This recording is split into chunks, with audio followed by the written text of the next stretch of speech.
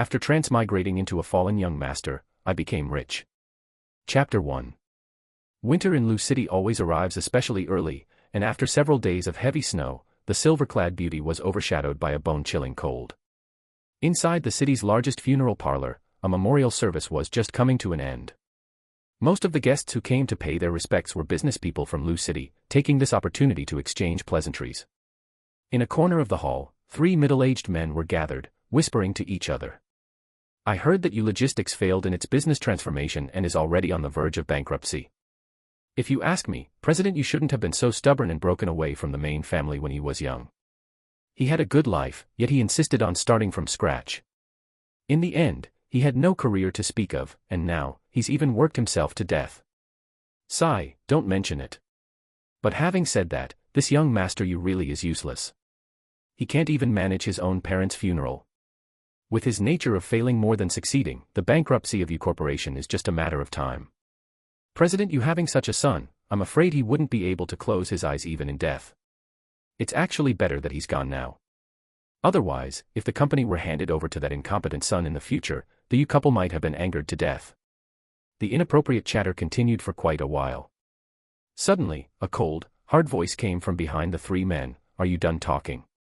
The 3 middle-aged men were greatly startled and turned to the side one after another. The door of the lounge behind them was opened, and a young man in his early 20s, dressed in funeral attire, was staring at them with dark, cold eyes. As luck would have it, this person was the very young master Yu they were discussing, Yu Huaining. The 3 didn't expect the person to be in the lounge right behind them, so they were a bit embarrassed for a moment. Young Master Yu, why are you here? Yu Huaining took in their guilty looks and reminded them, some things should be said in the right place. You uncles are not young anymore, you should understand this principle. The tone of these words wasn't heavy, but to the ears of the 3, it carried a sense of accusation. The middle-aged man on the far right swallowed his nervous saliva and instinctively glanced at the funeral memorial tablet. Suddenly, he thought of the young man's current situation and inexplicably gained some confidence. He turned back to look at Yu Huaining and scolded him with feigned seriousness, Young Master Yu, how can you eavesdrop on our conversation? That's too lacking in etiquette. The other 2 immediately understood their companion's meaning. This was a deliberate counterattack. This young Master Yu's nature of being sharp-tongued and brainless was well known. As long as others provoked him slightly, he would explode in minutes. With people coming and going at this funeral, as long as his words and actions were the slightest bit inappropriate, everyone would turn their questioning gazes toward him. At that point, who would care what the 3 of them were discussing? Yu Huaining pulled the curtain aside completely and sneered as he looked over, eavesdropping. I just happened to come out of the lounge. Seeing that the 3 of you were chatting happily, I didn't want to disturb you. The other party's uncharacteristically calm aura surprised the 3 middle-aged men. Yu Huaining raised a mocking smile at the corner of his mouth and asked pressingly in a low voice, and didn't you 3 uncles get it backward? Wantonly judging the deceased at a funeral, do you think you have any etiquette? The young men had indeed heard the previous conversation. When did we judge the deceased? The middle-aged man was struck by his own guilt, and his words were not smooth. He paused for a moment, happened to meet the young man's mocking expression, felt even more that he was losing face, and stubbornly said, Yu Huaining, don't rely on your mouth to lie. No one can protect you now. As soon as he finished speaking, the middle-aged man standing beside him immediately followed up with a rebuke, that's right. We 3 came specifically to pay our respects to President Yu and Mrs. Yu. And you. Not only did you eavesdrop on our business secrets, you even have the nerve to make false accusations. The commotion grew larger, and naturally, people began to take notice. What's going on? Young Master Yu wouldn't be arguing with people at his parents' funeral, would he? Given his usual temper, it's not impossible. Yu Huaining looked at the gazes cast from around him, his eyes slightly cold. Thief calling for a thief. The other party was a cunning old fox, deliberately raising his voice to accuse him to attract the attention of others. With people coming and going at this funeral, as long as he was provoked into speaking rudely, everyone would be able to drown him with their spit. The middle-aged man saw Yu Huaining standing there without speaking and sneered with full confidence. He looked around and took advantage of the momentum to condemn him to the onlookers. We 3 were chatting about company business, never expecting this young Master Yu to hide behind the curtain and eavesdrop. We didn't hold it against him out of respect for his parents, but who knew he would actually? There are some things I don't want to make a big deal out of at my parents' funeral. But you are using your status as elders to be aggressive, isn't that going too far? Yu Huaining aimed his gaze at the middle-aged man who started the trouble and interrupted coldly, I eavesdropped on your business secrets. I'm impressed you could make that up. Perhaps because it involved his deceased parents, the young man's eyes instantly turned red. But from the moment he began to question them, the cold and sharp aura surging from his whole body made him seem like a completely different person. The three looked at each other, and suddenly their hearts started pounding. How is he still so confident? Yu Huaining saw the expressions of the three, and his cold, frozen eyes flickered with a faint light again. He took out his phone from his pocket and shook it. I have recording evidence on my phone. Do you want to listen to it? Wait. The pupil of the middle-aged man facing him shrank, and he wanted to step forward to snatch it. Yu Huaining had anticipated this. He retreated a step first, decisively opened the audio in the phone's folder, and turned the volume to the maximum. The discussion of the three was played out word for word. In just 1 minute, the situation changed drastically. The three middle-aged men's faces flushed red. Their legs felt like they had been filled with lead, and they stood stupidly on the spot, not knowing whether to advance or retreat. The onlookers shifted their focus. Seeing their guilty expressions, obvious disdain surged in their eyes. Discussing the deceased and their family members at a funeral was clearly lacking in propriety. As the son of the deceased, Yu Huaining wanted to save face for them. Not only did they not appreciate it, but they also falsely accused the victim. What eavesdropping on business secrets? You three grown men really have the nerve to say that. Yu Huaining was used to being a playboy and spoke harshly, so everyone didn't have a very good impression of him. But today was different. Both his parents had passed away suddenly, and he had even cried until he fainted not long ago. Now that he had woken up, he heard others gossiping about his parents. How could he remain indifferent? Seeing his red, swollen eyes, yet he still stubbornly maintained his parents' final dignity. This appearance was truly heartbreaking and sympathetic. Finally, some onlookers couldn't help but rebuke aloud. What kind of elders are they to young Master Yu? Since they came to pay respects, they should be sincere. At the very least, they should show respect to the deceased. Exactly. And they have the nerve to blame young Master Yu. Shameless. There are gods 3 feet above our heads, watch out for retribution. The crowd sided with the young men, and some even cursed, bah. Your character is fundamentally flawed. Hearing the accusations from the bystanders and feeling the scornful gazes from all directions, the 3 middle-aged men's faces turned bright red from shame and anger, looking just like 3 monkey butts. They wished they could find a hole to crawl into. This young Master Yu seemed like a different person when it came to handling things. They thought he would be furious, but unexpectedly, not only did he have recording evidence, but his defense was airtight, making them seem even more wrong. One of them lowered his eyes and said with a thick-skinned face, "We are truly sorry, everyone. We have something to do, so we will leave first." Without waiting for the echo of his words to fade, they pushed through the crowd and fled in a panic, clearly guilty of theft, unable to stay for even a moment. Yu Huaining stared at the 3 wretched figures, a trace of imperceptible mockery rising in his eyes. But in an instant, he feigned a flattered look and said to the onlookers, "Thank you all for the help." Seeing him change from his usual playboy nature, while surprised in their hearts, the crowd speculated one after another, could it be that the passing of the Yu couple served as a wake-up call for young Master Yu, making him change his temperament? The farce was over, the memorial service had ended, and the crowd of onlookers gradually dispersed. Yu Huaining suddenly felt exhausted and simply turned back to the lounge. He stared at the exquisite yet unfamiliar face in the mirror, stunned for a few seconds, before sighing in resignation, "System, give me the data on this book world again." "Yes, all data has been delivered. A cold mechanical voice appeared in his mind. Yu Huaining sat on the sofa, rubbing his violently throbbing temples, closed his eyes, and quickly went through the data in his mind. Simply put, he had transmigrated into a book. The original owner of this body was named Yu Huaining. He had been well-fed and clothed under his parents' care since he was a child and was a wealthy young master. It was just a pity that his life as a wealthy young master didn't last. His parents died in a car accident not long ago, leaving him a small company on the verge of bankruptcy. But this wasn't the worst part. Because in this cool novel, the original owner was simply a complete cannon-fodder character. The original owner had a straightforward personality, didn't think before speaking, and inevitably offended people. After his parents died, he had conflicts with relatives of the Yu family and had absolutely no support. He had no business sense, invested the little inheritance he had recklessly, and was deeply mired in the trouble of high-interest loans.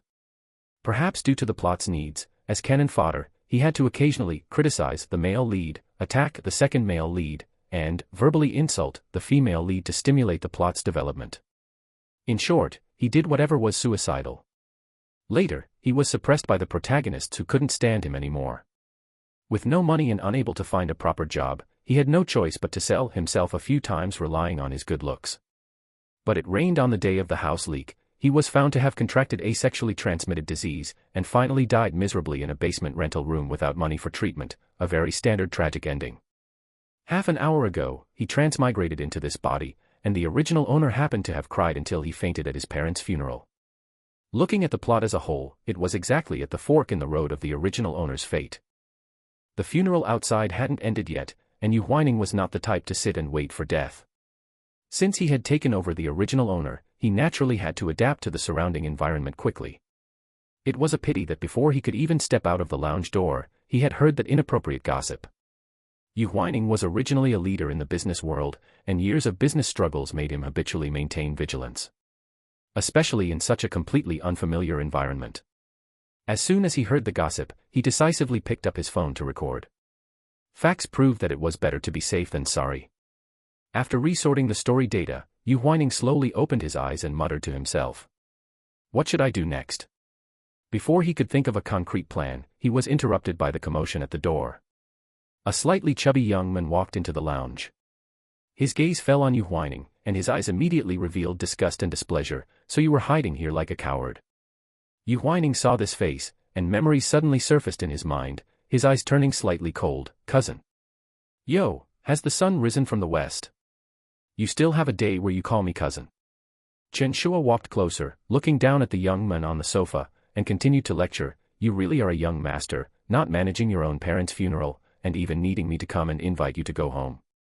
Yu Huaining heard the hostility in the other party's tone, a trace of annoyance flashing in his eyes. He maintained a cold expression, straightened his sleeves, got up, walked around him, and headed for the door. Chen Shua was irritated by his indifferent attitude and cursed as he opened his mouth. Yu Huaining, what are you pretending for? At this time, do you still think you are a young master?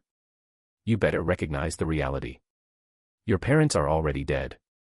From now on, you better keep your tail between your legs and behave. Yu Huaining's steps paused slightly, a storm brewing in his eyes. You'd better not provoke me, otherwise, don't think about staying in my house. Your house. Yu Huaining heard this interesting statement, his slightly narrowed eyes flashed with ruthlessness, and he suddenly raised his foot and kicked. Chen Shua fell backward without preparation, his back of the head hit the wall, and he immediately saw stars, clutching his abdomen and screaming. Pain. Yu Huaining saw his disheveled state and curled his lips in mockery. Chen Shua, don't push your luck. Chapter 2. Who are you saying is pushing their luck? Anger surged in Chen Shua's eyes. Enduring the pain, he climbed up from the floor, swung his fist, and rushed toward Yu Huaining. Damn it. You're looking to die, aren't you? Yu Huaining quickly turned sideways, dodging the punch with ease. He maneuvered behind the other, using his elbow to strike with a clever force. Chen Shua was slightly chubby and couldn't stabilize his center of gravity in time, lunging toward the floor again. His forehead slammed hard against the corner of the table, and blood flowed immediately. With this, he was completely unable to move. Ah! Chen Shua touched the blood, and his shrill scream almost tore through the roof.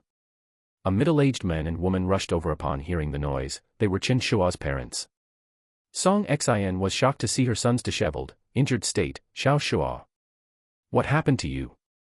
Yu Huaining saw the newcomers, and a hint of darkness flashed in his pitch-black eyes. Having just reviewed the plot, he wouldn't forget, this family of three were all true ingrates. Song Xin was the younger sister of the original owner's mother. 10 years ago, seeing her sister and brother-in-law build their fortune, she brought her husband and younger son from their hometown to rely on them. The original owner's mother, Song Yi, was a kind and soft-hearted person. Seeing her sister in such dire poverty, she agreed to let their family stay for a while. But she didn't expect that this stay would turn them into squatters. Over these 10 years, not only did the family of three eat and live at the Yu family, but even the job for Song Xin's husband and Chen Shua's school were arranged by the original owner's parents. The couple from the Yu Corporation cared about family ties and were too embarrassed to kick them out openly. They pretended not to know, and the others were shameless enough to stay on. After the couple from the Yu Corporation passed away, they first ignored the original owner intentionally or unintentionally, and later tried various ways to provoke him. The original owner was a hot-headed person who didn't think things through, and after being provoked a few times, he left home in a fit of anger. And this was the true beginning of the original owner's tragic fate.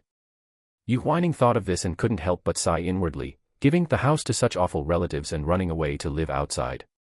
It was simply stupid. Mom. Look at this heartless wretch. He's the one who beat me like this. Chen Shua covered the wound on his forehead and said through gritted teeth. Yu Huaining saw the other person grinding his teeth in hatred and laughed indifferently, completely disregarding his accusation. Yu Huaining. What kind of attitude is that? Chen Shua roared in anger, but accidentally tugged at his wound, causing him to wince in pain immediately. Seeing her son bleeding and in pain, Song Xin immediately felt dissatisfied with Yu Huaining. She tried her best to suppress her emotions and asked with feigned generosity, "Huaining, why did you hit your cousin? Is there nothing that can be talked about properly?" "I didn't hit him." Yu Huaining sat back on the sofa and denied it. He couldn't stand steadily and hit the corner of the table himself. Seeing Yu Huaining's indifferent expression, her eyes flickered slightly. In just a few seconds, her tone became even more regretful and gentle. "With your parents suddenly passing away, I know you are having a hard time. Your aunt has been busy with the funeral arrangements and couldn't attend to your emotions, but you shouldn't take it out on your cousin." Hearing these watertight words, Yu Huaining lowered his eyes and sneered.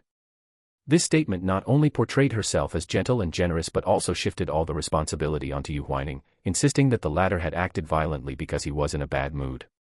No wonder the original owner couldn't beat this family. With such a silver-tongued ability, most people would have fallen for it. "Aunt, I know you are biased toward your own son." Yu Huaining pointed it out, his blunt words causing Song Xin a moment of embarrassment. "Huaining, what you said."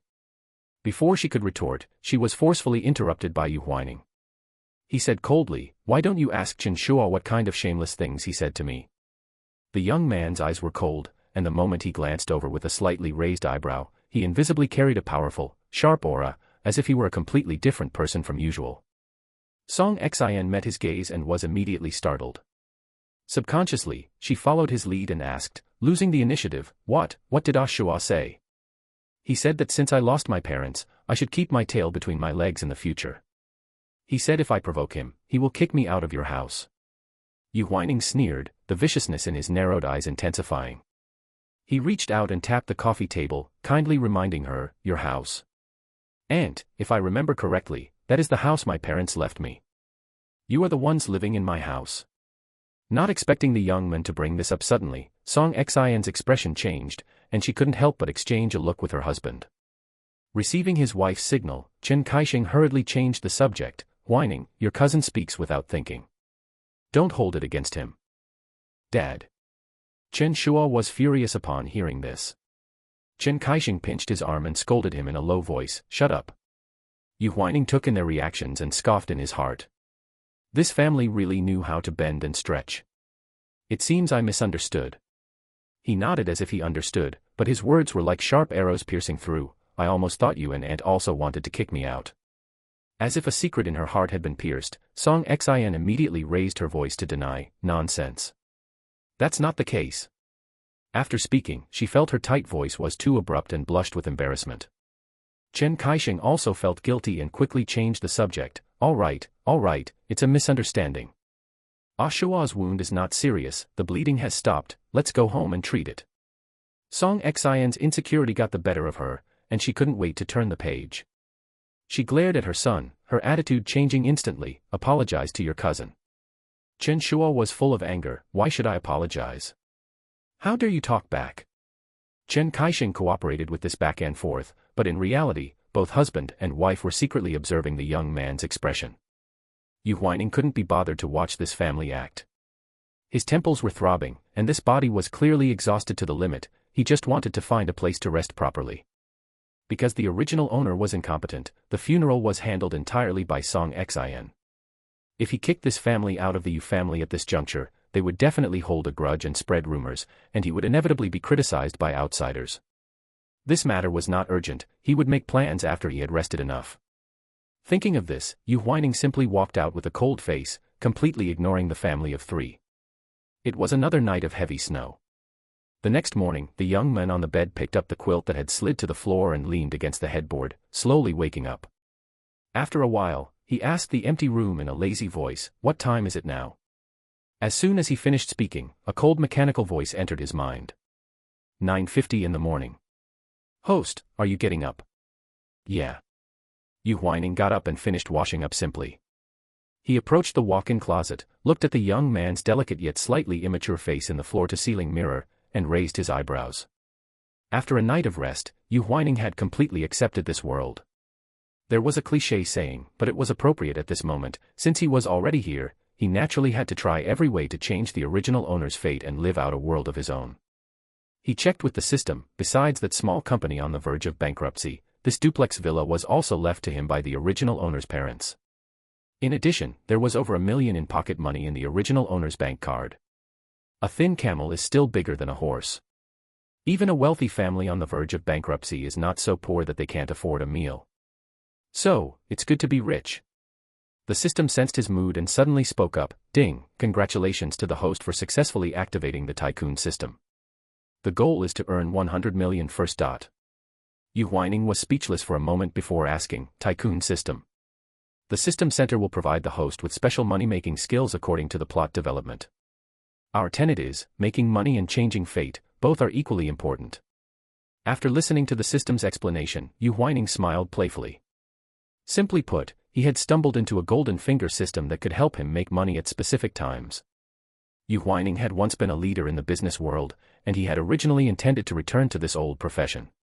Therefore, he accepted the system's skill cheat with peace of mind. After all, who doesn't want to make more money these days? A car horn sounded downstairs. Yu Huaining came back to his senses and opened the wardrobe. Seeing the colorful clothes in the wardrobe and thinking of the original owner's usual flashy outfits that he thought were fashionable, he showed disdain in his eyes. Is this original owner a peacock? No matter how good the skin is, it can't be wasted like that. Yu Huaining picked and chose, and finally managed to put together a suitable outfit. He gathered his thoughts and went downstairs. In the dining room, Song Xin and Chen Shua had finished breakfast, and the mother and son were drinking tea and chatting, the scene looking comfortable and warm. Yu Huaining looked at the leftovers on the table, his eyes slightly fixed. The servant on the side was the first to notice him and hurriedly called out, "Young master, you're awake." Song Xin looked up upon hearing the sound, and after seeing the young man's appearance, she couldn't help but be stunned. The other party had lost his usual flashy style, wearing a white sweater, black straight pants, and a camel coat. The outfit was simple and generous, making his face look cleaner and more charming. Thinking of the unhappy breakup in the lounge yesterday, she hurriedly put on a kind and gentle appearance. "Huaining, are you hungry? Should Aunt cook something for you?" "No need for trouble, I'm going out." Yu Huaining saw through her disguise and refused coldly. As soon as he finished speaking, a sinister gaze shot from the side. Yu Huaining sensed it and glared back. Chen Shua quickly avoided his gaze and lowered his head, pretending to drink tea. Yu Huaining caught a glimpse of the white gauze on his forehead and recalled the gaze full of hatred just now. A playful smile appeared on the side of his lips, and he walked out quickly. Yu Huaining left home and hailed a taxi. "Hello passenger, where are you going?" Shi Zheng Mansion. Hearing this place name, the driver secretly observed the young man in the rearview mirror. The 4 words, Shi Zheng Mansion, were a symbol of the top power and wealth in Lu City. Villas in this area could not be bought just with money. The people living inside, even counting back 5 or 6 generations, were famous dignitaries of that time. This young man was actually taking a taxi to that wealthy place. The driver suppressed his curiosity and safely delivered Yu Huaining to his destination. It was said to be the destination, but it was actually the outermost perimeter of Shi Zheng Mansion. This place was heavily guarded, and no outside vehicles were allowed to enter. Visitors had to report and then have a family car sent to pick them up. Yu Huaining got off the car and walked straight into the magnificent reception building. "Hello, who are you looking for?" The receptionist was polite. Yu Huaining confirmed in his heart and said, "The Yu family, Elder Yu Rend."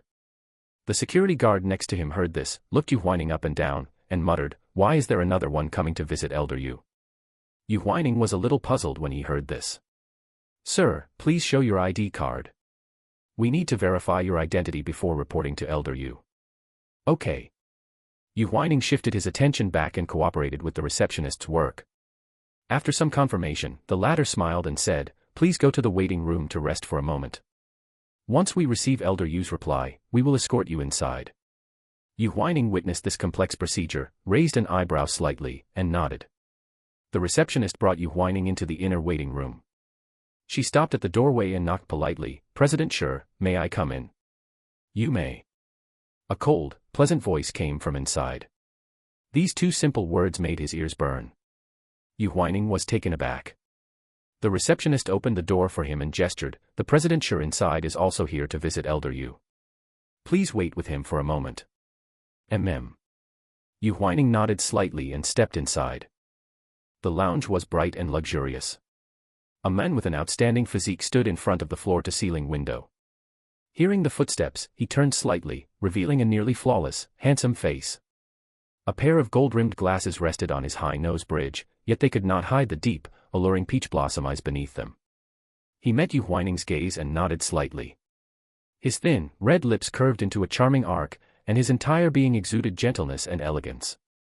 But for some reason, from the very first glance, Yu Huaining instinctively sensed that beneath the other man's humble and gentle exterior lay a formidable and sharp intensity. Yu Huaining was slightly distracted when a system notification suddenly rang in his head. Ding!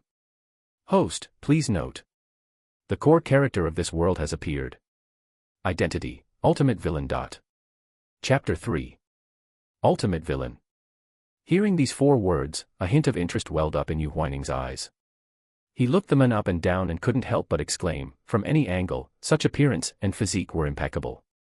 Yu Huaining was filled with intense interest and secretly asked, "System, do you have more detailed information?"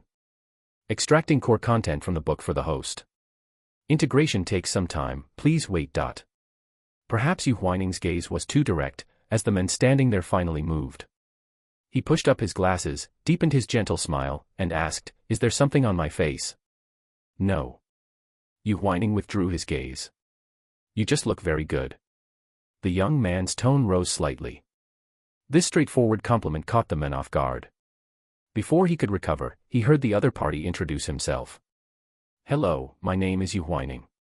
"Shi Zheng." The man responded politely. Recalling the young man's surname, he frowned slightly. "Are you an Elder Yu?" "Elder Yu is my grandfather. But he might not acknowledge me as his biological grandson." Yu Huaining casually brushed past the topic. As the system sent a large amount of data to his mind, he nodded slightly at the men and turned to sit on a single sofa. The story of this transmigration world was classic and cliché. The male lead was the eldest grandson of the Yu family, but unfortunately, he was misidentified at birth. Despite being a heaven-favored son, he suffered from a young age. It wasn't until over 20 years later, when he returned to the Yu family, that he turned his life around and began a path of counterattack and triumph. As the ultimate villain in the book, Shi Zheng appeared to be a successful returnee elite, but in reality, he was the power holder of a top conglomerate in Country A, with influence covering almost every corner of the country. Half a year ago, he returned to Lu City and founded a financial company under the name Shi Zheng. In just a few months, he expanded the company to be the largest in the city, successfully joining the social elite of Lu City. In the early stages, Shi Zheng remained hidden and dormant, only exerting his power in the later stages. The protagonists were caught off guard by him, and even the century-old noble Yu family was affected. At that time, Elder Yu was advanced in age, his body could not withstand such a major blow, and he passed away shortly after. The male lead took over the turbulent Yu family and resolved to avenge the old man. He teamed up with the male supporting characters in the book and quickly began his path of retaliation. After all, with the protagonist's halo, the outcome of this confrontation was self-evident. After reading the story outline, Yu Huaining frowned slightly and gave an 8-character evaluation, illogical and full of errors. As the ultimate villain, what was Shi Zheng's reason for targeting the Yu family? Since he had overwhelming power in Country A, why did he have to lie dormant and wait for an opportunity? Even his final defeat was inexplicably rapid. The system heard his inner thoughts and replied after a moment. The book does not provide the relevant answers, the host can investigate the hidden content on their own. The core tenet of the rich system is to assist the host in making money quickly and changing their destiny. In addition, the system follows the humanitarian principle and will not restrict any of the host's actions. Hearing this, a trace of helplessness appeared between Yu Huaining's brows. He shook his head and thought to himself, forget it, as a standard, obscure cannon fodder, why waste time worrying about the ending of a villain? Wait. Yu Huaining's eyes brightened suddenly, and a bold idea surged into his mind. Perhaps he could. He tilted his head slightly, his gaze glancing at the men beside him again. Shi Zheng sensed his gaze and looked back. The young man seemed like a different person, his gaze, sharp as a hook, piercing straight into his heart. The rumored Yu Huaining was a worthless, dissolute young master. But at this moment, Shi Zheng felt that these so-called rumors did not seem to be entirely true. The peach blossom eyes hidden behind Shi Zheng's lenses flashed with a hint of coldness. The atmosphere suddenly became somewhat subtly tense. Knock, knock. The knocking broke the brief exchange of gazes. The receptionist's voice came, "Gentlemen, Elder Yu invites you to go over." Yu Huaining temporarily gathered his thoughts and put on a simple, harmless smile, gesturing to the men, "Let's go, Mr. Shi Zheng." Shallow dimples appeared on both sides of his cheeks, which were not only not abrupt but also carried a hint of sweetness. Seeing the change in him, Shi Zheng suppressed the inquiry in his heart and maintained a gentle posture. The Zhijing mansion covered a large area, situated by the mountains and water with a beautiful environment. The few families currently living there were separated by long distances, almost never disturbing each other. 15 minutes later, the Yu family's shuttle bus stopped. An elderly butler approached and greeted the two who got off the car. "Mr. Shi, young master, please follow me." Upon hearing this address, a trace of surprise appeared in Yu Huaining's eyes. He had learned beforehand that this butler named Mu had been with the Yu family for many years. The whole family gave him some respect. Often, his meaning represented the meaning of Elder Yu. Since the other party could call him young master, it seemed that Elder Yu still acknowledged the original owner as his biological grandson. The two followed the butler silently and soon entered the living room. The room was warm, and a vigorous old man was sitting on the sofa. A large LCD screen stood on the coffee table, with dense red and green lines intertwined above it, showing the day's financial situation. "Elder, they are here," Butler Mu announced.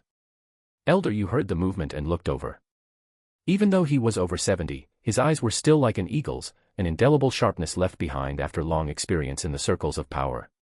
Shi Zheng nodded politely and called out, "Elder Yu." Yu Huaining met the old man's gaze and hesitated for a second. "Elder Yu." Hearing the latter's greeting, Elder Yu let out a grunt of displeasure and immediately rebuked him, as expected of the good son taught by that unfilial son. Butler Mu handed him a cup of hot tea and glanced at Yu Huaining, reminding him lightly, "Young master hasn't seen you many times since he was young, he must be unfamiliar for a moment and used the wrong address." Yu Huaining realized and changed his address, calling out, "Grandfather." Elder Yu had two sons, the eldest being Yu Weiguo. The second son, Yu Weidong, was the original owner's father. After graduating, Yu Weidong returned to the country, met the original owner's mother, Song Yi, and they became lovers. Song Yi was from a rural background, and her family status was very ordinary. Although she had become an up-and-coming painter through her own efforts, for the long-established noble Yu family, such a status was like clouds and mud apart. Elder Yu strongly opposed this relationship, but Yu Weidong was equally persistent, and back and forth, it led to a break in the father-son relationship. Yu Weidong left home with his lover to start a business. After learning the news, the old man cruelly obstructed them in every way, just wanting the other party to realize their own overestimation of their abilities, but the latter was determined not to turn back. The father and son had been at an impasse for so many years, until the car accident half a month ago, which ruthlessly and decisively took away the Yu Weidong couple. The two were invited to sit on the sofa. Elder Yu examined Yu Huaining's appearance, his expression still cold and hard. "Huaining, what are you here for?" He had sent people to inquire. This grandson had been spoiled lawlessly by his parents, spoke without thinking, and had offended many people with his foul mouth. Now that he had lost the backing of his parents, was he planning to return to the Yu family to rely on him? Yu Huaining let him examine him, his inner thoughts already having prepared a set of arguments. "Grandfather, my parents passed away suddenly, and the small company under their hands was naturally left to me. But the operation of this company has long had some problems, and I really can't handle it." Elder Yu saw his worthless appearance, his eyes displeased. "You want me to provide you with operating capital?" "No." Yu Huaining pretended not to notice his mood and continued, "Can you help me dispose of this company? In other words, if you want to acquire it, acquire it, if you want to declare bankruptcy, declare bankruptcy." In short, he didn't want this mess. "You useless thing." Elder Yu suddenly exploded in rage, his chest heaving violently. Your father worked hard for so many years, and now that this company is in your hands, you say you don't want it, so you just throw it away. Yu Huaining had long guessed his reaction, immediately lowered his eyelids, and whispered, I really can't handle it. It wasn't that he couldn't handle it, but that it was unnecessary. Yu Huaining had used the system to check the situation of the company. Even if it survived this financial crisis, the company's development prospects were still not great. Since he had replaced the original owner and had the task of making money and changing destiny, he naturally had to consider himself.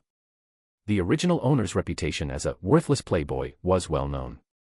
If he suddenly exerted himself to handle company affairs, it would inevitably arouse suspicion from others. Therefore, he planned to use Elder Yu's hand to handle this matter. The second son had died suddenly, and Elder Yu's heart, which had been cold and hard for over 20 years, finally showed a crack. For this little grandson whom he rarely met, he had never held any expectations. All right, I will send someone to handle the company's affairs. Yu Huaining received his reply and immediately pretended to be overjoyed. Thank you, grandfather. Seeing his expression, Elder Yu's dissatisfaction rose rapidly. His peripheral vision caught the silent Shi Zheng, which allowed him to slightly suppress his emotions.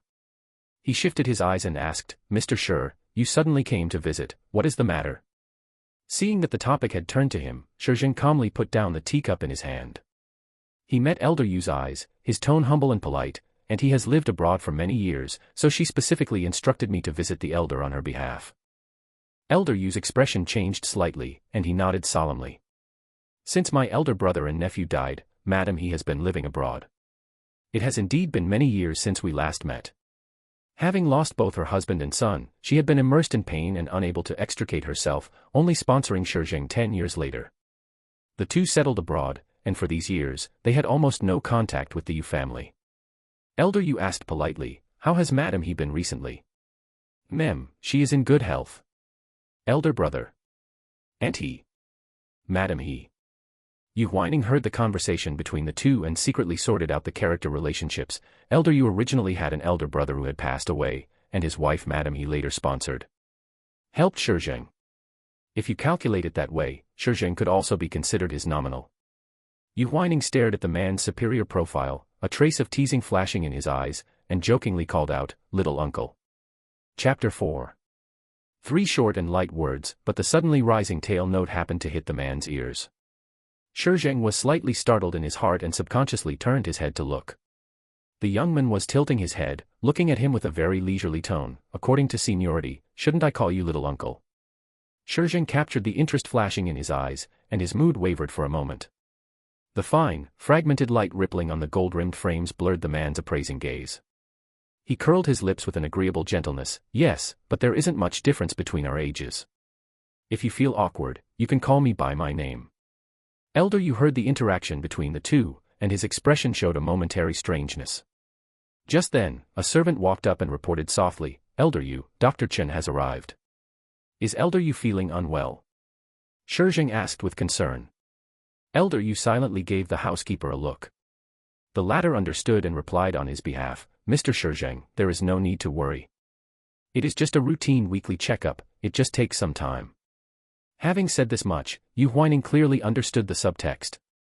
Elder Yu did not want to spend too much effort entertaining them and was finding ways to make them take the initiative to leave.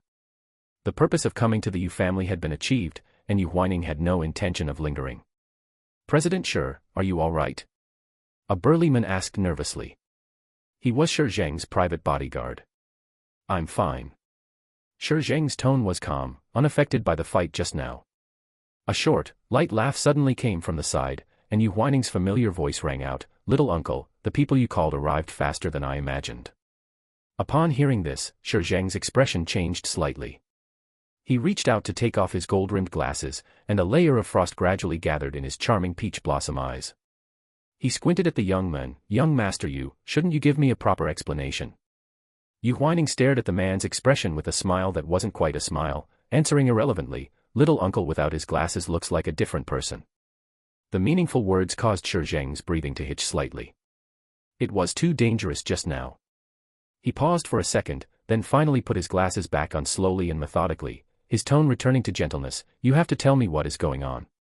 Yu Huaining smiled and recounted exactly how Chen Shua's family had plotted against him. After his parents unfortunately passed away, his aunt's family, who had been eating and living for free in his house for 10 years, were now trying every possible way to drive him away. After hearing this, Shi Zheng felt a bit more complicated towards the young man, really. Chen Shua paid these thugs a huge sum of money, it's very easy to trace the source. Yu Huaining looked at the thugs who had already been subdued in the back, a flash of harshness appearing in his eyes for a moment.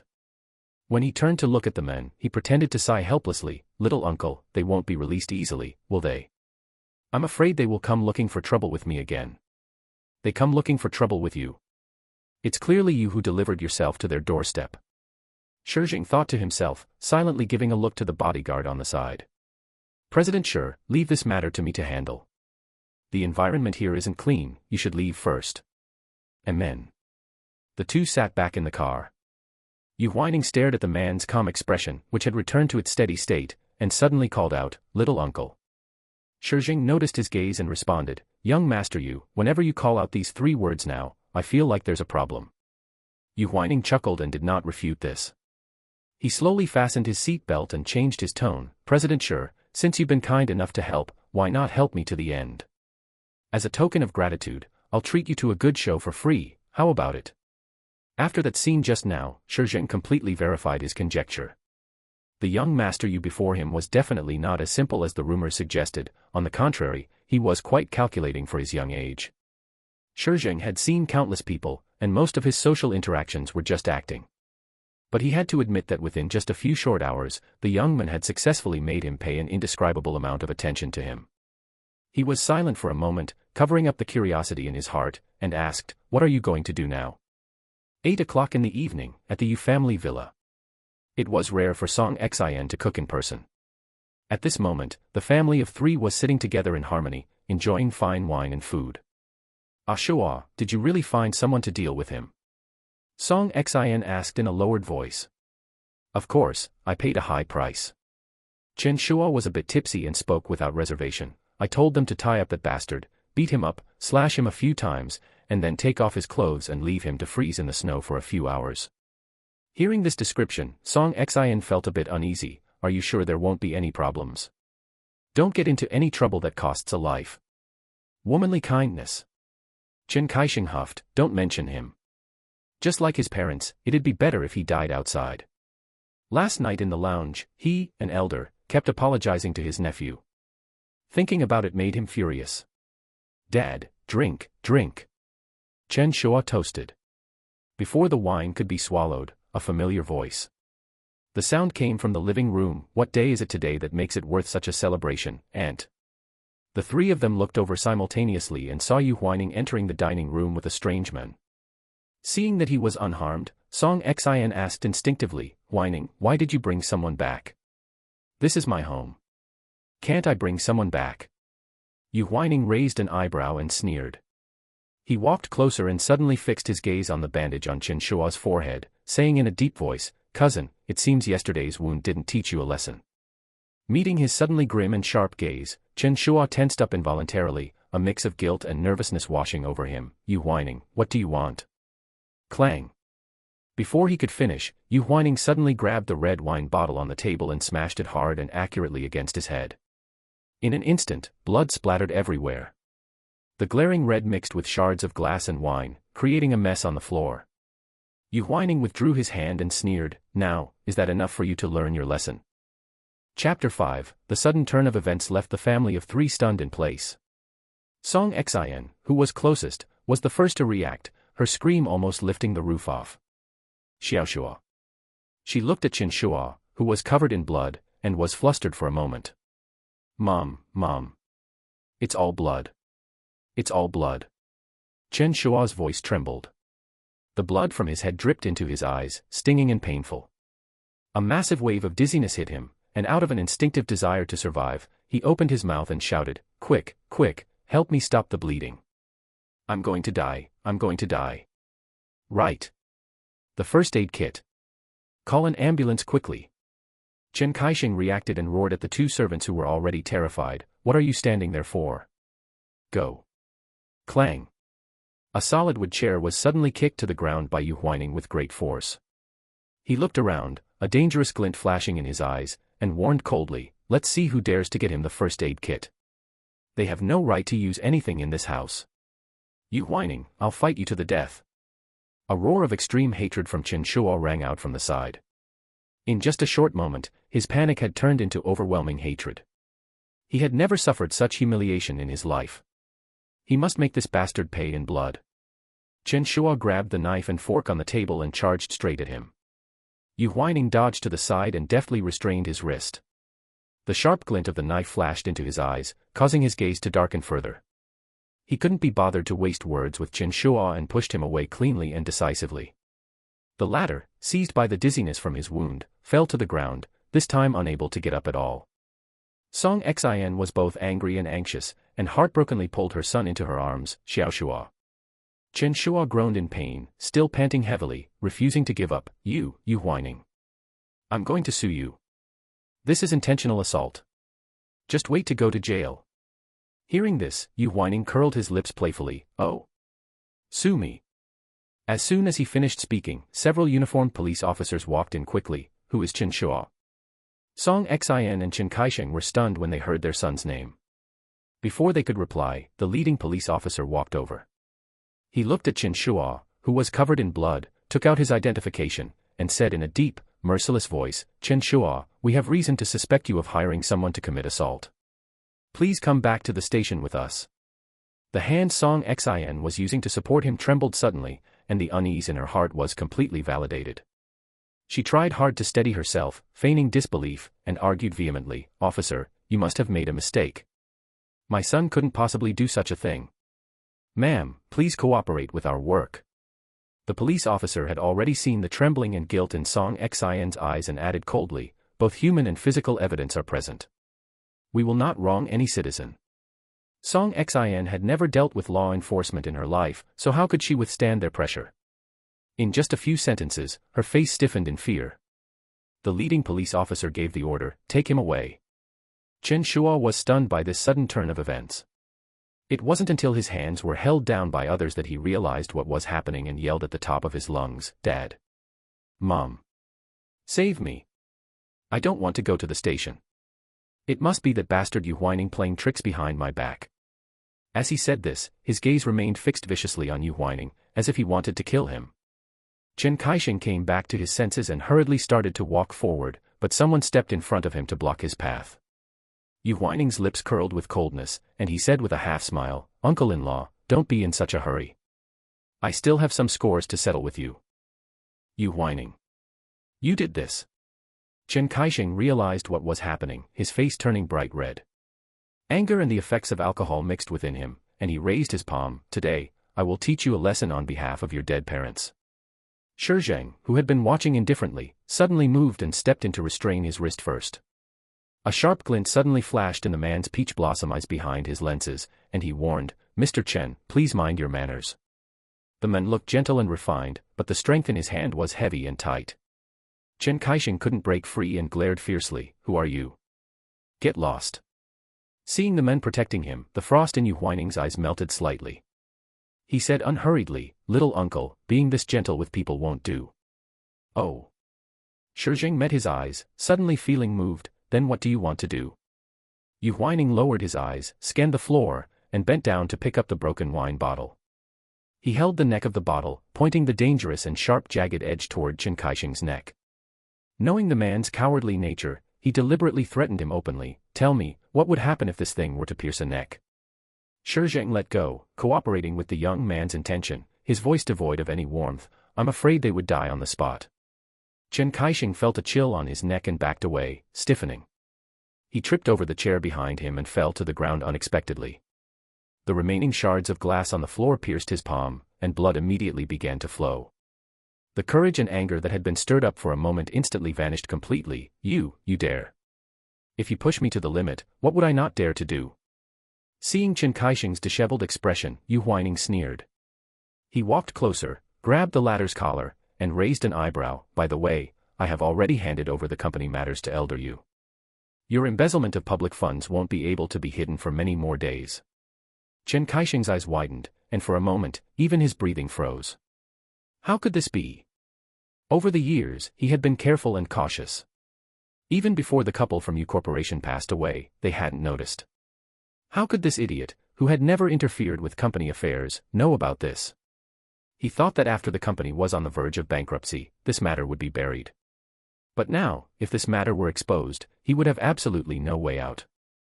The more Chen Kaixing thought about it, the more afraid he became. Dense cold sweat seeped from his back, and he involuntarily cast a look of help toward his wife. As husband and wife, Song Xin naturally knew of the deeds he had committed. At this moment, the anxiety in her heart was no less than his. She looked at the young man, and her peripheral vision caught Shi Zheng beside him, and she suddenly realized with panic, this man is the young man's little uncle. That means he is from the main branch of the Yu family.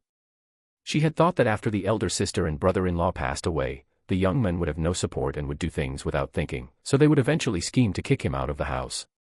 But she didn't expect that the other party would suddenly change his personality drastically and even latch onto the Yu family. With the power of the Yu family main branch, as long as Yu Huaining was determined to deal with them, how could their family of three escape? Their son had just been taken away, and her husband was about to face a lawsuit. How could she withstand these successive disasters? Song Xin scrambled and crawled to Yu Huaining's feet, instantly weeping tears like rain. Huaining, Aunt was wrong. We were blinded by greed and went down the wrong path for a moment. Just for the sake of your parents, please leave a way for our family to survive. During the funeral the other day, Aunt helped you run around, and it was truly for enough.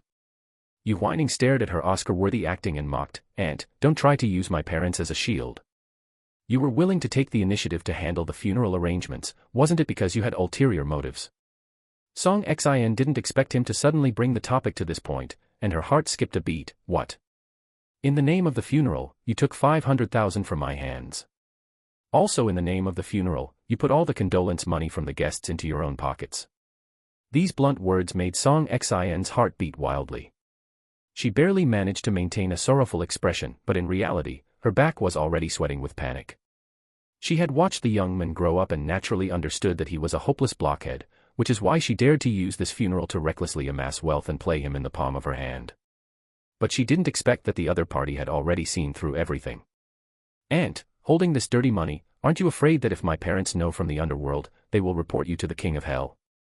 Yu Huaining lowered his eyes, his mouth curled with a mocking coldness, every word piercing into her heart. After death, will you have to go to the 18th level of hell? Song Xin had lived in the countryside in her early years and believed most in these ghosts and gods. Sure enough, she was broken by Yu Huaining's vicious curse, her face turned pale instantly, and she collapsed on the ground, her body softened by fear. Some things, since you dared to do them, you must bear the consequences. Yu Huaining's attitude was cold and resolute, leaving no room for any redemption. Get out of my house immediately. Shi Zheng suppressed the disgust in the depths of his eyes, his voice hiding a unique coldness, and added, Miss Song, I advise you to prepare the ransom and compensation money early. This is not a small sum. Just then, the phone on the table vibrated. Yu Huaining's gaze narrowed slightly, and he muttered inexplicably, Partner, Sister Mu. Song Xin, who had been immersed in helplessness, suddenly came back to her senses, stood up, snatched the phone from the table, and answered it anxiously, Hello, Sister Mu. Before she could speak, anxious crying sounded from the other end of the phone. Xiaoxin, the money we put out has been taken away by someone.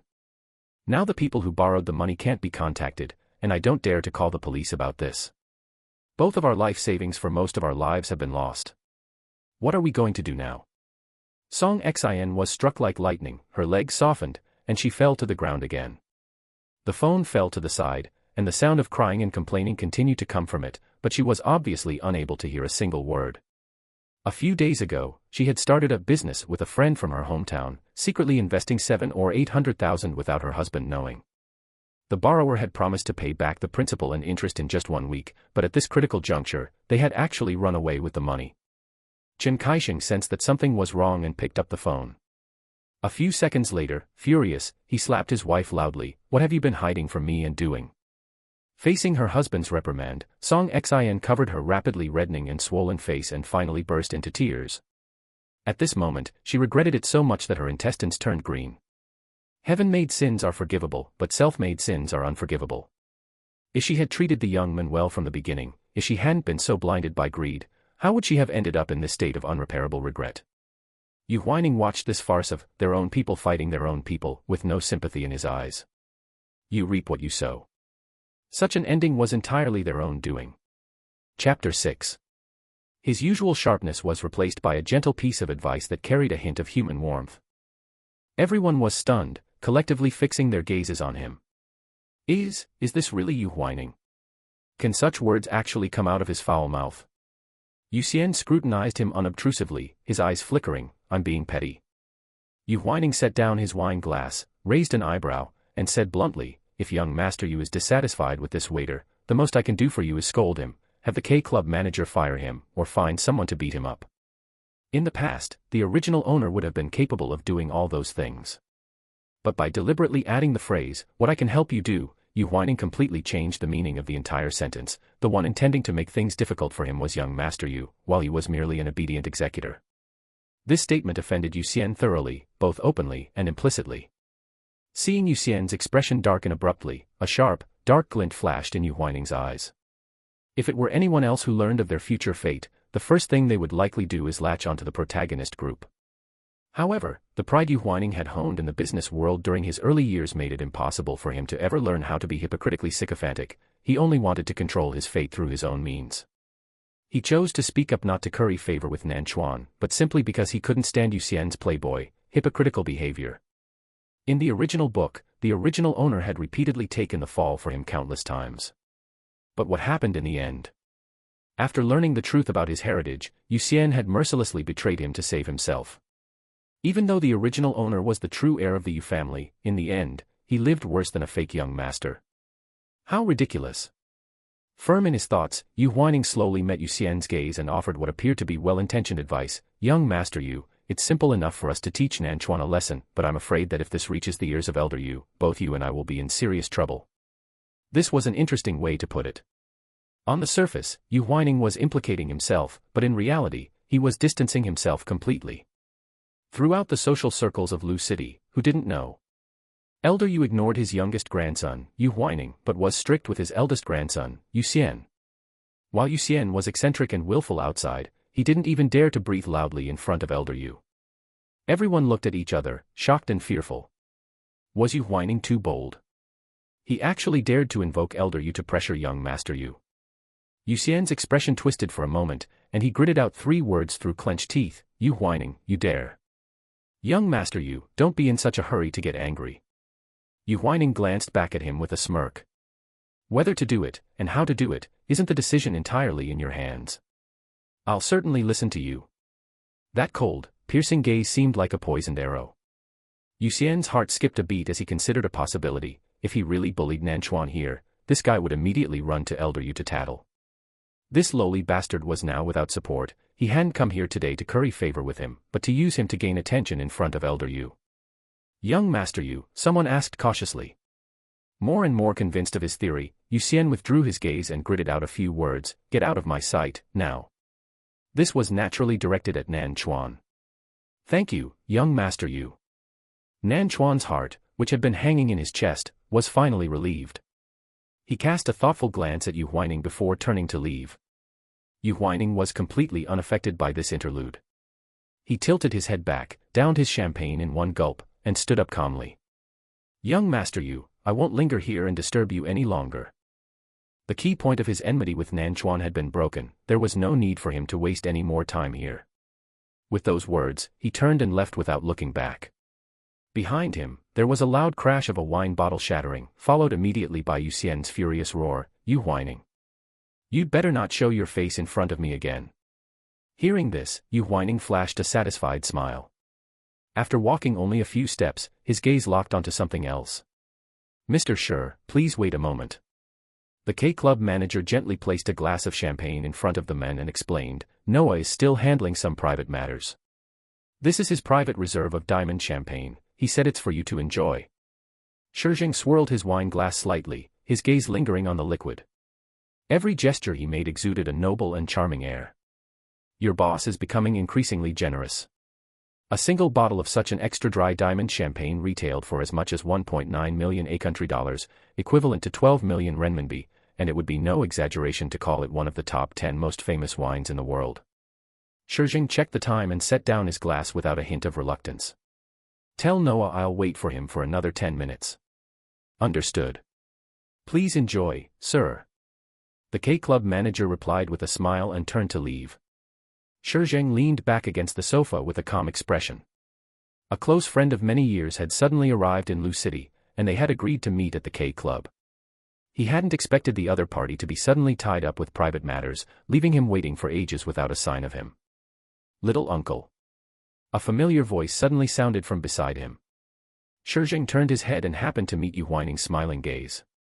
Since leaving the Yu family villa that day, although they had exchanged contact information at the young man's initiative, they had both been busy with their own affairs and hadn't seen each other since. Facing this sudden encounter, Yu Huaining didn't hold back. He raised the wine glass in his hand, swirled it, and asked with a raised eyebrow, "May I sit?" A friendly curve tugged at the corner of Shi Zheng's lips, and he nodded. As they sat face to face, Yu Huaining studied the man's charming features and initiated the conversation. "Little uncle, you did me a huge favor last time, and I still owe you one. If you ever need anything in the future, feel free to ask." Shi Zheng looked at the clear-headed young man and smiled without saying a word. Social favors were beneficial to everyone. The young man was calculating, which meant he would definitely be someone to reckon with in the future. The reason he had been willing to help last time was precisely because he valued that quality. "However, before I repay that favor, I'd like to treat little uncle to a meal first." Yu Huaining suddenly made his request. Shi Zheng countered, "Treat me to a meal." "That's right." Yu Huaining gazed at him, a bright, alluring smile playing on his lips. In any world, power was the greatest safeguard, and the admiration of strength was human nature. Compared to the so-called protagonist group from the original book, Nan Chuan and Yu Xian, who hadn't even matured yet, Shi Zheng, the supremely powerful villain, piqued his interest far more. More importantly, Yu Huaining was a true homosexual with very high standards. To him, the Shi Zheng before him was clearly a top-tier catch. He had used the system to search, the man kept himself clean and had never had a single scandal associated with him. Both professionally and personally, Shi Zheng was completely to his taste. Yu Huaining had always lived according to his own desires. For some things, how would you know the outcome if you didn't try? I want to build a good relationship with little uncle. Is that reason good enough? Yu Huaining raised his glass in a gesture towards him. The faint flicker of warmth in the young man's eyes made Shi Zheng's heart tighten slightly. Before he could dwell on it, an impassioned voice boomed from the central stage of the K-Club, "Distinguished members, welcome to K-Club time." As soon as those words were spoken, the people around immediately gathered toward the stage. Their moment of solitude, which had just turned slightly ambiguous, was interrupted, and a trace of imperceptible annoyance flashed in Yu Huaining's eyes. Immediately after, he heard the system remind him in an unprecedentedly excited tone, "A money-making opportunity has appeared ahead, please seize it, host." Hearing this, Yu Huaining couldn't help but shift his gaze. Shi Zheng noticed this and said gently, "Shall we go take a look?" "Sure." The two stood up and walked over, stopping at the very edge of the crowd. The so-called K-Club time was, in reality, a monthly gambling game held at the club. Every member present was expected to contribute 10,000 renminbi as the prize pool. Once the game began, each member would have one chance to draw a lucky ball. Whoever drew the single red ball from the black box would take home the entire prize pool. The game was simple and relied entirely on luck. Those who could afford to play at the K-Club naturally didn't care about a mere 10,000 yuan entry fee. Moreover, winning the jackpot meant walking away with a significant sum of money. Because of this, the number of people at the K-Club would skyrocket at the end of every month, and alcohol consumption would increase significantly. Recalling this, Yu Huaining couldn't help but marvel, the owner of the K-Club certainly had a head for business. "Who would like to be the first to draw?" the host's voice rang out. Although the game relied purely on luck, everyone generally felt that the later one drew, the higher the chances of winning. Yu Huaining didn't care about the order. Seeing no one else stepping forward, he said casually, "I'll go first." Before he could step forward, a mocking voice rang out, "With your jinxed luck, going up there is just a waste of time." Everyone turned their gazes to see Yu Xian walking straight toward Yu Huaining, continuing to pick a fight. "Yu Huaining, how long has it been since your parents died? Have you managed to scrub off all the bad luck clinging to you yet?" Yu Huaining's expression shifted slightly, but he didn't respond. It was obvious that Yu Xian hadn't swallowed his anger from earlier and had chosen this critical moment to berate him in public. Shi Zheng stood behind the young men and adjusted his glasses, masking the coldness in his heart, using someone's deceased parents to taunt them. This eldest young master of the Yu family truly lacked any sense of propriety. Their status was similar, yet their treatment was worlds apart. If this precious young master Yu was angry and wanted to take it out on Yu Huaining, who would dare to stop him? The onlookers all conveniently became mute, their eyes wide as they watched the show. A wealthy second-generation heir following Yu Xian joined in the heckling. TSK, with no parents and no ability to earn money, you're trying to rely on luck to make some cash to spend. Another companion chimed in with a taunt, give it a rest. A jinx like him, where would he ever find any luck with money? Well said. Yu Xian applauded provocatively, his eyes filled with undisguised contempt. Yu Huaining's face darkened, a storm brewing in his eyes like never before. Suddenly, the system in his mind chimed, ding. Attention, host. Skill point flash of insight has been urgently dropped. Once unlocked, it will be effective for half an hour. Do you wish to unlock it? Unlock. Ding. Flash of insight skill point successfully unlocked. Please use it promptly, host. Yu Huaining narrowed his eyes and suddenly broke into a meaningful smile. He took a step forward, his words laced with provocation. When a mad dog brings a pack of sycophants out to snap at people, it wouldn't be right for me to bite back, would it? Yu Huaining. Yu Xian clenched his fists, the rage in his eyes almost scorching. The wealthy heirs who had just chimed in were stung by the sarcasm, and their expressions instantly soured one after another. Yu Huaining took in their expressions with a mocking gaze. Before any of them could lash out, he strode onto the stage and, without hesitation, reached into the black lottery box. In the blink of an eye, he swiftly pulled out a ball. When everyone saw the color of the ball in his hand, they collectively gasped. Good heavens! It was actually the red winning ball. In just 3 seconds, the first draw had claimed $1 million prize. This was unprecedented in the history of K-Club time. How was young Master Yu's luck bad? It was clearly heaven-defying. Yu Xian stared fixedly at the red ball in his hand, his irritation rising rapidly. Seeing his mood, the person beside him took the lead and mocked, how is that possible? This is clearly rigged. As soon as these words were spoken, they immediately sparked whispers among the crowd. Could it really be rigged? That draw was way too fast. Maybe he knew which corner the red ball was hidden in. It dropped. Does he have the skill to draw it just once? People's hearts are always biased. Yu Huaining curled his lips and smiled sarcastically. He weighed the somewhat heavy red ball in his hand, then suddenly threw it with force. The red ball flew straight and true, hitting that troublemaking rich second generation right on the mark. Caught off guard, the man clutched his aching forehead. You. What you? Yu Huaining interrupted him, retorting in a cold, merciless tone, when I didn't draw the red ball, you called me a jinx and bad luck. Now that I've drawn the red ball, you suspect it's rigged. You've said it all. Who do you think you are? The rich second generation was rendered speechless by his barrage, his face flushing slightly. Yu Huaining feigned sudden realization, raising an eyebrow with a sneer, oh, I get it now. You're squandering your parents' money, so you're just a sore loser. Who are you calling a sore loser? The rich second generation gritted his teeth, his sore spot having been poked. His bank card had been frozen by his parents just 2 days ago, and he really didn't have much cash on hand. He had originally planned to curry favor with Yu Xian, but he hadn't expected to be publicly confronted by Yu Huaining. As soon as the words fell, a pleasant yet frivolous voice rang out, it's quite lively here. Everyone turned to look at the source of the voice and saw the K-Club manager cautiously following behind a foreign man. The latter had sharp, three-dimensional features, and those deep eyes like green pools were deeply impressive. He was wearing a dark blue suit and walking leisurely into the crowd. Yu Huaining watched quietly. Within 10 seconds, the other party was standing beside Shi Zheng, greeting him in standard Chinese, Shi Zheng, long time no see. You aren't angry, are you? Shi Zheng glanced at his friend, then suddenly met the young man's gaze. He pushed up his glasses and spoke slowly and methodically, Noah, instead of making small talk with me, you'd better clean up the mess in your club first. Hearing this ambiguous remark, Noah scanned the room in surprise, oh. What happened? The manager quickly shouted at the host, hurry up and explain the situation to the boss. Upon hearing this, everyone realized simultaneously, so this foreign man was the boss behind K-Club.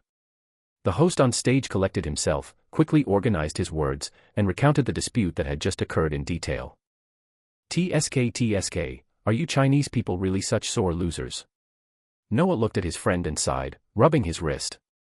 The next second, he commanded coldly, "Dump all the balls out of the box, and everyone, please open your eyes and take a good look." The host did as told. A uniform set of white balls fell to the ground, rolling to everyone's feet. The white balls clacked against each other from time to time, sounding just like a series of crisp slaps to the face. As a foreigner, Noah was always direct. He chuckled, "We at K-Club never rig games. Anyone with doubts can step forward now. Our K-Club is not short of your 10,000 yuan, nor are we short of guests like you." There was dead silence. The guests who had originally agreed that there was rigging were now extremely embarrassed. At this moment, they were all bowing their heads and shrinking their necks, wishing they could minimize their presence. If they stood up for this mere 10,000 yuan, they would likely become a laughingstock in this circle. No one. Then today's game is over.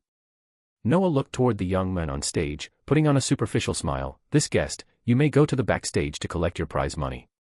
The matter had come to a temporary end.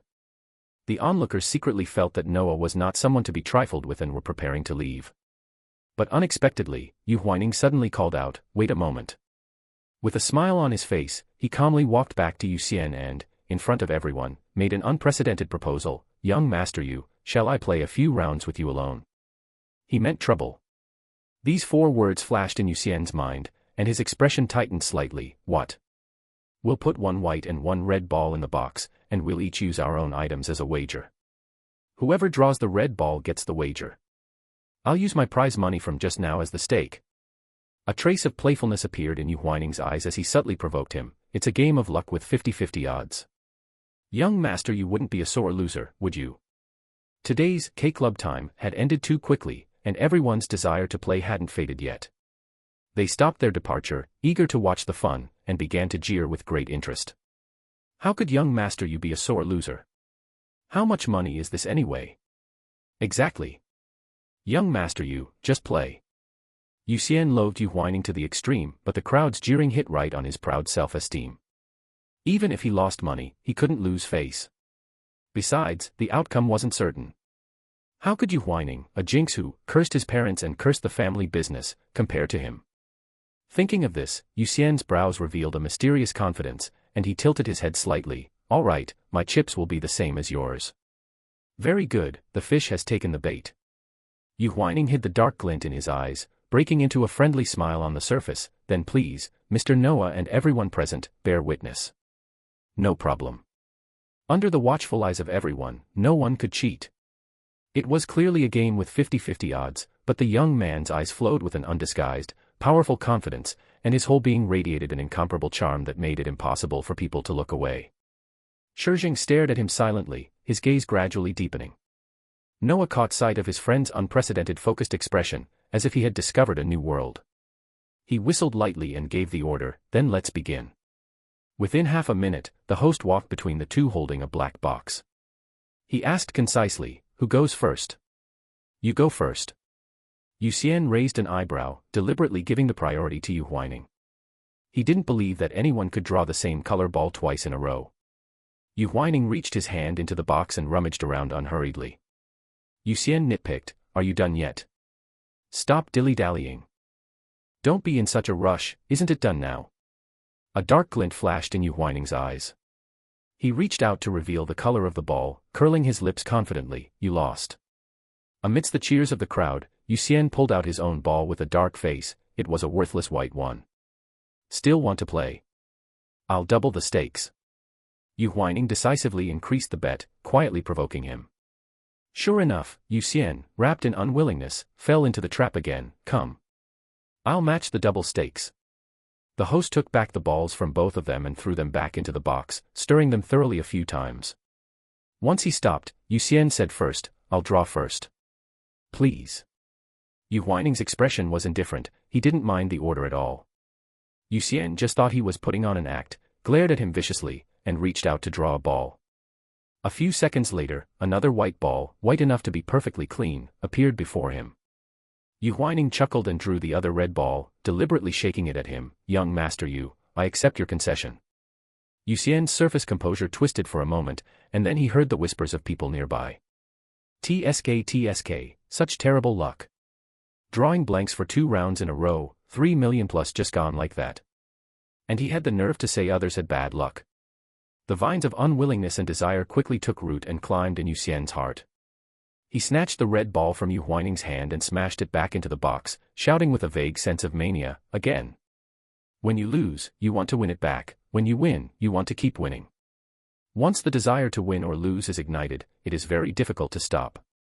Yu Huaining guessed his psychology and feigned kindness in his counter-persuasion. Young Master Yu, are you sure? Cut the crap. Yu Xian squeezed the words out, you go first.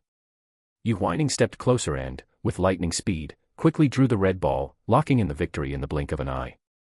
The onlookers who had originally been watching were gradually attracted by his winning streak, and they all cast looks of amazement and envy at him. What kind of heaven-defying luck is this? Yu Xian's eyes were reddened with agitation, and he yelled recklessly, one more round. It was a red ball again. Again. For 10 rounds in a row, the god of luck seemed to be forever on the young man's side. From start to finish, a 100% success rate, an unshakable victory. Young Master Ning, amazing. Young Master Yu's luck is truly unrivaled. I wonder who was the jinx, to not be able to win a single round. Gradually, everyone gathered around Yu Huaining, constantly speaking flattering words. It was as if the more they praised him and the closer they got, the more they could rub off on the young man's luck. Yu Huaining curled his lips slightly, maintaining a polite facade, just luck. Yu Xian had unwittingly broken out into a cold sweat. He looked at the young man surrounded by the crowd, his eyes gradually turning blood-red. Unwillingness, jealousy, and hatred intertwined in his heart, burning away his sanity. He wished he could rush forward and tear the other person into pieces. He caught a glimpse of the black box on the table out of the corner of his eye and, like a madman, suddenly threw it with all his might. Ouch!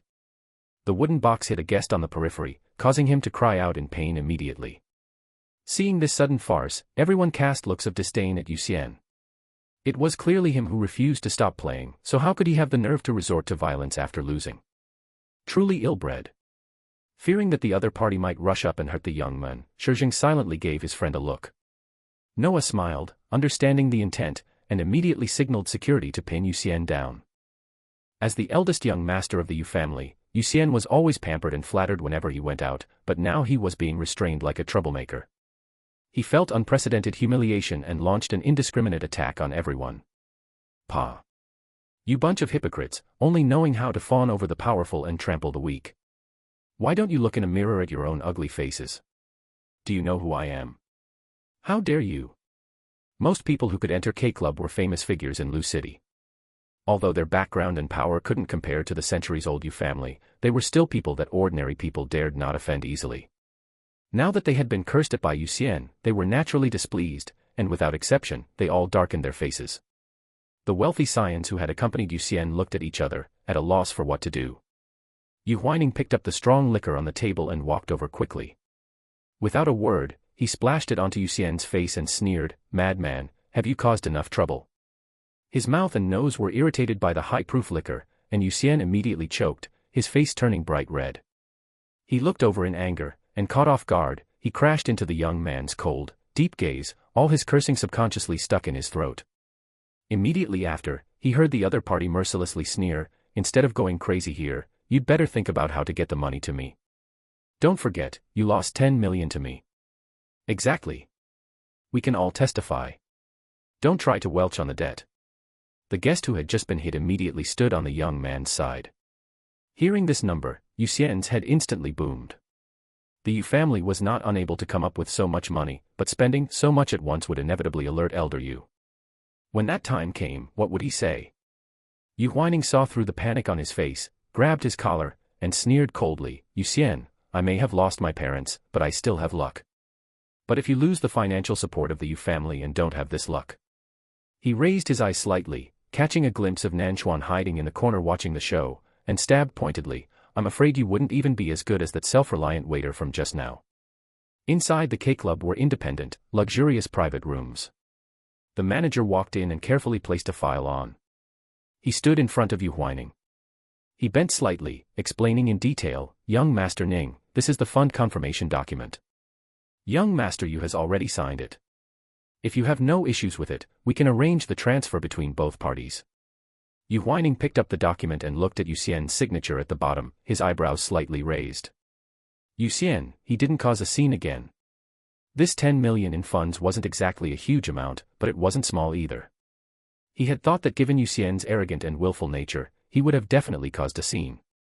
But unexpectedly, within a mere 10 minutes, this signed fund confirmation document had been delivered to him. Suddenly, a voice containing a hint of firmness came from the doorway. K-Club is not a place where he can cause trouble as he pleases. Yu Huaining turned his head to look. It was Noah and Shi Zheng.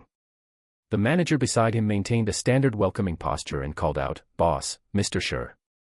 Noah leaned against the doorframe, a wanton smile in his deep, emerald eyes. In front of everyone, if he had the nerve to linger and throw a tantrum, it really would be laughable. He glanced sideways at his friend and asked, "Shi Zheng, I didn't use that idiom wrong, did I?" Shi Zheng ignored him and moved closer to the young man. He scanned the text on the confirmation document and said calmly, "Sign it. There is nothing wrong with the contents."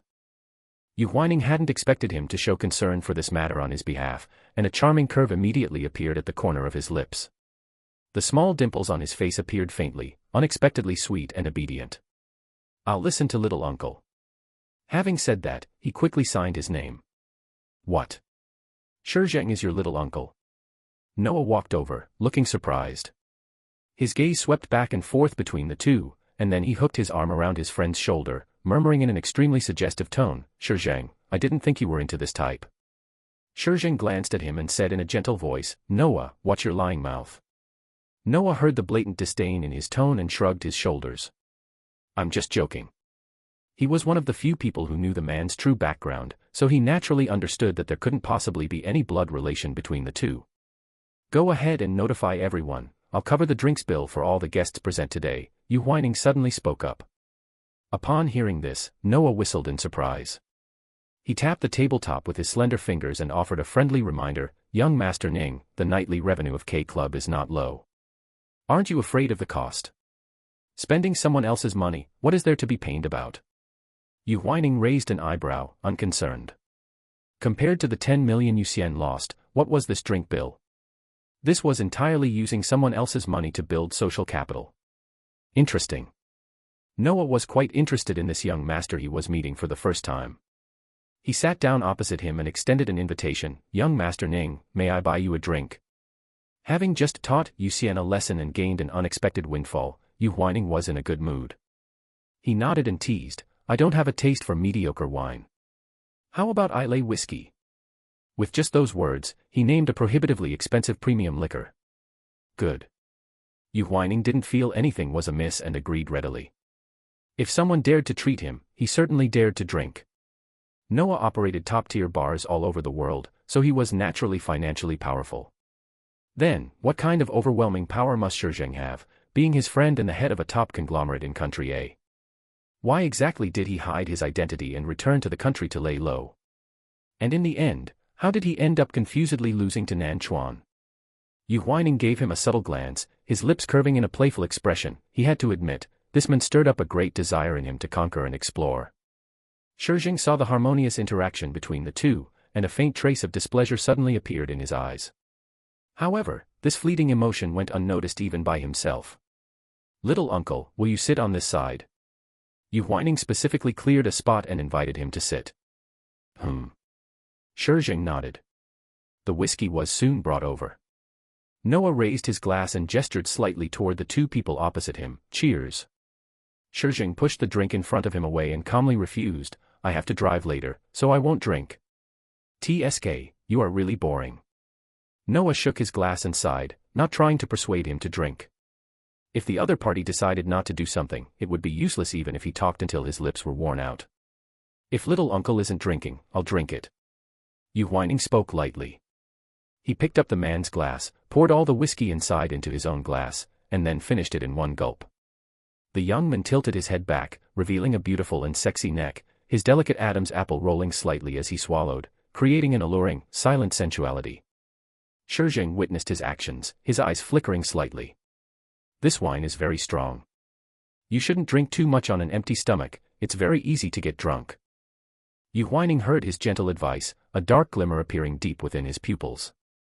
He turned, leaned slightly forward toward the men, his tone unconsciously soft and low, "This drink was for little uncle. If I get drunk, you have to take me home." At this moment, he no longer had the vigilant and obedient demeanor he had in the bar hall, but instead added a touch of leisure and ease. "All right." Shi Zheng was silent for a moment and replied subconsciously. After all, in front of the young man, he had always presented himself with a gentle and friendly image. Having received the answer he wanted, a hint of joy appeared at the corners of Yu Huaining's eyes. Noah, opposite them, sensed the subtle atmosphere between the two, gave a vague and suggestive look, and smiled silently.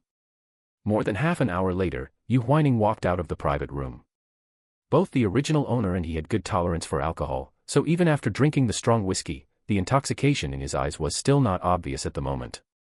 Crash! It was the sound of a glass shattering on the floor. The next second, a nearly furious voice rang out. "It's you again. Do you even have eyes?" Yu Huaining looked toward the source of the sound, his expression shifting slightly. How did that saying go? Enemies are bound to cross paths. Yu Xian actually hadn't left K-Club yet, and for some reason, he was clashing with Nan Chuan again. You lowly waiter, you dare to step on my head now, don't you?" Yu Xian's face was flushed with the redness of intoxication, and his words were slurred. It seemed he had drunk quite a bit. Nan Chuan lowered his eyes and remained silent, trying his best not to provoke him. But this silence only further incited Yu Xian. He grabbed the other person by the collar and roared aggressively, "Who the fuck said I'm not as good as you? Even a lowly bastard of your status dares to compare with me." Yu Huaining's words from just a moment ago were like a poison needle stuck in his heart. "Acting all high and mighty, you came to a place like this, isn't it just to hook a rich woman?" Upon hearing these unbearable words, Nan Chuan clenched his fists in silence, trying hard to suppress the anger in his heart. "Young master, you are drunk, please mind your manners." "You dare tell me to mind my manners?" Yu Xian was determined to pick a fight and quickly raised his fist. But before the fist could land, his wrist was tightly seized. He glared angrily, all his insults stuck in his throat the moment he saw who it was. Seeing his pathetic appearance, Yu Huaining curled his lips in mockery. "Yu Xian, how are you still shameless enough to use drunkenness to bully people?" Yu Xian suddenly broke free from his restraint but fell to the ground, losing his balance. The alcohol eroded his sanity, leaving him sitting dazed on the spot, cursing loudly according to his impulses. "Are you all right?" Yu Huaining looked sideways, examining Nan Chuan's expression. Originally, he hadn't intended to get involved in this mess. But it seemed Yu Xian was deliberately causing trouble for Nan Chuan because he had been provoked by his own words. He had no grudge against Nan Chuan, and Yu Huaining neither wanted to cling to the thigh of this future male lead nor did he want to drag the innocent person into this. "I'm fine, thank you for the help, young Master Ning," Nan Chuan replied politely. Several rich second-generation heirs stood to the side, looking at each other, hesitating whether to step forward. For some reason, they had an instinctive fear of Yu Huaining tonight. Yu Huaining didn't give them a pleasant look and glared coldly. "Aren't you going to take him and get lost?" After he spoke, the group helped up the incessantly cursing Yu Xian and left in a hurry. Behind him came Shi Zheng's question, "What happened?" Yu Huaining instantly reined in his hostility, put on a smiling face, turned around, and called out, "Little uncle, have you finished talking with Noah?"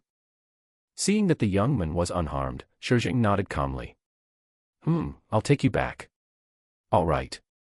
The two left side by side, and the other waiters hiding backstage ran up, asking in lowered voices, "Nan Chuan, are you all right? It was clearly him who bumped into you, how does he have the nerve to pick on you?" "Exactly. None of those rich young masters are any good." Nan Chuan shook his head and said nothing. He stared in the direction Yu Huaining had left, a very faint, heartwarming smile appearing in his eyes. "None of the rich young masters are any good. That's not necessarily true." Shi Zheng drove Yu Huaining home. The car was filled with warmth, and the frosted glass on the side was fogged up with steam, reflecting the night scenery outside in a blur. The drive, which took less than half an hour, was enough for the alcohol to go to his head. "We're here." After parking steadily, Shi Zheng reminded him. A soft, gentle murmur came from his side, making the tips of Shi Zheng's ears heat up slightly. He turned his head and saw the other person slowly open his eyes. The intoxication mixed with a watery mist covered his eyes, making him appear somewhat dazed and lazy. Under the orange light of the car lamp, the young man's skin was surprisingly good, so delicate and smooth that it made one feel the urge to touch it. Shi Zheng looked away, his voice slightly heavy. We're here. Yu Huaining yawned and stayed in his seat, staring at the man's profile to wake himself up. A car drove past on the side of the road, and the headlights shone in. In the interplay of light and shadow, the man's peerlessly handsome face appeared even more striking. Yu Huaining's heart stirred suddenly. He unbuckled his seatbelt, and using the intoxication as an excuse, he leaned forward and called out, "Little uncle." Shi Zheng heard his call and had to look over again. The young man's features weren't exactly stunning, but his eyes added a glow to him.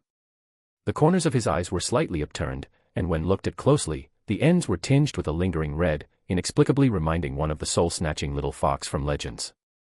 Shi Zheng's gaze narrowed slightly. The gentle mask he had always worn perfectly well had a slight crack. "Little uncle." Yu Huaining noticed his hesitation and called out again intentionally, sounding like polite pleasantries but actually being intimate. As his lips opened and closed, a faint, not unpleasant scent of alcohol drifted over. Shi Zheng's gaze drifted downward, landing on those lips that were glistening with a thin, red sheen. A certain string in his heart tightened suddenly, and a trace of near-dark possessiveness was about to explode. Ding-a-ling. The phone suddenly rang. Shi Zheng's eyes, which had just darkened, quickly regained their clarity. He pulled his body back slightly, picked up the phone at his side, and answered it. Taking advantage of the time the man was on the phone, Yu Huaining finally snapped out of the unhinged intoxication from just moments ago. What was he trying to do just now?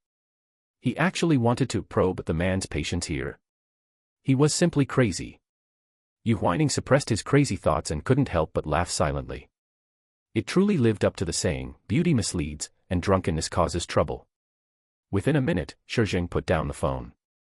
"Little uncle, thank you for bringing me back." Yu Huaining tried his best to restore clarity to his eyes and took the opportunity to speak up, "I'll treat you to a meal another day." Yu Huaining curled his lips, said a casual good night, and left the car without any lingering attachment. Shi Zheng stared at the young man's back until he entered the gates of the Yu family villa. He opened the car window, and the cold, biting wind blew away the bit of heat in his body. The moment Shi Zheng leaned back against the car seat, he realized that his posture had been somewhat stiff since just a moment ago. He took off his glasses and rubbed his brow. However, the image of the young man from just a moment ago kept flashing through his mind. Suddenly, a trace of dangerous light flashed in the depths of his eyes. It seems, he really is just a little fox that knows how to hook people. Chapter 10. In the blink of an eye, another half a month passed, and the chill of winter still lingered. Luqing University was a nationally renowned institution, producing countless outstanding talents every year. The Luqing Business School attached to it, however, was the complete opposite. Although it bore the name of a prestigious institution's affiliated branch, in reality, the original intention behind establishing this business school was very mercenary. As long as you had money and power, you could enter, and after muddling through for a few years, you could obtain a graduation diploma that could be called excellent. Precisely because of this, the business school became a gathering place for the wealthy second generation. As the original owner wasn't good at his studies, his parents had naturally arranged for him to enter this business school. Once the winter break passed, it was time for the senior year internship. As long as he reported for the start of the semester, he could leave school under the guise of an internship, without being restricted.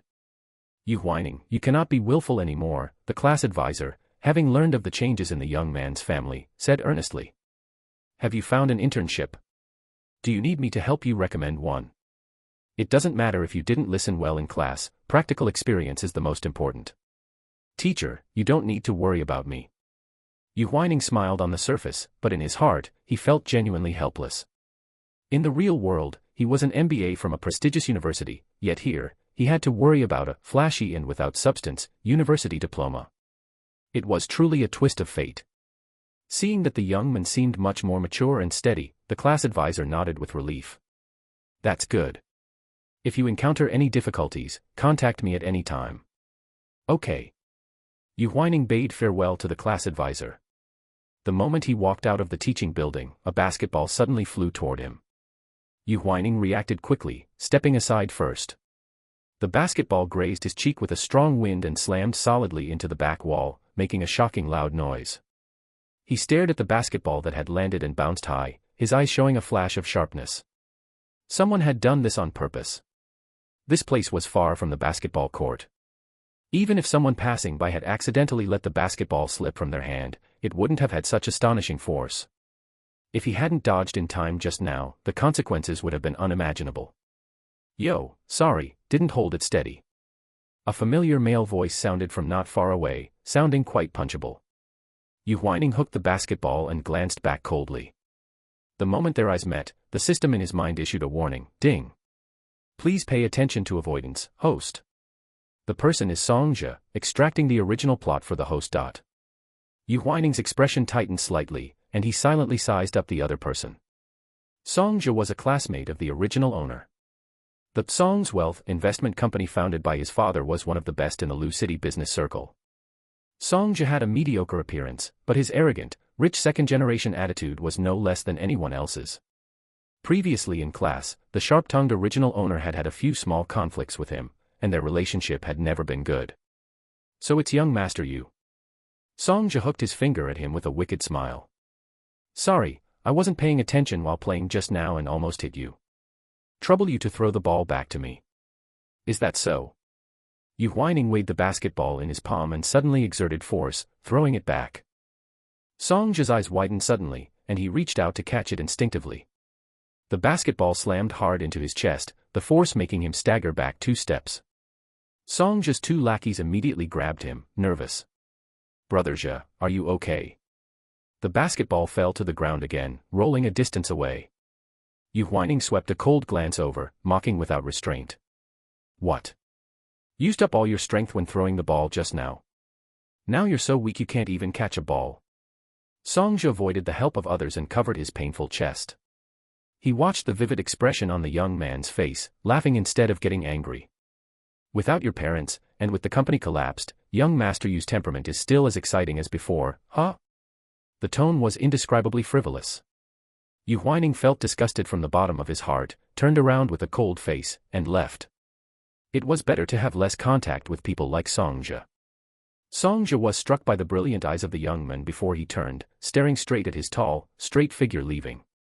Unknowingly, dark desires surged in his eyes, and he even felt a bit thirsty. The 2 lackeys beside him saw through his thoughts, exchanged glances, and made a lewd suggestion.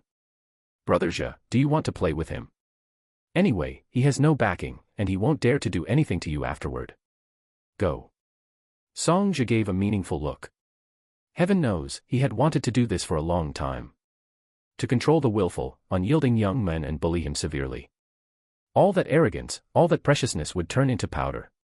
He had plenty of means to deal with him, and the other party, suffering from abuse, would only cry and beg for mercy, finally being thrown away ruthlessly like a broken toy.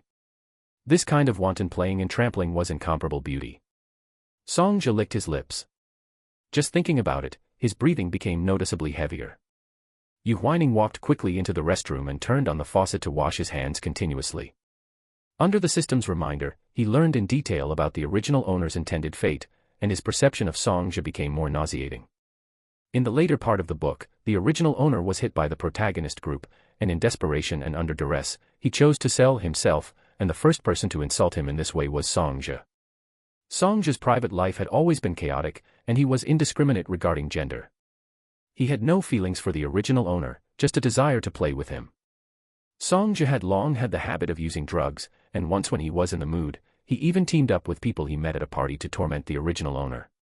And it was after that time that the original owner completely lost his dignity and finally fell ill and died. Although it was still early, Yu Huaining would not let himself fall into that kind of miserable situation. But thinking of this, Yu Huaining couldn't stop the nausea and hatred. He had taken over the original owner, so he naturally understood all the psychology of the other person since growing up. Except for being sharp-tongued and having a young master's temper, the original owner had never done anything to apologize to others. But in the end, whose ending was worse than his? The cold winter water fell, slowly extinguishing the anger in Yu Huaining's heart. Suddenly, 2 hurried footsteps came. Looking from the restroom mirror, it was the 2 lackeys who had been following Songja. The 2 blocked the restroom door from left to right, shouting, "Hey!" Yu Huaining turned off the faucet and turned around, looking at them calmly. Brother Zhe wants to play with you. One of them raised his head, looking arrogant. The other's gaze wandered over Yu Huaining's body, following up with a lewd sneer. If you perform well, maybe Brother Zhe can keep you by his side for a few more days. Before he finished speaking, Yu Huaining's eyes completely revealed a sinister look. He picked up a cleaning iron brush from the side and slapped it directly onto one person's mouth. Swish. The hard brush had instantly scratched a large flower face on that person. The tip of the brush was still stained with foul-smelling traces after cleaning, mixed with rapidly seeping blood, filthy and unbearable. Ming. Are you okay? The person covered his injured face, trembling and panting in pain. Who gave you the guts to say such trash in front of me? Yu Huaining's voice was like a glacier that had never melted for 10,000 years, freezing people until they shivered. Without waiting for the two to react, he stepped forward quickly and kicked hard. Ah! Taking advantage of the moment the other party opened his mouth to scream in pain, Yu Huaining poked the iron brush directly into his mouth. Taste it well. Your mouth is more foul than this thing. The young man called Ming finally reacted, reaching out to grab Yu Huaining's leg, attempting to pull him down as well. It was a pity that Yu Huaining's actions were always one step faster, directly stepping on his palm and crushing it hard, saying fiercely, "Don't think about touching me with your dirty hands." The two were stunned by his ferocity. Originally in class, although the young man had a bad temper and often said unpleasant things, he had never had such violent behavior. Yu Huaining swept a few glances outside the restroom, but Songji's figure was not in the empty corridor. He bent down slightly and warned them in a deep voice, "Tell Songji to put away that dirty mind. If he doesn't come to provoke me, I naturally won't go to find trouble with him. If he dares to provoke me." He paused, a dark glint flashing in his eyes, "Then his fate will only be worse than yours." After speaking, he turned and left without looking back, leaving the two frightened people stuttering and groaning in pain. Having taught a lesson to the two lackeys around Songji, Yu Huaining felt his pent-up mood ease a little. Remembering the decision he had already made, his eyes brightened slightly, and he walked out of the school gate with light steps, hailing a taxi and heading straight to his destination. A dozen minutes later, Yu Huaining looked at the towering commercial building in front of him, lowered his eyes to look at his clothes, and confirmed they were appropriate before slowly entering. The receptionist saw his handsome face and her eyes brightened. "Hello, is there anything I can help you with?" Yu Huaining put on a polite smile and said seriously, "I'm here for an interview. I already passed the electronic preliminary test before." "Okay, please come with me." The receptionist was a bit surprised by his statement, but adhering to an official attitude, she still led the young man into the interview room. In the simple, black-dominated office, the man was standing in front of the floor-to-ceiling window, his expensive and exquisite suit outlining his smooth body lines. He combed all his hair back, revealing his incomparably handsome face. Those peach blossom eyes, bright as stars, were slightly narrowed, staring playfully at the bustling traffic like ants at the bottom of the building.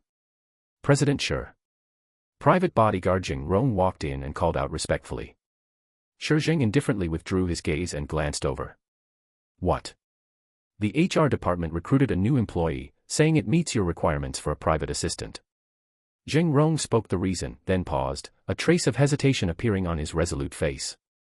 Shi Zheng had never taken the matter of recruiting an assistant to heart, but seeing the other party's emotion, he spoke directly, "Finish what you have to say at once." Zheng Rong nodded and added, "I haven't let the HR department formally hire this employee yet. I wanted President Shi to see him before deciding." Shi Zheng frowned slightly, and a powerful, cold, and stern aura instantly surged out. "Since when do such small things need me to personally review them?" As soon as the words fell, a clear and familiar sound rang at the door. "President Shi, may I come in?" Shi Zheng recognized the voice and his expression froze slightly. "Come in." Yu Huaining suddenly appeared before his eyes. The bangs that had originally scattered on his forehead were combed to the sides, and the simple black and white outfit washed away all the remaining youthful inexperience. He wore the company's pass on his chest, standing in a well-behaved and restrained posture, just like a new employee who had just started. But from the moment their eyes met, the smile in the other party's eyes was so intense that it was hard to ignore. "President Shi, are you willing to accept me as your private assistant?" Chapter 11. Shi Zheng's eyes flickered slightly, and an indescribable emotion surged up. He lowered his eyes to remove his gaze from the young man and picked up the glasses on his chest to put them on. The original coldness dissipated instantly. The faint light from the gold-rimmed glasses fell on his face, making him look even more gentle and scholarly. He twitched his lips imperceptibly and asked, "You are the one who came to apply to be my private assistant?" "Yes."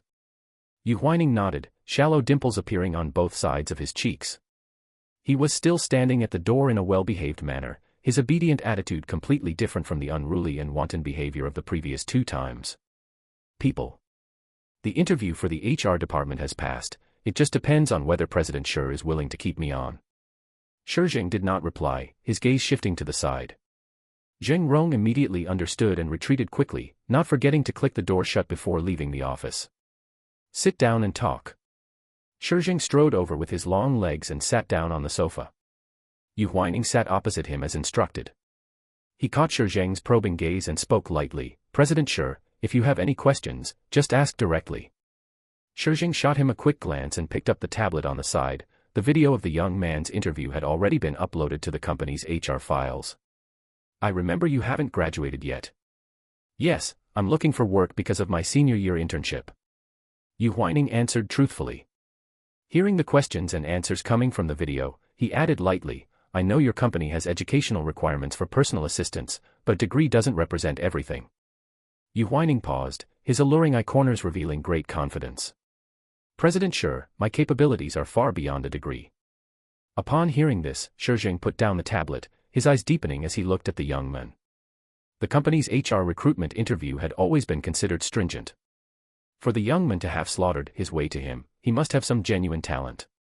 The young man in the video spoke eloquently, and his analysis of the financial situation was incisive. He didn't seem like a senior intern who hadn't yet graduated and entered society. Shi Zheng remembered their previous 2 meetings and spoke bluntly, rumors all say that young Master Yu is picky and brainless in his actions. As he spoke, the man's eyes, hidden behind his lenses, released a rare trace of coldness. The confidentiality required for the job of a personal assistant is far greater than that of other positions. Shi Zheng admitted that he felt an indescribable curiosity and concern for the young man, but that didn't mean he could casually tolerate a two-faced assistant by his side. Moreover, his true identity was far from as simple as others understood. Doesn't young Master Yu feel that being my personal assistant is beneath him? Shi Zheng asked again. President Shi is a famous talent in the Lu City Circle, how could it be beneath me to work by your side? As for the rumors, back when my parents were still alive, I just didn't want to put in the effort. Yu Huaining understood the man's implication and admitted it generously. He looked directly at the man, his pitch-black eyes flashing with an exceptionally bright light, and added seemingly sincerely, but what President Shi has always seen is the most real me. Indeed, from the first time they met, Shi Zheng had noticed the young man's difference. He remained silent, seemingly still considering his decision. President Shi. Yu Huaining leaned forward slightly, his voice suddenly becoming much softer, won't you keep me? I definitely won't cause you any trouble. Okay. The nearly coquettish request invaded Shi Zheng's eardrums, as if it carried a massive magic that made his heart tremble slightly. His gaze locked onto the young man's face again, and he slightly raised his lips to signal, being a personal assistant by my side is not a simple job. Are you sure there's no problem? What he wanted was for it not to be simple. After all, he hadn't come purely for work. Yu Huaining thought to himself, unconsciously rubbing the side of his lips. His fair fingertips rubbed unhurriedly against his pale lips. In just a few seconds, they were filled with a bright red, the visual impact far surpassing everything else. Shi Zheng stared straight at him, his tone deepening unconsciously, why aren't you answering? Of course there's no problem. Yu Huaining came back to his senses, not realizing his recent behavior was nearly seductive. His eye corners carried expectation, and he raised his lips to say, President Shi, feel free to bring it on. A few days later, Yu Huaining took advantage of his lunch break to quickly enter a Western-style cafe near the company. Butler Mu, who had been waiting for a long time, saw his figure and immediately stood up from his seat, signaling and calling out, young master. Sorry, I'm late. Yu Huaining put on a polite and distant smile. It's fine. Is young master interning nearby? Butler Mu glanced at the business center not far away, a trace of surprise showing in his murky eyes. This young master had really changed his temperament, he actually took the initiative to go out and look for a job. Yu Huaining nodded, not clarifying that he was interning at Shi Zheng's company. He casually ordered a cup of coffee and cut to the topic, Uncle Mu, what is the matter that you came to find me? Butler Mu took a stack of documents and a bank card from his briefcase and handed them to the young man. Regarding Yu Logistics, the old master has already had people clean it up. The remaining funds after the company's bankruptcy settlement are all on this card. The password is your birthday. Upon hearing this, Yu Huaining let his gaze fall on the documents again. And what is this? He picked up the documents and scanned the contents one by one. It is the land development contract that second master Yu obtained before he passed away. Butler Mu stated everything in detail. It is said that second master Yu originally intended to develop a plot of land in the East District and build commercial properties, but the government approval process had a temporary issue and got stuck. The logistics company founded by Yu Huaining had flat business performance over the past 2 years, with almost no growth. He was eager to transform the company, so he set his sights on the real estate industry. Yu Huaining found a suitable investor and went to great lengths to obtain the contract for this plot of land, but then a problem suddenly arose during the planning and approval of the property development. If the approval did not pass and the land could not be developed, then this contract would be equivalent to waste paper. It also meant that all previous efforts had gone down the drain. If it were a large real estate company, perhaps it wouldn't have problems due to the shelving of one project. But Yu Corporation Logistics was different, it had just transformed and encountered such a fatal blow. During that time, Yu Huaining and his wife had been running around for these matters, which was when they suddenly encountered the car accident. This land is stuck in approval, and the prospects are unclear. Plus, there is an agreement signed with another investment company, so it cannot be transferred for the time being, which is why we wanted to leave it to young master to decide for yourself. Butler Mu said truthfully. Okay, I understand. Yu Huaining's expression was calm as he placed the documents back on the table. Thank you for your trouble, Uncle Mu.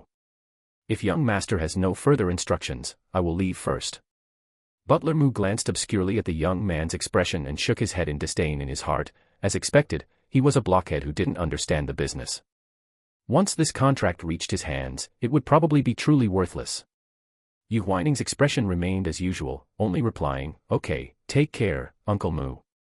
After the person opposite him left, Yu Huaining then re-examined the documents, asking the system calmly. System, regarding the initial planning of this land, is there more detailed information? Who is the cooperative investor that Yu Corporation found? Ding. Please wait a moment, host.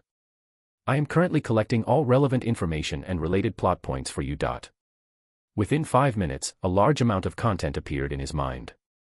Yu Huaining organized it slightly and couldn't help but grip the documents in his hand tightly, intense anger bursting from his eyes. The cooperative investor Yu Huaining found was the famous Song's Wealth in the Circle, and the company's chairman, Song Minghui, happened to be Song's father. Before Yu Corporation planned to acquire this land, Song Minghui had expressed strong interest in cooperation, and both parties had drafted a preliminary investment agreement. Yu Corporation would first provide the funds to acquire the land in the East City, and then Song's Wealth would invest to ensure the normal operation of the project, with the final ratio of the property's original shares being 70/30. Yu Huaining poured his capital into acquiring the land, but at the beginning of the land development, a problem suddenly occurred with the planning and approval. That profiteer Song Minghui, seeing that the situation was not right, actually disregarded the agreement and went back on his word. Yu Corporation had originally needed to rely on Song's Wealth's investment to ensure its subsequent operations. Song Minghui's move to withdraw capital temporarily was nothing more than forcing people into a dead end. Yu Huaining was anxious and went to negotiate with the cooperation agreement. Song Minghui seemed to have anticipated his meeting and actually opened his mouth like a lion, demanding to change the ratio of the original shares of the property in the name of reinvestment, attempting to let Song Group monopolize the majority of the shares. This move after another to squeeze Yu Corporation, Song Minghui was simply robbing them while they were in trouble. He was simply shameless to a certain level. Such negotiations were obviously unsuccessful, and on that very same day, Yu Huaining and his wife suddenly encountered a car accident on their way back and died without being saved. Yu Huaining slammed the documents back onto the table, the anger in his eyes unable to calm down for a long time. He had taken over the original owner's body and also controlled all his memories.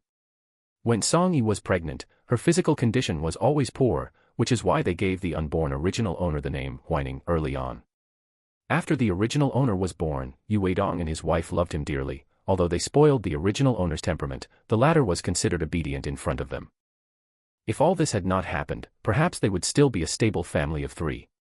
The original owner would not have suffered such inhuman torture from Songja after falling into hard times, eventually contracting a venereal disease, and dying in loneliness. Yu Huaining narrowed his eyes, the hostility all over his body almost unable to be hidden. Like father, like son. Song Minghui's heart is rotten to such an extent, no wonder Songja is the same way. The system clearly sensed Yu Huaining's emotions and, within a few seconds, made a sound, ding. Host, please note. Skill point turn waste into treasure has dropped. Host can use the skill within a reasonable range. Turn waste into treasure. Upon hearing this sudden skill, Yu Huaining was stunned for a moment. He locked his gaze on the documents and asked silently, if I use the skill point, can I save this project? The key point now is that it is stuck on the approval of the Municipal Planning Bureau. Yes. The system answered quickly. It was because it valued this point that it searched for the skill point drop. If such a large piece of land were planned and developed, it would be a huge fortune in the near future. As a Tycoon System, how could it go against money? Upon hearing this, Yu Huaining's eyes brightened slightly. His fingertips rubbed against the cup wall imperceptibly. A few seconds later, he drank the warm coffee in one gulp. The lunch break is over, it's time to go back. The system asked impatiently, Host, do you want to use the skill point? Yu Huaining picked up the documents and curled his lips calmly. No rush. First, one must set the trap before closing the net. In this game destined for a turnaround, how could there only be one player? Chapter 12. Knock, knock. President Shi, may I come in? Hearing the sound outside the door, Shi Zheng replied without raising his head, come in. Yu Huaining approached with a leisurely gait and handed over the coffee in his hand. Hand ground and freshly brewed, the temperature is just right. He had found out that the man was accustomed to drinking coffee. Therefore, from the first day he became a personal assistant, he would unfailingly deliver a cup of hand-ground coffee every afternoon. Sure enough, after smelling the rich, astringent aroma, Shi Zheng slowly raised his eyes. Although you are my personal assistant, you don't need to do these trivial matters yourself every day. Isn't this the duty of a personal assistant? Yu Huaining's eyes sparkled with a lively light, as if he took pleasure in such small matters. He leaned over slightly, suddenly closing the distance with the man, and murmured unhurriedly, besides, in my heart, as long as it has to do with little uncle, it is never a small matter. The straightforward words sounded more like an explicit hint. The movement of Shi Zheng signing with his hand froze slightly, and the ink was heavier when he put pen to paper. He turned his head to meet the young man. The other's face still carried a bit of the innocence unique to this age that hadn't faded away, yet in his bright, moving eyes, there was a mix of subtle temptation. He was simply a combination of contradictions, leaving one unable to distinguish. Discerning his true intentions. President Shi, what is it? Yu Huaining straightened his posture, his expression calm. It was as if the deliberate seduction from just a moment ago had merely been a fleeting illusion to the onlookers. It is nothing. Shi Zheng replied, forced to avert his gaze from the young man. He leaned back against the chair, picked up his coffee to sip it unhurriedly, and said in a relaxed tone. The taste is quite good.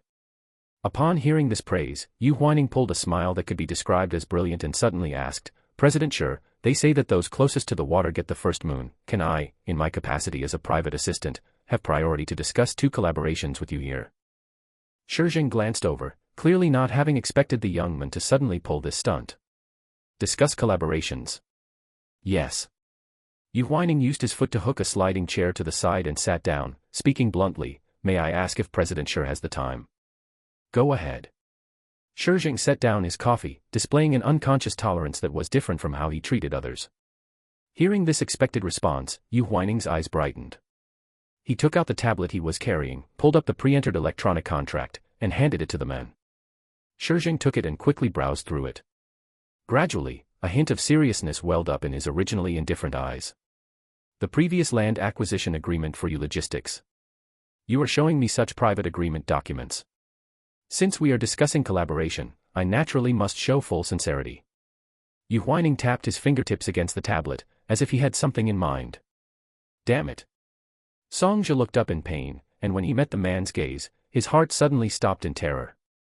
The young man had already hidden behind him, and Shi Zheng no longer feared revealing his disguised gentle nature. He wore a smile on his face, still appearing warm and refined, but the peach blossom eyes hidden behind his lenses held an unprecedented gloom. Young Master Zhi, this hand of yours is not very well behaved. Chapter 13. Songzhi struggled violently, but he could not break free from Shi Zheng's restraint no matter what. Yu Huaining, standing behind the men, caught sight of this scene and taunted softly, young Master Zhi is truly powerless to truss a chicken, have you been eating for nothing all this time? The original owner was naturally sharp-tongued, so Yu Huaining following his personality to talk trash would not seem strange. Songzhi's pride was instantly punctured, and his rage exploded to the top of his head. He turned to look at the group of people standing dumbfounded behind him and roared, "What are you still standing there for? Did I bring you here to watch a show? All of you, get on him." As soon as he finished speaking, the group rushed forward.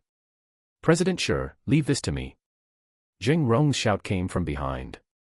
Shi Zheng was quick-witted and pushed Song Zhi over, then turned and retreated with the young man. Zheng Rong took out a baton from who knows where and charged forward alone. He was a bodyguard who had received strict professional training and had even engaged in real combat while in Country A. The rabble Song Zhi had called over only knew how to use brute force without any technique. They were no match for him at all. In less than 3 minutes, a pile of people groaning in pain and struggling lay on the ground. Zheng Rong retracted his baton and suddenly assumed a boxing stance. With his sturdy build and fierce gaze, he actually possessed an indescribable air of ferocity. Song Zhi was flustered and couldn't help but take a step back. Seeing the wretched scene all over the floor, he gritted his teeth and ground out a few words. "A bunch of useless trash. Young Master Zhi, please take these people and leave." Shi Zheng kept his status in mind. It was not yet time to completely tear off the mask. He gently pushed up his glasses, returning to the humble appearance of a refined gentleman. "Also, please convey to Chairman Song that I will send someone tomorrow to thoroughly settle the outstanding transactions between Song Group and Yu Corporation." "Who the hell do you think you are?" Song Zhi retorted instinctively, speaking without thinking. "Huanya Finance, Shi Zheng." Hearing this, Shi Zheng curled his lips, though frost seemed to gather in his deep eyes. His gaze drifted vaguely behind him, his voice growing cold. "Who am I? Does young Master Zhi wish to experience it again?" In an instant, the man's sinister gaze from moments ago and Zheng Rong's agile fighting skills flashed through Song Zhi's mind, triggering an instinctive resistance and fear. He involuntarily swallowed his nervous saliva, maintaining a shred of dignity as he raised his voice. "Fine, since you intend to compensate for the losses of the Song Group, let's call it a day. As for this message, I will naturally pass it on."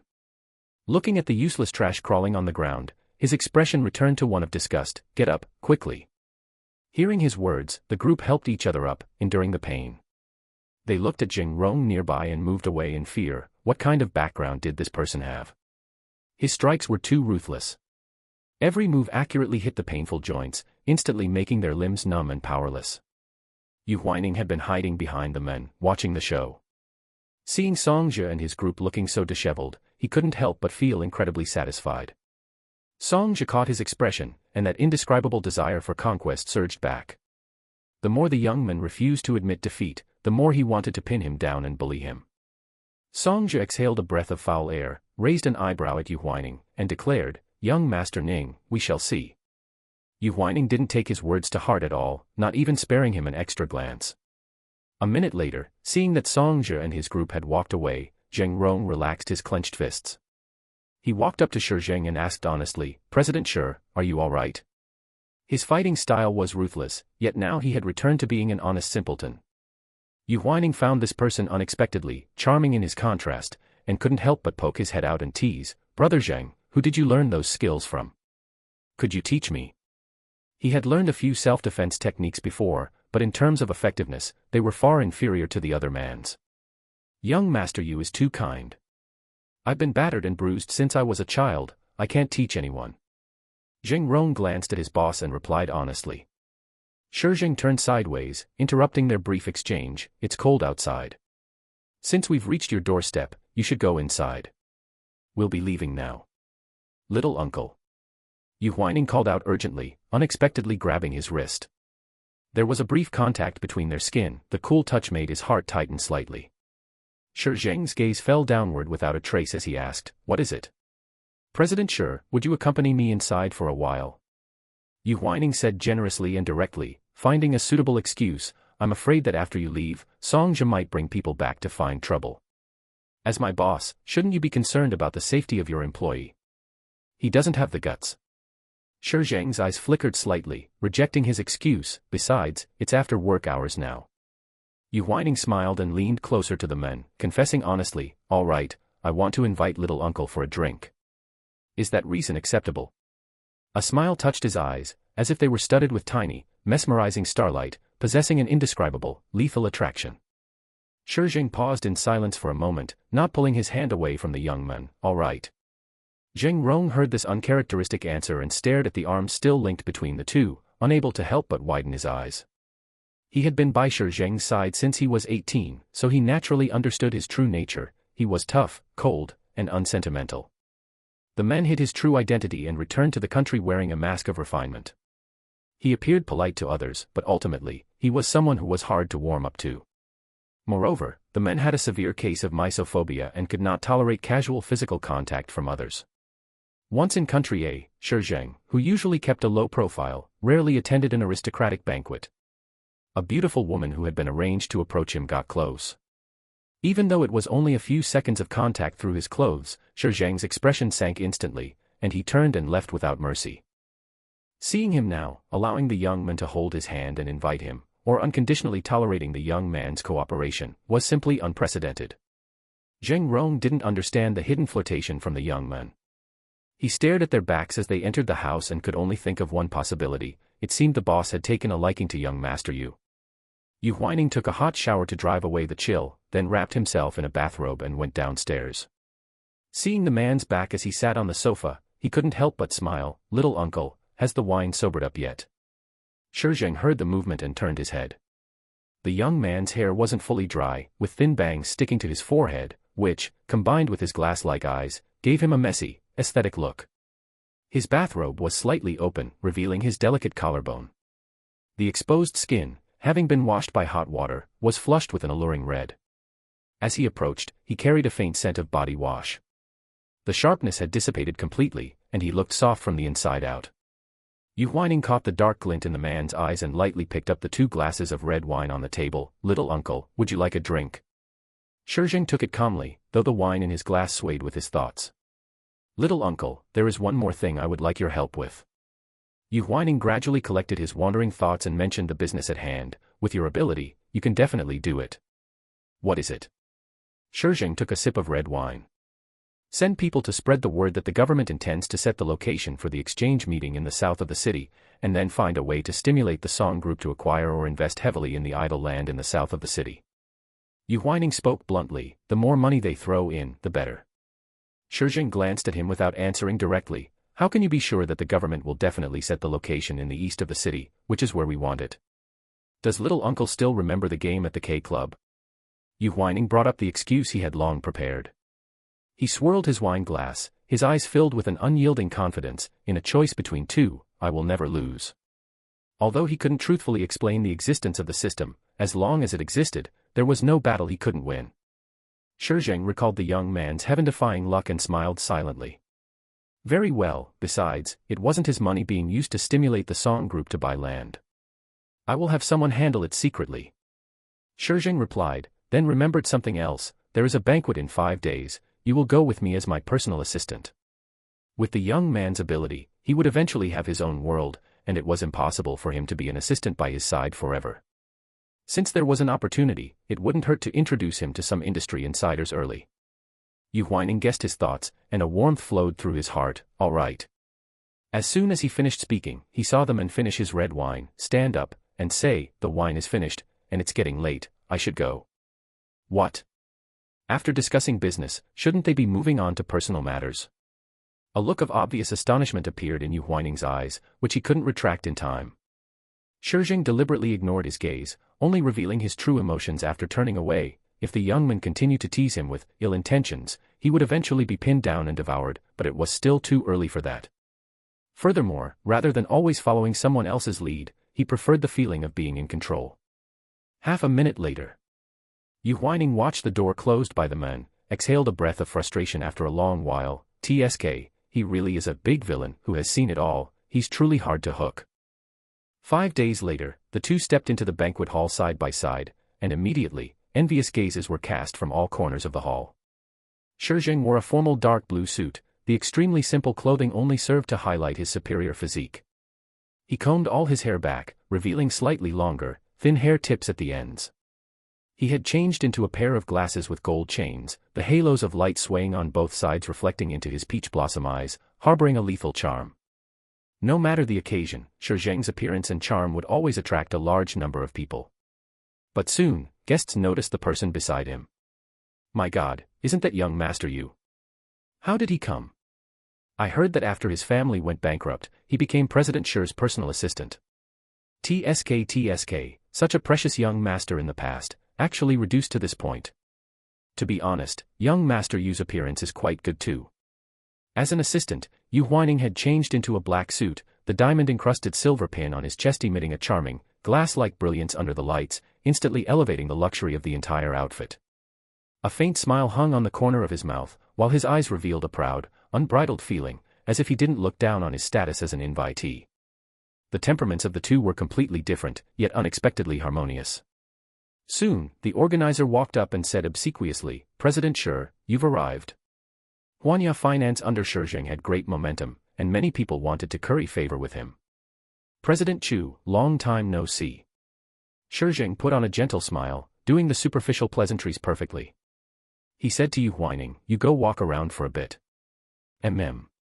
Yu Huaining agreed readily and walked calmly toward the drink area.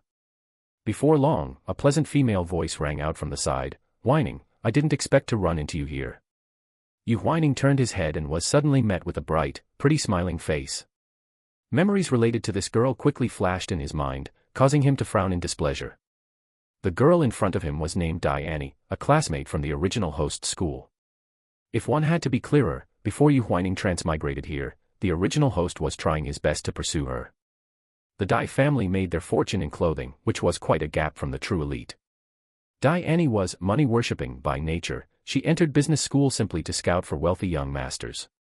She despised Yu Logistics for being too small-time and had never taken the original host seriously, instead persistently trying to mingle into the circle of Yu Xian, Songzhe, and others. Later, she used the original host's affection and remaining kindness to help Songzhe facilitate his first transaction with him. Thinking of this, Yu Huaining's disgust surged instantly. Dai Annie didn't expect him to be so cold and was stunned for a moment. But remembering her purpose, she quickly adjusted her emotions. "Huaining, how have you been lately? I heard that your parents passed away, and I felt very sad." "Sad? Then why did I never see you appear?" Yu Huaining stopped his steps and glanced at her.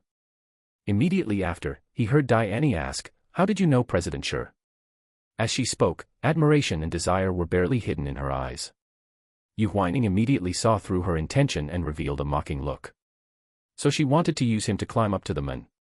He was not the original host and would never be played by such a money-worshipping and vicious girl. Besides, the other party had set her sights on the men he had taken a liking to. That was even more unacceptable. He doesn't look up to trash like you who worships money. Yu Huaining sneered, exposing her thoughts. Hearing this blunt attack, Dai Annie's mind went blank, and her fair cheeks instantly turned bright red. She glared at the young man, ashamed and angry. "Yu Huaining. You. What about me?" Yu Huaining took a sip of champagne, examined her with a cold gaze, and pretended to suddenly realize, "Oh, I don't look up to you either." Some people in the banquet hall looked over. Dai Annie noticed the attention and took the opportunity to redden her eyes, as if she had been bullied. "Yu Huaining, we were classmates after all, how could you say that to me?" The tactic of tears was always effective for her. The original host had a sharp tongue, but he had a fatal weakness: he couldn't bear to see girls cry. When he was trying hard to pursue Dai Annie, she had used tears time and time again to exchange for precious gifts. Yu Huaining obviously thought of this, and the disgust overflowing from his eyes deepened.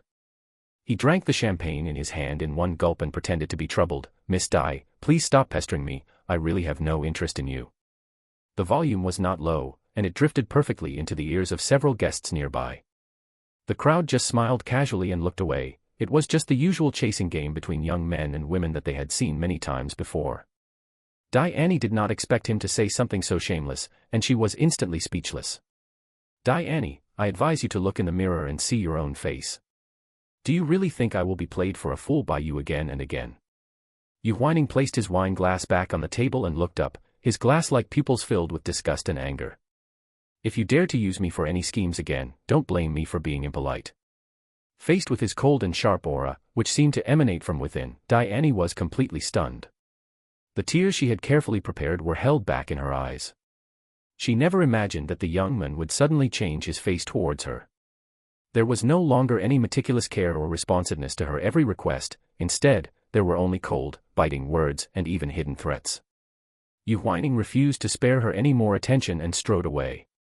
Dai Annie stared at his back, dazed as she recalled the young man's sharp targeting of her, her face turning pale and then flushed. Not long after, a figure stood behind her. The person bent down and deliberately whispered close to her ear, "Miss Dai, young master, you treating you like this is truly too much." The warm breath, mixed with the smell of alcohol, made Diane tremble sensitively. She turned her head, her face a mix of shock and surprise. "Je, young master je." Song Je pretended to be a gentleman and handed her a glass of wine, his gaze glancing intentionally or unintentionally in the direction where the young man had left. "That Yu Huaining, he just hasn't tasted hardship. How about I help you teach him a lesson?" Song's wealth had considerable strength. Faced with Song Je's kind overtures, the greed in Diane's heart surged back. She cautiously took the wine glass, a trace of malice flashing in her eyes when she thought of the young man. "How does young master Je plan to help me?" Song Je tugged at the corner of his mouth and lightly clinked his glass with hers. "That will require Miss Dai to do me a small favor." Yu Huaining had originally intended to go to the lounge nearby to stay, but while passing through the center of the banquet hall, someone suddenly called out, "Young master Yu." "Chairman Song." Yu Huaining recognized the person. It was Song Minghui of Song's wealth. He raised an eyebrow and shifted his gaze to Shi Zheng on the other side. Clearly, the two had been conversing about something and had only called out temporarily after seeing him pass by. Shi Zheng silently gave the young man a look. Receiving his gaze, Yu Huaining had to temporarily suppress his disgust for a character like Song Minghui, approached, and called out, "President Shi, Chairman Song." "Young master Yu, long time no see." Song Minghui glanced lightly at the young man. "Chairman Song, I am here as President Shi's assistant. Your address is overestimating me." Yu Huaining responded indifferently and took a step back, lowering his eyes. He really couldn't be bothered to deal with someone who indirectly caused the death of the original owner's parents. Seeing this, Shi Zheng unobtrusively stepped to the side, shielding the young man behind him. Song Minghui caught their movements, seemed to associate it with something, and smiled ambiguously. "President Shi, you are really willing to spend a lot of money for this assistant of yours."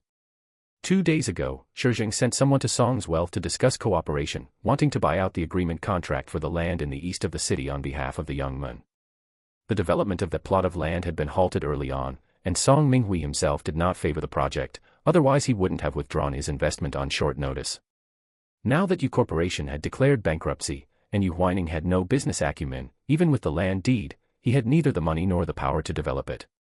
Rather than holding on to this agreement, which was like waste paper, it was better to sell it at a low price. Anyway, he hadn't lost money on this project, and if he sold it, he could even make a small profit. Why not do it? Therefore, when Shi Zheng sent someone to negotiate, Song Minghui readily agreed. Shi Zheng feigned not to understand the mockery in his words and smiled gently and appropriately. "It is just an investment in the business world. President Shi, business is about mutual willingness, don't say I am unethical. To tell you the truth, this plot of land in the east of the city won't make much money, and I am afraid your investment will fail." Song Minghui seemed to be giving sincere advice, but his gaze contained hidden mockery. This investment industry is not something anyone can handle. The entire investment industry in Lu City was his, Song Minghui's, territory. Shi Zheng had only been in Lu City for a year, and he dared to step into the investment circle. He wanted to snatch meat from under his hands.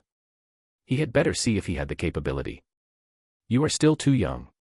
Song Minghui glanced contemptuously at Yu Huaining again and said with deep meaning, "President Shi, some people are fine to play with, but don't get yourself dragged in."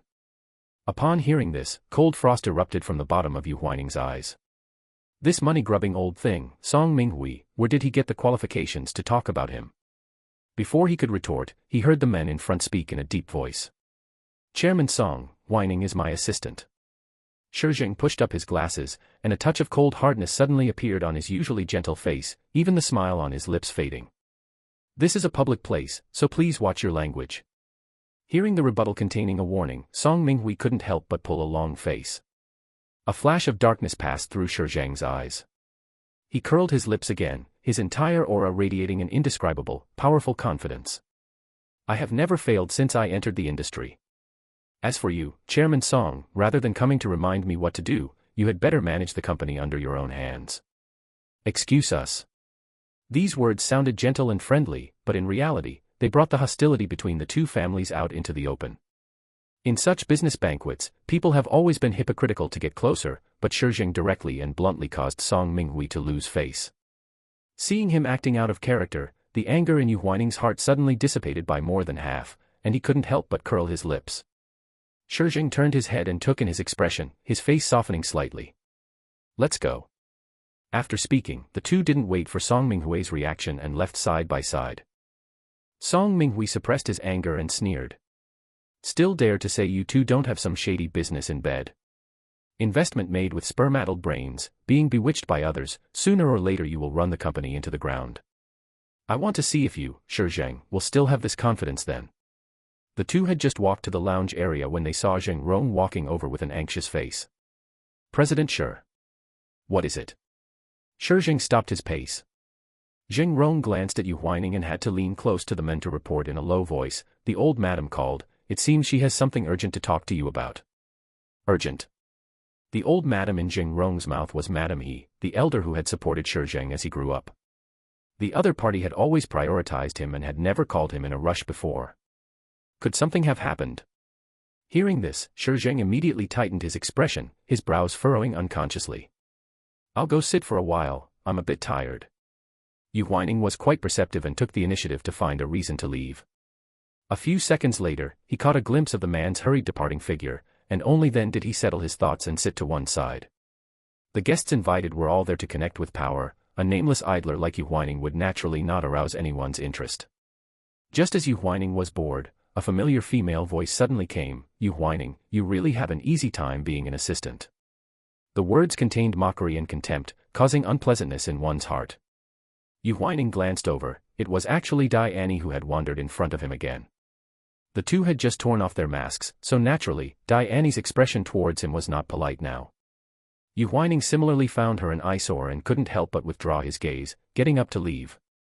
President Shi suddenly fell ill and was sent to a room. "You actually still have the leisure to sit here drinking." Dai Annie paused and sneered, "And you dare to call yourself his assistant? Clearly, you are just someone kept by his side." Before she could finish speaking, Yu Huaining shot an extremely sinister look at her. Shi Zheng fell ill. Dai Annie was intimidated by his aura, her eyes flickering. "Why yes." Yu Huaining caught her panic, and a cold smile appeared on his lips.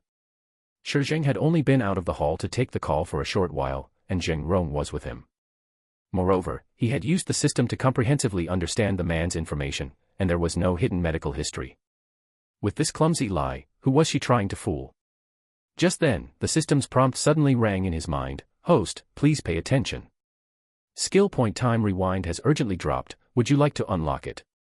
The time when the system dropped skill points was always sudden yet just right. Hearing this, Yu Huaining glanced at Dai Annie and responded silently. "Unlock, tell me who Dai Annie just met." "Skill point unlocked successfully, please wait, host. Very quickly, a segment played in Yu Huaining's mind. After he left, Songzhi approached Dai Annie, and the two seemed to have reached some kind of agreement. Thinking of the original fate trajectory, Yu Huaining immediately had a guess. Very well. These two are colluding, really courting death. He was just worrying about having no reason to deal with them, and they actually delivered themselves to his door. Yu Huaining's eyes darkened for a moment, then quickly converged. He tried to act eager. "Where is he? Please show me the way, Miss Dai." Dai Annie did not realize at all that she had already revealed a flaw. Hearing the young man's questioning, she could not hide her disdain in her heart. Look, he is indeed still a fool who bites as soon as he is baited. Those scary auras just now were nothing but him putting on an act. Follow me. She had finally managed to establish a relationship with young Master Zhi, and she must personally deliver the young man to him. Yu Huaining stared at her back as she turned and left, following her with a smile that wasn't quite a smile. Chapter 15. Ding dong. The elevator door opened in response. As soon as Yu Huaining stepped out of the elevator, he smelled the residual scent of smoke and alcohol in the air, and immediately after, he heard the sounds of frolicking coming from inside the room. Casey Hotel was originally invested in by Song Mingzhi, so relying on this convenience, Songzhi easily booked the entire high-end suite, and the security measures were quite good. Songzhi invited friends to party every few days. The lifestyles of these rich second-generation kids were equally chaotic, and they always played very wildly at their parties. Besides the usual smoke and alcohol, there were some shameful and dirty dealings. Just pulling out one would be enough to get them sent to the police station. In the past, the original owner just liked to show off with words and had never done such dirty things. But in the end, he was forced to do them all without exception. Seeing the young man stop, Diane asked, "Why aren't you walking?" "Which room?" Yu Huaining asked. 1507. This room was the main party room. If anyone got too high in the middle, there were plenty of rooms on the entire floor to roll in bed. "Oh." Yu Huaining replied lightly, returning his gaze to Diane, and asked with deep meaning, "Are you sure you want me to go in?" Diane nodded, a brief flash of malicious light in her eyes, maintaining the excuse from just before. "As President Shi's assistant, are you really going to make me accompany you? You went to such great lengths to bring me here, wouldn't it be too much of a loss if you didn't go in and play with me?" Yu Huaining curled his lips, and his cold sharpness suddenly rose again. He grabbed Diane's arm and, without a shred of pity for the fair sex, dragged her directly to the door of the room, mercilessly exposing her. "There is no President Shi inside this room, but rather all the rich second-generation heirs you dream of." The noise from inside came over again. Without saying another word, Yu Huaining kicked open the ajar door. The people inside the room heard the loud noise and looked towards the door in unison. "Ah!" Yu Huaining threw Diane inside. The latter, wearing thin high heels, lost her footing for a moment and fell onto the carpet, groaning in pain in a low voice. Songzhe, who was sitting in the center seat of the sofa, saw this scene, his eyes flashing darkly. He whistled flippantly, "What wind blew young Master Yu over here? Young Master Zhe, can you really not know who brought me here?" As he spoke, Yu Huaining quickly scanned the room, identifying several familiar faces. In the original trajectory of this world, they had bullied the original owner alongside Songzhe. Very good. He had certainly come to the right place today. While Yu Huaining was sizing them up, those rich second-generation heirs were also secretly observing the young men, all with amusement in their eyes. They had toyed with many people in their daily lives, some were adult men and women who sold themselves for money, others were innocent students suffering under oppression. But toying with a pampered young master like Yu Huaining was a first. "Brother Zhe, is this the special guest you mentioned today? Young Master Yu is truly a rare visitor." Someone couldn't help but speak up. This sentence was laden with deep meaning, and those who understood it couldn't help but reveal ambiguous smiles. Songzhe let out a scoff upon hearing this and picked up a glass of strong whiskey. He ignored Diane, who was still lying on the floor, and focused solely on his target, walking up to the young man. "I was afraid young master you wouldn't be willing to see me, so I had someone else go and invite you." "Invite?" Yu Huaining raised an eyebrow and cast a sidelong glance at him. "Young Master Zhe, aren't you using the wrong word?" The gaze cast by the other party was like potent poison. The downward curve of his thin lips, his slender neck, and everything hidden beneath his suit made him red-eyed and hot-blooded. Just thinking about how, before long, the other party would be pinned beneath him, weeping and begging, just thinking about that feeling was thrilling. "Yes, young master, you can say whatever he likes." Songzhe was able to bend and stretch, pretending to apologize to curry favor with the young man. "What happened before was excessive, I apologize with this drink. I wonder if young master you could do me the favor of sitting down and having a few drinks." The original owner was someone who cared about saving face, whoever said nice things to him, he would feel comfortable inside. On this point, Yu Huaining did not give himself away. He chuckled and calmly took the glass from Songzhe's hand, but was careful not to drink it. The system in his mind issued warning alerts repeatedly, terrified that he might be in danger. "System, I have a sense of proportion. In 15 minutes, send a text message to Shi Zheng in my name, and tell him my situation and location. The system received his instruction and then fell silent. Songzhe assumed Yu Huaining had already compromised and closed the room door. He hooked his arm around the young man's shoulder, suppressing the surging evil desires in his heart, and laughed, Come, make some room for a young master Yu." Yu Huaining resisted the urge to chop off this dirty claw and walked over with him. The noise that had originally stopped erupted once again. A woman wearing revealing clothing pulled Diane up from the floor and stripped off her evening gown directly. Her sexy lingerie could barely cover her fiery figure. Startled, Diane subconsciously covered her body, her face full of panic. Although she had been thinking of hooking a rich second-generation heir, this wasn't the way to do it. "What? Is Miss Di acting high and mighty again?" Yu Huaining cast a sarcastic glance at her. "Isn't this what you dreamed of? Did she really think rich second-generation heirs were the devoted male leads in novels, who would offer their hearts to a woman like her with a mere crook of a finger? Ridiculous. These rich second-generation heirs who partied all day, what kind of women hadn't they seen? What kind of women hadn't they tasted? How could they possibly fancy a gold digger like her? At most, they'd play with her twice and then toss her aside. Sit further away, don't be an eyesore to our young master Yu. Songjia noticed the young man's displeasure and casually glanced over there. If it weren't for the fact that Diane had a sexy figure and was still suitable for his friends to play with, he wouldn't have kept such a greedy woman around. Diane was immediately taken out of Yu Huaining's line of sight. Someone nearby poured a full glass of wine and shouted, "Come, come, drink." The wine had been spiked with stimulants, and the uninhibited crowd drank it all in one gulp. Only Yu Huaining held his glass without taking a single drop. Songjia tapped his glass and spoke, whining, "Why aren't you drinking?" The sudden use of the intimate form of address made Yu Huaining feel nauseous again. He placed his glass on the coffee table and rose calmly. "I'm going to the restroom." "Wait." Songjia suddenly grabbed him, his gaze darkening slightly. "You're not trying to hide, are you?" After saying this, he deliberately stroked the back of the young man's hand with his pinky finger. The delicate sensation caused him another tremor of impulse. "Just going to the restroom, not looking for anyone, not calling the police." Yu Huaining withdrew his hand without changing his expression, placed his own phone on the table, and retorted, "Is young master just so lacking in confidence that you're afraid I'll slip away in plain sight?"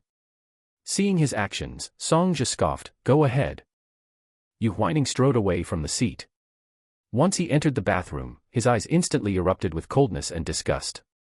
He walked to the vanity without hesitation and scrubbed frantically at the sticky sensation on the back of his hand. Once the feeling of nausea subsided slightly, he leaned against the vanity and waited leisurely as time ticked away second by second. Long before Yu Huaining arrived, the people in the room had already downed quite a bit of the spiked liquor. Not long after, the sounds outside became chaotic. Some were shouting with excitement, some were moaning in pleasure, and there were even a few weeping pleas for mercy mixed in. Clearly, those hungry rich second-generation heirs had already started.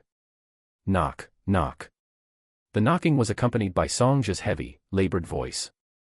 "Young Master Yu, it's time for you to come out." He had taken just as many drugs and drunk just as much as the others, but because he kept thinking about the delicious meal that was Yu Huaining, he had forced himself to hold back. Holding back again and again, his sanity was about to be burned away by his desires. Seeing that Yu Huaining did not answer, he kicked the door open violently.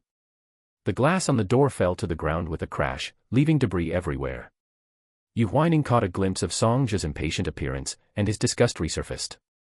However, now, any emotion in the other party's eyes looked like a blatant seduction. Songjia licked his parched lips, and his mischievous desires erupted completely. At this critical moment, someone kicked him hard in the back. Songjia lunged forward, caught off guard, and fell right onto the shattered glass covering the floor. Shi Zheng walked in with a cold face. Looking at the young man, who was not only unharmed but was also watching the show leisurely, his inner feelings became complicated. He immediately scolded, "Why didn't you stay put in the lounge? Why run over here to join in the chaos?" Yu Huaining was not afraid of his dark expression at all. Instead, he approached with bright eyes and laughed, "President Shi, you've finally arrived." "What happened?" Shi Zheng barely suppressed the irritation in his heart. "As you can see, these beasts wanted to forcibly bully me, a young master without a backer." Although Yu Huaining was joking, his cold eye said everything. He walked around Shi Zheng and looked at Songjia, who had lost his sanity due to the drugs and was even struggling on the floor to undo his pants, and ruthlessly crushed his right hand. "Was it this dirty hand you used to touch me just now?" "Ah." The shattered glass pierced deeper, and Songjia was instantly brought back to his senses by the pain. Yu Huaining looked toward the door. The large room was in chaos, everyone was immersed in their drug-induced haze, and no one had noticed the incident here.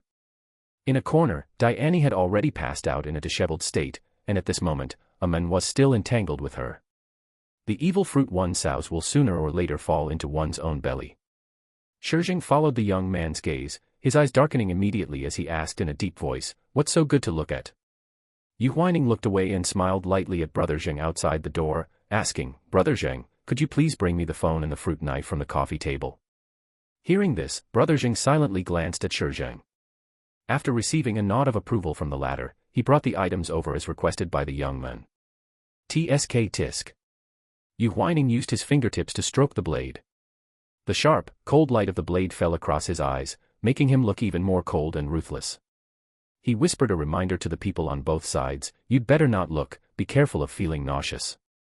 Shi Zheng felt something, and just watched quietly. The young man suddenly gripped the knife and stabbed down. What followed was a scream from Song Zhe that could pierce the roof. Unfortunately, this scream only lasted a few seconds before the latter completely passed out. Looking at the blood flowing from Song Zhe's lower body, Brother Zheng widened his eyes in shock. Only today did he truly realize that young Master Yu was such a ruthless character. No wonder the boss's attitude toward him was so different. Ultimately, young Master Yu and the boss were the same kind of people, hiding their ferocity. Seeing this, Shi Zheng showed not a hint of fear, but instead curled his lips slightly. "Are you satisfied?" "Just about." Yu Huaining dropped the knife and stood up nonchalantly. "President Shi, I don't need to say more about those rich second-generation heirs outside, right? Take some photos, get a hold of their weaknesses, it could be of great use when necessary." Yu Huaining turned to the side and smiled harmlessly at Shi Zheng. The reason he dared to be so presumptuous was that he firmly believed that with Shi Zheng's true capabilities, he could completely help him settle all of this. Moreover, by holding the leverage over these rich second-generation heirs, it was equivalent to holding the family businesses behind them. Although he hadn't gotten any blood on him, Yu Huaining still went to wash his hands. Once he had tidied himself up, he walked back to the men with a relaxed air. "President Shi, is the banquet over?" "Not yet." Yu Huaining blinked and moved closer to him, his breath warm. "Then please, President Shi, take me downstairs again to see the world." Seeing him acting like nothing had happened, Shi Zheng cooperated by putting on a gentle and humble smile, agreeing, "Okay." Chapter 16. In a private ward of Lu City Hospital, Song Zhe was lying on the hospital bed, his face deathly pale. The severe pain in a certain place had not stopped, causing him to break out in cold sweats. As soon as Chairman Song walked into the ward, he heard his son's wails of pain. Suppressing his explosive rage, he walked quickly to the bedside and, without thinking, cursed, "You brat. I let you run wild and do as you please. If this matter gets out, my old face will be completely lost because of you." Song Zhe had passed out after being injured, and by the time his companions came to their senses and found him, he was already in a pool of blood. That group of rich second-generation heirs, feeling guilty due to drug use and other reasons, dared not make a scene and had to sneakily send Song Zhe to the hospital. It wasn't until they heard the injury was serious that they had no choice but to tell Chairman Song. At this moment, facing Chairman Song's scolding, Song Zhe, held hostage by the pain, could only mumble a few times, unable to offer any rebuttal. The attending physician who followed to check on him spoke up to remind them, "Chairman Song, the patient still needs rest." Chairman Song rubbed his throbbing temples and asked about the injury. "Doctor, how exactly is my son's condition?" Although the wound was stitched in time, there was too much delay. The attending physician paused and said euphemistically, "In the future, certain aspects might be affected." Chairman Song's face immediately turned ashen. Being a man himself, how could he not understand what that meant? "There is one more thing I need to tell you." The attending physician glanced at the hospital bed and took out an inspection report. "The results of this test are not good. Young Master Zhe is very likely to have been infected with the HIV virus." "What?" Chairman Song snatched the inspection report, scanned it roughly for a few seconds, and then slammed it onto Song Zhe's head. "You good-for-nothing thing. Open your eyes and look for yourself." "No, that's impossible." Song Zhe felt as if he had been struck by lightning. He stared at the black and white test results, feeling his vision swim. There must be something wrong somewhere. "I have." He choked, realizing that he couldn't even find an excuse to argue. In recent years, he had become increasingly reckless, looking for people to have fun with from time to time. Occasionally, for the sake of pleasure, he had neglected hygiene and protection in certain aspects. He never expected that things would develop to this point. "If young Master Zhe does not believe this test result, we can test again." The attending physician had long since seen all kinds of reactions from patients and was unfazed. Moreover, the other party had organ damage caused by long-term drug abuse. One could only say he brought this calamity upon himself, so who else could he blame? Song Minghui slapped Song Zhe hard twice, his anger no longer containable. "You bastard! Are you determined to be the death of me?" At this moment, Song Zhe was truly panicked. He struggled to get off the bed, but his legs went weak and he fell to the floor. Ignoring the tearing sensation of his wounds, he grabbed Song Minghui's leg and begged in fear, "Dad. Please, save me. You must find a way to save me. Dad, you only have me as a son, hurry and hire doctors, hire the best doctors in the world to save me. The people in this hospital are all trash." Upon hearing this, the attending physician's eyes flashed with a hint of mockery as he looked down, then turned and left the ward. He could empathize with patients who cherished their lives when ill and pity the poor who had no money for treatment, but when faced with Song Zhe, who had brought this calamity upon himself, he truly could not summon a shred of sympathy. What did it matter if he was rich? If he contracted an irreversible disease, in the end, it would all be for nothing. It's Yu Huaining. It must be that bastard Yu Huaining. A cruel scene from before he passed out suddenly surfaced in Song Zhe's mind, and the panic and unease in his heart found an outlet. His eyes were instantly filled with venomous hatred as he gritted his teeth and roared, "It was Yu Huaining who stabbed me. Maybe the person who made me contract HIV was also arranged by him." Seeing his son's wretched appearance, Song Minghui felt a knot of frustration in his chest. For a moment, he felt an indescribable hatred. A few days later, a massive press conference was being held at the Lu City Hotel. Ever since it was decided that next year's trade exchange would be held in Lu City, every industry had been paying close attention to the two potential sites in the South City and East City. Today was the day to officially announce the results. Inside the hotel, besides the invited reporters, there were also many business people who had come on their own, all there for the site selection results. As soon as Yu Huaining got out of the car with Shi Zheng, he bumped straight into Song Minghui opposite them. Song Minghui had been worrying about his son's injuries for days, so seeing Yu Huaining, the culprit, naturally did not give him a pleasant look. However, the latter was the complete opposite. He curled his lips into a standard, polite smile and greeted him aloud, "Chairman Song, what a coincidence. Yu Huaining, you still have the nerve to talk to me." Song Minghui scolded in a deep voice. Chairman Song has quite the temper. Yu Huaining smiled instead of getting angry, intentionally poking at his sore spot. "I wonder if young Master Zhe's injuries are any better. I heard he is very ill." Hearing the young man's intentional provocation, a hint of a smile flashed in the depths of Shi Zheng's eyes. This tricky little temper really knew exactly which sore spot to poke. The surveillance footage related to the young man from the day had long been cleaned up by someone, and Song Minghui had never found a suitable opportunity to deal with him. Furthermore, Song Zhe's gathering for drugs and parties was not something to be proud of, so he was busy suppressing the matter and dared not make a scene. However, news about Song Zhe injuring his manhood had still leaked out. During this time, there were no shortage of people mocking him openly or secretly, saying that father and son shared the same debt, so Song Minghui had also lost all his face. Song Minghui heard the schadenfreude hidden beneath the young man's soft voice, and his anger grew even more. He forcefully adjusted his suit and attacked, "Yu Huaining, don't think that just because you have a backer you can act recklessly. Furthermore," he looked at Shi Zheng to the side and scoffed with obvious disdain, "this backer might just collapse at any moment." He had long received news that the site selection would be in South City. Shi Zheng had fallen for the young man's tricks and bought a plot of land destined to lose money, clearly reaping what he sowed. Shi Zheng also lacked foresight. He had only just taken root in Lu City and was already thinking about entering the investment circle to snatch territory. When he was in a good mood, the other party might be able to snatch a little meat.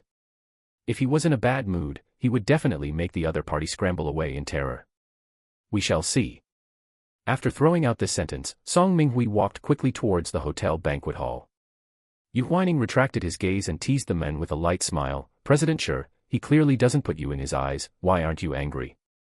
Shi Zheng met his sparkling eyes, which were externally restrained but held immense hidden confidence, and said indifferently, "I don't put him in my eyes either."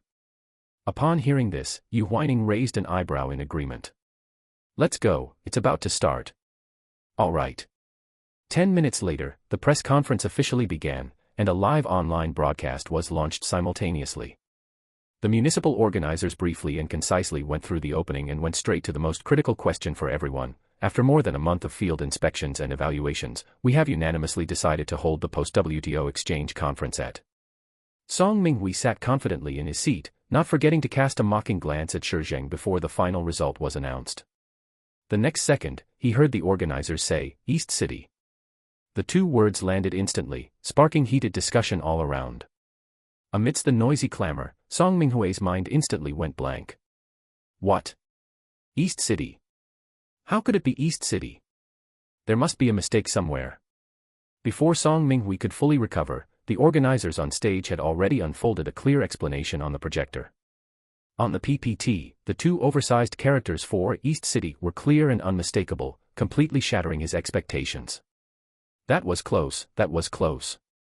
Fortunately, I didn't snatch that plot of land in South City earlier. A CEO in the back row spoke up, casting a gleeful look at Song Minghui, and laughed silently.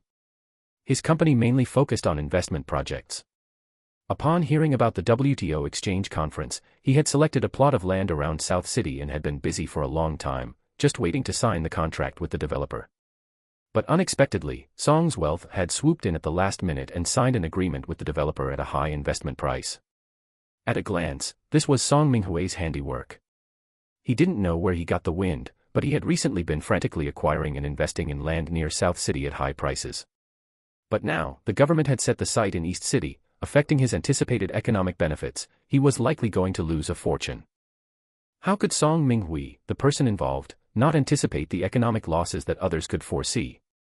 His face flushed red, and he had to swallow his pride, literally, as if swallowing broken teeth, to avoid losing his composure on the spot. This is bad.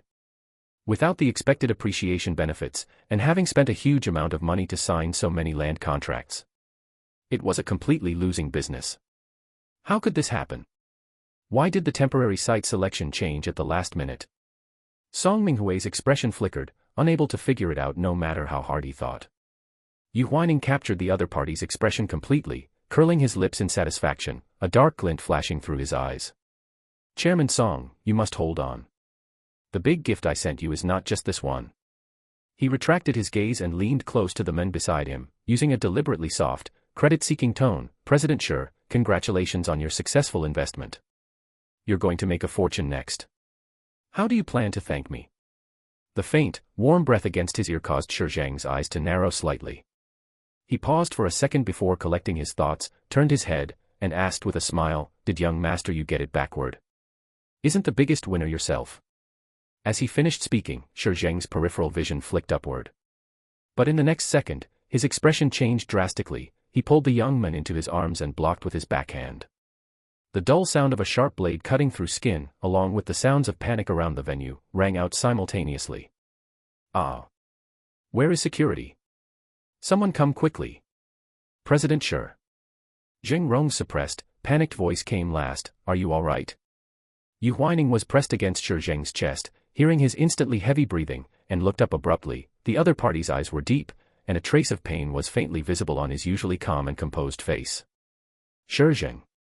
Yu Huaining pulled away from the man's arms and discovered that the man's suit sleeve had been slashed, and there was a deep, unfathomable wound on his arm. You motherfucker. Let me go. Yu Huaining, I'm going to kill you. A near-manic sound came from behind. Song Zhi struggled with bloodshot eyes, the venom in his gaze completely exposed. He was instantly restrained by Zheng Rong, who had rushed over, and a fruit knife stained with blood fell at his feet. The organizers and security personnel rushed over, apologizing to Shi Zheng and the others in a panic. President Shi, we are so sorry. We have already contacted a doctor, and they will be here to treat you immediately. Who let him in? Recalling the cold blade light directed at the young man just now, Shi Zheng had completely lost his usual gentle smile, and a fierce aura erupted in all directions. The staff member responsible for checking the guests' identities was sweating profusely and stammered. He was holding an invitation card from Song's wealth, we.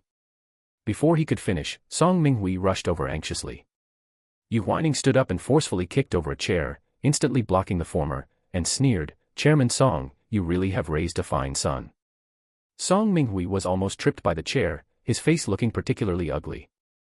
His son, who was supposed to be recovering in the hospital, had suddenly run to the venue and had even used a knife to hurt someone. Under the eyes of everyone, where could he find a reason to argue? Yu Huaining looked around. The guests had already hidden far away, but the reporters were still carrying their cameras, continuing to record the dispute. I'm going to kill you. You all deserve to die. For days, Song Zhi had suffered dual physical and psychological torture, and at this moment he was like a madman, screaming and shouting continuously. Not only did he not reflect on himself, but he also blamed all of this on Yu Huaining. Yu Huaining approached expressionlessly, his cold voice like a demon from hell. It seems you think you aren't dying fast enough. Before the sound had faded, his gaze flicked down viciously, and he instantly raised his foot and kicked. Little Zhi. Zheng Rong withdrew his hand at the right moment, letting Song Zhi fall miserably to the ground. The latter was already in too much pain to make a sound, only able to instinctively curl up. The wound on his lower body split open again, blood instantly staining his pants, and even leaving a pool of foul-smelling yellow liquid. Everyone present simultaneously showed expressions of disgust. It's all retribution. Now, Songji's manhood is completely gone. Chapter 17. Song Minghui crossed over the chairs and rushed to his son's side, his expression suddenly darkening, clearly on the verge of explosive rage. Yu Huaining. You wait. I will definitely make you pay for this. Oh. Make me pay for this. Yu Huaining sneered and pointed around. There are plenty of witnesses here. It was Songji who used a knife to hurt someone first. As President Shi's assistant, can't I teach him a lesson for not knowing what's good for him? He stared with disgust at Songji, who had already passed out, and said aloud, who here doesn't know what kind of trash the good son raised by Chairman Song is? What is this manhood left for him for? To continue harming people. Everyone said that young Master Yu was a tricky character. They didn't feel it before, but now his verbal prowess had grown, with every sentence stabbing right into the heart. You. Song Minghui stared at the bloodstains under his son's body, knowing that this time it was dire, especially since Yu Huaining was scolding him like this to his face. If this matter got out, their Song family would likely become a laughingstock in all of Lu City. Song Minghui had cared about Face his whole life, but since Songji's incident, he couldn't remember how many times he had felt he lost Face, and furthermore, the culprit behind all this was Yu Huaining. Now, a fire seemed to be raging in his chest. Song Minghui decided to go all the way, stood up, and glared at him. Yu Huaining, don't think that just because you crawled into Shi Zheng's bed you can do whatever you want. You, a few days ago at the hotel, injured my son, you've caused him to be emotionally unstable for days, and now you've humiliated him in public. My Song family will definitely do everything in our power to ensure you end up in jail. Song Minghui was indeed a wily old fox who had been grinding away in the business world for decades. First, he slapped a label of an inappropriate relationship onto Yu Huaining and Shi Zheng without any evidence, and then he completely positioned Songji as the victim. His words were practiced at being repulsive. Is Chairman Song acting like a cornered dog biting at anyone? Targeting me is one thing, but why drag President Shi into this? Yu Huaining raised an eyebrow, unhurriedly distancing himself from the man. To be honest, he actually did want to have an inappropriate sexual relationship with Shi Zheng, but unfortunately, the other party had never given him the chance. The guests present looked at each other in dismay, clearly not expecting that after distancing himself from Shi Zheng, Yu Huaining could still so directly call the other party a dog. Mentioning the men, Yu Huaining couldn't help but look at Shi Zheng. Medical staff were already helping him stop the bleeding, and the blood from the wound had soaked through his sleeve cuff, yet the man's face was calm, his gaze deep and unfathomable, as if he didn't care about this horrifying injury at all. Shi Zheng had heard the entire confrontation between the two, and meeting the young man's meaningful gaze, he said calmly, Chairman Song, one matter is one matter. Songji used a knife to injure someone, and I will not let him off easily either. Within the tone that sounded light and detached, there was an underlying, chilling forcefulness. The crowd took several beats to react, and more curious gazes darted back and forth between the two. President Shi hadn't denied his relationship with the young man, not only that, but he was also determined to speak up for him. A flash of joy crossed Yu Huaining's eyes. As he turned back, his peripheral vision happened to catch a few figures outside the door. He walked closer to Song Minghui, curled his lips with deep meaning, and whispered, Chairman Song, I've prepared a big gift for you all. The person who is going to jail next is not me. What do you mean? With a click of the door closing, the space returned to just the two of them. The gentle disguise hidden behind Shi Zheng's lenses gradually faded away. He unhurriedly undid his shirt buttons, stepping towards the young man one step at a time. Yu Huaining watched his actions with great interest, his gaze not hiding anything at all. It's dirty. Shi Zheng met the young man's eyes, offering an explanation that feigned normalcy. He tossed the blood-stained shirt into the trash can and sat on the sofa, bare-chested. The man's physique was the classic, lean in clothes, muscular out of them. He lacked nothing in terms of abdominal muscles and V-line, and the smooth yet defined muscle lines were a feast for the eyes.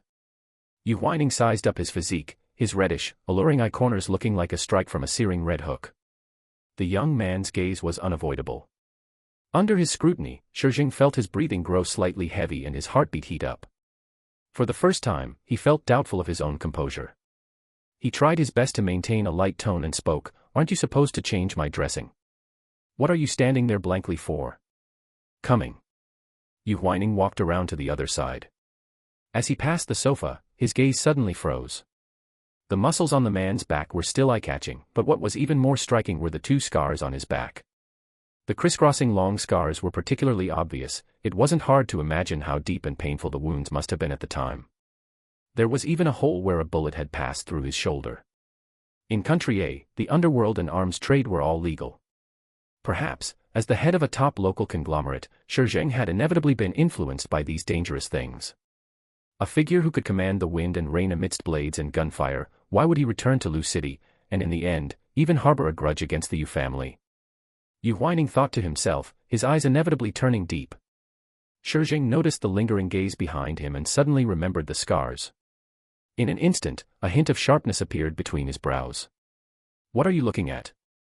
Looking at the scars on your back. Yu Huaining walked around and sat by his side. He met the man's increasingly cold and hard face, his slender eyelashes trembling with a smile, and he murmured with implication, very sexy. One could imagine that at certain moments, placing kisses upon those scars would be a specific yet extreme form of sexiness. The originally delicate young man had suddenly become wicked and alluring, the teasing in his words unprecedentedly obvious. Shi Zheng was clearly stunned for a moment, and even his cold, hard expression softened. He broke free from the trap the other party had deliberately set. Change my dressing. All right, it might hurt a little. Yu Huaining simply sat on the carpet and reminded him. Shi Zheng stared at his head and, for no apparent reason, softly threw out a sentence, only with the feeling of pain can. Knowing one is alive. As the words fell, both of them froze for a moment. Yu Huaining sensed the sorrow in that sentence, which was as shallow as dust, and suddenly remembered the scars on the man's back. His eyes flickered, and he softly brushed past the topic. I will try to be careful. Shi Zheng silently composed his expression. He raised his other uninjured hand to rub his brows, secretly feeling a bit troubled. He didn't know what special ability the young man had that could repeatedly cause him to lose his composure and reason. He had always liked to control the big picture, but the other party was clearly an unexpected variable that was difficult to control. Yu Huaining had clearly learned specialized bandaging techniques. He handled it cleanly and efficiently. In no time, he finished, all done. Shi Zheng took a look, showing a satisfied expression, and asked, would you like a drink? You can choose anything from the wine cabinet. No, let's save it for next time. Yu Huaining cast a glance at the dazzling wine cabinet and teased, you were just injured and shouldn't touch alcohol. If I drink in front of you by myself, I'm afraid you'll be tempted. Besides, now that he had already entered this house, drinking alone would be so boring. President Shi, your hand is injured, is it convenient for you to bathe? Do you need my help? Yu Huaining joked, sitting back on the sofa, preparing to take this opportunity to have a deep conversation with the men. Unexpectedly, a voice suddenly came from the doorway, President Shi, young master, are you two done? Done with what? They hadn't even started yet. The words Yu Huaining had just prepared were stuck in his throat. He cast a glance at the tightly shut door and commented earnestly, President Shi, you should occasionally give Brother Zheng some time off. Shi Zheng understood the meaning behind the young man's words and smiled faintly. He turned his eyes and asked, come in. The electronic door opened in response, and Zheng Rong walked in obediently. He looked at his boss, who was shirtless on the sofa, and then caught the displeasure hidden in the young man's eyes, calling out a beat late, President Shi. What is it? Zheng Rong replied quickly, young master Yu's phone was left in the car. I just saw there were missed calls, so I thought I'd bring it up for you. Missed calls? Yu Huaining stood up to take the phone. The caller ID was actually Butler Mu, who represented Elder Yu. Why would he call at this hour?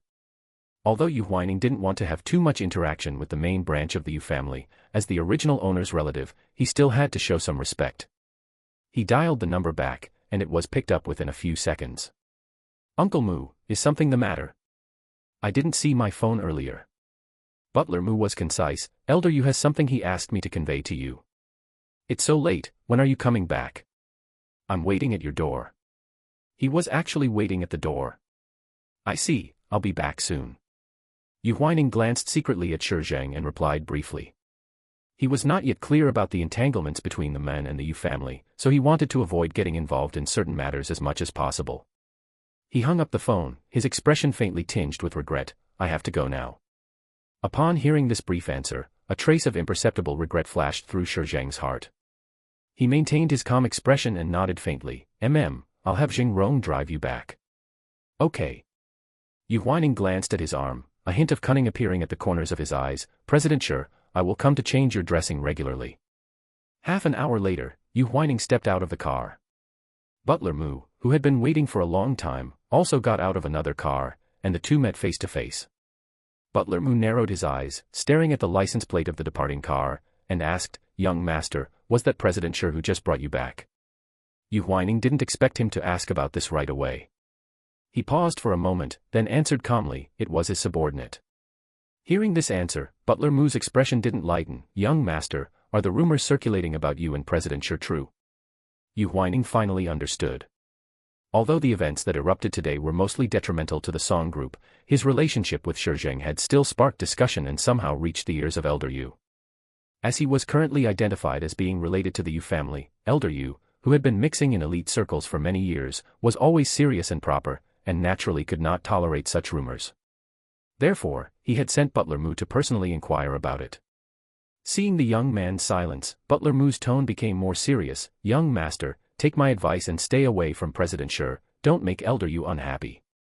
Now that the second Master Yu and his wife have passed away, the only person you can truly rely on is Elder Yu. Just because of this blood relation between us. Yu Huaining retorted, saying indifferently, Elder Yu doesn't want to deal with me, but he's afraid I'll cause him trouble, right?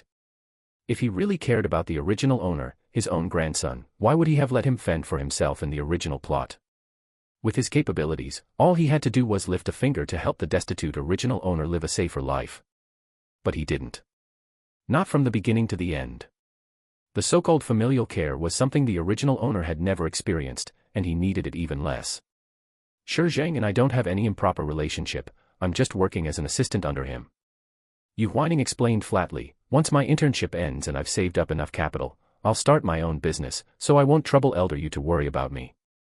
Butler Mu shook his head, feeling that the young man's stubbornness was hopeless.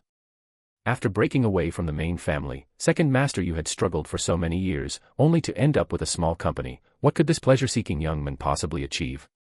Everyone knew that the main branch of the Yu Corporation was powerful and wealthy, undoubtedly a shortcut to the top. Yet the young man insisted on not taking the easy path. It was truly strange. Young master, I have said all I can, whether you listen or not is up to you. Butler Mu took an invitation out of his inner pocket, handed it over, and instructed, the second day of next month is Elder Yu's birthday. This is the invitation, please keep it safe and attend on time. Yu Huaining lowered his eyes, a trace of mockery appearing in them. How ridiculous. Clearly he was a biological grandson, yet he had to receive an invitation like an outsider just to go home and wish his grandfather a happy birthday. If there is nothing else, I will take my leave. Butler Mu said. Yu Huaining nodded, not keeping him any longer. A minute later, he stared at the departing car, then let out an imperceptible sneer. Even if outsiders thought the Yu family was powerful, so what? Sooner or later, there would come a day when it would fall apart. Furthermore, in the near future, the real and fake young master affair in the Yu family would be chaotic, and he didn't want to get involved in that mess. Yu Huaining returned to his room and tossed the invitation aside.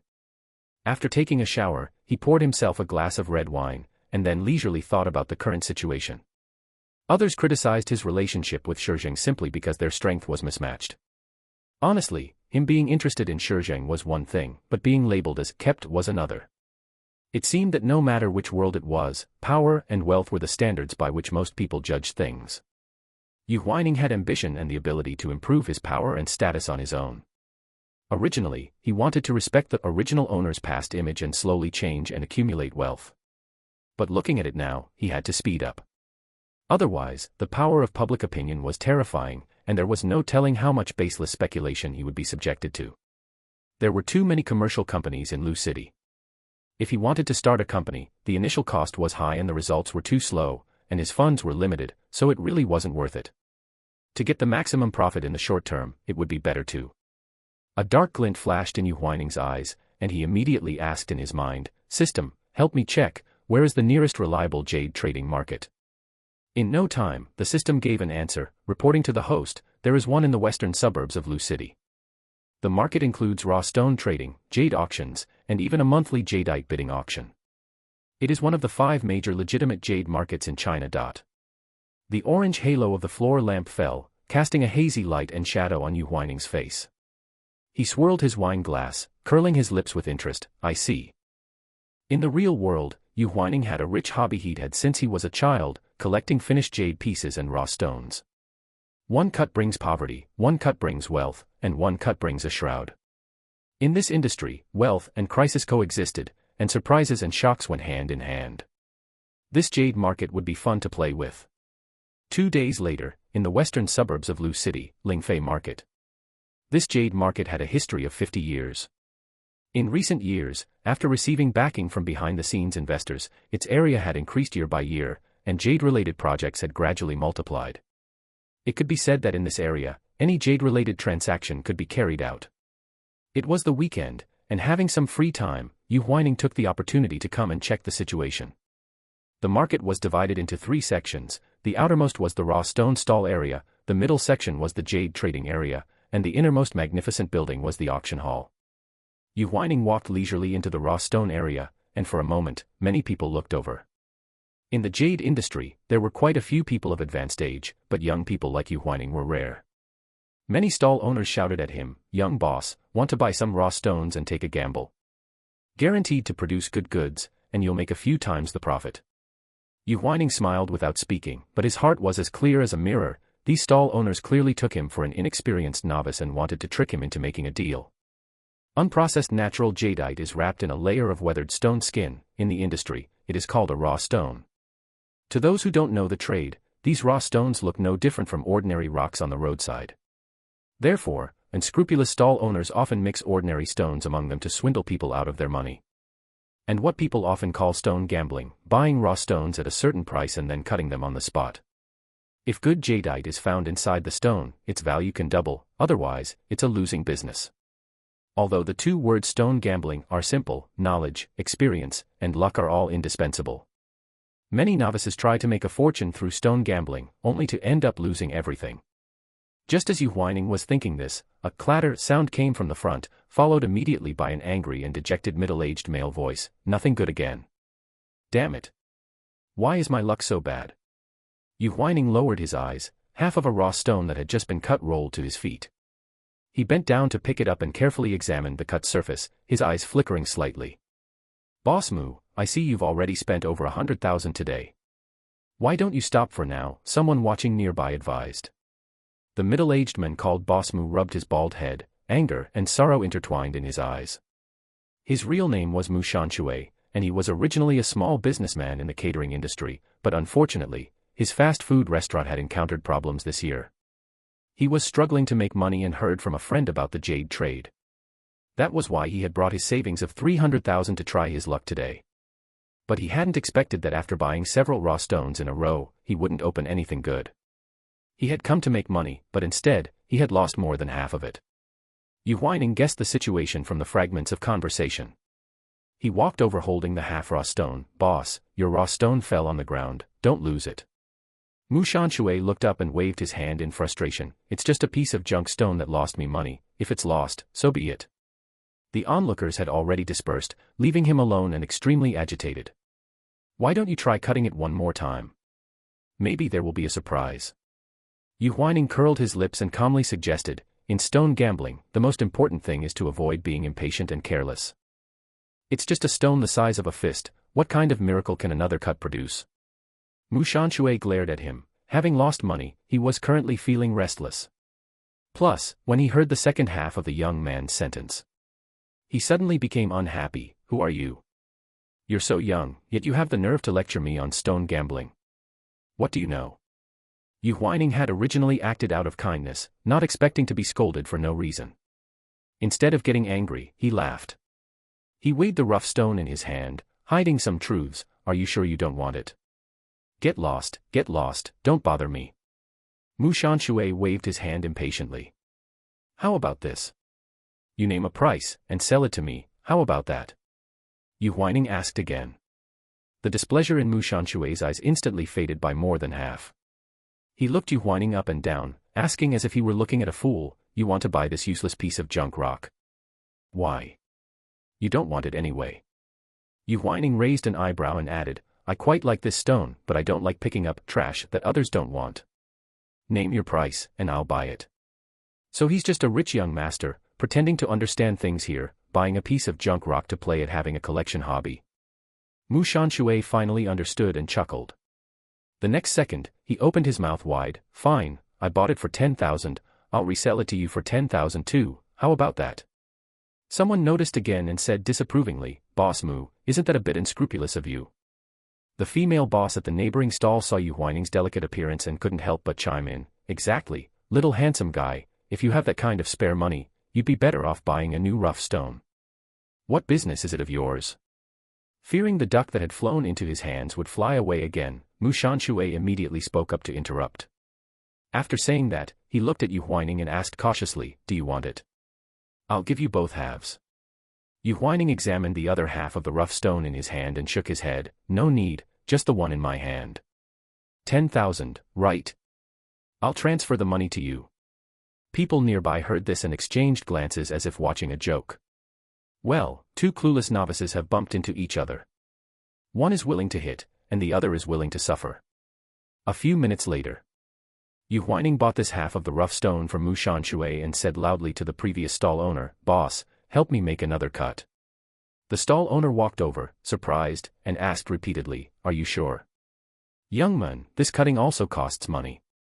Having recovered a small fortune, Mu Shanshui sneered, really got money with nowhere to spend it. Some people really never learn how to speak properly. Yu Huaining heard the mockery in his tone, his eyes grew slightly cold, and he retorted directly, Take your money and shut up. After speaking, he simply picked up the flashlight at the stall, shone it on the cut surface of the rough stone in his hand, and analyzed, Look closely through the light, there is a deep green hue inside, there should be something good in it. People nearby heard this and gathered around. Hey, it really does look like it, the young man has sharp eyes. Mu Shanshui had been embarrassed in public by him, and huffed unconvinced, It's clearly pitch black, only a colorblind person could see green. Someone who understood the ins and outs of this half of the rough stone couldn't help but mock Mu Shanshui, truly a clueless brute, what pitch black? This is very likely black jadeite inside. Very valuable.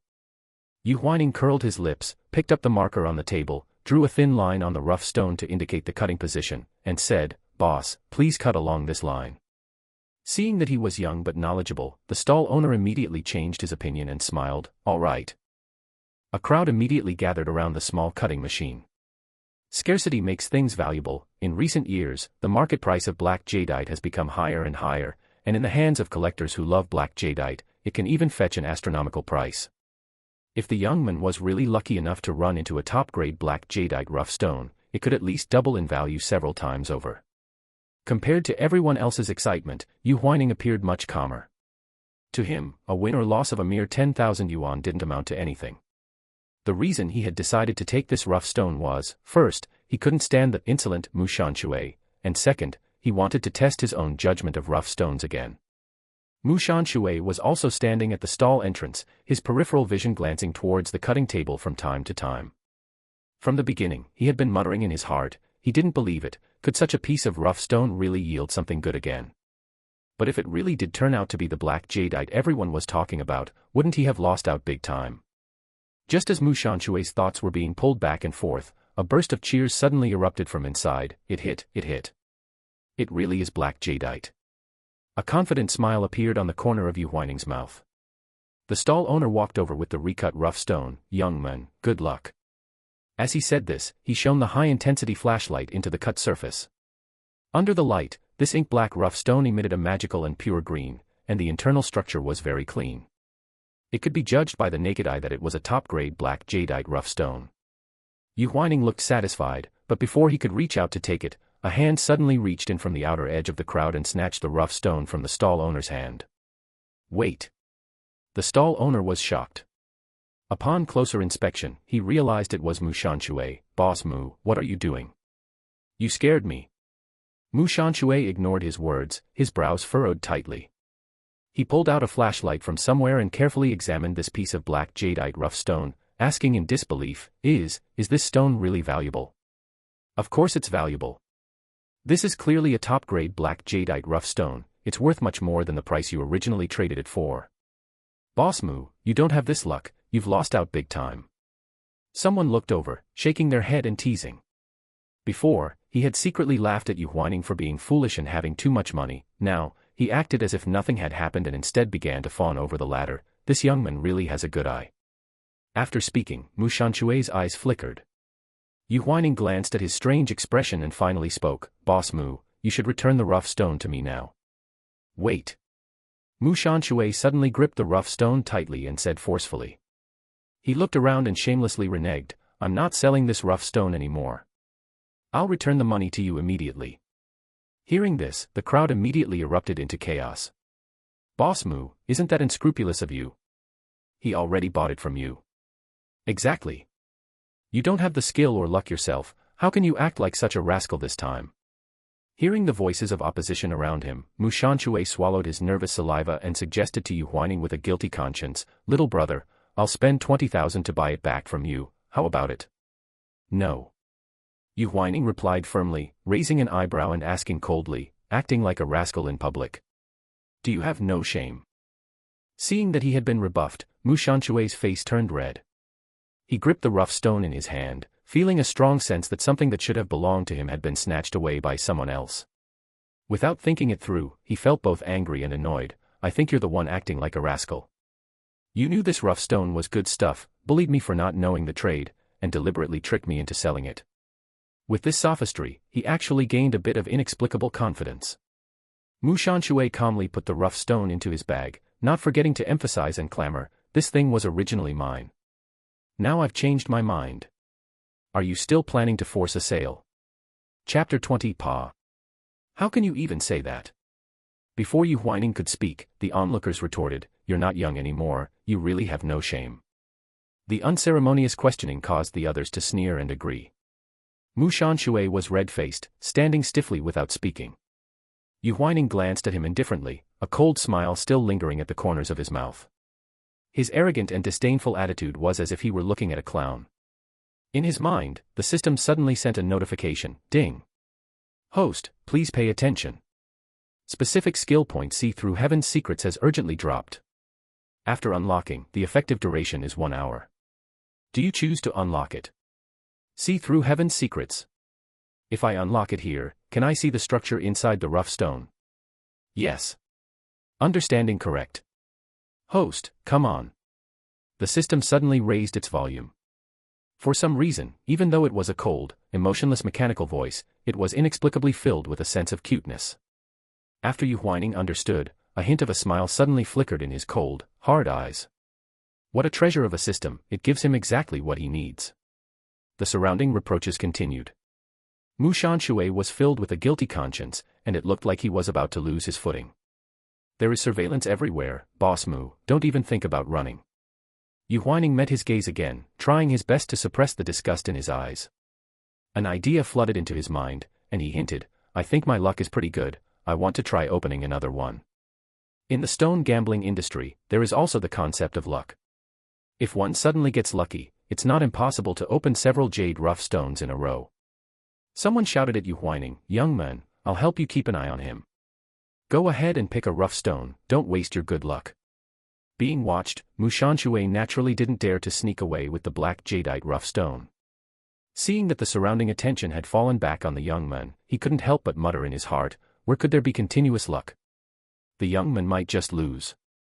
Once his pockets were empty, he would definitely be willing to trade this black jadeite rough stone for money with him. Just as he was thinking this, Yu Huaining inside the stall quickly picked out a rough stone. He glanced at Mu Shanshui silently and placed the stone on the table in front of him. This rough stone was as big as a basketball, and it immediately attracted Mu Shanshui's full attention. Immediately after, he saw the young man pick up a flashlight, his slender fingers tracing the moss patterns on the rough stone, and said indifferently, this one, boss, give me a price. Seeing business coming, the stall owner didn't forget to flatter him a few times, they say green jade follows the moss, this stone's patterns are so obvious, it will definitely yield good jade. Someone nearby immediately responded, yes, yes, they say, 10 big ones, 9 don't lose, I think this one will hit too. This was also a saying in the industry, although large rough stones are expensive, the probability of losing is not high. The young man's eye is amazing, he'll definitely make another profit. The two of them flattering him back and forth was actually a common trap, just to make the buyer feel conceited, thereby raising the selling price of the rough stone. Yu Huaining understood in his heart, but on the surface, he pretended to be complacent. I also think this one will hit. Boss, how much are you willing to sell this rough stone for? 100,000. The stall owner calculated secretly and blurted out an astonishing number. Yu Huaining glanced at Mu Shanshui, who was listening in a daze, and nodded, okay, no problem.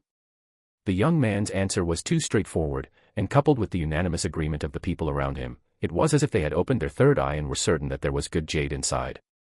Witnessing all this, Mu Shanshui suddenly became restless. He swallowed his nervous saliva and spoke impulsively, boss. I offer 130,000, I want this rough stone. As soon as these words landed, the look the surrounding people gave him became increasingly disdainful. Do you have any shame? This is a rough stone someone else picked out, and you dare to snatch it so openly. Feeling the surrounding gazes, Mu Shanshui decided to go all out. What's wrong? It hasn't been traded yet, has it? The highest bidder wins. What does it have to do with you all? Hearing this, the stall owner looked a bit conflicted. He was a businessman. Before the rough stone was officially traded, naturally, the higher the selling price, the better. Seeing this, Yu Huaining deliberately emphasized, this is the rough stone I picked out. I offer 150,000. Seeing that he dared to raise the price, Mu Shanshui became even more certain that there was good material in this stone. I offer 170,000. After saying that, he pulled out the original black jade rough stone, handed it to the young man, and said in a conciliatory tone, young man, I won't fight you for this black jade rough stone. Will you let me have the one on the table instead? Upon hearing this, Yu Huaining lowered his eyes, masking the flash of a contemptuous smile on his face. This fish had taken the bait. Was it really that easy? The next second, he heard Mu Shanshui trying to dissuade him from the opposite direction. If you don't agree, then every time you make a bid, I will match it. Are you sure you want to squander your family's money like this? This was clearly bullying a young man who didn't have much in savings. It was absolutely shameless to the extreme. The onlookers couldn't bear to watch any longer. Their disgust was palpable. The stall owner also felt that Mu Shanshui's actions were dishonorable. Just as he was about to speak up, he saw Yu Huaining take the black jade rough stone from the other man's hand and say, in an indifferent tone, fine, I'll let you have this unopened rough stone. Mu Shanshui was overjoyed, failing to notice the dark glint in the other man's eyes. He rubbed his hands together impatiently. Boss, swipe the card. Hurry up, I want to cut it right now. You got it. Seeing that the matter was settled, the crowd had no choice but to shut their mouths and watch the show in silence. 10 minutes later. As soon as the lid of the large cutting machine was opened, the stall owner, who was the first to touch the rough stone, let out an exclamation, it's bursting with color. This is truly a fine piece. Upon hearing this, Mu Shanshui sprang up from his chair immediately. Seeing the two perfect color bands that had appeared in the rough stone, his entire body trembled with excitement. His cheeks flushed red with joy, and he held the cut rough stone like a precious treasure, showing it to the people around him. TSK, the texture is truly excellent. It's got to be worth at least double. If he cuts it again and it's still full of green, that'll be worth over $1 million. The crowd clicked their tongues in wonder. Glancing at the silent young man standing to the side, they felt a sense of pity for him. If he had just persisted a little longer, he would have been the one making money. He was truly too young and hesitant to go all out. Yu Huaining guessed their thoughts, his expression remaining calm and indifferent. His gaze lifted slightly, and he spoke in a bewitching tone, Boss Mu, don't you plan to make another cut? Perhaps the area of jade revealed will be even larger and more valuable. Mu Shanshui was in an exceptionally good mood, stroking his precious stone. Upon hearing this suggestion, a greedy thought uncontrollably bubbled up, yes. Make another cut. In just a few minutes, he had earned back all the money he had previously lost. If he made another cut and it still revealed such lush green color, wouldn't it be worth even more? He had been working hard for most of his life. If one stone could earn him over $1 million, how wonderful that would be. Jade collectors rushed over upon hearing the news, scrambling to make offers. Boss Mu, don't cut it any further. The biggest taboo in stone gambling is greed. Why don't you just sell this rough stone to me? I'll offer 400,000. Boss Mu, quit while you're ahead. In case the green color doesn't run deep, you won't get such a good price. The stall owner also chimed in to advise him. Mu Shanshui didn't take their offers or advice to heart at all. He waved his hand and insisted, I feel like my luck is exceptionally good right now. If I give this precious stone another cut, it will surely double in value again. How could someone consumed by greed ever stop? Yu Huaining curled his lips, pretending to be supportive. That's right, don't stand in the way of Boss Mu's path to riches. Hearing someone agree with him, Mu Shanshui became even more carried away. He handed the rough stone to the stall owner, gestured, and insisted on making a second cut. The latter paused for a moment, then had no choice but to carry out his wishes.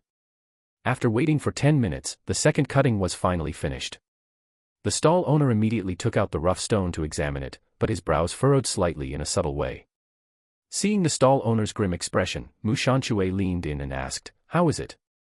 "This piece is a bit troublesome, the green color didn't run deep." The stall owner handed the rough stone back to Mu Shanshui, saying regretfully. Those who knew the trade leaned in to take a look, and one after another, they shook their heads. Aside from the patch at the surface just cut, where was there any green color further inside? It was all black waste rock. Mu Shanshui's breath hitched, and he covered his face in disbelief. The second cut had clearly ruined it. Now, let alone 400,000, he was going to lose more than half of the 170,000 he had paid for it. Yu Huaining had long foreseen this result, and a mocking smile appeared at the corner of his mouth. Using the skills granted by the system, he had seen the internal structure of this rough stone from the very beginning, which was why he had deliberately set this trap. If Mu Shanshui hadn't snatched the rough stone from him, he could have made one cut and then decisively sold it.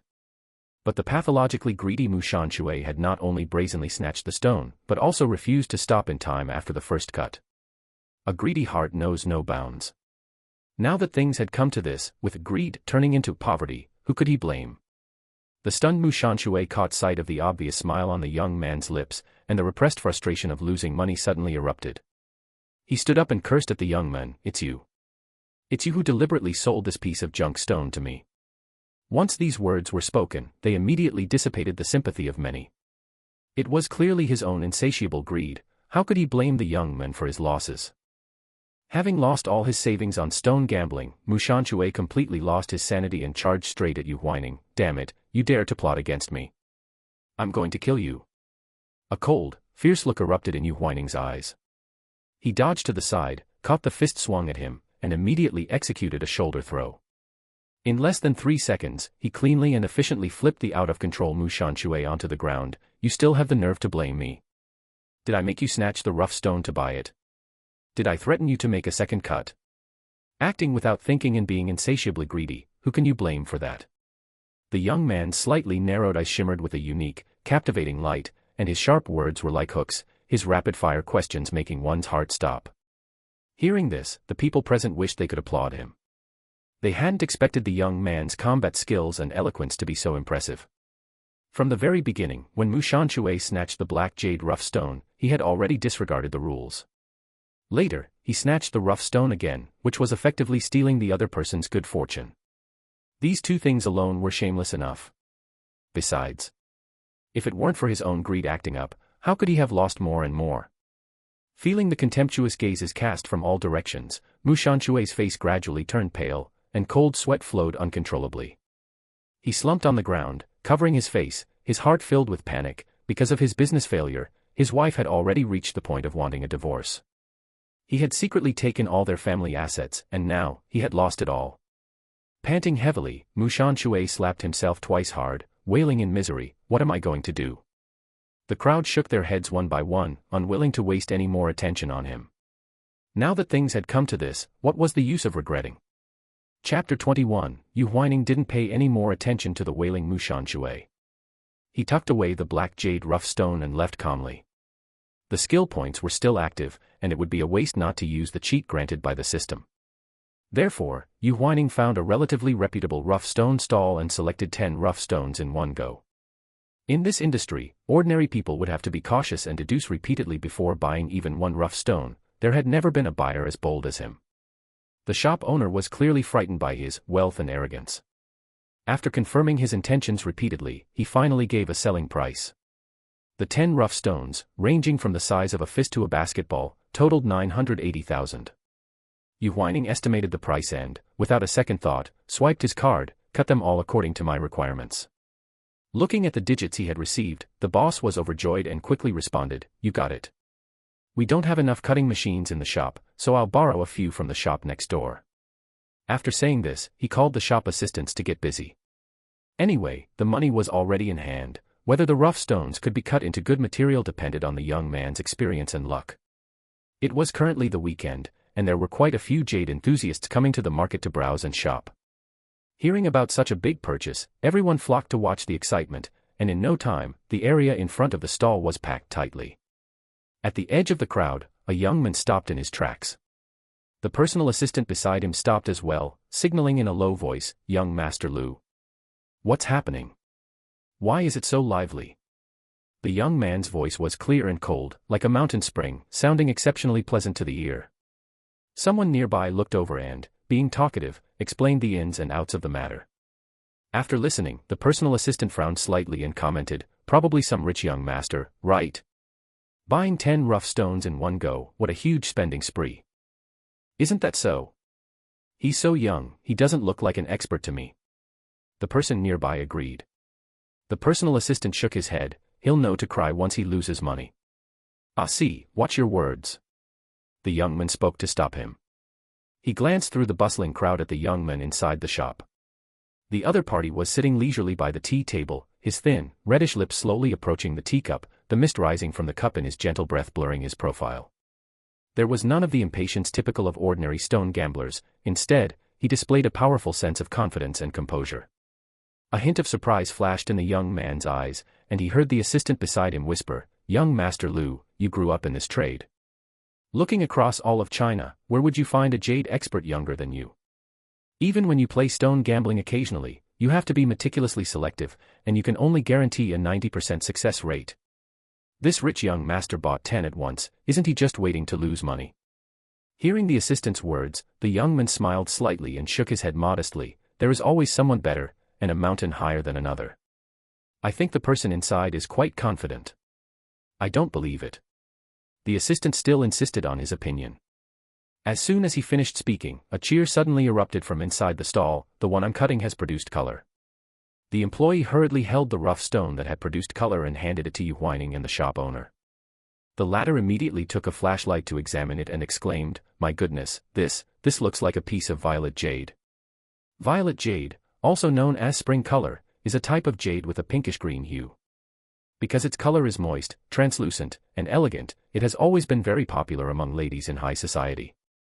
The onlookers heard this and immediately perked up. He made a profit, he made a profit. This rough stone was not small in size. If it was full of rich spring color inside, the price wouldn't be low at all. Immediately after, another excited voice cried out, "Mine has also burst with color. It looks like a piece of golden thread jade." Before the crowd could recover, a deafening exclamation erupted from the shop next door, "My God! Is this imperial green jade?" "What? Golden thread jade? Wait. And imperial green jade?" The crowd was stunned by this series of expensive terms, but this was not the end. In just a few minutes, the exclamations erupted one after another, each louder than the last. The 10 rough stones selected by the young man had all yielded high-quality jade. The assistant named Asi was completely stunned. He swallowed his saliva, his heart pounding uncontrollably. What kind of heaven-defying luck and fortune is this? He not only earned back the money spent on the rough stones but even multiplied it several times over.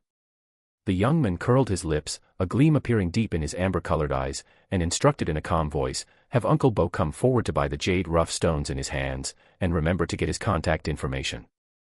"Huh." Assistant Asi. Xian looked up, catching the lingering trace of inquiry in the other's eyes.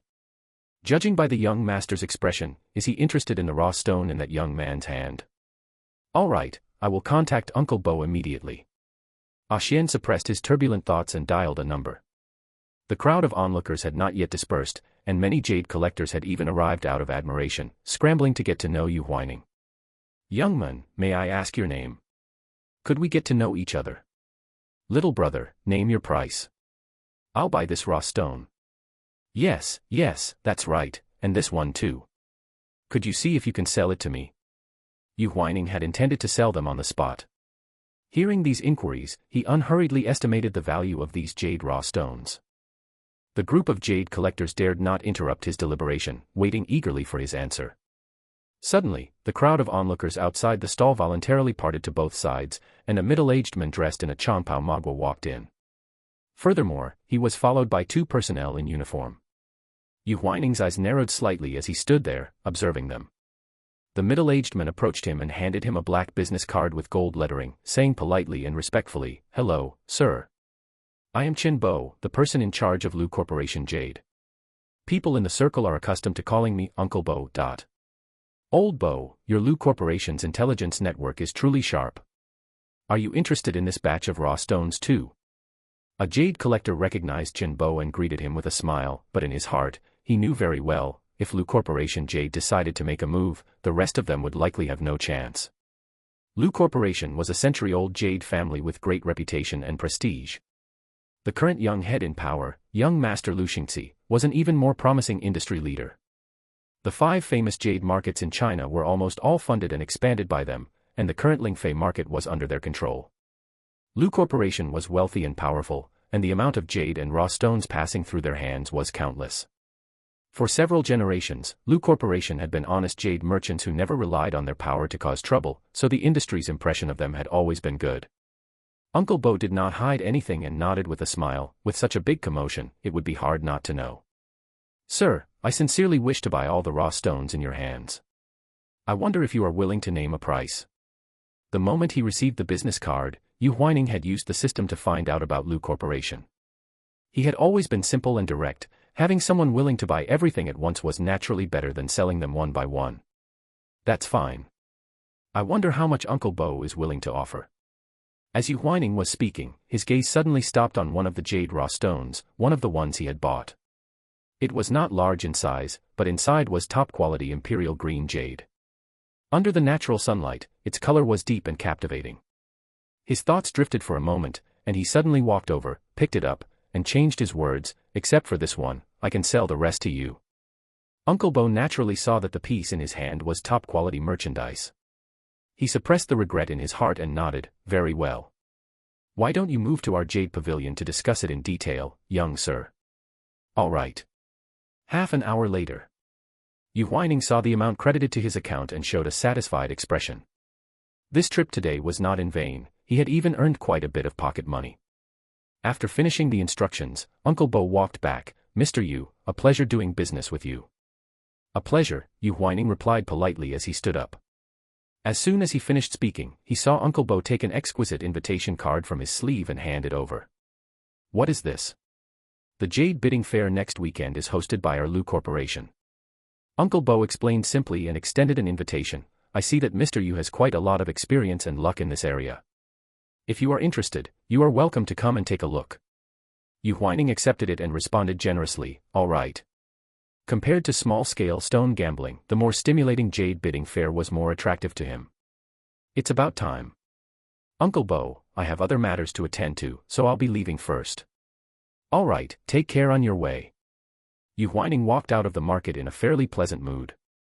Thinking of the men he hadn't seen for 2 days, his heart stirred slightly, and he picked up his phone to make a call.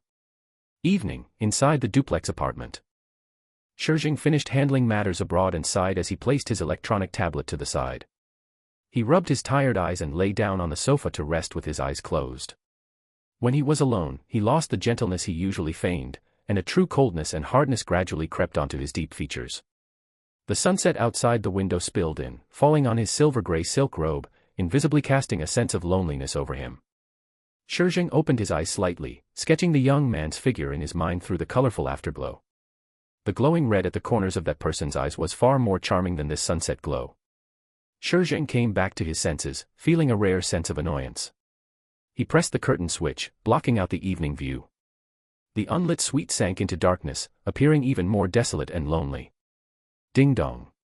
The doorbell suddenly rang. The next second, a familiar voice came from outside. "President Shi, are you home?" Shi Zheng was half a beat slow before realizing this shout was not an illusion.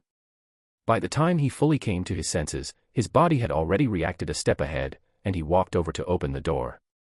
Yu Huaining was standing at the door, his eyes narrowed slightly as he carefully looked the man over from head to toe, then gave a soft hum. "Just woke up."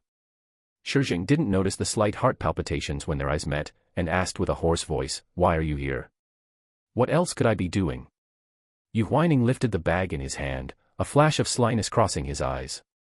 He suddenly leaned close to the men, his tone filled with deliberate ambiguity, and teased, "President Shi, treating you to dinner." Shi Zheng stared at the young man, his eyes flickering imperceptibly. Yu Huaining took advantage of his silence to slip into the room, like a fish in water, moving so fast that it was hard to catch. He placed the food he bought on the dining table and muttered naturally, "I called Brother Zheng, and he said you were resting at home." That was why he thought of coming over by surprise. "It's too dark, why didn't you turn on the lights?" Shi Zheng stared at the young man's silhouette in the dim light, hearing his casual chatter, and a faint smile that he himself hadn't noticed appeared at the corner of his mouth. He reached out to turn on the lights in the room and asked calmly, "What did you buy?" "Chinese food from a highly rated place." Yu Huaining tilted his head towards him and asked, "You've spent years abroad, do you rarely get to try Chinese food?" "It's all right." Shi Zheng walked closer, glanced at the food tray, and suddenly said something insincere, "It's the weekend rest time now, you don't need to make a special trip." "Who says a personal assistant only handles work matters?" Yu Huaining leaned against the edge of the table, looking back at the man. He raised those eyes filled with magnificence, as if every blink could drop a hint of seductive red. "Shouldn't you have understood that the day President Shi hired me?" It sounded like a normal conversation, yet it carried deep meaning. "The person I hired must naturally be under my control." Shi Zheng curled his lips and walked unhurriedly to the young man. The silver-gray silk robe moved slightly, revealing his extremely sexy collarbone. An ethereal and elegant woody scent emanated from him, like the fragrance of cedar and cypress, stirring one's heart. Yu Huaining was rarely distracted. When he looked up again, the gentleness in the man's eyes had completely faded, and that predatory gaze was like staring at prey that could be captured at any moment. In Country A, Shi Zheng was secretly called the Great White Shark by many in the underworld. He was the ultimate predator drifting in the business sea. Only at this moment did Yu Huaining understand how fitting this title was. Shi Zheng noticed the young man's stillness and invisibly trapped him within his own sphere. He pinched the other's chin, his fingertips brushing against the side of his lips, and finished his unspoken words, "Instead of the other way around, attempting to control me." His unique, sharp aura erupted suddenly, causing the surrounding temperature to drop to a freezing point. This was the first time since returning to China that Shi Zheng had revealed his true face to an outsider, the terrifying strength hidden beneath his gentle and refined exterior. He admitted that the young man's actions were straightforward and enthusiastic. But from beginning to end, they were directed at his disguised self. Since the day he stepped into the top tier of power, too many people had been infatuated with his appearance and greedy for his power. But likewise, those people also instinctively feared his viciousness. Perhaps, after seeing this scene, the young man would also obediently withdraw his thoughts and retreat in the face of difficulty. Shi Zheng's thoughts drifted for a moment, but his fingers were lost in the soft touch of the lips, completely casting aside his so-called misophobia. Suddenly, a slight but warm, itchy sharpness came from his fingertips, and he looked down. The young man was biting his fingertip, rubbing it slowly with the tips of his teeth. His lips were a misty red, inexplicably emitting a moving luster under the orange light. The shallow dimples on both sides were like they were filled with intoxicating fragrance, easily making one lose their mind. "President Shi, if you are willing, I can let you control me instead." Yu Huaining pulled back slightly and suddenly grabbed the man's arm. There was not a trace of shrinking in his eyes, and he commented in a suppressed voice, "What to do? I think this refined scum look of yours is even more exciting." Warm breath sprayed over. Shi Zheng gave an imperceptible hum of laughter, implying something, "Personal assistant, you've made my wound split open again." Yu Huaining was stunned and looked over. His palm was tightly gripping the wound on the other's arm, which seemed to show signs of splitting. Both of them slowed down their emotions, and the ambiguous tension dissipated without a trace. "Go get the medical kit." Shi Zheng stood to the side and commanded as a matter of course. Yu Huaining nodded, without any displeasure. But when he went to get the medical kit, he felt a belated sense of annoyance in his heart. Did the scene they just had count as communicating? Or did it not? No wonder the system couldn't find any gossip when checking his information. This man was truly not easy to catch. After bandaging the wound and finishing the meal, Yu Huaining was in no rush to leave. He stood by the floor-to-ceiling window in the living room, gazing out at the neon lights under the cover of night. A slight sound of footsteps echoed on the carpet behind him. He turned to the side and saw Shi Zheng handing him a glass of whiskey, carrying a unique smoky aroma from grain roasting. Yu Huaining slightly raised an eyebrow, took it calmly, and sipped it carefully. "How is the taste?" "Since it's wine offered by President Shi, how could it be bad?" Yu Huaining swirled his glass, the swaying light reflecting in his eyes, adding a touch of illusory haziness. Remembering the unfinished topic from the dining table, Shi Zheng asked, "Why did you think of dabbling in jade?" "I need to accumulate wealth, and jade is a project with quick short-term results and high profits." Yu Huaining spoke frankly. Often, he firmly believed and accepted one point: financial power is indeed very important. But the risks are not small either, Shi Zheng reminded him indifferently. "Since I've decided to do it, I will naturally mitigate the risks reasonably." Yu Huaining narrowed his eyes and responded confidently, "Didn't I just make a steady profit today after spending a few hours?" He already understood the jade industry, and with the system's support, he would naturally be unstoppable. Shi Zheng smiled without a word. From the lottery gambling at K Hall to the later site bidding, and then to opening 10 jade raw stones in a row today. To be honest, the youth's heaven-sent luck truly amazed him. But beyond that, his insight and drive, which were higher than his peers, were what was most surprising. The youth was undoubtedly a sharpened blade, revealing its sharp edge only at the right moment. "By the way, there is a jade bidding public auction next Saturday." Yu Huaining raised his glass and extended an invitation. "If you have time, would you like to go and see it with me?" "You want to bid?" "Just for fun, maybe I can make another profit." Yu Huaining answered carelessly and leisurely. Shi Zheng was silent for a moment, then raised his glass to clink with him. "Okay." Hearing the answer, a trace of satisfaction appeared in Yu Huaining's eyes. He downed the whiskey in one gulp and said unexpectedly, "The wine is finished, I should go."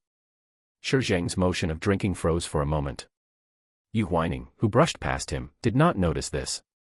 He placed the empty glass back on the coffee table and said dashingly, "Many thanks for the good wine, President Shi, good night." Tonight's time alone was a God-sent opportunity, but he had changed his mind. Rather than waiting a long time for the fish to take the bait, it was better to let this great white shark chase after him voluntarily. Thinking of this, Yu Huaining couldn't help but curve his lips. The door was closed lightly. When the youth left, he was like a gust of wind, without the slightest reluctance. Shi Zheng stared at the tightly closed door, a rare look of helplessness appearing between his brows. What was this? He had clearly been lighting a fire by his side for so long, and yet, he hadn't even put out the fire before slipping away. Shi Zheng looked out the window. The feeling of loneliness that had surged before had been extinguished unknowingly.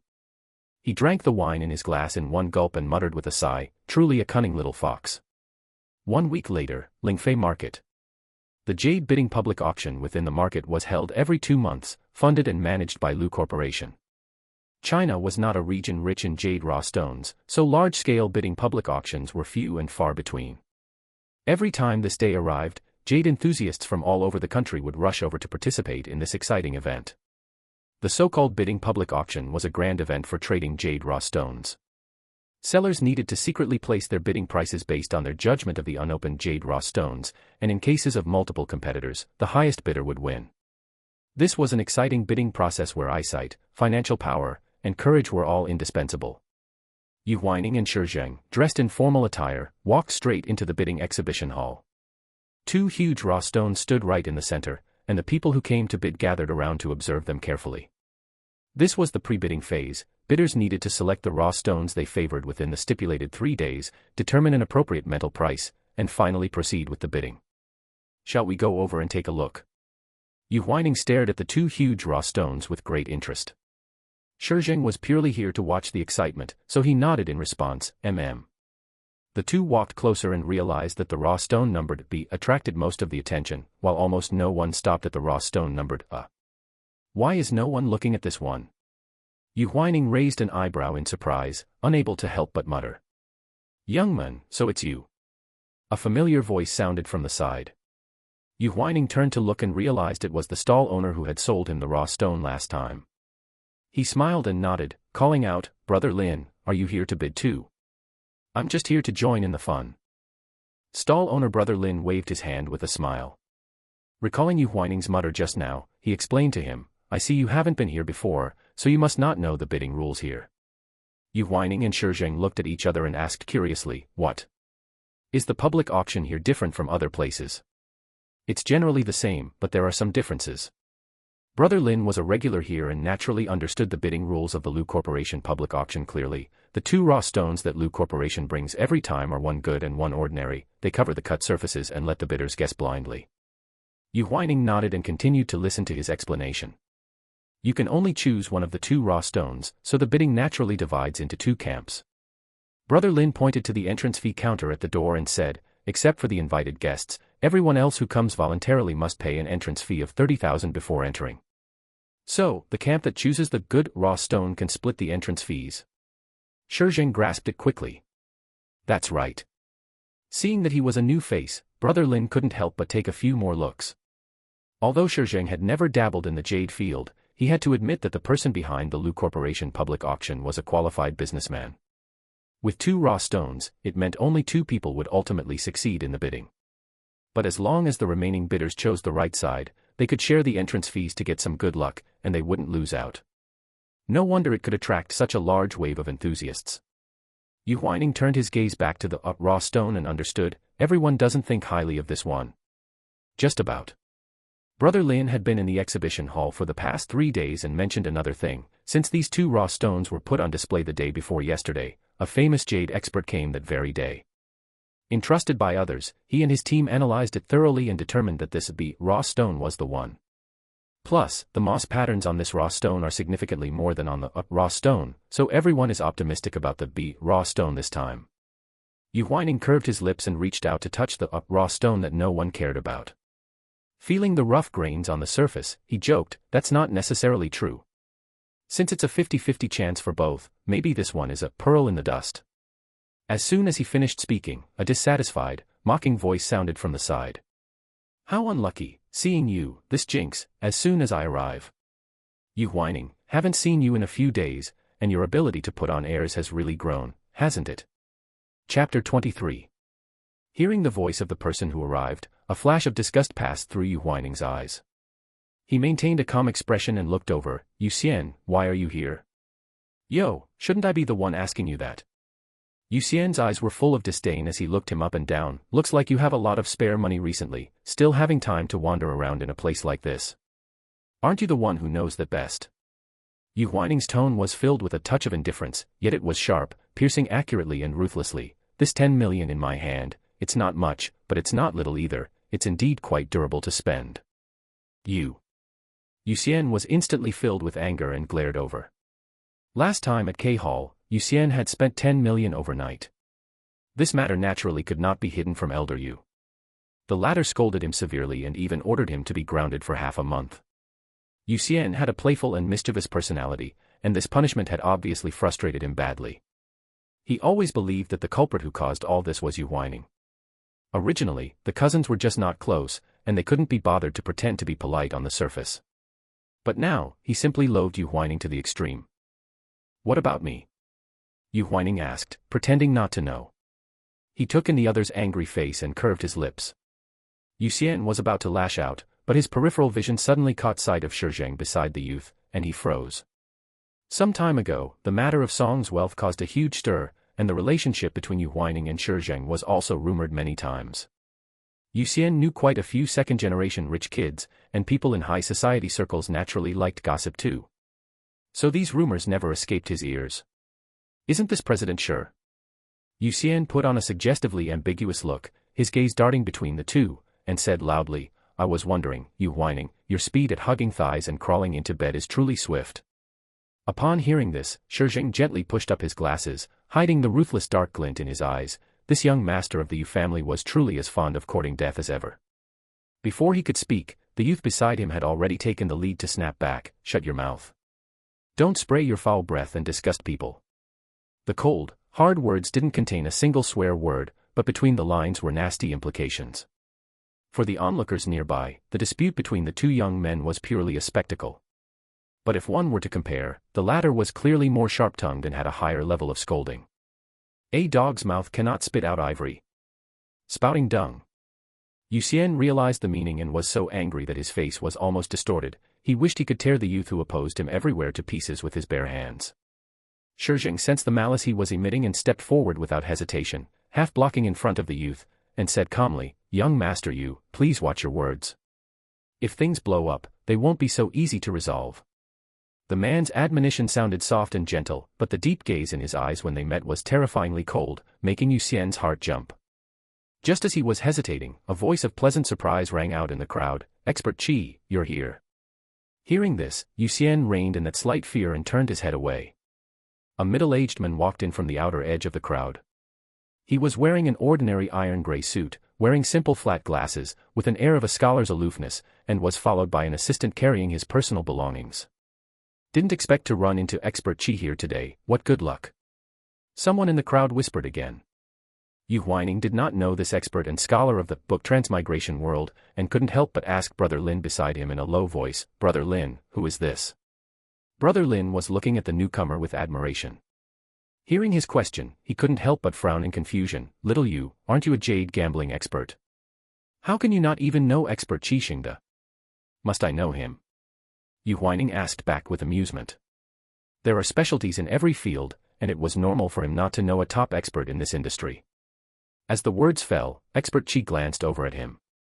Yu Huaining met his fleeting gaze, feeling that what he had just blurted out.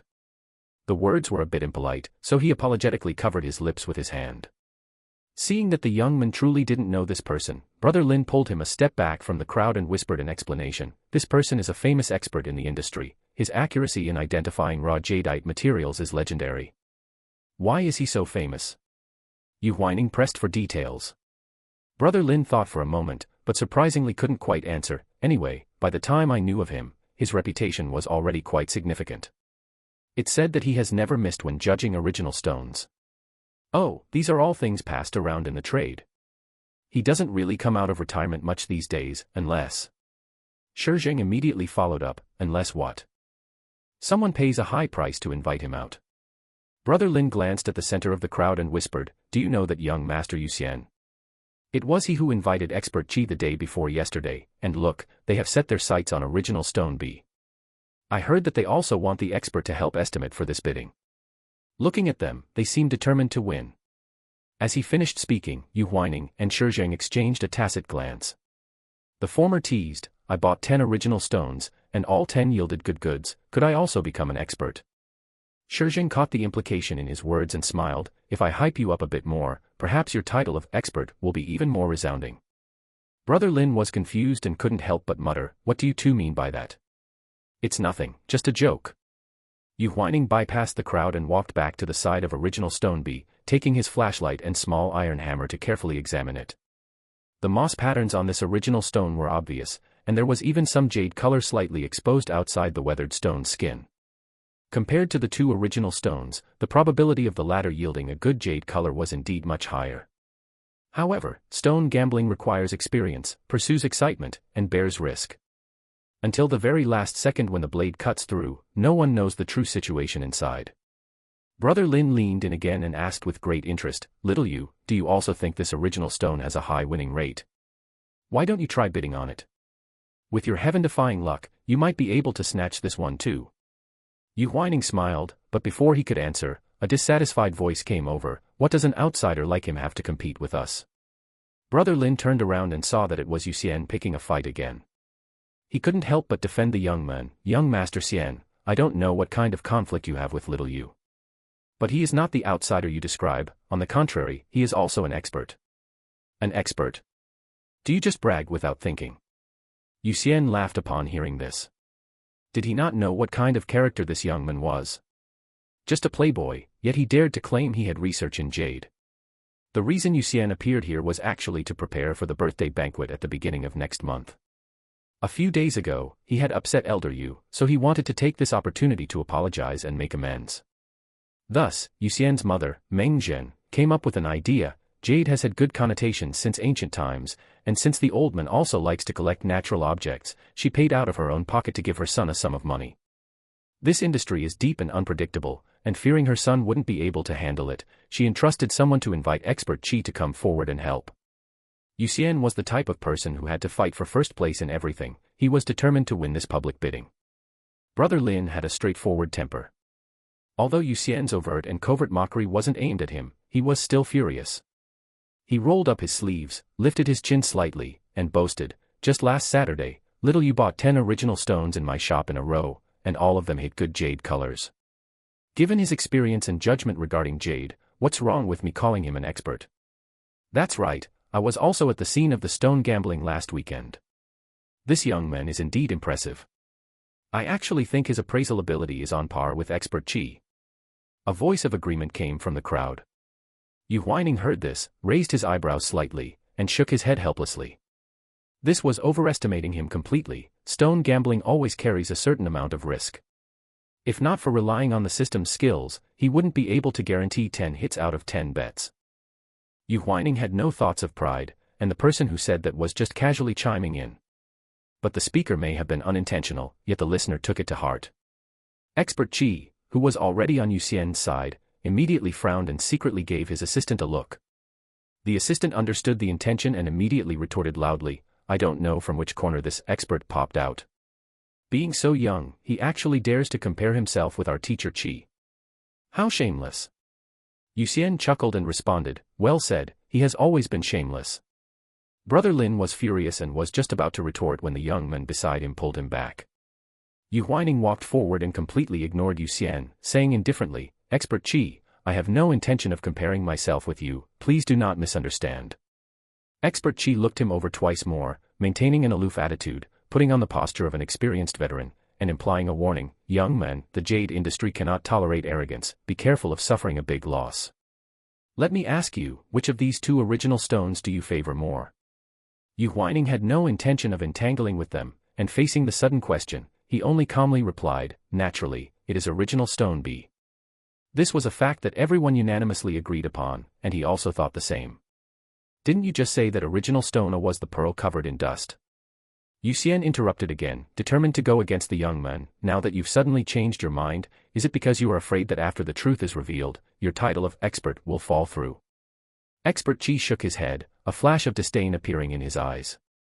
As expected, he was someone who didn't understand the trade. The 10 original stones mentioned earlier were probably just a cover, right? A load of nonsense. Expert Shi's assistant chimed in, his face full of mockery, actually saying original stone A is good. It's enough to make one laugh their teeth off. Yu Huaining never considered himself to have a good temper, especially since the people opposite him were going against him again and again. His eyes darkened instantly, and he retorted, "Shut up. What kind of character are you? You don't even have a name, but your ability to stir up trouble is first class. Just because you follow a so-called expert, you think you can fly to the sky." The assistant was frightened by the ruthlessness in his eyes and couldn't say a word of rebuttal for a moment, so he could only cast his gaze toward the person beside him. This sentence invisibly slapped Expert Shi in the face as well. The latter frowned in displeasure and was just about to rebuke him, but was cut off by the other party. "Expert Shi, you should be more careful when hiring assistants. As a follower, he is closely linked to your reputation. Like this one now, with little education, only knowing how to curse like a village bumpkin, outsiders hearing it will also affect your image. How embarrassing." The assistant's face turned bright red, looking both angry and ashamed. In reality, he had dropped out of high school and couldn't find a proper job, which is why he turned to his uncle. Expert Shi had been by his side for a few years and knew some knowledge about jade. Occasionally, when attending events, outsiders would give him some respect. As time went by, he became carried away and felt that he was also an expert who understood the trade. The young man's words were smooth and calm, but the mockery contained in the words was like dense little thorns, piercing right into his pain point.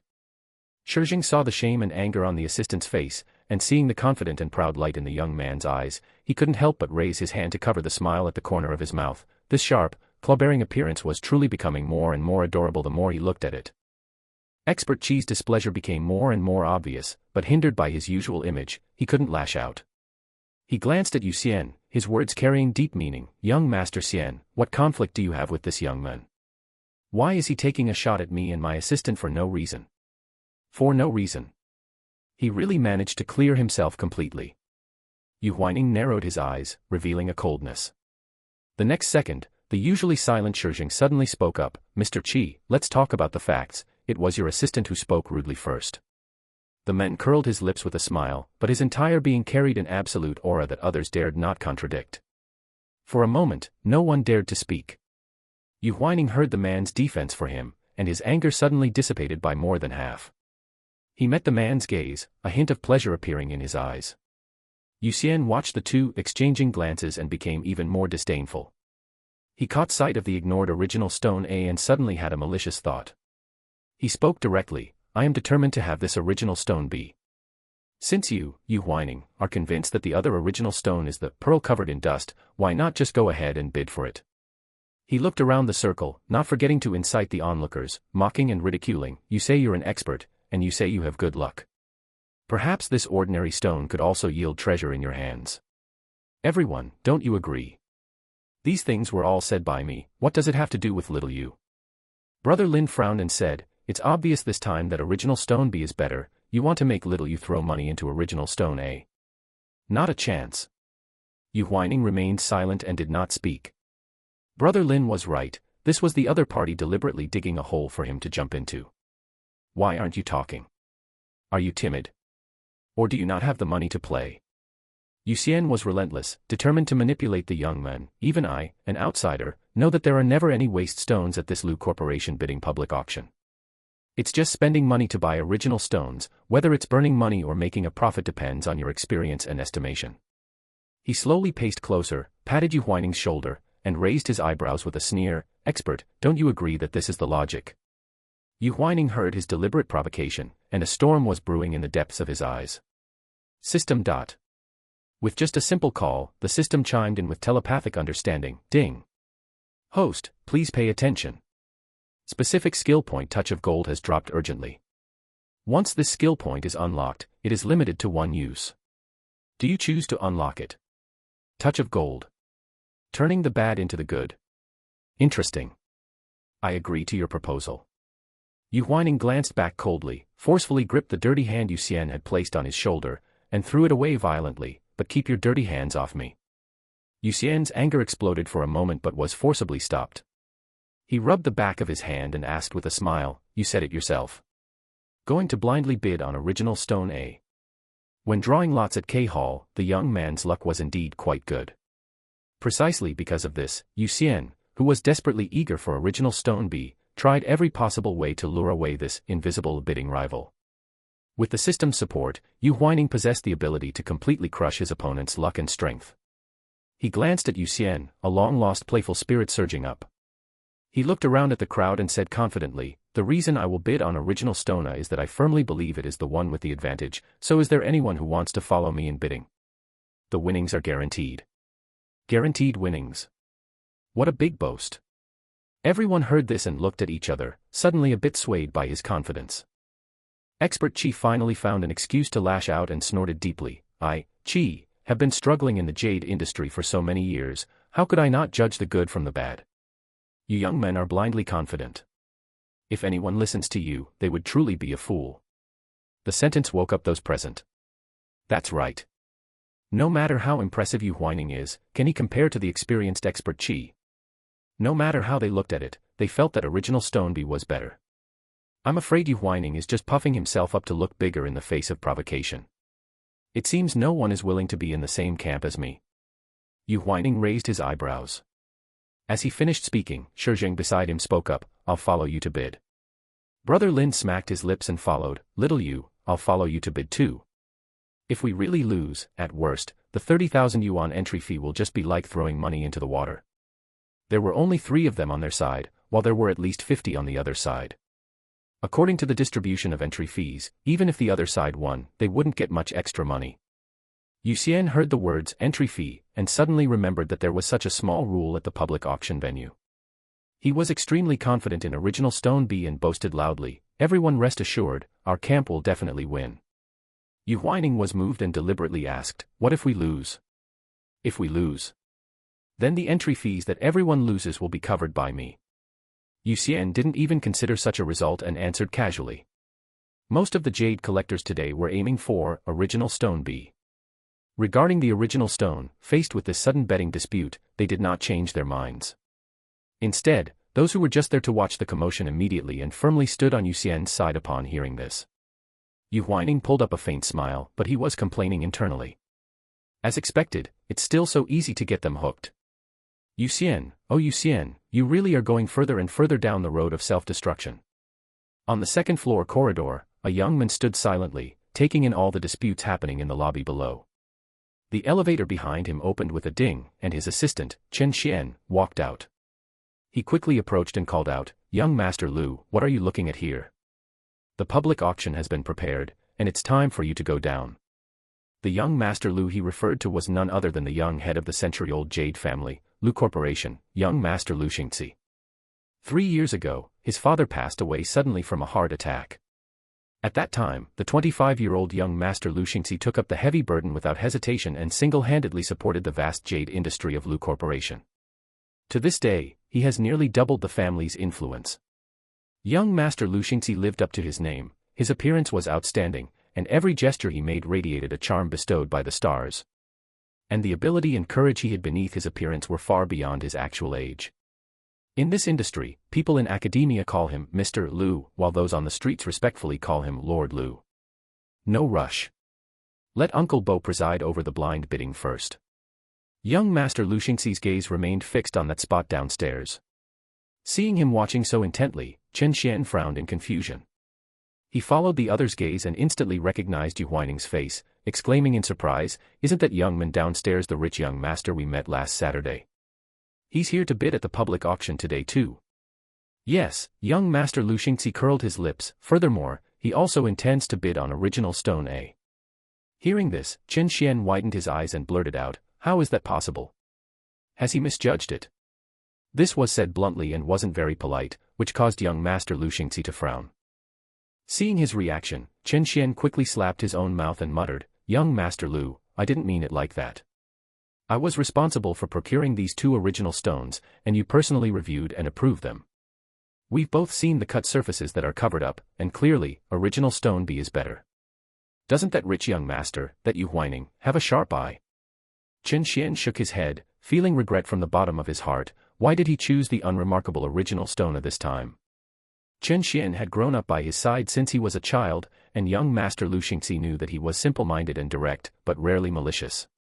He turned to the side and explained the conflict that had just occurred clearly and concisely.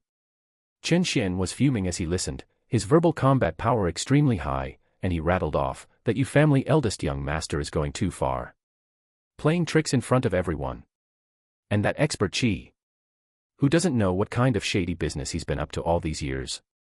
How dare he come to our family's public auction to cause trouble? The shameless old thing." Young Master Lu Xingxi shook his head and stopped him helplessly. "Ah Xian. Young Master Lu, they're starting a side bet on top of our public auction rules. Is that really okay? Should I ask Uncle Bo to step in and mediate? It would also be a good way to let Yu Huaining act according to his own wishes, so he doesn't waste money on original stone A. It doesn't count as breaking the rules, so let them be." Young Master Lu Xingxi didn't intend to forcibly intervene, otherwise, he wouldn't have stayed here watching the show. But this is unfair to Yu Huaining. What if he also wanted to bid on original stone B? Chen Xian continued to persuade him. Young Master Lu Xingxi adjusted his suit tie, his obsidian watch refracting light, looking even more dazzling against his dark blue suit. He curled his lips into a calm smile and said with interest, "I don't think so." The young man's attitude toward original stone A was confidence from the inside out. Chen Xian was confused. "What? It's time. Let's go down." Young Master Lu Xingxi didn't answer and turned to walk downstairs. Chen Xian scratched the back of his head in bewilderment and couldn't help but mutter, "What on earth does that mean?" 10 minutes later, the public auction officially began. Large-scale public auctions often last for about 10 days due to the large number of participants. However, the Lu Corporation's public auction was only a small-scale auction within China, and with the simplified process, it took much less time. Uncle Bo stood on the stage as the host, and 2 black boxes, A and B, were placed beside him. All the bidders' blind bid prices were already inside, waiting to be revealed one by one after the boxes were opened. "Shall we start with original stone A?" Uncle Bo looked at the audience, greeting Yu Huaining with his gaze. Yu Huaining smiled and responded politely. Besides him, 4 other bidders for original stone A had come forward, but this number had already hit a historic low. The so-called blind bidding is to add any price to the base price of the public auction for the original stone. This rule looks simple, but in reality, it is very likely to result in a miss is as good as a mile. Before the original stone is cut, everything is an unknown. If the bid price is too high, you might lose money, but if the price is reported too low, you might be snatched away by other high-bidding competitors, thereby losing the opportunity to earn millions. It can be said that blind bidding is an exciting and subtle game. The base price for original stone A was a standard 2 million. Uncle Bo didn't say much and announced the 5 bid prices one by one. Perhaps because of the appearance of the original stone, the subsequent 4 bidders did not dare to offer a high price, and the bids hovered around 3 million, while Yu Huaining gave an unexpected price, 5 million. It was 3 million higher than the base price. The people sitting in the B-zone camp looked over in disbelief, almost all thinking the same thing: is this person crazy? Can such a broken stone really be worth this price? Even if there is jade inside, I'm afraid the quality won't be particularly good, and at most, it's only worth 3 or 4 million, capital and interest included. With this bid price, the young man would not only make no profit but would also lose a large sum of money. Young Master Lu Xingzi stood at the very back, clearly shocked by this price for a moment. He heard the gasps and whispers rising one after another and couldn't help but feel a little nervous for the young man. He was one of the few people who had seen the cut surface of the back of original stone A, so he could naturally estimate its internal value. This time, the young man was probably really going to take a big fall. Yu Xian, sitting in the front row, let out a clear sneer and said with satisfaction, "What kind of bullshit experience? He's going to lose big this time." Hearing this, Brother Lin looked at the young man uneasily, trying to comfort him. "Little Yu, you did report the price a bit high. But as the saying goes, when you're in this line of work, who doesn't take a tumble? Maybe there's still a turning point in this matter." "I'm fine," Yu Huaining replied simply. He didn't care about the doubts of the crowd. He turned his head to meet the man's handsome and charming profile, probing with curiosity, "Why don't you ask me anything? Aren't you afraid that if I lose money, I'll have to borrow money from you, President Shi, to make ends meet?" Shi Zheng heard his question and calmly pushed up his glasses. The peach blossom eyes hidden under the lenses flickered with a faint light, and his reply was calm but absolutely trusting. "I rarely get involved in the jade industry. As an outsider, I have nothing to say, but I trust you. Since you can afford this price, the value of this original stone must be worth your attention." Yu Huaining's heart stirred upon hearing these words. He chuckled and suddenly leaned close to the man, his lips almost brushing against his earlobe. "President Shi, what should I do? Your trust makes me even more tempted." The warm breath sprayed over, and even though it was only for a few seconds, the tingling sensation was enough to cause a huge stir in his heart. Shi Zheng's seemingly calm eyes finally flickered for a moment. He suppressed the overflowing desire and replied in a deep voice, "With so many people watching, don't be too presumptuous. This isn't the first time I've been presumptuous with President Shi. Besides, even if I'm not." Yu Huaining's eyes brightened, and he said quite happily, "In the eyes of outsiders, the relationship between you and me is already unclear." When the young man spoke, Shi Zheng's gaze involuntarily shifted downward, landing on his small but sexy Adam's apple. At this moment, it was rolling slightly as he spoke, an invisible temptation. Just then, a sound came from the stage, interrupting this bit of ambiguity that was about to turn sour. Uncle Bo had already started the next round of bid announcements. Compared to original stone A, the number of bidders for original stone B reached 28. And because of its size and weight, the base price was 1 million higher than the former. But for bidders who could see the sweetness of the jade color, this was nothing to worry about. Soon, the bid prices were listed one by one, basically hovering around 5 million. "Mr. Yu Xian." Uncle Bo picked up the last bid card, and he looked up with slight surprise. Amidst the expectant gazes of the crowd, he announced loudly, 10 million. Another astronomical figure. Now, even Yu Huaining's 5 million didn't count for anything. The crowd gasped, all casting envious glances at Yu Xian. As expected of the eldest young master backed by the main Yu family, he was so generous at such a young age. "Young Master Xian, what a grand gesture." "Exactly, to bid such a price and still be so calm. Admirable, admirable. Young Master Xian, let me congratulate you on winning this original stone in advance. In my opinion, the quality inside won't be bad." Yu Xian was carried away by the chorus of insincere and sincere praises, feeling more and more comfortable in his heart. In fact, his mother, Meng Zhen, only gave him 6 million for the auction fee. But after the betting game just now, the number of people bidding in the same group had increased significantly. This jade original stone was intended to be bought for Elder Yu's birthday celebration, and he had already stated beforehand that he was determined to get it. To avoid any complications, Yu Xian simply added his own private money to it. As long as he could win this original stone and please Elder Yu, would he have to worry about money in the future? Moreover, Expert Qi had already given his assessment.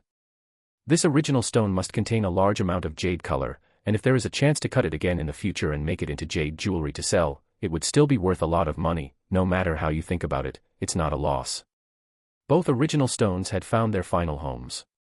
The staff stepped forward with the agreement for the two to sign. Yu Xian signed his name dashingly, and after signing, he didn't forget to cast a haughty look at Yu Huaining. Yu Huaining met his look, a flash of darkness swept through the bottom of his eyes, and a meaningful smile appeared on the corner of his lips. Can we announce the winner of the two original stones now?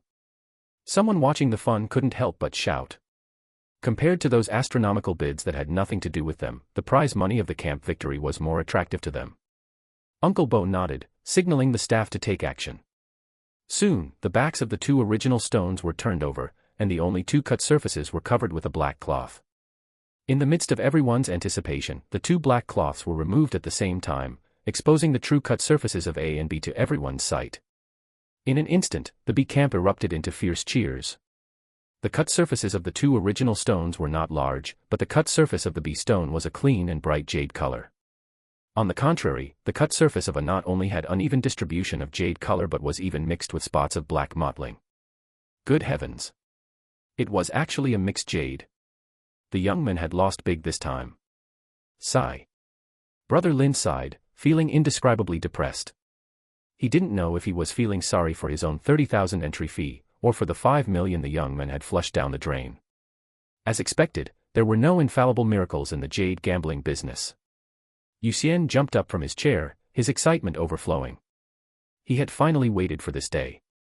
With the quality of the cut surface of original stone A, what could that bastard Yu Huaining compare with him? Shi Zheng heard the deafening cheers from the other side and frowned slightly. He refocused his gaze on Yu Huaining's face, a hint of worry flashing in the depths of his pupils. But the next second, he saw the young man raise his hand and snap his fingers. Wait a moment, I have an objection. The clear words landed on the ground. The sound instantly spread throughout the hall. Everyone looked over in unison.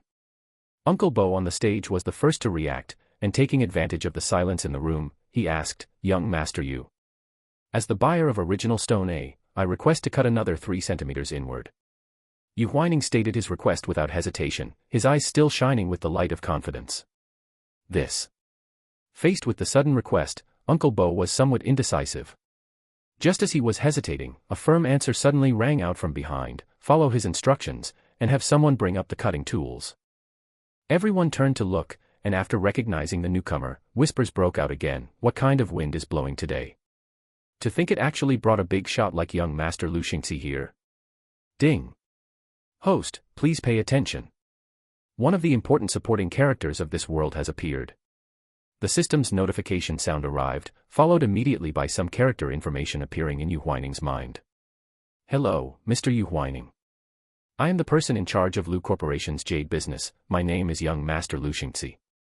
Yu Huaining looked up at the young man standing in front of him and rose calmly. "Hello, I've heard much about you." The other party held significant weight in this book Transmigration world. He was the heroine's biological brother, and even more, the future best friend of the male lead, Nan Chuan. Nan Chuan, when he first returned to the Yu family, was only able to truly establish a firm footing with his help. To think, he would actually run into him here first. Ripples of light danced in Yu Huaining's eyes, and he charmingly curled his lips to ask in return, "Does young Master Lu's meaning imply that you agree to my request? Serving the needs of our buyers has always been the tenet of our Lu Corporation." Young Master Lu Xingxi smiled and nodded, his response watertight. In reality, he had seen the young man's 10 gambles, 10 wins luck, and had witnessed his unceasingly powerful confidence. So he was very curious, what kind of change and turning point could this extra cut really bring? Or perhaps, it was just the stubbornness of not turning back until hitting the wall. Shi Zheng caught sight of the way young Master Lu Xingxi looked at the young man, and his brows furrowed unconsciously. A sense of crisis, never felt before, broke out from his usually hardened heart. "Yu Huaining, are you really not going to shed tears until you see the coffin?" Yu Xian walked over, taking the opportunity to mock him again. "Is it possible that cutting one more time could actually reverse the outcome?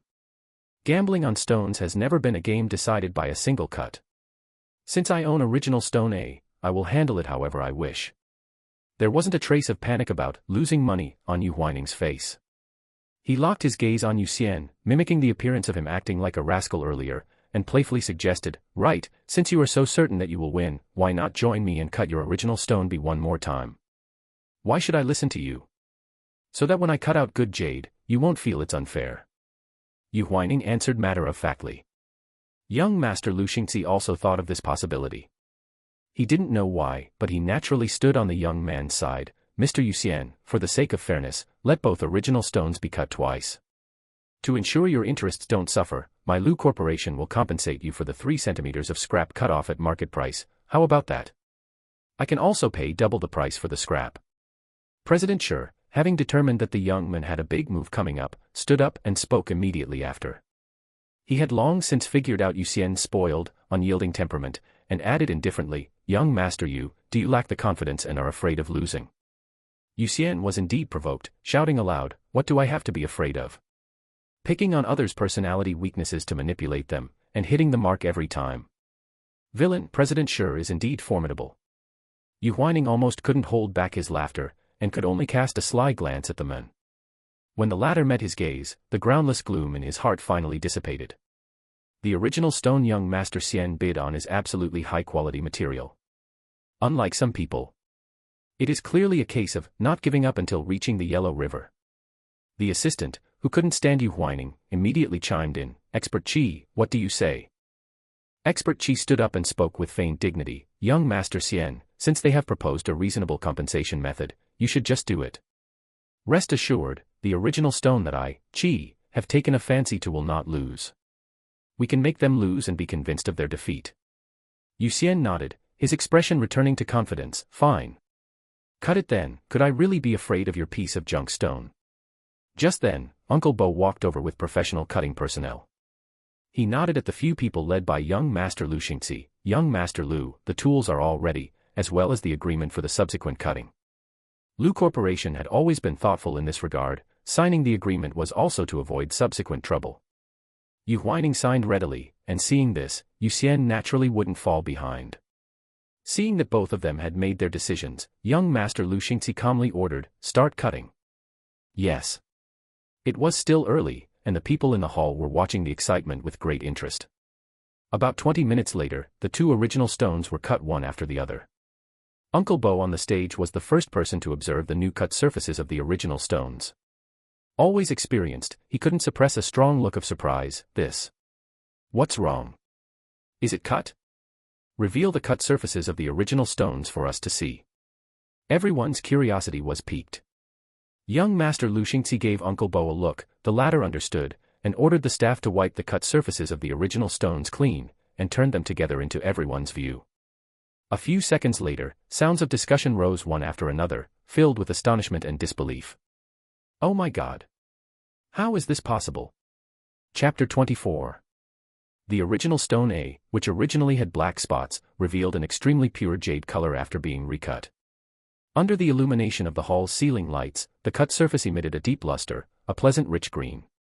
Conversely, the new cut surface of original stone B actually appeared with uneven, coarse grains, immediately lowering its grade. This sudden reversal exceeded everyone's expectations, including Yu Huaining's own. He used the system's skill, which would only make his original stone A become very valuable, but he had never tampered with original stone B from beginning to end. Yu Huaining raised his eyebrows. Seeing Yuxian's instantly stunned expression, he smiled somewhat uncharitably. "The charm of gambling on stones lies in this. By a stroke of luck, he actually made the other party cut out a devalued surface. Young Master Lu, this is a piece of top-quality imperial green jade," Uncle Bo said excitedly. He had already picked up the flashlight to examine original stone A closely. Uncle Bo was an experienced expert, and his prestige in the industry was not small. As soon as everyone heard this, they rushed forward to take a look. The texture of the imperial green jade was very fine. It had always been the imperial top grade among jadeite. When observed with the naked eye, it seemed to have a faint layer of fluorescent light, as translucent as an elf in the dark night, making people unable to help but be immersed in its beauty. It is said that this imperial green jadeite has a deep, rich green color, and seeing it today, it really lives up to its reputation. Just this texture. It's hard to see a piece like this in 100 years. This time, we've really made a fortune. Imperial green jadeite is very rare and hard to come by, so the price on the market has always been ridiculously high. They had thought that the young man had spent 5 million to buy a pile of waste stones, but they didn't expect it to be a huge bargain. No wonder he could be so calm and confident, insisting on making the second cut. His vision was as sharp as if he had opened his heavenly eyes. Shi Zheng's originally tense heartstrings relaxed. He looked down at the young man's profile, surprised by his predictive ability and even more admiring his composure. In a situation where he was expected to lose money, he could still calmly maintain his composure. Yu Huaining noticed his gaze and immediately returned a look filled with a smile, leaning closer to whisper, "President Shi, trust me, right?" "Right," Shi Zheng replied. He felt very pleased with the little fox's active approach. Young Master Yu is indeed impressive. Yu Huaining didn't expect the man to be able to say such a joke, and his alluring eyes brightened even more. He cooperated and responded, "President Shi is too kind." "What did I say? Little Yu is a master with excellent luck."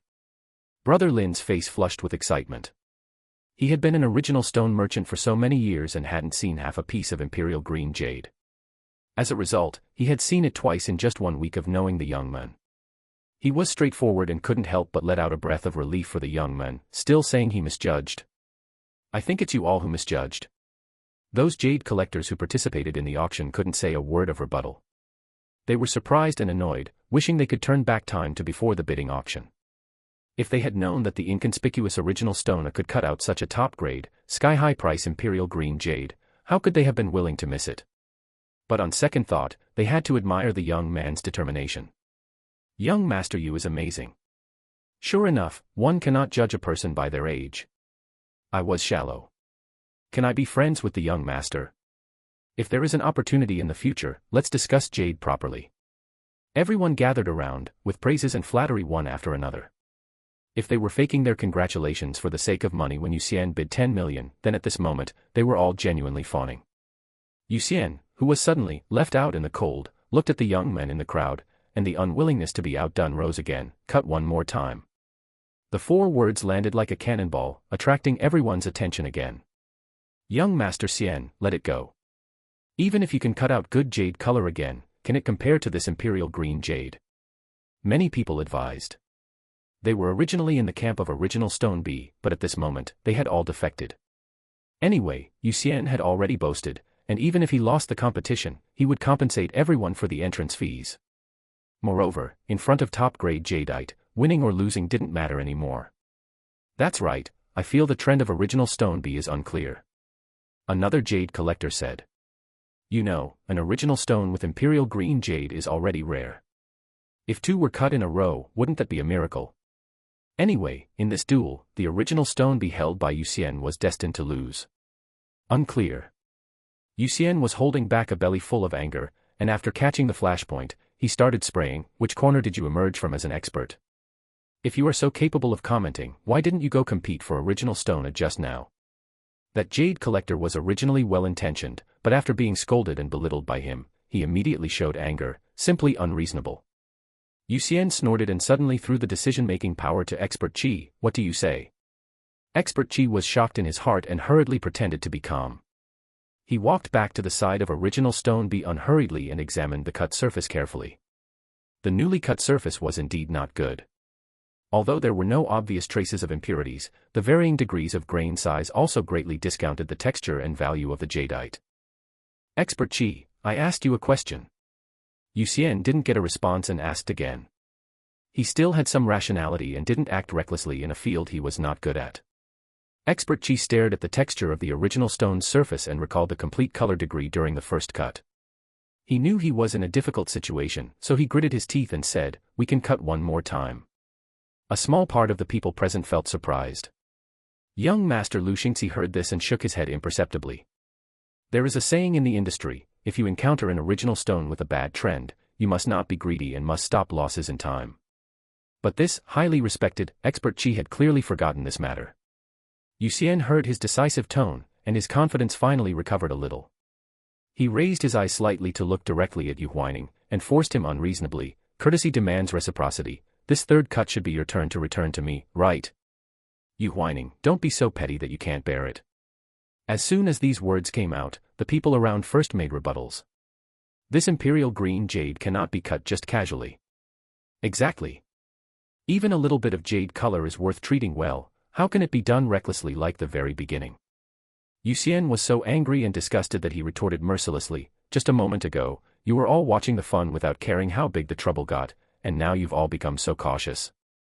The person involved hasn't even spoken yet, so why are you eunuchs more anxious than the emperor? One sentence stirred up 1,000 ripples. How can you talk like that? So uncultured. After all, they were still at the Lu Corporation bidding site. Before the conflict could escalate, young Master Lu Xingxi took the initiative to ask, "Young Master Yu, what are your thoughts?" Yu Huaining had already made up his mind and said with a smile, "It's fine, let's make another cut. However, I'd like to ask young Master Lu's staff to be careful and try to cut it as cautiously as possible. This imperial green jade is rare. If a complete 3-centimeter piece can be cut, may I ask Lu Corporation to auction it on my behalf? If anyone present likes it, feel free to try bidding." Having been tempered in the business world for so many years, he naturally knew what to say in any given situation. This calm response not only saved his own face but also gave the jade collectors who loved imperial green jade some hope and a treat. The contrast in upbringing and image between him and Yu Xian was immediately apparent. Young Master Lu Xingxi felt a bit more favorably toward the young man's attitude and curled his lips. "Rest assured, I will have people handle it according to your wishes." Yu Huaining smiled in response, "Then thank you in advance, young Master Lu." The two signed the agreement step by step. Staff brought over more precise cutting instruments and began the operation with great caution. Everyone waited patiently until, half an hour later, the staff at the original stone B site let out a sigh. "This original stone has been cut to waste." "What?" Hearing this, Yu Xian immediately sprang up from his chair, his eyes fixed on the direction of the original stone. Unbeknownst to him, Expert Qi, standing nearby, was also broken out in a cold sweat by these words. The staff turned the cut surface over, and as everyone looked, sighs of disapproval rose one after another. After the third cut, the previously pure jade surface was now filled with granular spots of varying sizes. One must know that the finer the jade texture, the more valuable it is; conversely, the cheaper it is. Given the quality seen now, it was estimated that there wouldn't be any good goods further inside. Although Yu Xian was a layman, he could still tell good from bad. Staring at the impurities on the cut surface in disbelief, he was immediately filled with rage. How could such a piece of original stone be worth 10 million? "Young man, I told you not to ignore our well-intentioned advice." The jade collector who had been criticized earlier spoke up, his pent-up anger finally dissipating. "You're going to suffer a huge loss with this broken stone." Yu Huaining raised an eyebrow and shook his head. With Yu Xian's luck, which was simply rotten to the core, how could he still manage to encounter such a stone that was good on the outside but useless on the inside? Excellent. Excellent. The newly cut quality is even better. The staff member cutting original stona in the front shouted excitedly. Having worked in this industry for so many years, this was the first time he had encountered such an ultimate jade original stone. The color and smoothness were simply overflowing with green. Everyone was stunned, taking several seconds to recover before letting out gasps of amazement. Jealous. Jealous to the point of madness. What kind of heaven-defying luck did this young man have? As long as the imperial green jade is polished properly, even a small piece can be auctioned for millions. Just relying on this one original stone, he could probably earn tens of millions. Yu Xian's jealousy finally erupted completely. With bloodshot eyes, he shouted, "Impossible. Make another cut for me." Young Master Lu Xingxi lowered his eyes to hide the disgust in his gaze. The other party's current state was clearly that of a gambling addiction taking over, causing his reason to crumble.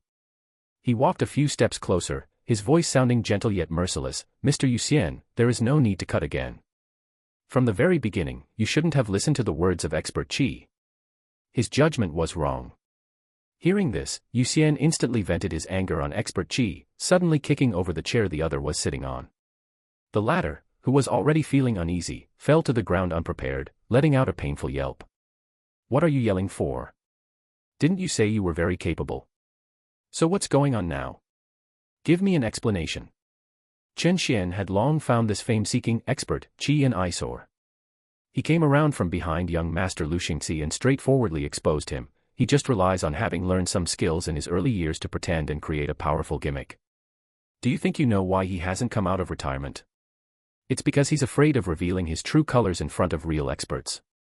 His gaze fell on Yu Xian as he sneered. "Only a rich second generation like you, who doesn't understand the trade, would spend a huge amount of money to hire him out of retirement. You're stupid beyond belief." Not until Chen Xian had finished saying everything did young Master Lu Xingxi belatedly advise, "Ah Xian, don't speak out of turn." Oh. Chen Xian wasn't angry, instead, he grinned and retreated to his side. Suddenly being exposed, Expert Chi felt the contemptuous gazes around him and broke out in a cold sweat. He pretended to be calm as he climbed up from the ground, only to be kicked back down by the enraged Yu Xian, his face twisted in pain. Where was the aloofness and dignity he had before? He looked even more miserable. Young Master Lu Xingxi stared at the person on the ground with an indifferent expression. Mr. Qi, stones don't lie, but people do. You did have some research in the jade industry before, but in recent years you haven't sought to improve, thinking only about how to make quick money. Having lost your original intention, you naturally cannot see the essence of jade, and you have even forgotten the industry rule of, do not be greedy, completely. How could you possibly help Mr. Yu Xian cut his losses in time? Expert Qi mumbled a few times, his old face turning red with shame. Today's events would surely spread throughout the industry, and the reputation he had painstakingly built would likely be lost completely. He didn't dare to look up at the disdainful gazes of the crowd and, throwing caution to the wind, muttered, Mr. Yu Xian, I have let you down. I won't take that, come out of retirement fee. As for other matters, I won't get involved. It was clear he was afraid the other party would hold him accountable for the financial losses. Yu Xian was so angry his teeth itched. You shameless old thing. You better not hit anyone. Fearing he would take action, Expert Qi hurriedly grabbed his assistant and scrambled out of the hall in a panic. Just as Yu Xian prepared to chase after him, he was blocked by a few strangers. Young Master Xian, don't leave. You were the one who said it just now. If you lost the competition, you would help us cover our entry fees. That's right, you have to keep your word. Everyone saw it. Yu Xian's hands instantly clenched into fists, cracking audibly. Everyone, rest assured, he has plenty of money. Yu Huaining spoke up, the smile on his lips filled with blatant sarcasm. Young Master Xian spent 10 million at a tavern a while ago, and today, here, it's another 10 million in expenses. These entry fees of yours are simply not worth mentioning to him. Yu Huaining never considered himself a good-tempered, understanding person. Today's matter was started by Yu Xian provoking him first, so he naturally had to get it back. If he could stab a few times, he would. What does it have to do with you? Yu Xian gritted his teeth and charged over. Yu Huaining dodged to the side, seized the opportunity, and kicked him to the ground. The latter had never crossed paths with him before and, caught off guard, was sent sprawling with stars in his eyes, unable to get up for a long time. Yu Huaining straightened his clothes and declared fiercely, in a public place, don't you dare act presumptuously with me. Seeing this, a trace of a smile flashed across the depths of Shi Zheng's eyes. Kicking someone in front of everyone, who could be more presumptuous than him? But the young man was so righteous in his words that the crowd, stunned for a long while, didn't notice anything wrong at all. The farce was thus brought to an end. Yu Xian, valuing face over everything, had to suffer the consequences. Under the pressure and questioning of the crowd, he had no choice but to pay the high entry fees. As for Brother Lin and the others who stood in the camp, they had won a large sum of money from the bet and were so happy they couldn't find north. Yu Huaining officially signed the original stone ownership agreement with Lu Corporation and walked out with the contract in high spirits. Shi Zheng was waiting in the lounge, intently watching his tablet. Hearing footsteps, he raised his eyes to meet the young man's smiling gaze. Everything settled. Seeing the man's appearance, Yu Huaining felt an inexplicable joy, as well as a trace of peace of mind so faint it was imperceptible. He smiled and changed his dinner invitation into another way, I'm a little hungry. The tone of his voice unconsciously softened, and combined with the dimples that appeared inadvertently, there was not a trace of the sharpness he had shown at the bidding sight. Shi Zheng lowered his eyelids, his slender fingers lightly brushing across the phone screen. Immediately after, he followed the young man's intention and said, it's still early, shall we go have dinner together? The answer was an unquestionable sentence. Okay. Shi Zheng stood up and said to him again, let's go to the parking lot, I'll drive. Yu Huaining was stunned for a moment and asked suspiciously, where is Brother Zheng? The man suddenly examined his face, his gaze shifting down to his body, with a touch of matter-of-factness, didn't you say you wanted me to give him a day off occasionally? There are many ways to express adult desires. Just like this sentence. Yu Huaining understood his underlying meaning, and the bright red at the corners of his eyes seemed to brighten a little more. He curled his lips in a self-assured agreement, it seems tonight will be a big meal. As the words fell, footsteps sounded from behind, and a somewhat familiar voice came, young Master Yu. The two simultaneously reigned in those thoughts, and the subtle atmosphere vanished instantly. Yu Huaining turned around, a flash of surprise appearing on his face, Mr. Lu. Young Master Lu Xingxi walked over quickly, his lips carrying a smile as bright as the stars, expressing his purpose in a warm and gentlemanly manner. Although it might be a bit presumptuous, may I ask if young Master Yu is free? I would like to have a chat with you. Chapter 25. Chat with me. Yu Huaining's eyes brightened, but he didn't rush to agree. Young Master Lu Xingxi was an important figure in the original world, and his first impression today wasn't bad. If there was an opportunity, he indeed wanted to meet this person again. However, he had just promised the men to go to dinner together, and the opportunity for solitude was equally rare. For a moment, he couldn't choose between the two. Shi Zheng keenly noticed the change in the young man's expression and subconsciously frowned very slightly. President Shi, I've long admired your name. Young Master Lu Xingxi naturally noticed Shi Zheng beside him and greeted him politely. Shi Zheng looked over, pretending to be gentle. Young Master Lu is too polite. Yu Huaining's gaze shifted back and forth between the two, and he couldn't help but find it funny. The two, one genuinely and one falsely refined, bumping into each other, the scene always felt a bit subtly strange. If you don't mind, President Shi can come along too. Young Master Lu Xingxi continued, still looking gentle and humble. It's about today's. The jade rough stone open today shouldn't take up too much of your time. Jade rough stone. That is something we can actually talk about. Yu Huaining thought to himself, subconsciously raising his eyes to look at the men beside him. Shi Zheng noticed this gaze and, after a moment's thought, decided he should be the one to speak first. You two go ahead and talk. Since it won't take long, I'll wait for you at the parking lot. This last half-sentence was, naturally, addressed to the young men. His tone was calm and gentle, sounding perfectly measured, but in reality, it set a time limit. All right, then wait for me for a bit. Yu Huaining agreed readily, without any hesitation at all. It seemed he was actually quite eager to meet. Seeing this, Shi Zheng walked away without a word. The men left decisively, carrying with him a hint of indescribable coldness. Yu Huaining stared at his retreating back, stunned for a moment, before being snapped back to reality by young Master Lu Xingxi's words, "Shall we go to the office on the second floor to talk in detail?" Yu Huaining collected his thoughts and nodded. Inside the office were numerous jade products, each one an outstanding piece. Because they were tastefully displayed, they looked both beautiful and luxurious. Yu Huaining took a brief look and smiled, saying, "Young Master Lu's office is likely to make many people feel envious." How could that compare to the envy induced by little Mr. Yu's luck? Young Master Lu Xingxi invited him to sit on the sofa, but just as he picked up the tea set to the side, he paused. Judging by the young man's temperament, he didn't seem like the type of person who enjoyed drinking tea. "Would you like tea, or red wine?" "Tea, please." Yu Huaining smiled at his thoughtful inquiry, shifted his eyes to the exquisite tea canister on the side, and said, "Pu'er of this quality is not cheap." Young Master Lu Xingxi didn't expect him to have studied tea leaves, and the smile on his lips deepened. His fingers were slender and well-defined, and he began the tea brewing process unhurriedly. His movements were gentle yet skillful, making one feel as if they were bathed in a spring breeze. Yu Huaining became unconsciously absorbed in watching, not making a sound to disturb him, until the other party handed the steaming tea to him. "Try it." "All right." Yu Huaining picked up the teacup and steered the conversation to the topic at hand. "Young Master Lu, you invited me here, what kind of collaboration did you want to discuss?" Young Master Lu Xingxi took a sip of tea and asked tactfully, "Little Mr. Yu, do you intend to keep the jade rough stone you bought today for your collection?" "I do have a hobby of collecting jade, but right now I don't have the heart." A sudden, unspoken rapport arrived simultaneously. Shi Zheng's brows relaxed for a moment, yielding the floor. "You speak first."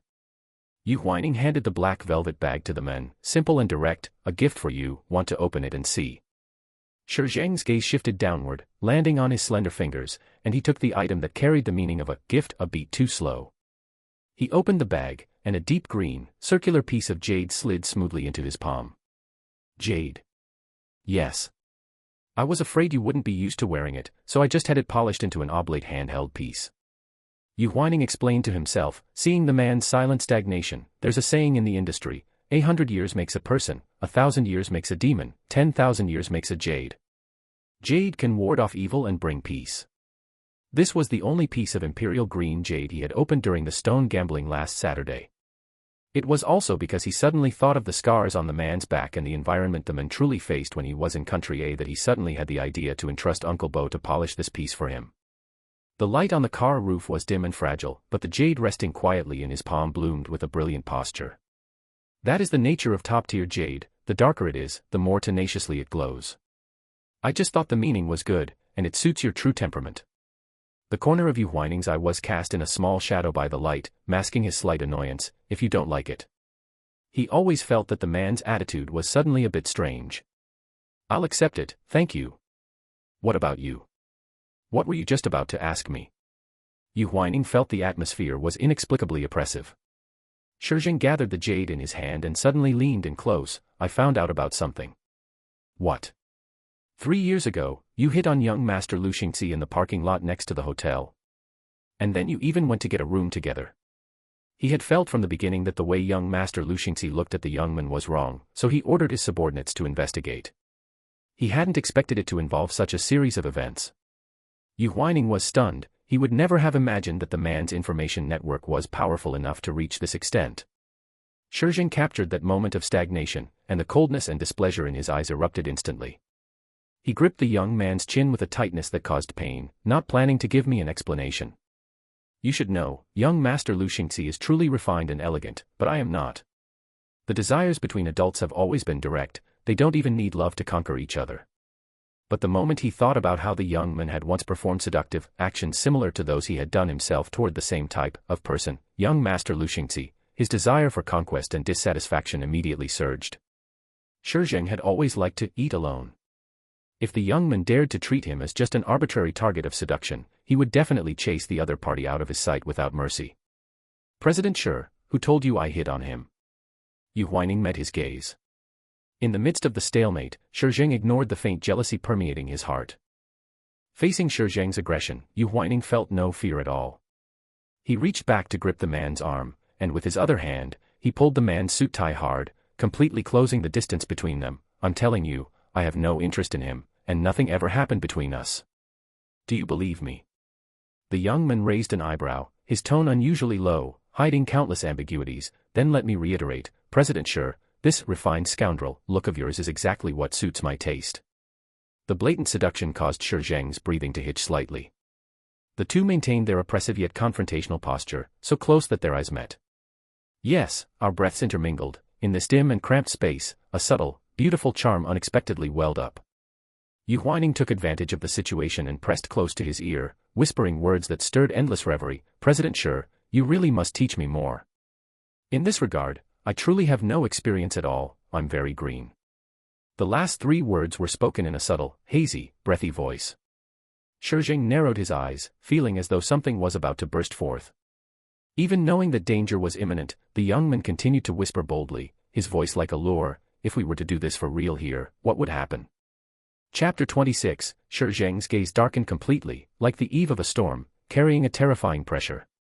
Under this pressure, Yu Huaining still appeared relaxed and unrestrained. With a mischievous intent, he retreated, pressing his back against the car door, and the man's body leaned forward a bit more following his pulling motion. Their noses touched, their warm breaths gradually becoming rapid, and a tingling sensation spread out. Just as their lips were about to meet, a sudden screech of brakes sounded outside, and strong headlights shone in. Yu Huaining uncomfortably closed his eyes and turned his head to avoid the light. In that instant, there was a faint brush against his lips, a cool sensation. The intense light lasted only a few seconds before turning off. Yu Huaining turned back and saw Zheng Rong stepping out of the car. The latter clearly saw their extremely ambiguous posture and stopped foolishly, not knowing whether to advance or retreat. Yu Huaining gritted his teeth in annoyance for a moment. I take back what I said earlier. What? Shi Zheng let him go, attempting to adjust his posture. Yu Huaining was still clutching his tie, his gaze recovering a bit of clarity, and he tossed out a sentence, speechless and regretful. I shouldn't have given Brother Zheng time off, I should have given him a letter of dismissal instead. Shi Zheng chuckled, patted the hand clutching him, and said, stop messing around, let go. Yu Huaining huffed, having no choice but to let go. After all, he didn't have the habit of engaging in romantic affairs in front of outsiders. Zheng Rong. Shi Zheng rolled down the car window and called out, his expression composed. The other party walked over quickly, lowering his eyes respectfully, a bit afraid to look at the young man's face on the other side. Who knew that the boss and young master were actually this indulgent, daring to, right there in the car. Boss. Zheng Rong swallowed nervously, feeling inexplicably guilty for ruining something good. Is the matter I entrusted to you handled properly? Zheng Rong handed over the black handbag and said, yes, it's all done. The flight is at 10:05 tonight, and your relevant documents are all inside. Yu Huaining in the passenger seat heard this and couldn't help but frown. Tonight's flight. Where are you going? Country A. Yes. Shi Zheng turned his head and placed the handbag on the back seat. His calm tone seemed to be mixed with an apology, and he has an urgent matter, so I must rush back to Country A. And he, whom Shi Zheng spoke of, was the sponsor who brought him out of the orphanage and raised him. Although the two had no formal legal adoption relationship, the former always regarded her as a mother, grateful for her upbringing. Yu Huaining guessed as much and nodded calmly. The planned dinner was destined to fall through, but their relationship was still shallow. He would not make unreasonable demands, nor did he have any reason to ask the other party to stay and fulfill the agreement. I'll have Zheng Rong take you back. Seeing him accept it calmly, Shi Zheng didn't offer any extra explanation, only adding an extra sentence, you have the next few days off, you don't need to go to the company. Upon hearing the latter half of the sentence, Yu Huaining playfully curled his lips. President Shi, is this paid leave? My life is currently in shambles, and I can't afford to lose a single bit of my salary. Clearly he had just made a fortune a few hours ago, yet he was starting to pretend to be poor now. I'm not that stingy. A faint smile hung on the corner of Shi Zheng's mouth. How many days will you be gone? When will you be back? Yu Huaining put away his playful mood and asked. To be honest, he still felt a little bit of regret in his heart. This fish was about to be caught, but it turned around and swam to a place he couldn't see or touch. Not sure, it depends on when the matter is resolved. A rare complexity appeared in Shi Zheng's eyes. He remembered something else and said with an ambiguous tone, the second day of next month, Elder Yu's birthday banquet, I should be able to make it back to attend. The Yu family again. And Elder Yu again. What kind of unspeakable secrets and entanglements were there between them? Doubts flashed through Yu Huaining's mind, but were ultimately well concealed by him. Okay. Elder Yu was cold and indifferent to this biological grandson of his, and Yu Huaining originally didn't intend to attend the birthday banquet. Now that he heard the man mention it, he had reconsidered. Anyway, he was idle with nothing to do, so why not go join the fun? Perhaps he could dig up some secrets. Good, then see you then. More than 10 minutes later. Zheng Rong drove steadily, sending the young man home according to his boss's instructions. Yu Huaining looked out the car window in boredom. When he turned his head, he found the other person sitting straight in his seat, his expression very serious and nervous. He tested him with interest. Brother Zheng, are you afraid of me? No, no. Zheng Rong glanced at him and replied a beat slow. I'm very easy to talk to. Yu Huaining added confidently. Upon hearing this, Zheng Rong's eyes drifted for a second. He dared not say it out loud, but inside, he was complaining vigorously, easy to talk to. Young master, do you have some misunderstanding about yourself? Fighting with thugs carrying knives, daring to break Songji's manhood, designing to make Song's wealth unstable, setting traps to make Yuxian lose miserably. Aren't these all your handiwork? Besides, being able to chat and laugh with the boss and even get ambiguous, how weak could you possibly be? Just as Zheng Rong was thinking this, the young man's words came over again. Brother Zheng, how did you and President Shi meet? When I was 10, I was sold abroad by human traffickers and dragged away by those mafia factions, trained from a young age to be a thug who didn't value his own life. Later, the boss took me in and gave me a stable meal. Recalling the past, Zheng Rong could not hide his gratitude in his tone.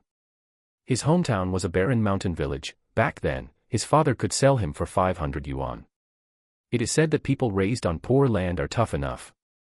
In a foreign country where he was unfamiliar with the place, he managed to survive that period of dark, sunless fighting, until one mission, he met Shi Zheng. It was Shi Zheng who saved him from that dark, sunless wolf's den, and it was also Shi Zheng who gave him the chance to see the light again. Therefore, from the day he followed Shi Zheng, Zheng Rong secretly made up his mind that even if one day he had to sacrifice himself for the boss, he would have no complaints. Yu Huaining was silent for a moment, not expecting that the seemingly honest and ordinary Zheng Rong had such an experience. Young master, don't look at me like that. Zheng Rong noticed his gaze and stammered in embarrassment. Compared to the boss's experience, I am already very lucky. Shi Zheng. Yu Huaining forgot his form of address for a moment and called him by his name. What happened to him? Realizing he had let it slip, Zheng Rong quickly shook his head. Nothing, it's all in the past. How did the scar on his back come about? Yu Huaining asked in return. Zheng Rong glanced at him and mumbled, I don't know very well either. Young master, the boss is most wary of outsiders asking about his past. Knowing too much won't do you any good. After all, having worked for Shi Zheng for many years, Zheng Rong looked honest and easy to get information out of, but in reality, his mouth was extremely tight. Seeing that there was nothing more to ask, Yu Huaining had to give up the idea. He cast his gaze back out the window, unconsciously frowning. He always felt that the man's true experience was not as simple as introduced in the world of the book. Young master, we're here. Zheng Rong parked familiarly at the entrance of the villa. The dark courtyard villa looked very lonely. Yu Huaining had long since dismissed the servants at home, so naturally, there were no warm lights waiting for him to come home. The bidding at the public auction took quite some time, and Yu Huaining really didn't have the energy to invite Zheng Rong in for a sit-down. He unbuckled his seatbelt and casually reminded, okay, be careful on the way back. Yu Huaining rested at home for 3 consecutive days until his energy was fully restored. Only then did he have plans to go out. He took a taxi to the CBD center and walked towards the last building. The elevator went straight to the 23rd floor. When the door opened, the 4 characters hanging on the wall came into view. Detsai Investment. The receptionist immediately came up to him. Hello, sir. What kind of service do you need? I would like to learn about the investment projects under your company. Yu Huaining stated his purpose directly. The receptionist understood and led him into an empty lounge. Please wait a moment, I will find a specialist to answer your questions. Okay. Yu Huaining nodded, his plans clear in his mind. He still had a lot of spare cash on hand, plus the piece of jadeite raw stone he opened 2 days ago. He estimated that his short-term income would become quite substantial. Having struggled for so long in the real world, Yu Huaining was somewhat bored. He had the system support, and no matter what he did, he could make money smoothly. So in this world, he didn't have any plans to open a company for the time being, but rather than letting this money sit in his hands, it would be better to make some appropriate project investments. As the saying goes, don't put all your eggs in one basket. Knock, knock. The sharp sound of high heels rang out, accompanied by a strong scent of perfume. Yu Huaining frowned uncomfortably and looked up. The person who came was a beautiful woman with a hot figure. Seeing Yu Huaining's young face, the smile on her face froze slightly. She walked in, silently sized up Yu Huaining, and greeted him formulaically. Hello, sir. I am a senior specialist at Detsai Investment. My name is Bai Moli. Yu Huaining had long since caught the contempt flashing in her eyes, and his expression dimmed a little. Hello. Bai Moli sat beside him and handed over the form in her hand, reminding him in a seemingly kind and professional manner, our company has cancelled small amount investments, but there are still many wealth management projects of equivalent value that you can choose from. These are the basic materials of the projects, take a look and get to know them. Yu Huaining took the form, his eyebrows slightly raised. No small amount investments. Aren't you going to introduce them to me? Bai Moli huffed, her tone a bit colder. The text explanation is very clear. If you have any parts you don't understand, you can ask me later. A cold light appeared in the depths of Yu Huaining's eyes, but he was not in a hurry to express his stance. He leaned back in his chair, slowly browsing the words on the form. Time passed minute by minute, and Bai Moli, who had been waiting for a long time, became a little impatient. She took her phone and found an excuse. Sir, you look first. A client on hand suddenly needs me to send a form. I'll go and come right back. Yu Huaining saw through her clumsy lie and glanced over. Bai Moli didn't see the cold, deep meaning in his eyes and walked away quickly. After she left, Yu Huaining crumpled the form in his hand into a ball of waste paper and tossed it into the trash can. He had originally come for the prestige of this company, but he didn't expect to meet such a snobbish specialist, which ruined his good mood for no reason. Just as Yu Huaining was about to get up, a hurried yet polite male voice rang out. Hello, sir. The two met eyes, and Yu Huaining was surprised for a moment, blurting out, Nan Chuan. Young master. Nan Chuan was equally surprised. At this moment, he was wearing a standard white. Donning his uniform, he possessed a bit more of that intellectual, mature workplace charm than when they last met at the K-Club. Nan Chuan remembered his surroundings and immediately bowed to the young man in a standard manner, reintroducing himself. Hello, Mr. Yu. I am Nan Chuan, an intern specialist at Detsai Investment. Yu Huaining sat back down and asked deliberately, what about Bai Moli? Isn't she responsible for my case? Sister Bai, she is a bit busy, so she asked me to answer your questions first. Nan Chuan spoke tactfully, not daring to say directly in front of the young man that Bai Moli looked down on small fry like him, which is why she had fobbed him off onto an intern. Yu Huaining had already guessed the truth and sneered. Thinking Yu Huaining was dissatisfied with his lack of experience, Nan Chuan spoke up immediately, Mr. Yu, I have undergone specialized training since joining the company. Although I am still in my internship period, I have already familiarized myself with all the projects under the company. Please rest assured. Nan Chuan's university major was financial management, and he hadn't been at this company for long. As an intern, he was sent around on errands every day and had not yet served any clients. When Bai Moli dumped this small client on him, he had approached it with a serious and responsible attitude. No need to be nervous, Yu Huaining said, feigning, I don't have much savings on hand, only 300,000. Is there any suitable investment? 300,000 was indeed an insignificant figure for a large company like Detsai Investment. However, Nan Chuan did not show the slightest bit of belittlement or disdain, maintaining his consistent serious attitude, there are some, but there aren't many choices. I will recommend a few suitable ones to you. He took out the form from his folder, detailed a reasonable investment plan for Yu Huaining, and even forecasted the future trend of the market. Yu Huaining's eyes flickered, and he curled his lips. He had looked at the form just now and naturally understood that the advice Nan Chuan gave was the best. The other party was worthy of being the male protagonist in the original book world, his logic was clear, his planning was appropriate, and he didn't look like a senior student who had just started his internship at all. No wonder he was able to quickly take over the massive family business after returning to the Yu family. Mr. Yu, what do you think? Nan Chuan felt a bit uneasy seeing Yu Huaining remain silent for a long time. Yu Huaining looked up and nonchalantly stated his true thoughts, actually, I have 10 million to invest. Are there any suitable projects? Nan Chuan was stunned by this huge figure and only came back to his senses after several seconds, yes. What? Didn't expect me to have so much money on hand. Yu Huaining couldn't help but laugh when he saw his reaction. Nan Chuan nodded subconsciously, then immediately expressed an apology with an embarrassed expression.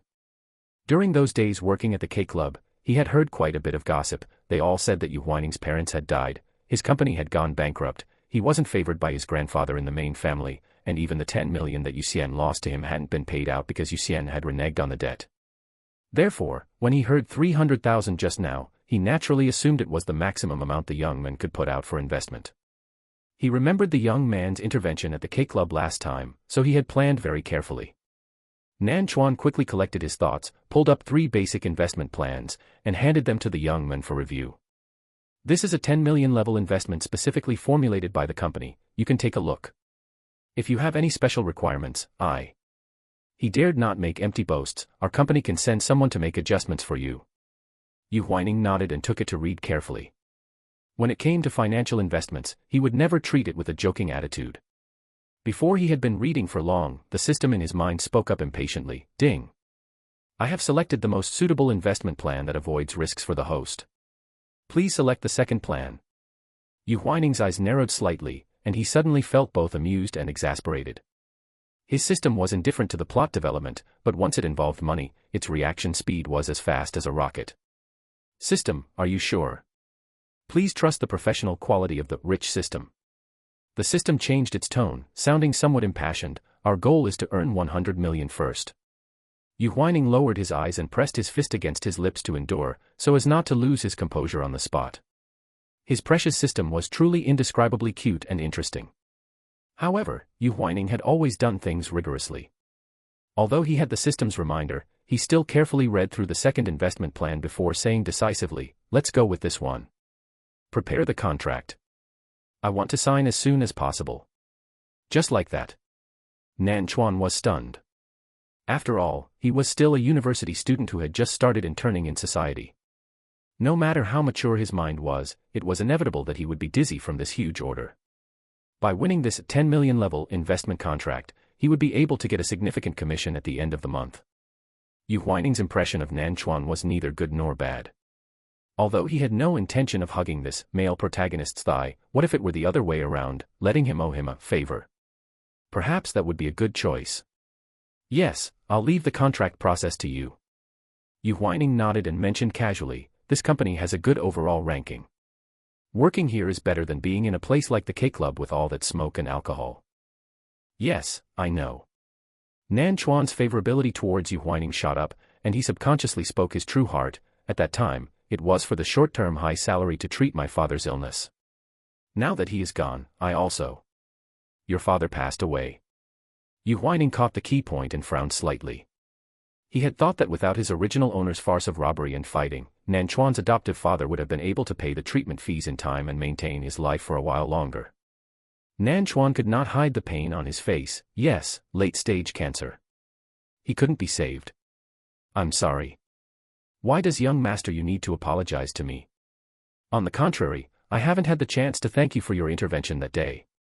Nan Chuan put away his sad emotions and gave him a sincere smile. Yu Huaining leaned back and said indifferently, I just couldn't stand Yu Xian's face. Nan Chuan was afraid of wasting his time, so he stopped the conversation in time. Please wait a moment, I will report to my superior and then arrange the contract. Yes. Yu Huaining nodded calmly, stood up, and asked, where is the restroom? Go out the door, turn right, and go to the end. The two went out together. Yu Huaining followed Nan Chuan's instructions and walked towards the innermost side of the floor. He had just seen the sign for the restroom when a thin figure suddenly rushed out from the corner. The next second, he heard the other person call out urgently. Huaining. It's you. The other person was a middle-aged woman with a thin build, wearing an ill-fitting cleaner's uniform. Her complexion was sallow, she had dark circles under her eyes, and her messy hair was tied into a bundle at random, with loose strands stuck to both sides of her cheeks by sweat. She looked completely disheveled. Yu Huaining was stunned for several seconds before he realized the person in front of him was the original owner's aunt, Song Xin, whom he had kicked out. However, the appearance of the person in front of him was truly far from the image of the elegant and luxurious rich lady of the past. Yu Huaining curled his lips, too lazy to even call her aunt. You are working as a cleaner in this company. Song Xin was stung by the young man's sneer. She threw away the rag in her hand, wiped her wet hands randomly on her clothes, and rushed over without thinking. Huaining, please save your aunt. Yu Huaining reacted quickly and immediately stepped back, causing her to miss. Song Xin didn't expect the young man to dodge faster than a rabbit. Without any preparation, her knees hit the marble floor heavily with a loud bang that sounded painful. This time, she was truly in so much pain that her expression twisted. Yu Huaining remained calm. What do you want to do again? Huaining, your aunt really knows she was wrong. Please, help us. A while ago, her husband and son were both locked in the detention center. Song Xin sold all her valuable belongings to piece together the lawyer's fees to bail out Chen Shua, whose crime was lighter. As for her husband, Chen Kaisheng, he was completely convicted for misappropriating company property. After the verdict came down, he had to serve a full 5 years in prison. Song Xin had returned to the Yu family villa to find the young man, but waited for a whole day without seeing him. Later, she came to the Yu family main house, attempting to seek an audience with Elder Yu. The result was imaginable. She didn't see the old man, but was instead threatened by the equally dignified butler Mu, both openly and covertly. Song Xin was, after all, a woman. Where would she get the guts of a wolf to tangle and fight with a real wealthy family? Over time, seeing that there was no hope for her husband's release from prison, she had to accept her fate. When Song Xin returned to her hometown in previous years, she had always boasted that she had made it big, and her words had mocked many of her fellow villagers. Now that she had lost this decency, she naturally did not dare to go back and accept everyone's mockery, so she had to rent a rental room of less than 10 square meters in the city and live squeezed together with her son, Chen Shua. She had originally hoped that when Chen Shua reached the working age, he would be able to find a way to earn back the family business, allowing the mother and son to live a good life again. But she didn't expect that her years of pampering had actually raised a useless person. After Chen Shua was released from prison, his temperament became volatile, and he became addicted to smoking and drinking. Occasionally, when he went crazy from drinking, he even dared to beat people. Song Xin was weak and had been injured several times. He was her only lifeline. She couldn't get angry, and she couldn't beat him, so she could only swallow her teeth and blood, not daring to provoke him again. Seeing that her purse was getting tighter and tighter, Song Xin had no choice but to find a job herself. She hadn't studied for many years, and the socialite ladies she had known before turned their backs on her. She had no choice but to find this kind of bitter and tiring cleaning job. But every day after returning to the rental room, not only could she not eat a hot meal, but she also had to drag her tired body to take care of the drunk Chinshua. It was truly miserable. Every time she thought of her past wealthy life, she regretted it so much that her intestines turned green. At this moment, Song Xian saw the long-lost Yu Huaining, as if she had grabbed a life-saving straw, and kept crying and apologizing. "Huaining, your aunt was truly blinded by pig lard back then. It was me who spoiled your cousin. I apologize to you, I let you down, I let your eldest sister down. You take me back. Your aunt will cook and clean for you every day. I can take care of myself, I don't need you to worry." Yu Huaining refused coldly and mercilessly, just feeling that Song Xian's crying and fussing were very noisy, and a trace of disgust flashed in his eyes. Did this woman really think he was a living bodhisattva who was kind-hearted? Take her back. Let the two of them have another chance to cause him trouble. No way. Yu Huaining bypassed her, but didn't expect Song Xian to use brute force to hug his leg tightly. Her murky tears fell on his trousers, instantly triggering his bottom line for cleanliness. "Have you made enough trouble?" Yu Huaining frowned tightly, still considering that her small frame couldn't take a kick, and just reached out to pull her away forcefully. Ah. Song Xian leaned back with unstable center of gravity, just happened to hit the dirty water bucket on the side, and it all poured onto her body. Yu Huaining looked at his shoes and trouser legs stained with sewage, and he was extremely displeased. "What are you doing?" A familiar female voice came from behind. The sound of high heels approached from far to near. Bai Moli helped up the fallen Song Xian and asked in a seemingly friendly and kind way, "Big sister, are you okay?" It was lunch break, and many people in the company had come to the rest area to sit. The commotion at the restroom in the corner naturally attracted their attention.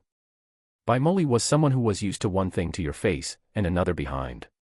Putting on an act to maintain her image, she was the first to rush forward and speak up, "Mr. Yu, so it's you. Isn't there some misunderstanding that can't be cleared up?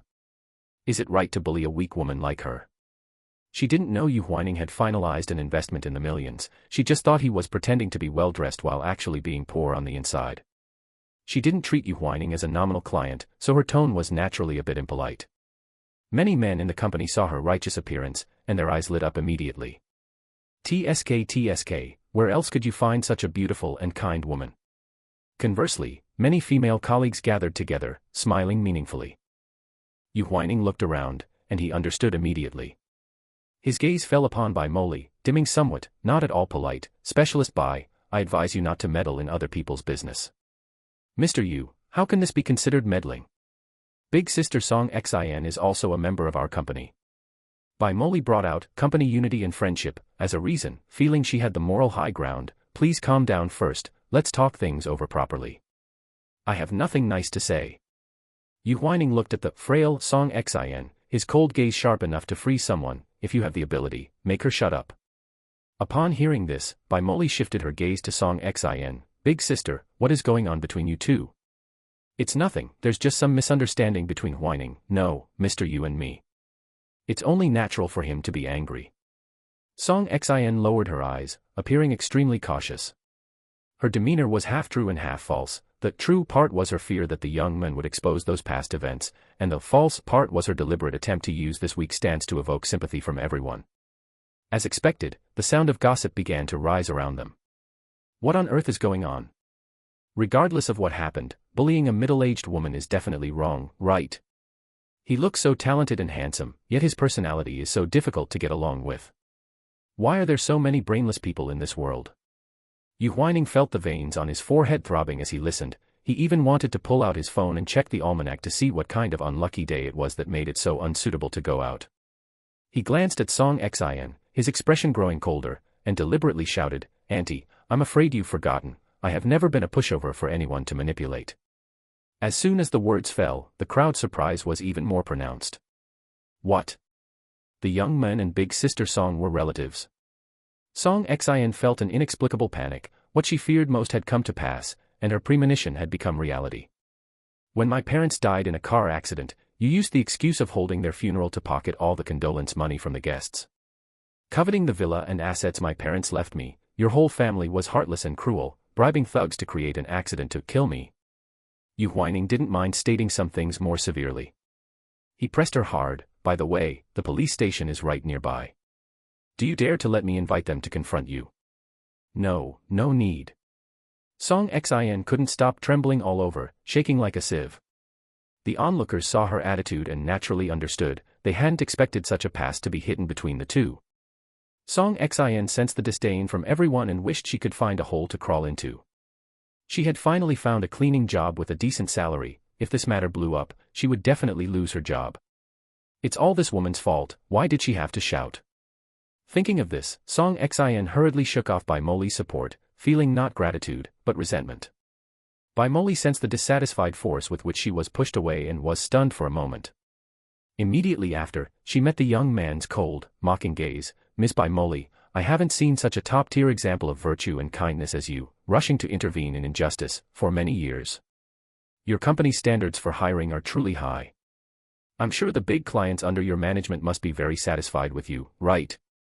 Many female employees heard the derogatory tone in his words and couldn't help but chuckle, giving the young man a thumbs up in their hearts. They hadn't expected this Mr. Yu to have top-tier skills in spotting a fake.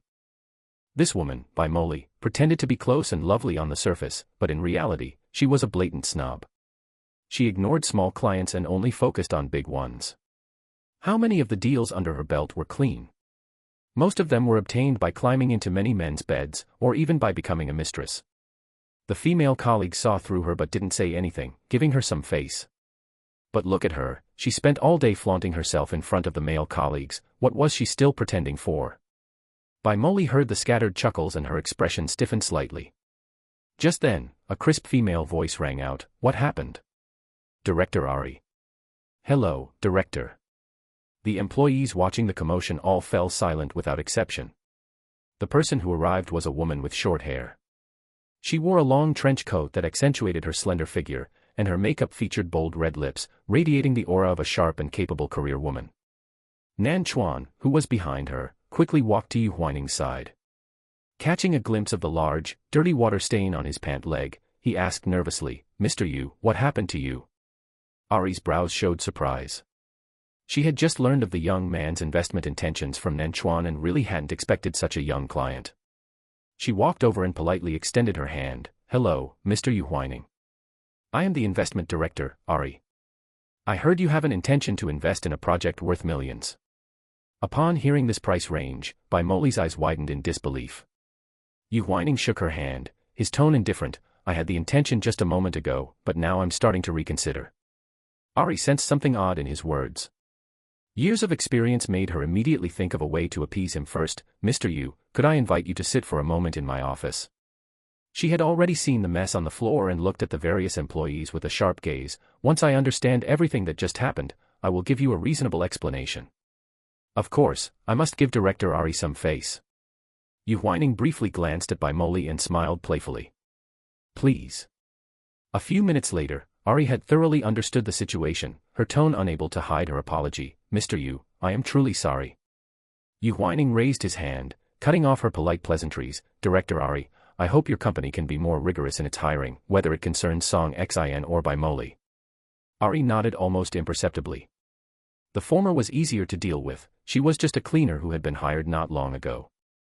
As for a woman like Bai Moli, it wasn't that she hadn't thought about firing her, but the latter's business performance was indeed good, and the upper management valued it highly. Regardless of how that performance was achieved by whatever means.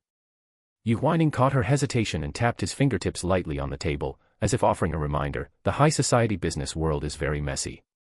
Once the emotional filth of certain people is made public, it will drag the company down with it. Just like Bai Moli climbing into big clients' beds for business, once such things are exposed, it wouldn't just affect her alone, but the entire Detsai investment. Ari was awakened by his words and couldn't help but nod heavily. She was just about to reply when the office door was knocked on. "Director, may I come in?" It was Bai Moli's voice. Ari glanced at Yu Huaining, and seeing him nod in agreement, she then spoke, "Come in."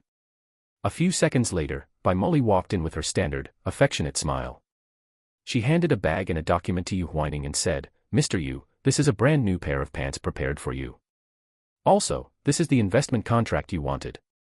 As your investment specialist, I am very happy that you and the company have reached an investment agreement." "My investment specialist? When did it become your turn?" Yu Huaining heard this and raised an eyebrow, as if he had heard something amusing. He turned to the side, completely ignoring the things in her hand. Bai Moli felt awkward for a moment, then pretended nothing happened and placed the items on a side table. Ari frowned slightly and asked, "Where is Nan Chuan? Isn't he the one responsible for Mr. Yu's case?" "Him? How could an intern specialist handle this?" Bai Moli smiled even more brightly. "I was busy with something temporarily, so I let him attend to Mr. Yu. The main thing is that Mr. Yu is straightforward, and he confirmed the investment project in such a short time." Bai Moli recited the excuse she had long since prepared. Such a big order, how could she let that intern Nan Chuan take the benefits? She had long since squeezed him to the side. Moreover, for a big client like Yu Huaining, as long as the investment was successful, who would care which specialist handled the business? Yu Huaining had no interest in playing these convoluted games with her and spoke bluntly, "Specialist Bai, aren't you a bit too thick-skinned? Before, you didn't even ask and just tried to fob me off with small-amount projects, looking down on me, wasn't that you?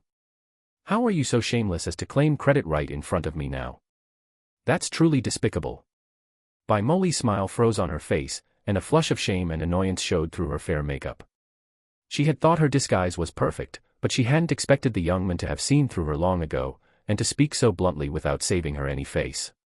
Ari shook her head, suppressing the disgust in her heart, but she didn't deliberately ease this awkwardness either. She sent a message to the secretary's desk, instructing, "Have Nan Chuan come in." Within a minute, Nan Chuan entered the office. "Director, did you call for me?"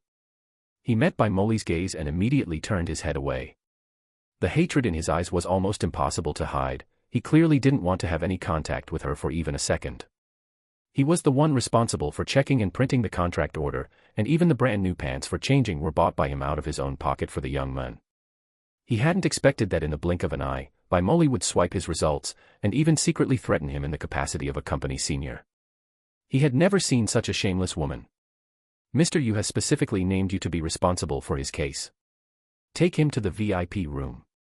Ari understood the young man's intention and spoke up. She had hired Nan Chuan into the company, and after getting to know him during this time, she found he was a promising talent. If he could successfully sign this order today, she could consider cultivating him further. "Really?" Nan Chuan was overjoyed. Yu Huaining nodded. Aside from the established investment plan, he had specifically named Nan Chuan to be in charge of the project because he intended to do the latter a favor. After this scene-stealing performance by Bai Moli, this favor was likely even more substantial. Nan Chuan didn't know Yu Huaining's thoughts, but he genuinely felt a strong sense of gratitude toward him. "Mr. Yu, please follow me." "Okay." The two left Ari's office one after the other, tacitly not even giving a spare glance to Bai Moli, who was standing to the side. Bai Moli gritted her teeth in anger, her eyes filled with resentment. Since she joined the company, the clients she handled and the new hires would always give her face because of her looks and attitude. She had never encountered a situation where she was deliberately ignored like this. Who do these two think they are? How noble do they think they are? She tried to maintain her composure, but her tone was subconsciously stiff. "Director, if there's nothing else, I'll be leaving." "Wait, I actually have something to tell you." Ari called her back and said straightforwardly, "You are fired. Pack up your things, and you don't need to come in tomorrow." "What?" Bai Moli raised her voice, uncontrollably tearing off her mask of kindness. "On what grounds are you firing me? What is the company's mission? It is to hold the proper respect for all clients. It is the clients who choose us, not us who choose the clients." Ari criticized her mercilessly. "Do you think that just because you have a few big clients' orders in your hands, you can stand above everyone else? Bai Moli, please recognize your own position. You are a former employee of Detsai Investment, not a boss who can pick and choose." She paused and delivered one final, swift, and accurate blow. "If you want to spend your life acting and trying to hook a wealthy sponsor, I suggest you head toward the entertainment industry." The director's office was separated from the main office hall only by a glass door. Ari's criticism was resounding, and many people outside looked over. Bai Moli felt a wave of embarrassment and, for the first time, tore off her mask and yelled, "What are you looking at?" Not knowing what she was thinking of, she snatched off her name tag and threw it on the ground, saying arrogantly, "I have plenty of people fawning over me. Who cares about your lousy salary? Only a tomboy like you, whom nobody wants, treats a job like a treasure." Slap. Ari slapped her directly across the face, with enough force to leave Bai Moli stunned. She walked over quickly, grabbed Bai Moli by the hair, and let her temper loose, roaring, "You want to be a whore and still have a monument built to your chastity? Who are you acting all high and mighty for? I can support myself, unlike you, who sells your body to be kept by an old man. If you have the guts, take this to the higher-ups. I'd like to see if those leaders want to keep you or keep me. Bai Moli felt dizzy from the slap, her scalp stinging from being yanked, and tears streamed down her face uncontrollably. She hadn't expected Ari to be this fierce. Ari had no intention of being gentle. She dragged her by the hair and threw her out of the office. Get out, don't dirty my place. Bai Moli fell to the ground in her high heels, immediately twisting her ankle. Her tears ruined her exquisite makeup, making her look incredibly ugly. The employees in the lobby were all stunned, but from start to finish, not a single person dared to run over to help her up, which showed how poor her real popularity was. Bai Moli didn't know how she left. By the time she came to her senses, she had unknowingly hidden in the emergency stairwell. Was it Yu Huaining? Yes, it must be him who filed the complaint. And that bitch Ari, you all just wait. Sooner or later, I will make you pay for what you did today. Bai Moli's heart was filled with resentment, and she gritted her teeth in anger. She fiercely wiped away her tears, and with a venomous look in her eyes, she dialed a number. A middle-aged man's voice quickly came through on the other end. Hello. Bai Moli immediately put on a delicate and aggrieved act, whimpering as she coquettishly said, Brother Minghui, someone is bullying me. When Yu Huaining signed the contract and left the company, he heard about Bai Moli being fired. He had originally intended to use Ari's hand to teach that woman a lesson, but he hadn't expected the other party to be even more hot-tempered and direct than he had imagined. Not only did she fire Bai Moli, but she also slapped her in public, which likely made the always pretentious Bai Moli suffer greatly. Yu Huaining raised an eyebrow and chuckled, then put the matter out of his mind. She was just a materialistic woman, nothing worth his concern. He hailed a taxi and got in. Hello, sir, where to? Jincheng Villa District. Yu Huaining had originally intended to go straight home, but then he thought of something and changed his mind. Lingfei Jade Market in the west of the city. There were 10 days left until Elder Yu's birthday. Although he didn't have any familial affection for the old man, he still had to put on a show of politeness, otherwise, he would inevitably be the subject of gossip at the banquet. What's more, Yu Xian had lost a large sum of money at the Jade Market, and he had to take this opportunity to prepare a special surprise for the grandfather and grandson. Chapter 28. Time quickly arrived at the second day of the Lunar New Year. Yu Huaining tidied himself up decisively, and with an invitation and a birthday gift, he arrived at the Huangxing Hotel. This hotel had a long history, had hosted many celebrities, and was very well known in Lu City. It was the only imperial hotel in the hearts of the locals. Elder Yu held his birthday banquet here, inviting all kinds of socialites with the highest level of scale, enough to show his power and wealth. The waiter receiving the guests saw Yu Huaining and the invitation he handed over, and a trace of surprise flashed in his eyes. Isn't this Elder Yu's own grandson? Why does he still need an invitation to enter? Looking at the other young master of the Yu family coming and going freely, by comparison, the treatment was truly worlds apart. May I go in now? Yu Huaining ignored the doubt and slight mockery in the other's eyes and asked indifferently. Yes, please go ahead, young master. Yu Huaining nodded slightly and walked straight into the banquet hall. He had arrived quite late, and many invited dignitaries and socialites had already gathered in the hall. Yu Huaining carefully scanned the room, but he didn't see Shi Zheng's figure, and he felt a slight sense of disappointment in his heart. Ever since the men returned to Country A, the two had completely lost contact. Let alone him, even Zheng Rong had gone to Country A the next day. Relationships between people are sometimes terrifyingly fragile. Yu Huaining felt a sense of inexplicable irritation at this thought. Butler Mu was the first to notice the young man, and he respectfully called out, "Young master." Hearing this, Yu Huaining raised his eyes, saw Elder Yu not far away, restrained his thoughts, and walked over quickly. Yu Xian was teasing Elder Yu, and upon seeing the arrival, disgust instantly surged in his long, narrow eyes. If it weren't for the fact that the old man was present, he probably wouldn't have been able to hold back his temper and would have started arguing on the spot. Grandfather. Yu Huaining called out softly, his cold tone devoid of any genuine emotion. Elder Yu nodded, his eyes showing no joy as he looked at him, only nodding with a straight face. Why are you so late? Yu Xian recognized the old man's attitude and counted off with a cold laugh. As a member of the Yu family, it's one thing that my cousin didn't come to help greet the guests, but he's also late. If outsiders saw this, they would think you had a falling out with grandfather and didn't want to come, right? After all, back then, little uncle was Little Xian. Elder Yu frowned and stopped him in a low voice. His displeasure towards his late youngest son extended to his youngest grandson. Yu Xian immediately fell silent, lowering his eyes to gauge Elder Yu's expression. The latter's brow was gathered with heavy displeasure, but this emotion didn't seem to be directed at himself. Yu Huaining met Elder Yu's angry gaze and couldn't help but sneer in his heart. Is this discriminatory treatment a bit too obvious? Clearly, Yu Xian was the one who started it, yet the displeasure was directed at him. It was biased to the extreme. Grandfather, there is a reason why I came late. Yu Huaining put on a rare look of grievance and handed over the gift box in his hand. Elder Yu took a look and signaled to Butler Mu beside him. The latter understood and took the box, opening it in front of him.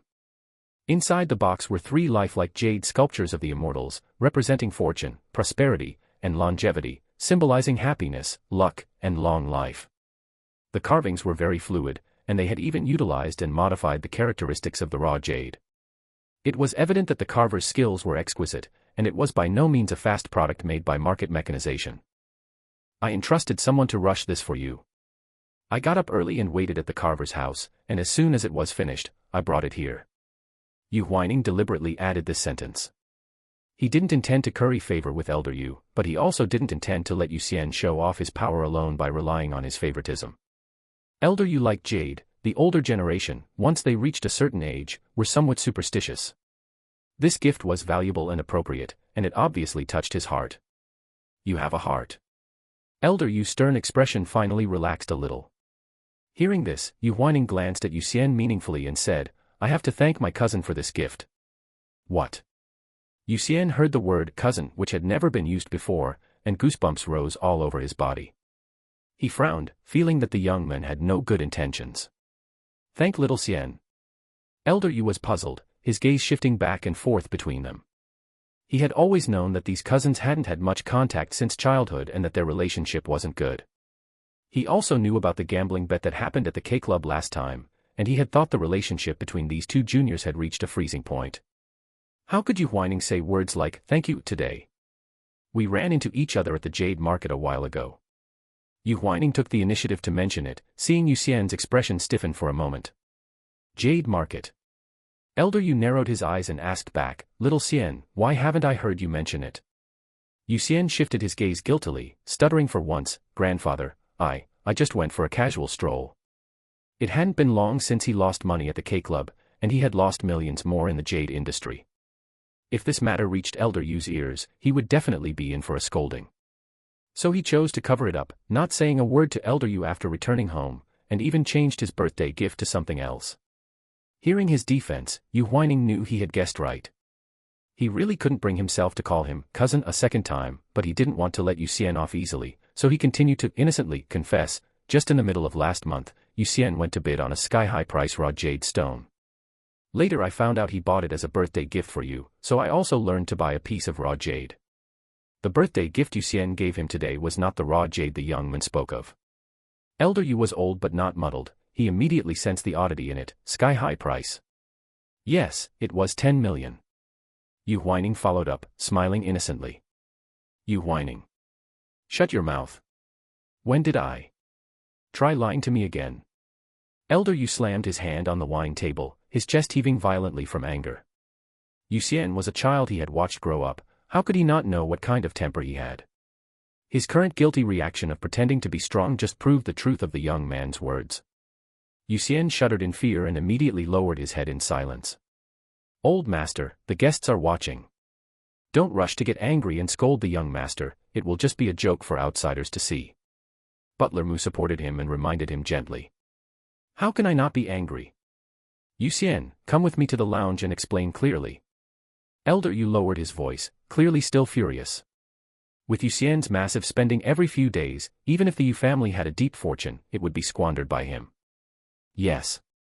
Yu Xian had never dared to disobey any of his wishes. Seeing that the paper couldn't contain the fire, he could only obediently follow behind.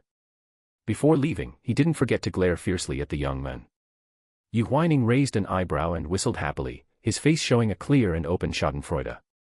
The other party had made things difficult for him time and time again, so naturally, he could play a counter trick with bad intentions. After all, he never considered himself a gentleman. Yu Huaining picked up the champagne from the table and walked toward a corner. He had no interest in this birthday banquet in the first place, and with the men he was most looking forward to seeing not appearing, he felt even more bored. Just as he walked to the corner, he unexpectedly bumped into a familiar figure. After the other party caught his gaze, he walked toward him immediately. "Mr. Yu Nanchuan." Yu Huaining looked him over with surprise. Today, Nanchuan had changed into a pure black suit, his tall figure immediately revealed, and with his specially styled hair and makeup, he looked like a suave, noble young master. As expected of the male lead in the original book, just by dressing up a little, he could reveal a charming temperament. Nanchuan faced his scrutiny.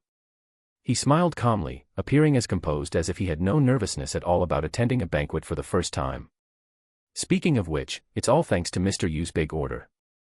As a reward, Director Ari brought me here to see the world." "You're too polite. It's because of your own ambition and hard work that the company values you."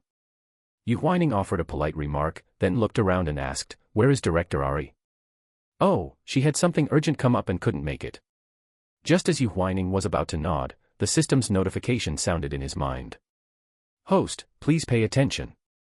You have entered a critical time point in the original book's world. Please study the original plot carefully, follow the story line, and avoid any unauthorized actions. Yu Huaining's gaze narrowed slightly. After carefully reading the content sent by the system, he finally realized, in the original book, Nanchuan, as the male lead, attended this birthday banquet but encountered malicious harassment. It was precisely because of this harassment that the mystery surrounding his and Yu Xian's parentage showed signs of loosening and being revealed. Nanchuan is the center of this world, and the storyline revolving around him cannot be significantly altered. The system, fearing that the complex relationship between Yu Huaining, Nanchuan, and Yu Xian might indirectly affect the overall direction, had spoken up to provide a gentle reminder. "Don't worry, I know what I'm doing. Young master, what's wrong?" Nanchuan, remembering that this was Elder Yu's birthday banquet, took the initiative to change how he addressed the young men. "It's nothing." Yu Huaining raised the champagne in his hand, giving a simple gesture. "To put it bluntly, these banquet occasions are just for small talk and networking. You really need to seize the opportunity." He paused, then added jokingly, "Of course, this is a massive Vanity Fair. If you feel uncomfortable, you can also hide in a corner and rest like I do." After all, Nanchuan would return to the Yu family sooner or later and become a proud son of heaven once again. At that time, a crowd of people would rush to curry favor with him. He wouldn't need to be like he was now, accepting the disdain and cold looks of others while holding the status of a minor company employee. Young master is young and promising. Naturally, you are waiting for others to come and network with you. Nanchuan calmly raised his glass to clink with the young man's and smiled. "I cherish this opportunity very much, so please excuse me." No matter what situation he is in, he always strives to seize every opportunity. He truly fits the character design of a male lead in a counterattack novel. Yu Huaining chuckled and tilted his head. "Please do." Nanchuan left decisively. Yu Huaining stared at his back, lost in thought. "Brother, my diamond necklace is gone, what should I do?" Lu Qiaoyin clung to the other person dependently, her anxious mood finally easing a little. She said with a hint of a sob, "Just a moment ago, someone bumped into me.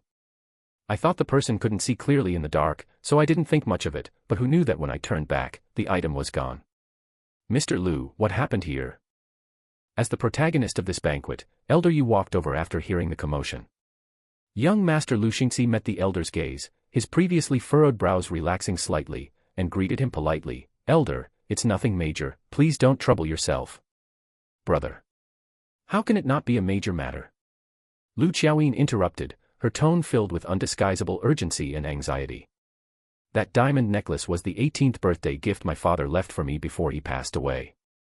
Although she did not wish to disturb Elder Yu's birthday celebration because of this, the necklace meant a great deal to her, and it absolutely could not be lost just like that. A bystander couldn't help but interject, "Elder Yu, it seems a thief has entered the banquet. They took advantage of the power outage just now to steal Miss Lu's necklace." Another person chimed in, "That's right, it was barely 2 minutes, the thief shouldn't have had time to leave yet. We must hurry and investigate thoroughly. This is outrageous. Mr. Lu, Miss Lu, please rest assured, I will definitely have people investigate this thoroughly and give you an explanation." Elder Yu was a person who cared about his reputation. With a guest suffering a major loss of property at his birthday banquet, he couldn't help but feel ashamed and angry. Butler Mu understood his temperament and immediately ordered the hotel manager to lock all exits, then raised his voice to request, "Dear guests, the situation has arisen suddenly. Please cooperate by staying where you are and not moving around." The guests present looked at each other, and out of respect for Elder Yu, they all chose to cooperate. Yu Huaining picked up a glass of champagne, sipping it leisurely, and stood by silently to watch the show. Someone drew close to his side, and the man's familiar, intoxicating scent wafted over. He glanced at him nonchalantly, only to realize that in just a short moment, the other man had changed into another expensive suit, truly the style of a wealthy person. What happened? Shi Zheng reached out, deliberately reaching around from behind the young man to pick up a glass of wine. The momentary friction of their clothing gave Yu Huaining the illusion of being hugged from behind. His gaze narrowed slightly, and he replied a beat late, "Young Master Lu Xingxi's sister lost something, and Elder Yu and the others are planning to investigate." "Oh." Shi Zheng raised an eyebrow slightly, looked over, and also assumed a posture of watching a good show. Not long after, 3 people hurried over from the side hall. "Dad, what's going on?" Yu Huaining asked, feeling uneasy upon seeing everyone's reaction. Elder Yu tapped his cane on the ground and scolded displeasedly, "You still have the nerve to ask? A perfectly good birthday banquet was handed over to you to manage, and yet you let a thief in. And they even stole Miss Lu's necklace." Yu Huaining was his eldest son, with a gentle and honest personality. After getting married, he became an out-and-out henpecked husband under his wife's strong personality, almost listening to his wife, Meng Zhen, in everything, without a shred of his own opinion. Sure enough, as soon as Yu Huaining heard this, he immediately broke into a cold sweat. What? The necklace was stolen. Meng Zhen met her husband's panicked, pleading gaze and immediately said, "Dad, Yu Huaining and I have been doing our best for your birthday banquet. We are also anxious that such a thing happened suddenly." And Miss Lu? She walked to Lu Xiaoyin's side, her attitude becoming even more amiable. "Don't worry, Auntie will definitely find a way to get it back for you." Lu Xiaoyin was about the same age as her son, looked beautiful, and came from a good family background. Meng Zhen had long intended to match the 2 young people, and had taken the opportunity of this birthday banquet to invite the Lu family over. With this kind of incident happening now, she naturally couldn't afford to not be concerned. "Okay, it was my carelessness that caused this, and now I have to trouble you, Auntie." Lu Xiaoyin actually didn't like physical contact with strangers, but her good upbringing made her maintain with an appropriate attitude. Seeing her poised and graceful demeanor, Meng Zhen was increasingly satisfied and couldn't help but glance at her son, Yu Xian. Upon doing so, she noticed something subtle. The latter was secretly sizing up Lu Xiaoyin with an unprecedented expression of seriousness. "Xian," Meng Zhen called out intentionally, "what's the matter with you?" Yu Xian immediately averted his gaze and put on a serious expression. "Grandfather, before the banquet invitations were sent out, all the guest lists were verified. There are so many people here today, perhaps the reception staff made a mistake. Should we verify them one by one again? Lest someone is trying to fish in troubled waters or commit petty theft." Yu Xian seemed to have suddenly had a breakthrough, and his suggestion was pertinent and appropriate. "Xian is right, we should check properly." Meng Zhen, who always doted on her son, immediately responded, "Dad, what do you think?" Elder Yu glanced at his grandson and snorted irritably, "At least you have some brains. Butler Mu, take some people and go verify it." Yu Xian's losses in the jade market were already a foregone conclusion. Even if he was angry, he wouldn't vent his frustration in front of so many outsiders, lest he be reprimanded and lose face for the family. Butler Mu responded gently, "Yes." Less than 10 minutes later, Butler Mu hurried back. He looked serious and said in a volume only those nearby could hear, "Elder Yu, the surveillance in the banquet hall was maliciously damaged early on." The hotel manager stood to one side, feeling extremely anxious and already breaking out in a cold sweat. His shirt was uncomfortably sticky against his back, but he had no time to attend to such discomfort. Since he started working here, such a theft had never occurred. Not only had it happened today, but the blind thief had actually run into these important figures. If they were to complain, his iron rice bowl would likely be lost. Thinking of this, the hotel manager broke out in even more cold sweat and immediately added, "Elder Yu, we re-verified the list according to young Master Yu's instructions. There is indeed one person who doesn't match. I don't know if it has anything to do with him." His words were purely a case of treating a dead horse as if it were alive. He desperately hoped the person he mentioned was the culprit, so as to divert attention and save his job. Yu Xian didn't expect that his casual suggestion would actually catch someone. He immediately became interested and asked, "Who?" The hotel manager was naturally capable to hold this position. He searched through his memory for the faces he had seen and pointed in a direction, saying, "It's him." Everyone's gaze followed his fingertip, landing on a handsome young man. Shi Zheng recognized Nanchuan, a trace of surprise flashing across his eyes. "It's him." Let's wait and see." A gleam of interest flashed in Yu Huaining's eyes as he silently waited for the impending conflict. In the original plot, Nanchuan was misunderstood as the thief who stole the necklace. Amidst the indiscriminate gossip of the crowd, his bottom line of self-respect finally shattered, leading to a scene. Later, the truth came to light. Elder Yu was deeply impressed by Nanchuan's proud rebuttal. Lu Xiaoyin felt it was her fault and took the initiative to apologize to him. Even Meng Zhen felt something subtle when she saw him. It could be said that this disturbance was the first step in Nanchuan's reconnection with the wealthy elite. Nanchuan felt a jolt in his heart, clearly not expecting this conflict to suddenly extend to him. Holding his unfinished drink, he stepped forward and called out to Elder Yu, who was at the head. "Hello, Elder Yu. I am an employee of Detsai Investment, and my name is Nanchuan." Every word and action was very proper and polite. Elder Yu studied his features, feeling an inexplicably familiar sensation. Before he could figure it out, Yu Xian next to him recognized the face. Recalling the encounter at the K-Club that day, an inexplicable rage flared up in his heart, and he suddenly shouted, "It's you. Young Master Yu, long time no see." Nanchuan replied indifferently. Likewise, he didn't have much affection for the person in front of him either. "Xian, do you know each other?" Elder Yu noticed the atmosphere between the two and asked. Yu Xian slightly lifted his chin and snorted disdainfully. "We don't really know each other, he just looks familiar. Grandfather, you might not know, but this Nanchuan used to be a host at the K-Club." A host. These words fell into the hearts of the crowd, and it certainly wasn't a good term. Everyone's expressions varied, and their eyes carried more or less disdain. Even the usually composed Elder Yu couldn't help but frown.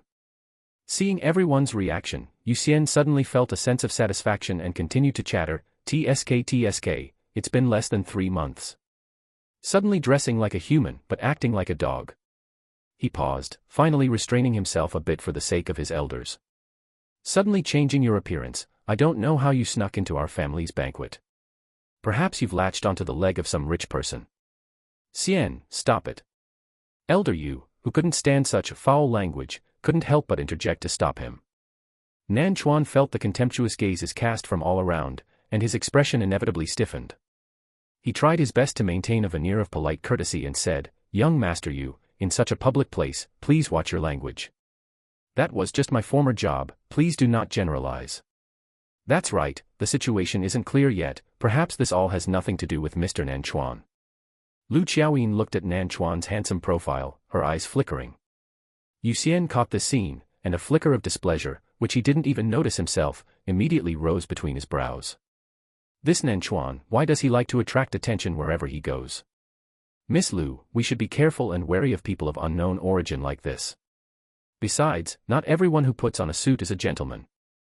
Yu Xian looked Nanchuan up and down and casually judged, "Maybe your necklace was stolen by him." "Yu Xian, stop slandering me." Nanchuan called him by his full name. Usually good at enduring, he couldn't help but feel exceptionally angry at this moment. Although his family background growing up couldn't compare to these wealthy families, he was at a comfortable, middle-class level where he never had to worry about food or clothing. His parents divorced early on, and the former raised him alone, teaching him various principles. The father and son had a relationship like friends. Later, his father fell ill, exhausting their savings, yet requiring a constant stream of medical expenses. Being filial, Nanchuan had no choice but to choose to work at the K-Club to make quick money. But from beginning to end, he never did anything that violated his moral bottom line.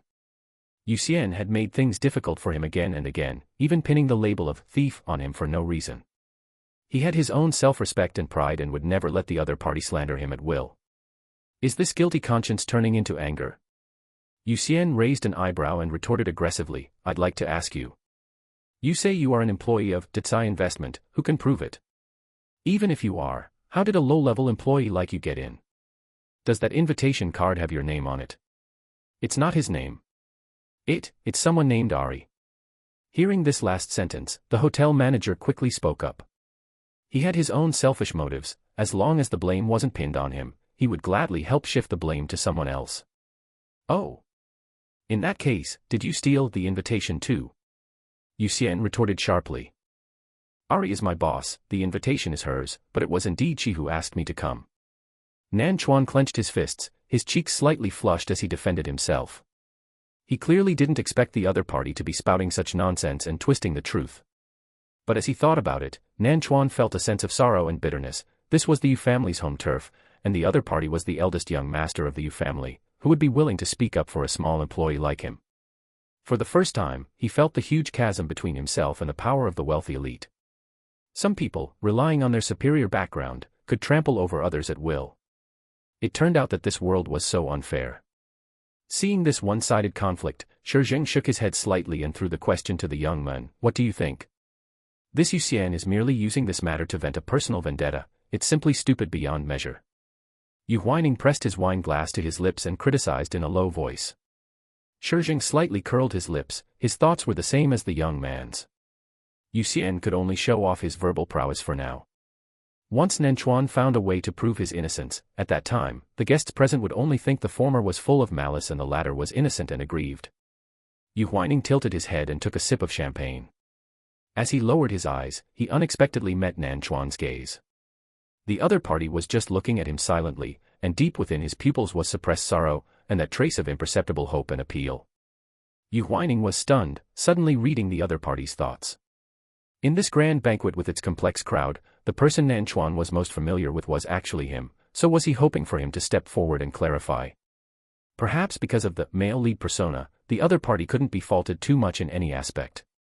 To tell the truth, Yu Huaining's impression of Nan Chuan was not bad. Shi Zheng noticed the young man's hesitation and asked, "What's wrong?" Yu Huaining finished the champagne in his mouth, curled his lips, and teased, "It's like this, I have a hero complex, I can't stand seeing honest people being bullied." As soon as he finished speaking, he strode over. The plot of Nan Chuan being splashed with dirty water had already occurred according to the original world trajectory.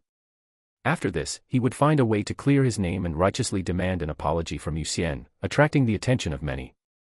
The system required him not to change the plot, but it didn't say he wasn't allowed to step forward and speak for Nan Chuan. It might be better to play the established good guy to the end, and take the opportunity to do a favor and farm some favorability. He suddenly felt a bit of anticipation. If things continued like this, would Nan Chuan, who would return to the Yu family later, become his ally? Seeing the young man walking towards him, Nan Chuan's previously dim eyes suddenly brightened. On the side, young Master Lu Xingxi also flashed a warm smile and subconsciously called out, "Young Master Yu." "Young Master Lu," Yu Huaining replied with a smile. "What are you here for again?" Yu Xian narrowed his eyes and asked. He didn't know when it started, but whenever he saw Yu Huaining, he would become extremely irritable and unsettled.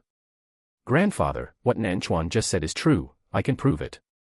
"You're going to prove it? What are you going to prove it with?" Yu Xian couldn't control the irritation in his heart and, without thinking, retorted viciously, "What kind of good person are you pretending to be?" Yu Huaining laughed instead of getting angry, completely ignoring his hostility. "It's still better than you openly acting like a villain." Many people present knew that the two younger brothers of the Yu family did not get along, and seeing them exchanging barbs, they were not surprised. It was Elder Yu who, seeing this scene, sank his face in extreme displeasure and scolded, "All of you, cut it out.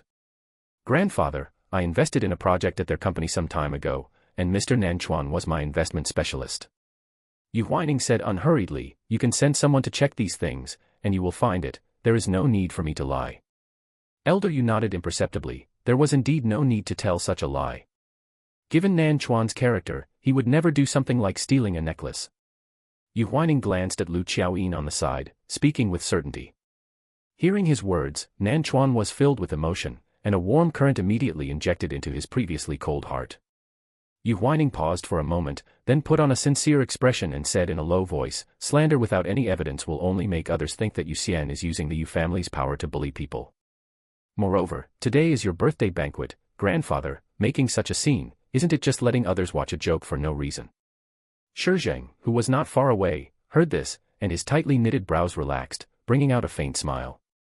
Having spent a long time with the young man, he easily understood his shrewdness and cunning. Pretending to be an obedient junior, this remark was ostensibly for the Yu family, and Elder Yu were, in reality, implicitly criticizing Yu Xian's behavior as disgraceful and embarrassing.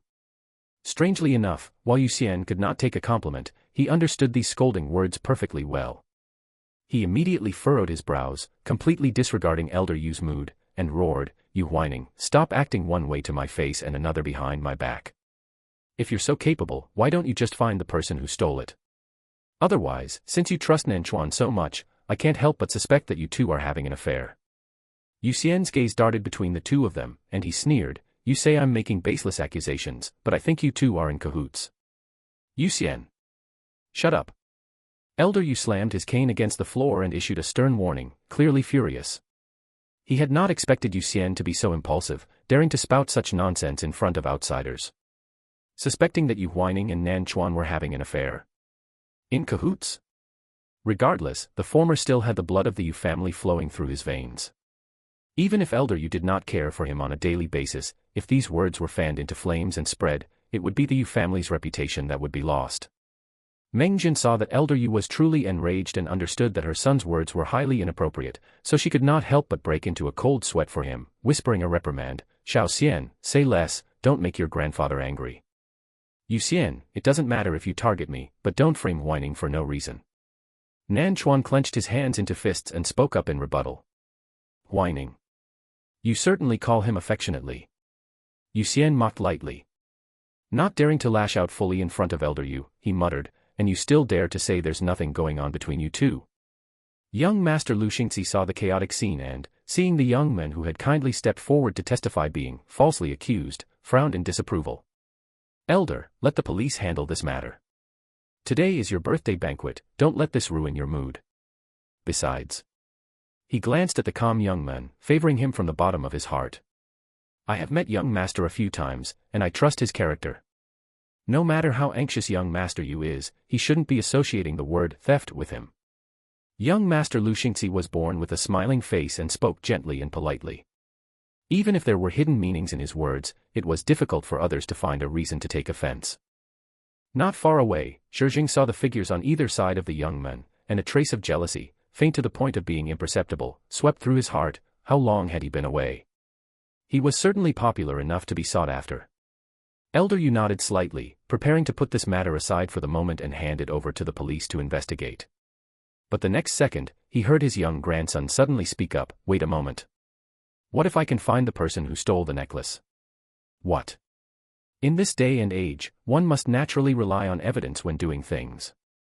Yu Huaining nodded slightly, then glanced haughtily at Yu Xian, repeating his question, "If I can find the person who stole the necklace, shouldn't you apologize to me and Nanchuan in public?" Yu Huaining stepped forward, his eyelids slightly lowered as he looked at Yu Xian, unknowingly giving off an arrogant sense of looking down on others. His reddish-tinged eye corners combined with his increasingly exquisite features, revealing a stunning charm that made it impossible to look directly at him. "Scared? Why aren't you answering?" Yu Xian's expression stiffened for a moment, a vague sense of foreboding rising in his heart, and he lost his voice. "They say you live and learn." The previous 2 times he faced the young man's suggestive questioning, he had answered off the cuff, following his own emotions, only to end up in a miserable and pathetic state. This time, it was called an apology, and there was no telling what complications might arise. Furthermore, he was the distinguished eldest young master of the Yu family. He had only suspected Nanchuan and said a few unpleasant things, so why should he have to apologize in front of everyone? "Young master, do you know who stole Xiaoyin's necklace?" Young Master Lu Xingxi caught the key word and asked. "If you can find the thief and prove that Yu Xian misunderstood Mr. Nanchuan, then he should apologize." Elder Yu said in a deep voice, looking at him with an extremely complex gaze, and asked with forced patience, "Whining, do you know who stole it?"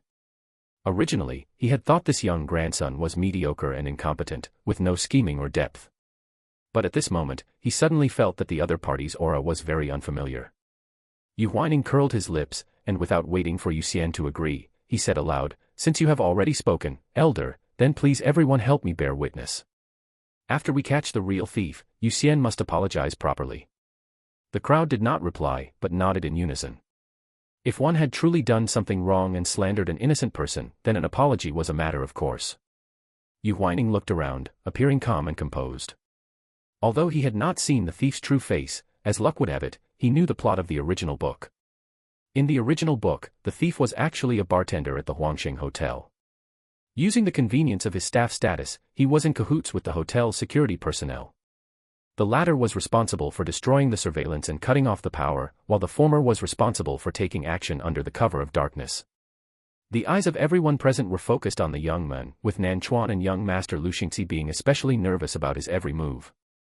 Yu Huaining met the calm expression hidden behind Shi Zheng's gold-rimmed glasses and smiled silently. He walked over and hooked his fingertips at the men. "President Shi, do me a favor." The indifferent tone hid a softness that only Shi Zheng could understand, a quiet and gentle trust that entered the heart. Shi Zheng was not a person who liked to show off, nor did he like to be the center of attention. But at this moment, facing numerous gazes, he took a step closer to the young man, seemingly unintentionally shielding him in his arms, and lowered his head slightly to ask, "What favor?" Yu Huaining leaned even closer, his soft lips brushing against the man's earlobe as he whispered a few words. From a side angle, it looked as if the two were kissing affectionately. The sound of discussion began to rise slightly again. Seeing this scene, Elder Yu's eyes darkened suddenly, not knowing what he had associated it with. Fortunately, the contact between the two did not last long. After hearing the young man's instructions, Shi Zheng smiled, adjusted his lapels, and walked towards the outer hall. "Yu Huaining, what kind of trick are you playing by dawdling? If you're just faking it, you'd better stop early and not waste everyone's time." Yu Xian shouted. "Don't be anxious, isn't this me making preparations?"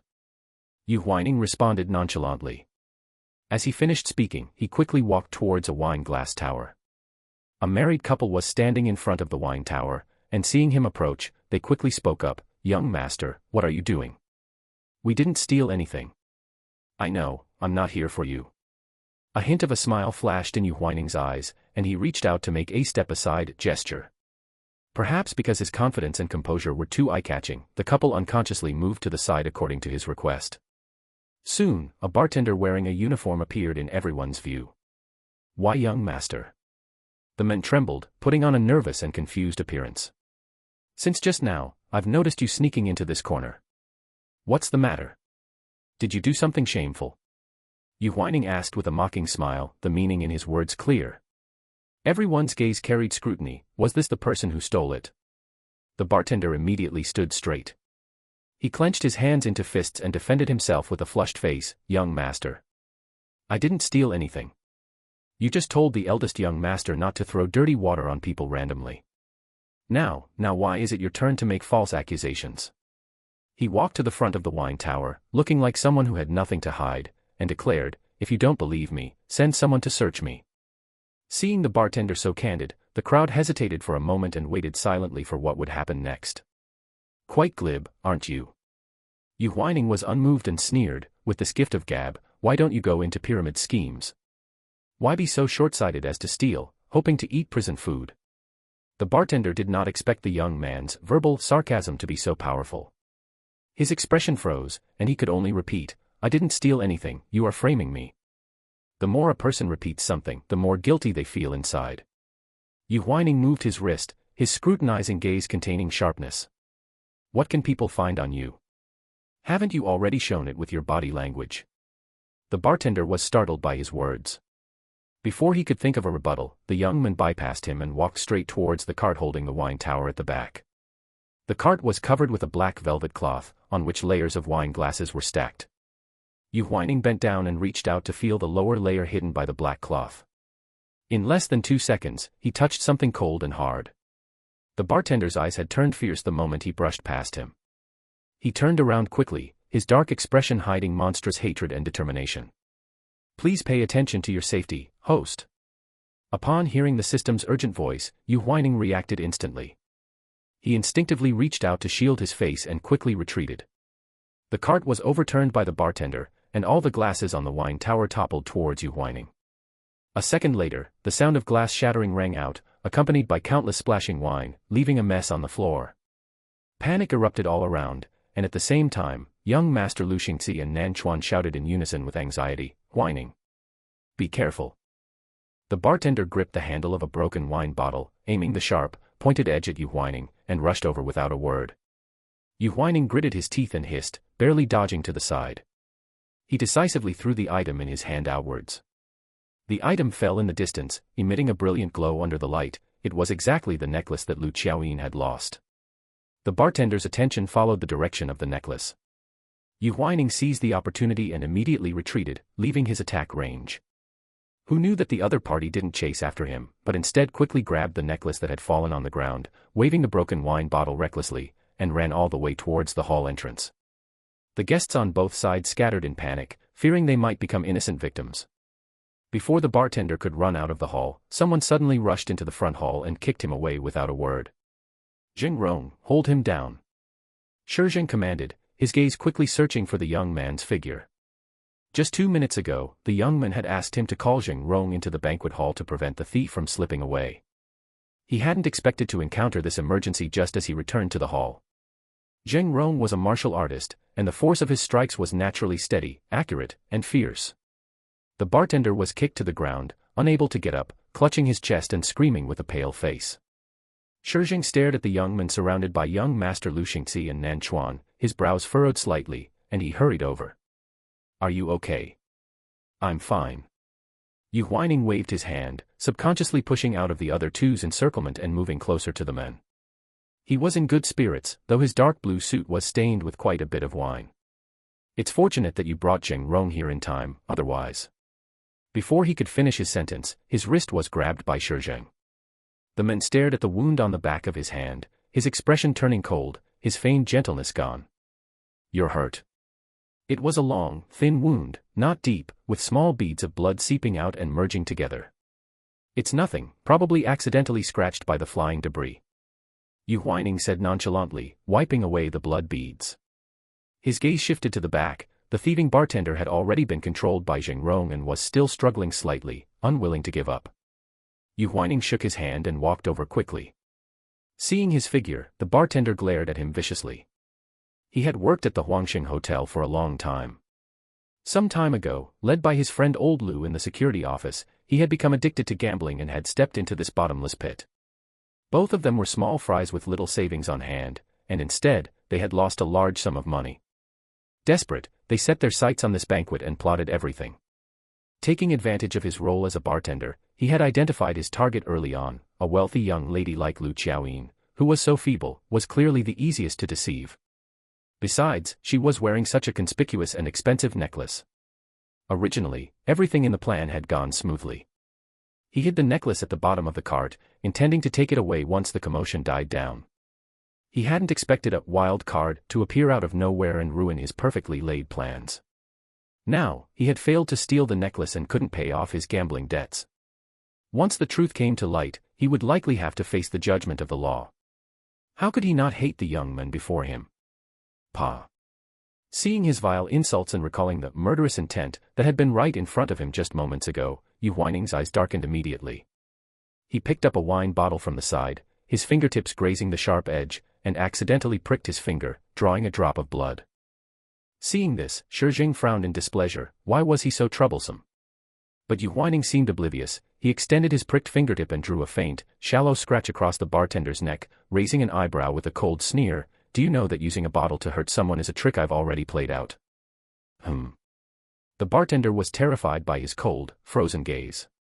The next second, Yu Huaining pressed the sharp edge of the bottle against the bartender's neck. A cold, eerie sensation rose, causing the bartender's teeth to chatter uncontrollably. What are you doing?" Seeing his increasingly panicked expression, Yu Huaining traced the scratch on his neck back and forth with the sharp edge of the bottle, saying airily, "Don't be afraid. Weren't you just trying to stab me with this bottle? It is quite sharp, it seems very easy to finish someone off with it." It was a whisper as seductive as a demon from hell. "Do you want to die?" A small scratch was carved onto his neck, completely covering the previous fake blood stain. Although it was only a slight stinging pain, under Yu Huaining's implication, the bartender felt the fear of impending death. His body went limp from fear, and his legs gave way, causing him to collapse onto the floor in an unseemly heap. Please spare me. I won't dare to do it again." Everyone present watched in stunned silence, and even a hint of subtle surprise flashed in Shi Zheng's eyes. Seeing that the bartender no longer had any intention of resisting, Zheng Rong simply released his grip. His eyes couldn't help but be tinged with admiration as he looked at the young man. In the mafia factions of Country A, he had seen similar coercion methods. Those who had undergone professional training could make their opponents crumble completely with just a few words. And the young man, who had never been exposed to such things, possessed a genuine, instinctual ferocity hidden deep in his bones. The police finally pushed the door open and walked in. Butler Mu stepped forward and took the initiative to recount everything that had just happened. With both witness and physical evidence present, the helpless bartender was quickly taken away. Yu Huaining withdrew his hand, picked up the valuable necklace from the floor, and handed it to young Master Lu Xingzi, who was nearby. "Young Master Lu, take a look, is this the necklace?" Lu Xiaoyin trotted over, snatched back the necklace, and examined it carefully. A few seconds later, she finally revealed a genuine smile. "Yes. This is the necklace." Nan Chuan's tightly wound heartstrings also relaxed. He thought for a moment, then gently urged Lu Xiaoyin, "Miss Lu, please be careful with your personal property when you go out in the future, so as to avoid causing unnecessary trouble." If it hadn't been for Yu Huaining stepping in to help, he wouldn't have known how to clear his name today. Thinking of this, Nan Chuan's gaze toward the young man deepened unconsciously. Hearing his rather gentle tone, Lu Xiaoyin's eyes flickered unconsciously. "I'm sorry, it was my..." Before she could finish her sentence, Nan Chuan had already walked straight toward the Yu family. With a composed expression, he stood directly in front of Yu Xian and said, word by word, with absolute certainty, "Yu Xian, please apologize. Especially to the young master, please apologize sincerely." The young man had originally just been helping him by speaking a few words, but as a result, he had been dragged through the mud by Yu Xian and even got injured during the confrontation with the bartender. Thinking of this, the anger in Nan Chuan's heart was even greater than when he himself was slandered. Clear anger flowed in his eyes as he emphasized and reiterated, "Apologize." Seeing that Nan Chuan, who had always been humble toward him, suddenly changed his attitude and even ordered him to apologize. Yu Xian's mischievous young master temper flared up again. He averted his gaze and muttered, "So you're innocent, big deal. What nerve do you have to ask me to apologize to you? Are you really going to push your luck?" Splash. A glass of champagne was suddenly splashed onto Yu Xian's face. Good heavens! What was happening? All the guests present looked over with burning gazes. Yu Huaining smashed the empty glass on the floor, a hint of malice showing at the corners of his eyes. His lips, stained with a thin shade of red, curled slightly as he said playfully and wantonly, "Sorry, my hand slipped." Meng Zhen, feeling sorry for her son, hurried over and took out a clean handkerchief to wipe his face. "Yu Huaining, what are you doing?" Having been slapped in the face by Yu Huaining repeatedly, Yu Xian lost all reason, his anger exploding instantly. He shook off Meng Zhen's arm, rushed up, and grabbed the young man's suit tie. "Yu Huaining, do you really think I don't dare to hit you? Oh. Try me." Yu Huaining ignored his fury, instead gripping his wrist, and threw out a sentence, "The filth you splashed on us is much more foul-smelling than this glass of champagne." Boom. As soon as the words fell, Yu Xian's right face was suddenly punched. It was Nan Chuan who had acted. Everyone was dumbfounded. It was one thing for the two young masters of the Yu family to be trading blows and undercurrents, but how could even Nan Chuan, a little-known employee, dare to hit someone? Yu Huaining let go, letting Yu Xian, who was seeing stars, fall backward.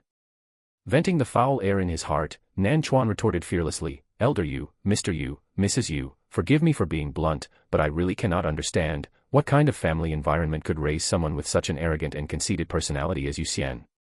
The Yu family is a prestigious and wealthy family. You could have raised a superior person, but instead, you spoiled him into a complete piece of trash."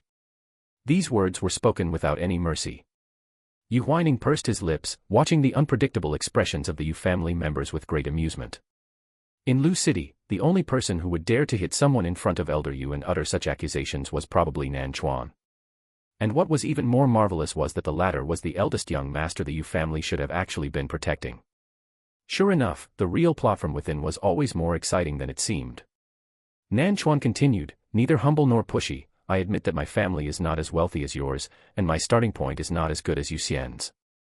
But I relied on my own efforts to gain the appreciation of my leaders and the opportunity to attend your birthday banquet. I am definitely not the thief in Yu Xian's mouth. May I ask Elder Yu, is it wrong for me to ask for an apology?" Elder Yu's eyes flickered, but he remained silent. For some reason, faced with the young man's almost naked criticism, he couldn't muster much anger. Moreover, now that the truth of the theft had come to light, it confirmed that everything before was just his grandson's malicious speculation. The matter had already blown up, and with so many guests watching, it would be unjustifiable if he continued to favor Yu Xian, and perhaps some would even secretly laugh at his poor upbringing. Elder Yu had been floating in the power struggle for so many years and certainly knew how to weigh the pros and cons. In his heart, his face was more important than anything else. He gripped his cane tightly and ordered in a deep voice, "Yu Xian, apologize to Nan Chuan and Huaining in front of everyone." "Grandpa. Yu Xian was just about to retort, but was forced back by Elder Yu's fierce gaze. He clenched his fists, uncontrollable anger and hatred filling his heart. Although the old man had a strict temperament, he had always loved him, his biological grandson. But this time, he was actually siding with an outsider and making him apologize under so many gazes. If this got out, where would his face and self-esteem among his peers go? Impossible. He would absolutely not apologize. Forget it. Nan Chuan saw the reluctance and hatred in Yu Xian's eyes and coldly refused. How can a person bound by arrogance and self-obsession see their own mistakes? "You're just wearing a suit jacket, what capital do you have to criticize me?" Yu Xian gritted his teeth, his fury burning through his reason, causing him to completely forget the environment he was in. Since Nan Chuan dared to speak, he was prepared to break the pot to save the pieces. Even if he were fired by the company tomorrow, he would argue with Yu Xian to the end today. His gaze turned stern, and he directly took off his suit jacket, crumpled it into a ball, and threw it onto Yu Xian's head. "I am talking about you. If you took off this fancy suit, you wouldn't even be as good as the street sweepers outside." He loosened his tie and scoffed wantonly. The collar of his shirt was slightly open, revealing an inconspicuous birthmark on the back of his neck. Meng Jin had been extremely dissatisfied with Nan Chuan because of the dispute, but this casual glance left her completely stunned. Yu Huaining silently took a step back, lowering his eyelids to try and hide his smile. He originally thought Nan Chuan would be the always measured male lead, but he didn't expect that after casting aside the mask of endurance, he could be so articulate. The original host and him, one sharp-tongued and tricky, the other eloquent, it was no wonder they were true cousins. However, the commotion at today's banquet seemed to be even more intense than described in the original book. Enough. Elder Yu was furious, clearly not expecting the situation to reach such a stalemate. These three young men stood together, each more stubborn than the last, completely disregarding his face. A perfectly good birthday banquet was completely ruined. "Elder Yu, please don't get so angry as to hurt your health." Butler Mu hurried forward and smoothed Elder Yu's breathing. He suppressed his dissatisfaction and put on an expression of complete apology. "Mr. Nan Chuan, I am truly sorry. Our eldest young master's temper is a bit direct, and the misunderstanding just now was unintentional, causing you rudeness and offense. Please, considering today's special occasion, let's turn the page on this matter, can we?" After speaking, he looked at Yu Xian again, his tone lower and gentler. "Eldest young master, you should also soften up, don't make Elder Yu angry." "That's right." Yu Huaining quickly chimed in. Nan Chuan let out a soft breath and bowed slightly to Elder Yu. "Elder Yu, I am very sorry, please forgive my impulsiveness. Yu Xian doesn't have to apologize to me, but he must apologize to to the young master. Regardless of any conflicts or misunderstandings between us, he should not have dragged an innocent third party into it." "Are you done yet?" Yu Xian furrowed his brows and couldn't help but glare fiercely at the young man who was watching the show. Make him apologize to Yu Huaining? That was even more impossible. The grudge between the two of them had long existed for more than just today. Hearing Nan Chuan still arguing on his behalf, Yu Huaining chuckled softly. He stepped forward and patted Nan Chuan's shoulder, saying indifferently, "It's okay, I don't mind this matter." Seeing him like this, Nan Chuan had to suppress his thoughts. He looked back at Elder Yu and spoke calmly, "Disturbing your birthday banquet is my fault. But today's dispute with Yu Xian was solely my own doing and has nothing to do with Detsai investment. I hope Elder Yu." "No need to say more, I understand what you mean." Elder Yu stopped him. If he were to secretly send people to make things difficult for the young man and his company because of this matter, what kind of vicious person would he, Yu Rend, become in the eyes of everyone? "Thank you." Nan Chuan thanked him sincerely, then turned and said to Yu Huaining, "You helped me again. Today is not convenient, but some other day when I have time, I will definitely treat you to a meal." Hearing this, Yu Huaining nodded at him. "Goodbye." Nan Chuan smiled slightly, his back showing no attachment as he left. But for some reason, it left Meng Jin feeling uneasy. After such a scene, Elder Yu left early on the grounds of feeling unwell, and the mood at the banquet scattered. One of the culprits, Yu Huaining, was hiding in the side hall, leisurely eating the food handed to him by a man. "By the way, you just returned to Lu City and rushed to the birth." "A banquet." Shi Zheng replied, taking a slow sip of red wine. Has the matter regarding Auntie been resolved? Yu Huaining asked tentatively. Actually, you don't have much of a connection to the Yu family, so why did you insist on rushing over to attend the banquet? Wouldn't it be better to use that time to go back and rest? Shi Zheng's expression froze for a moment upon hearing this. He tilted his head back and downed the red wine in one gulp, perfectly concealing the cold, profound glint deep within his pupils. He set the glass aside, chuckled softly, and said indifferently, "There's nothing major regarding Auntie, it's already been mostly handled. As for the birthday banquet, I've prepared a grand gift for Elder Yu, so how could I not come?" A birthday gift? Yu Huaining dropped his spoon back into the porcelain bowl and looked back at him seriously. Since it's a birthday, isn't it normal to give a gift to the birthday celebrant?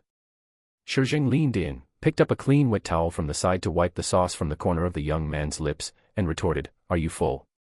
I'm going to pay my respects to Elder Yu. Do you want to come along?"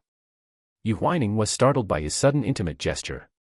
When they made eye contact, he caught a glimpse of his own reflection in the other man's eyes.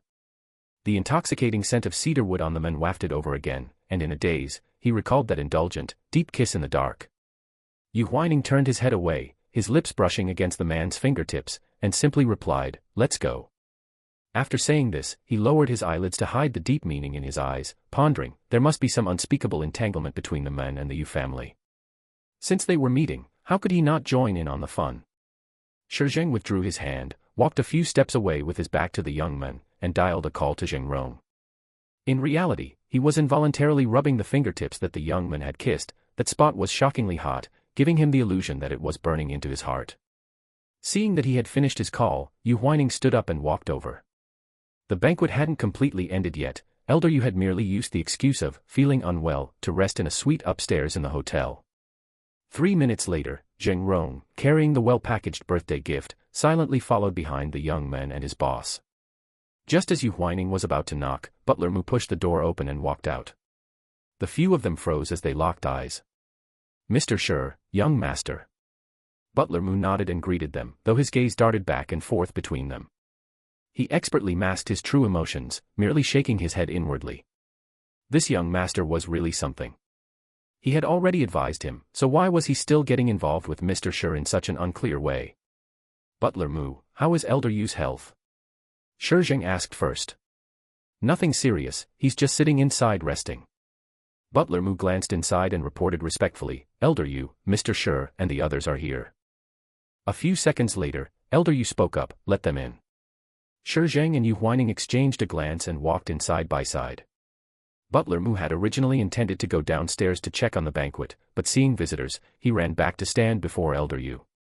Elder Yu had not yet recovered from the anger of the earlier farce, and his expression remained terrifyingly stern.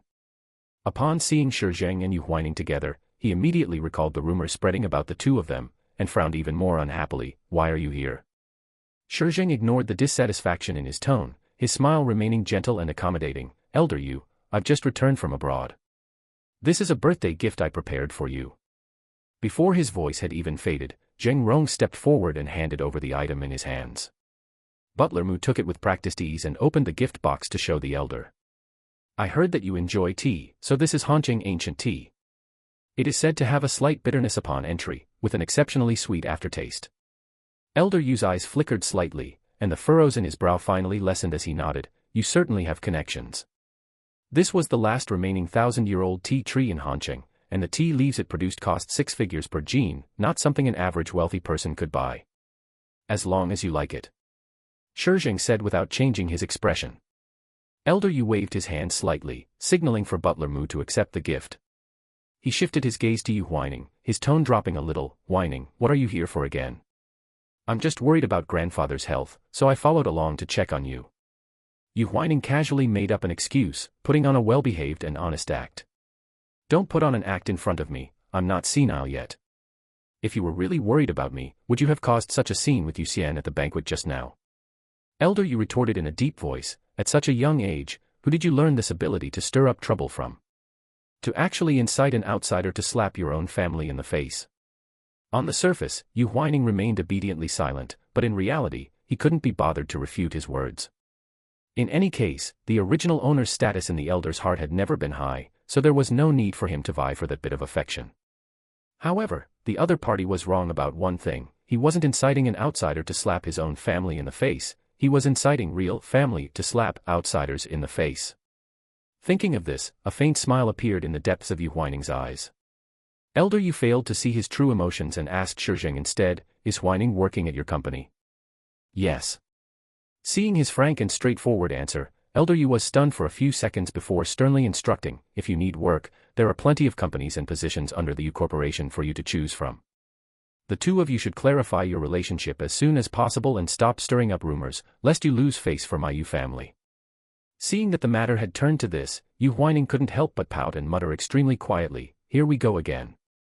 You never cared this much before. I'm just not leaving, what can you do about it? What are you muttering about?" Elder Yu asked with a glare, "A mosquito buzzes louder than you." Shi Zheng heard the young man's complaint, and a fleeting smile crossed his eyes. He responded with feigned righteousness, "Elder Yu, those people outside believe everything they hear, you really don't need to pay them any mind. Huaining and I both have some connection to the Yu family, so how could we possibly do such a thing?" Upon hearing this, Yu Huaining shot him a sidelong glance, the corners of his lips curling up slightly. TSK, what a refined scoundrel who lies with his eyes open. Just a moment ago in the dark, wasn't it you, President Shi, who was kissing me so enthusiastically? Actually, there is another matter I need to attend to this time. Before anyone else could speak, Shi Zheng changed the subject.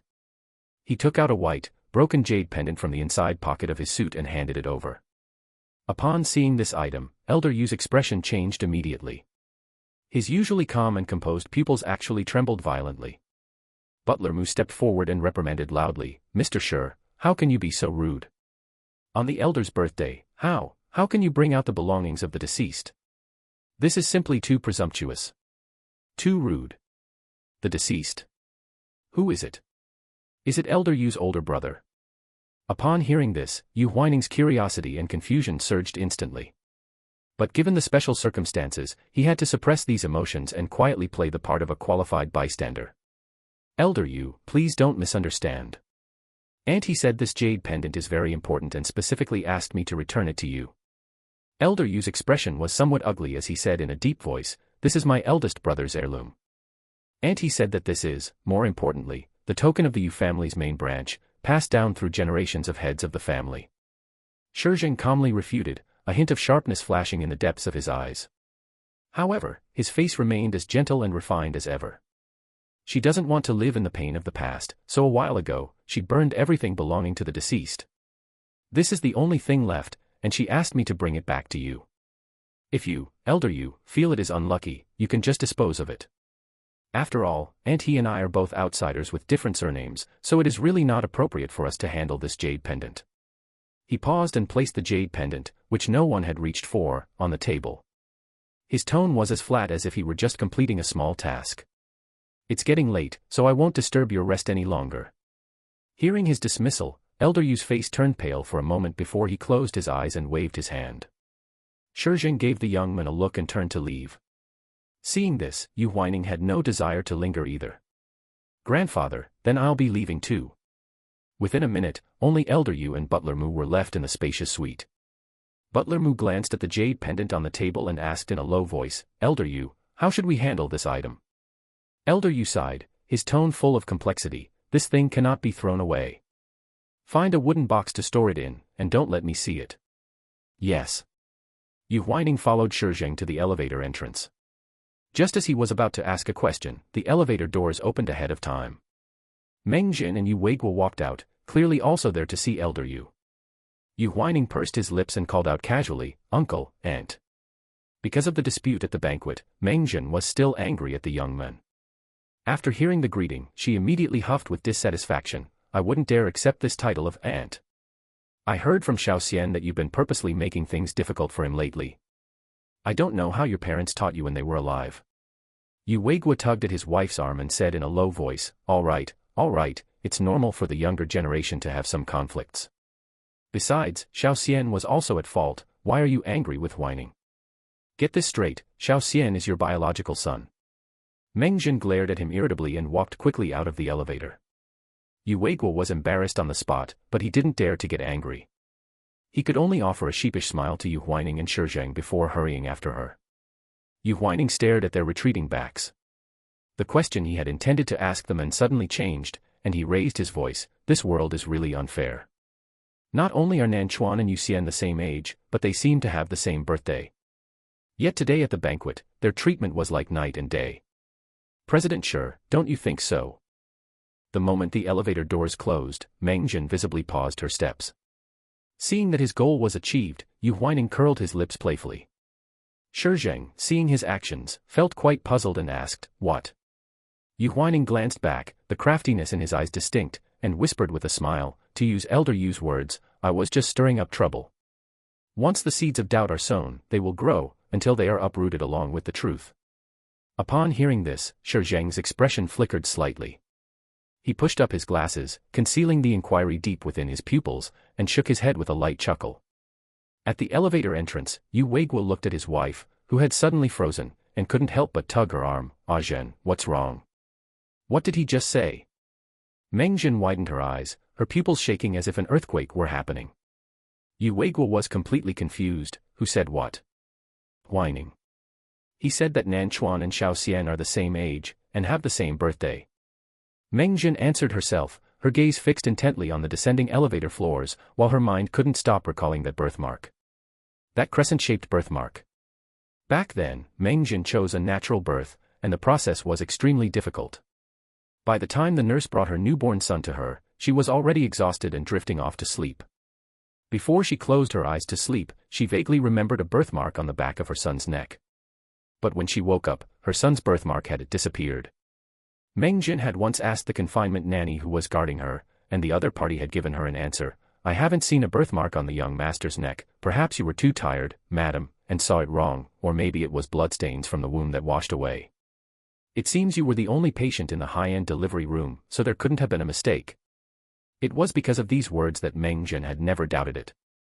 But today, when she saw Nanchuan's features and then caught a glimpse of that strikingly similar birthmark on the back of her neck, for some reason, Meng Zhen's heart could not settle. She had a vague, unrealistic thought, but she didn't dare to let her imagination run wild. Yu Huaining's words just now were like a thunderbolt, instantly freezing her in place. "Asian, what is wrong with you? Are you not feeling well?" Seeing his wife's rare abnormal behavior, Yu Huaining asked nervously. "It's nothing, I just overthought things for a moment." Meng Zhen looked at her husband, suppressing that unrealistic thought. She had watched Yu Xian grow up for over 20 years, how could she deny him just because of an outsider? It was too ridiculous. Thinking of this, Meng Zhen hurriedly adjusted her hair, her expression calm as she said, let's go see Dad." "All right." Yu Huaining nodded, feeling relieved. The banquet had not yet ended, but Yu Huaining left early. As soon as he reached the parking lot, he bumped into the Lu Corporation siblings. Seeing the solitary young man, young Master Lu Xingxi curled his lips and asked, "Huaining, are you going home? Let me give you a ride, it's hard to hail a taxi from the hotel at this hour." "Yes, young master, let my brother take you back." Xiaoyin glanced at her brother and chimed in. She wore a smile, appearing poised and graceful. Thanks to the young man tonight, her necklace was recovered. Yu Huaining smiled, just about to find an excuse to decline the siblings' kindness, when a low, muffled voice came from behind him.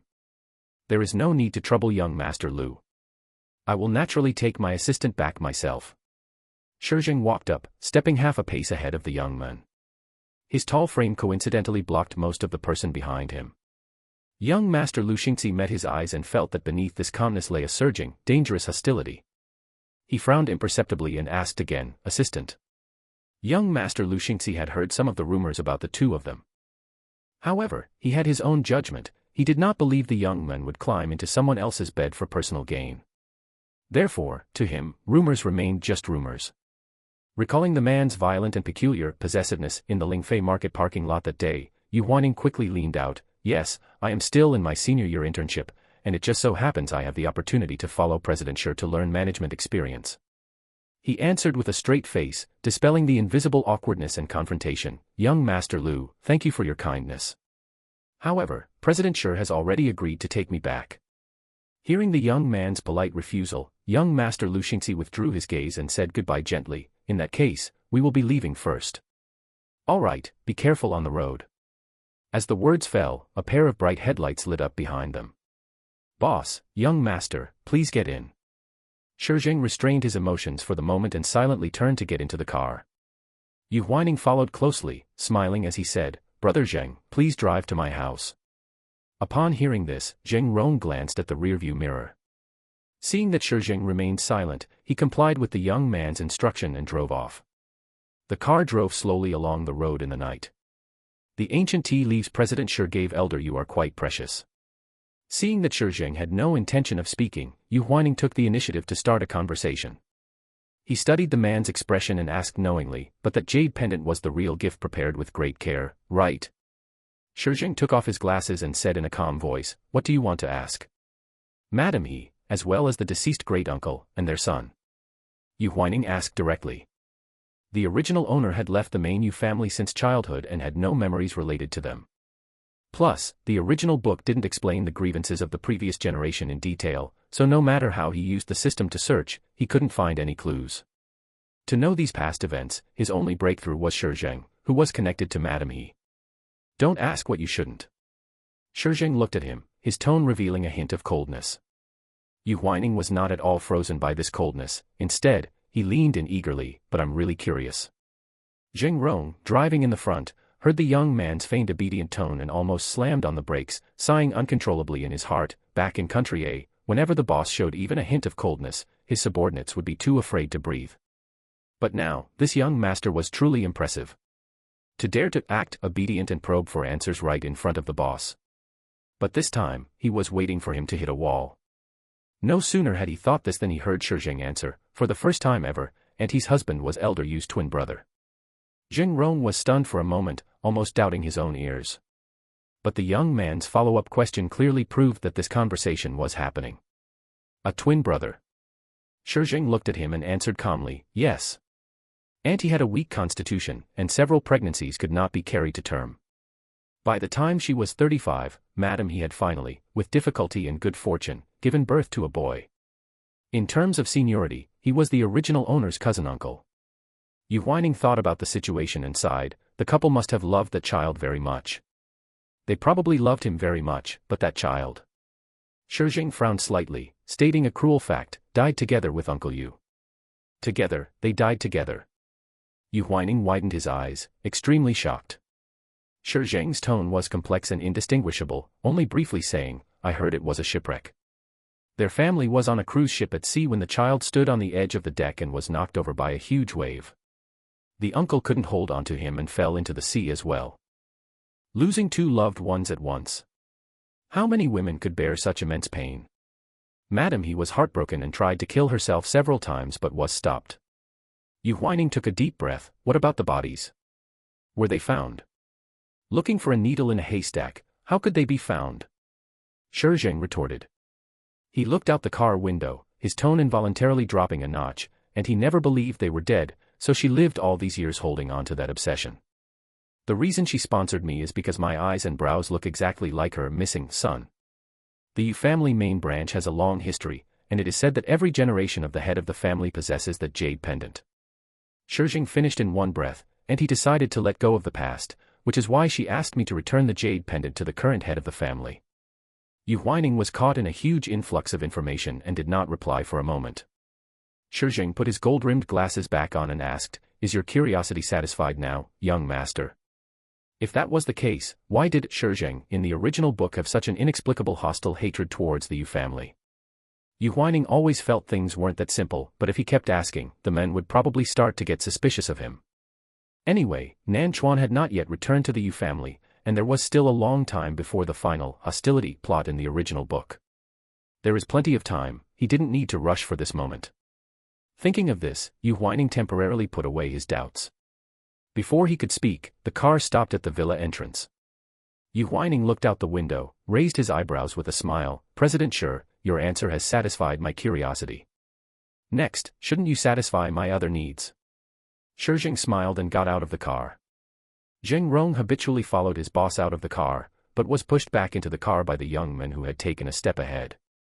Yu Huaining rested his arm on the car window and said to Zheng Rong with a seemingly grinning expression, "Brother Zheng, you'd better drive this car far away, and it's best if you don't appear until tomorrow morning."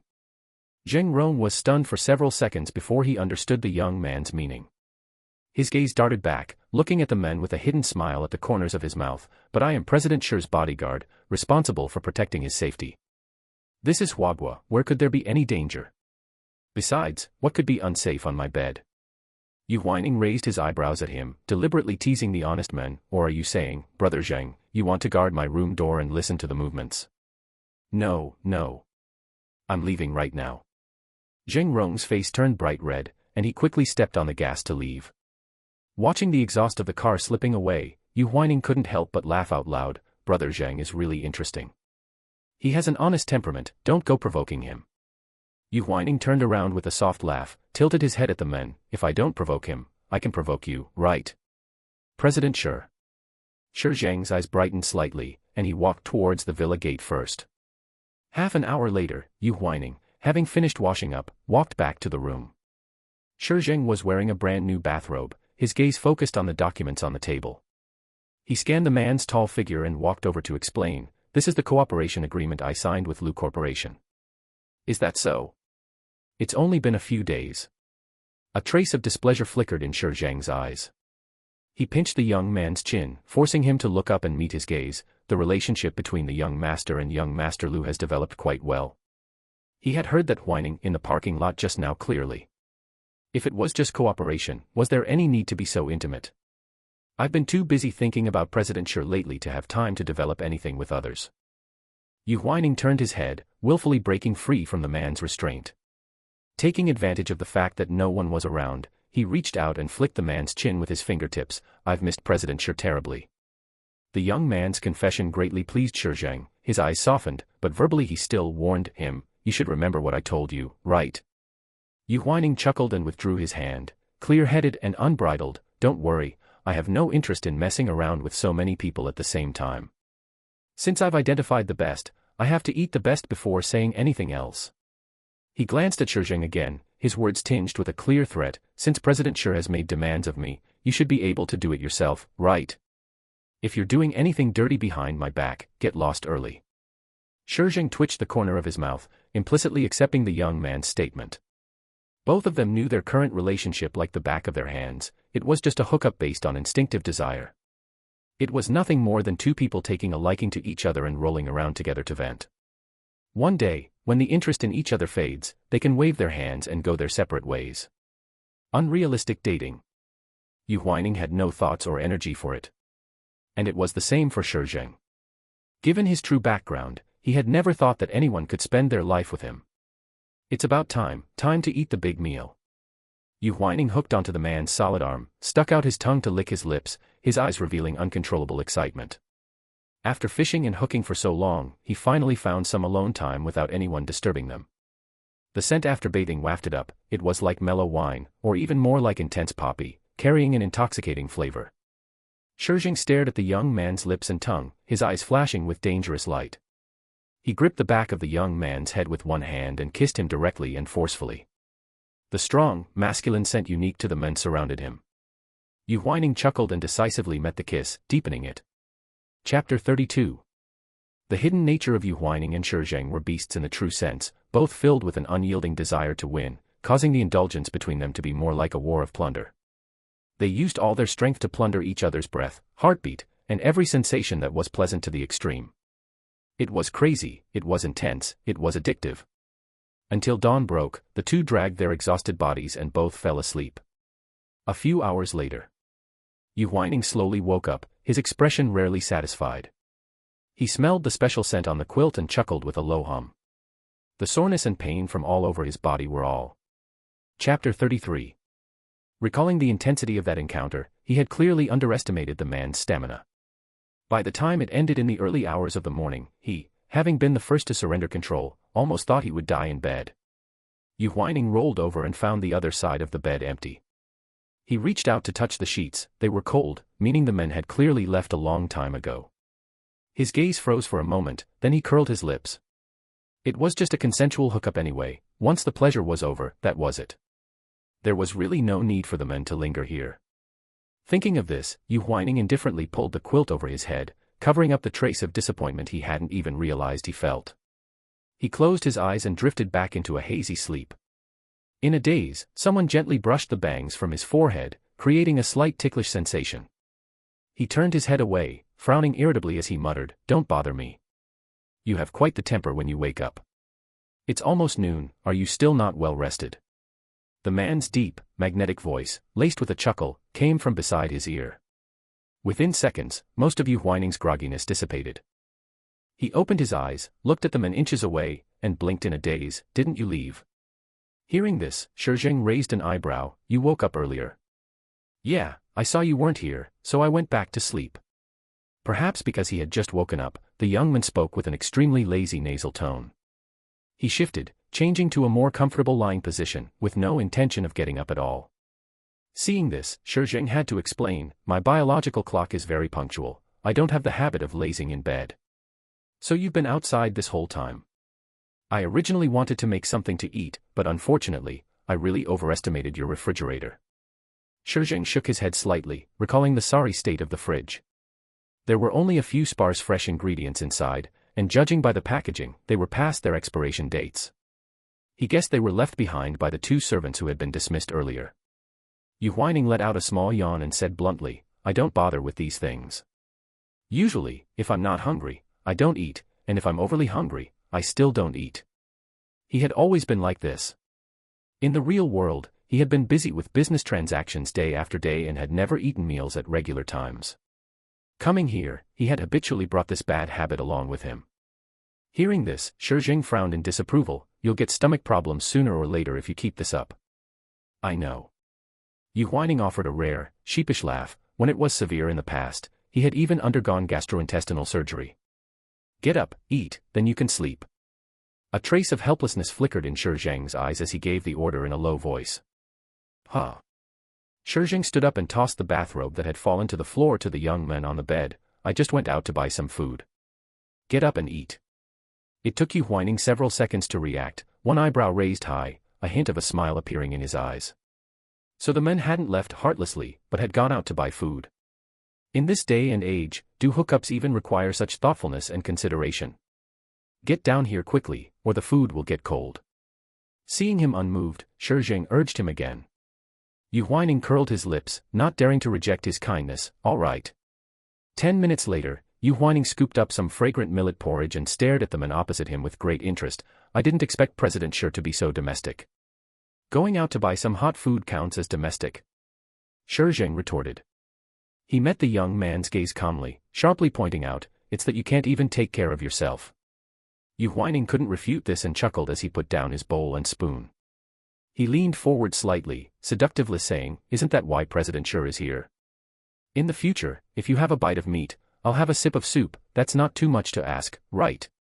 Shi Zheng drank some warm water and pinched his chin. The soft, warm sensation caused his fingertips to rub against it unconsciously. "If you want me to take care of you, haven't our roles been reversed? My personal assistant." Yu Huaining pushed his hand away and feigned displeasure. "I thought that after last night, President Shi would have a new understanding of our relationship. I didn't expect that I was still only worth the 4 words, personal assistant." The smooth, soft sensation suddenly vanished, causing Shi Zheng to pause for a moment. He read through the young man's teasing and asked with a smile, "Are you uncomfortable?" "What?" "After we messed around into the early hours, I saw you couldn't take it anymore." Shi Zheng's eyes flickered, clearly recalling something interesting. "I took care of it for you, are you still uncomfortable now?" Recalling his awkward situation at the very end, Yu Huaining gave a light cough to cover it up. "I'm perfectly fine, no need to trouble President Shi." Just as he finished speaking, the phone on the dining table lit up, and Yu Huaining glanced at the text message he received, scanning it quickly. "I have to go to the company later to handle some matters." Shi Zheng's voice came, asking, "What about you? Do you want to rest at home or go to the company with me?" "Give me a day off, President Shi." Yu Huaining put down his phone and said vaguely, "I have something to do outside." Shi Zheng stopped what he was doing and grasped the key point. "Something to do?" "Getting my driver's license." Yu Huaining steadied himself and simply told the truth. "The driving school just sent a text asking me to go to the training ground for practice." Hearing this familiar yet distant term, Shi Zheng was stunned for several seconds before he suddenly realized. The coldness in his eyes softened, revealing a touch of genuine, fragmented amusement. The young man's performance had always been too powerful and mature, making him forget that the other party was only a college senior in his early 20s. Taking advantage of a college internship gap to get a driver's license was indeed something many young people did. He let out a muffled laugh, with rare teasing. I heard that driver's licenses in China are not easy to get. It won't stump me. Yu Huaining muttered while holding the millet porridge in his mouth, clearly also finding it a headache. He had many years of driving experience in the real world, but here, he had become a novice without a license. Some time ago, Zheng Rong had followed the men abroad. Without his diligent driver, Yu Huaining had to take taxis everywhere, which really wasn't as convenient as driving himself. After much thought, he had signed up for a driving school, striving to get his license in the shortest time possible so that his future travel would be more convenient. Where is the driving school? I'll have Zheng Rong drive you there later. Yu Huaining gave a low hum, all right. An hour later, the black sedan stopped at the entrance of Enhai Driving School. Yu Huaining got out of the car in casual clothes, waved goodbye to the men casually, and walked quickly into the driving school's training ground. Seeing the young man's free and easy figure, Shi Zheng smiled silently. Suddenly, Zheng Rong's voice came from the front, President Shi, is that young man Nan Chuan? Shi Zheng's attention was caught by these words, and he looked up. Not far away, Nan Chuan was chatting and laughing with a young boy of similar age, and they were walking into the driving school together. Seeing this scene, Zheng Rong speculated, is he also here to learn to drive? Could he have made an appointment with young master? Zheng Rong had just mentioned it casually, but this speculation immediately darkened Shi Zheng's eyes. Come to think of it. Yesterday at the banquet, Yu Huaining had acted out of character by stepping out to help Nan Chuan out of a tight spot, even causing himself unnecessary trouble. It really didn't fit the young man's self-serving style. Zheng Rong glanced at his boss's expression in the rearview mirror, feeling uneasy. President Shi. Shi Zheng didn't answer, suddenly recalling the brief conversation in the elevator last night. This world is really unfair. Not only are Nan Chuan and Yu Xian the same age, but they also seem to have the same birthday. What? In Elder Yu's words, I was just fanning the flames. Nan Chuan. Yu Xian. Could it be that the young man was deliberately reminding him of something? Shi Zheng's eyes flickered, and suddenly, the strikingly similar brows and eyes of Nan Chuan, the young man, and the Yu family members appeared in his mind. His keen intuition, honed over many years, told him that there must be some trickery hidden within, waiting to be dug out. Furthermore, this matter might even cause a massive uproar in the Yu family. President Shi, what's wrong? Without his instructions, Zheng Rong dared not drive. Zheng Rong, have someone secretly investigate Nan Chuan and Yu Xian. Shi Zheng frowned, always feeling that things weren't simple. His methods of doing things were extremely forceful. Once he had a hypothesis, he would find a way to verify it, or completely refute it, even if it meant digging 3 feet into the ground. Investigate the two of them. Zheng Rong was puzzled. He closed the car window and asked in a low voice, President Shi, what are you suspecting? As Shi Zheng's most capable personal bodyguard, Zheng Rong was well aware of the purpose of his return to the country. Before returning, the former had already investigated the background of everyone in the Yu family. A cold sharpness shone in Shi Zheng's eyes as he hinted, investigate all the details surrounding their births 22 years ago. Especially Nan Chuan, it would be best to find a way to get a DNA test between him and the Yu family members. At this point, Zheng Rong fully understood, President Shi, are you suspecting that Nan Chuan and Yu Xian? Shi Zheng interrupted him, don't let word leak out, investigate secretly first. Yes. Inside the training ground, the passing driving school cars were moving slowly at a snail's pace. Thinking about having to waste time here, Yu Huaining couldn't help but furrow his brows even tighter. Just as he was about to call his instructor, a very familiar voice came from behind him, Huaining, why are you here too? Yu Huaining turned to see the figure approaching and laughed helplessly, Nan Chuan, what a coincidence. We're probably both here for the same reason, right? After saying this, he silently sized up the young man beside Nan Chuan. The other party was handsome and sunny in appearance, and every piece of clothing he wore was a trendy brand. Even the electronic watch on his wrist was from a light luxury brand in Country F, and it was a limited edition. It looked like he was also a child from a wealthy family. At this moment, the other party's gaze was also roaming over him. Chuan, aren't you going to introduce us? The man nudged Nan Chuan with his elbow and couldn't help but speak up. Seeing the eye contact between the two, Nan Chuan quickly said, Huaining, this is my childhood friend, Shi Zheng. Zheng, this is the young master I mentioned to you, the one who helped me out of trouble several times, Yu Huaining. Shi Zheng. Hearing this somewhat familiar name, Yu Huaining secretly instructed, "System, can you find this person's background information? Searching for the host, please wait. Very quickly, a basic profile appeared in his mind. Shi Zheng had appeared briefly a few times in the original book and was considered a member of the male leads faction. Shi Zheng and Nan Chuan were classmates in elementary school and had been friends since childhood. He valued relationships, and even when the Nan family's finances declined, he did not distance himself from his friend. The Su family had made their fortune in fresh produce and now owned hundreds of branches in China, making them very well off. However, Shi Zheng had no interest in his family's business and had even majored in the unrelated field of fashion design in college. Just because of this, he had already had several arguments with his parents. At the beginning of this year, his father had deliberately cut off his financial support, but he remained stubborn and refused to turn back. He was currently working as a fashion assistant at a fashion design studio. Don't look at Shi Zheng as a nobody right now, but in 3 years, he would become an internationally renowned, trendy, up-and-coming fashion designer. He and Nan Chuan, who would return to the Yu family, would collaborate powerfully and save the most struggling fashion subsidiary under the Yu Corporation in one fell swoop. Regardless of the industry, as long as one could make a name for oneself through genuine talent, they were a rare talent. After organizing the information, Yu Huaining naturally deepened his impression of Shi Zheng. "Hello, nice to meet you. I've long heard of the young master's reputation." Shi Zheng grinned, took the opportunity to step closer, familiarly hooked his arm around the young man's shoulder, and praised him in his ear. "I heard you were the one who handled the matter with Songjia. That's impressive, brother. They say the upper class is a circle, but the rich young masters within this circle were also divided into different factions." Shi Zheng had always disliked Songjia's pretentious, lecherous, and sleazy behavior. Hearing that the other party had been dealt with, he had been the first to applaud and cheer.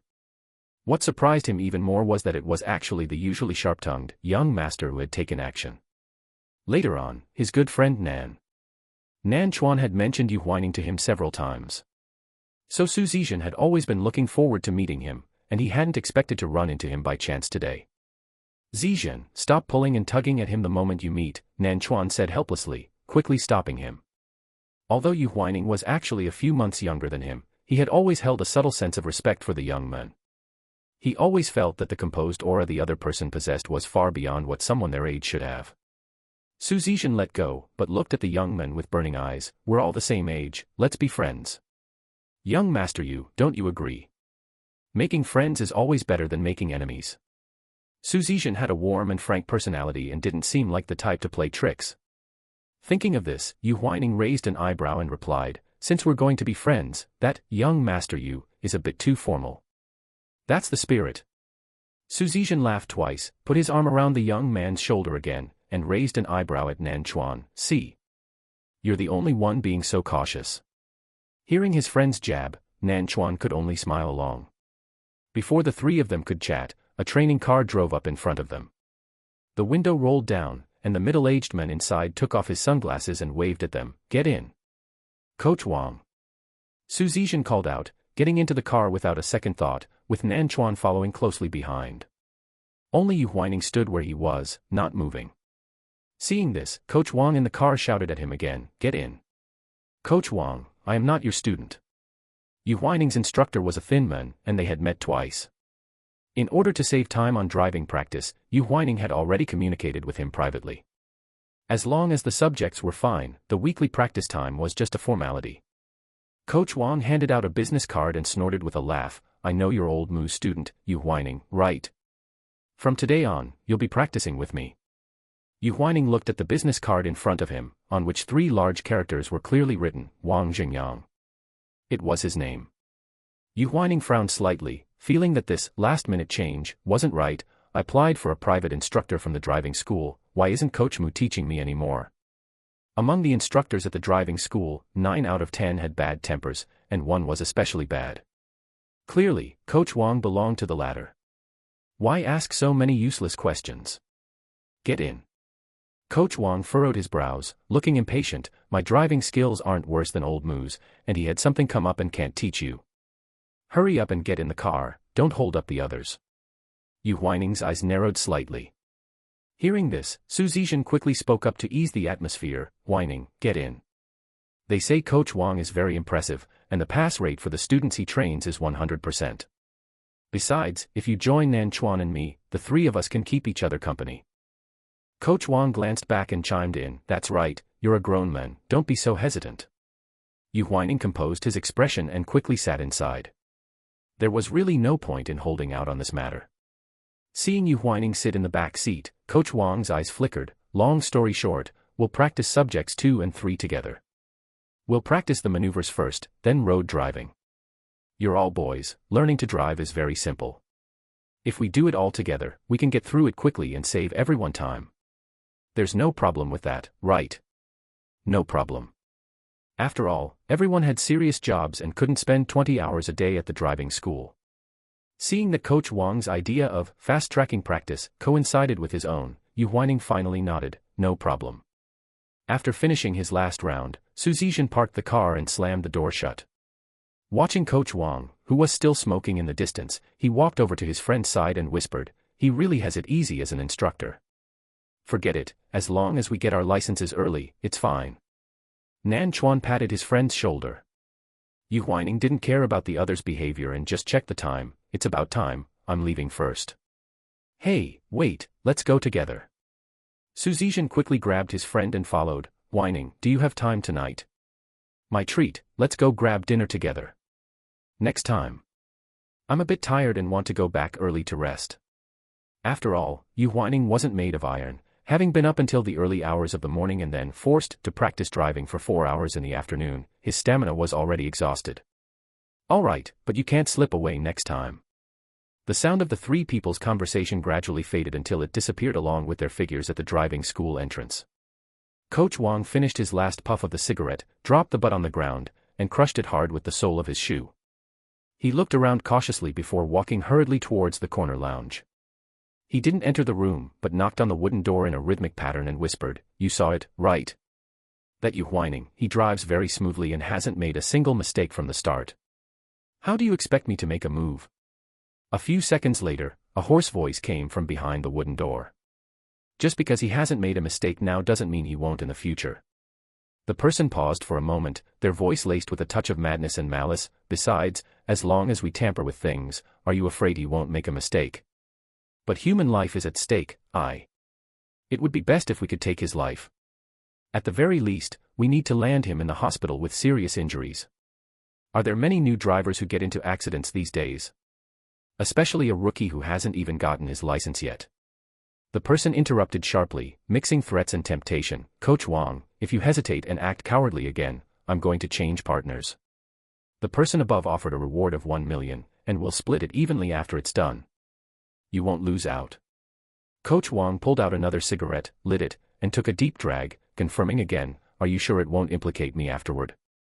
"As long as you do as I say. If the car has a problem and someone gets into an accident, you're just a driving instructor, how could you be responsible for that?" The person said sinisterly from behind the door, "You only need to tamper with it to get 500,000. If a problem really arises, the people above will find a way to smooth it over." "Coach Wang, have you made up your mind?" 500,000, it would be a waste not to take it." Coach Wang's fingers holding the cigarette tightened, he took a deep breath and replied, "I understand." Just as Yu Huaining reached the entrance of the driving school, he saw a familiar license plate.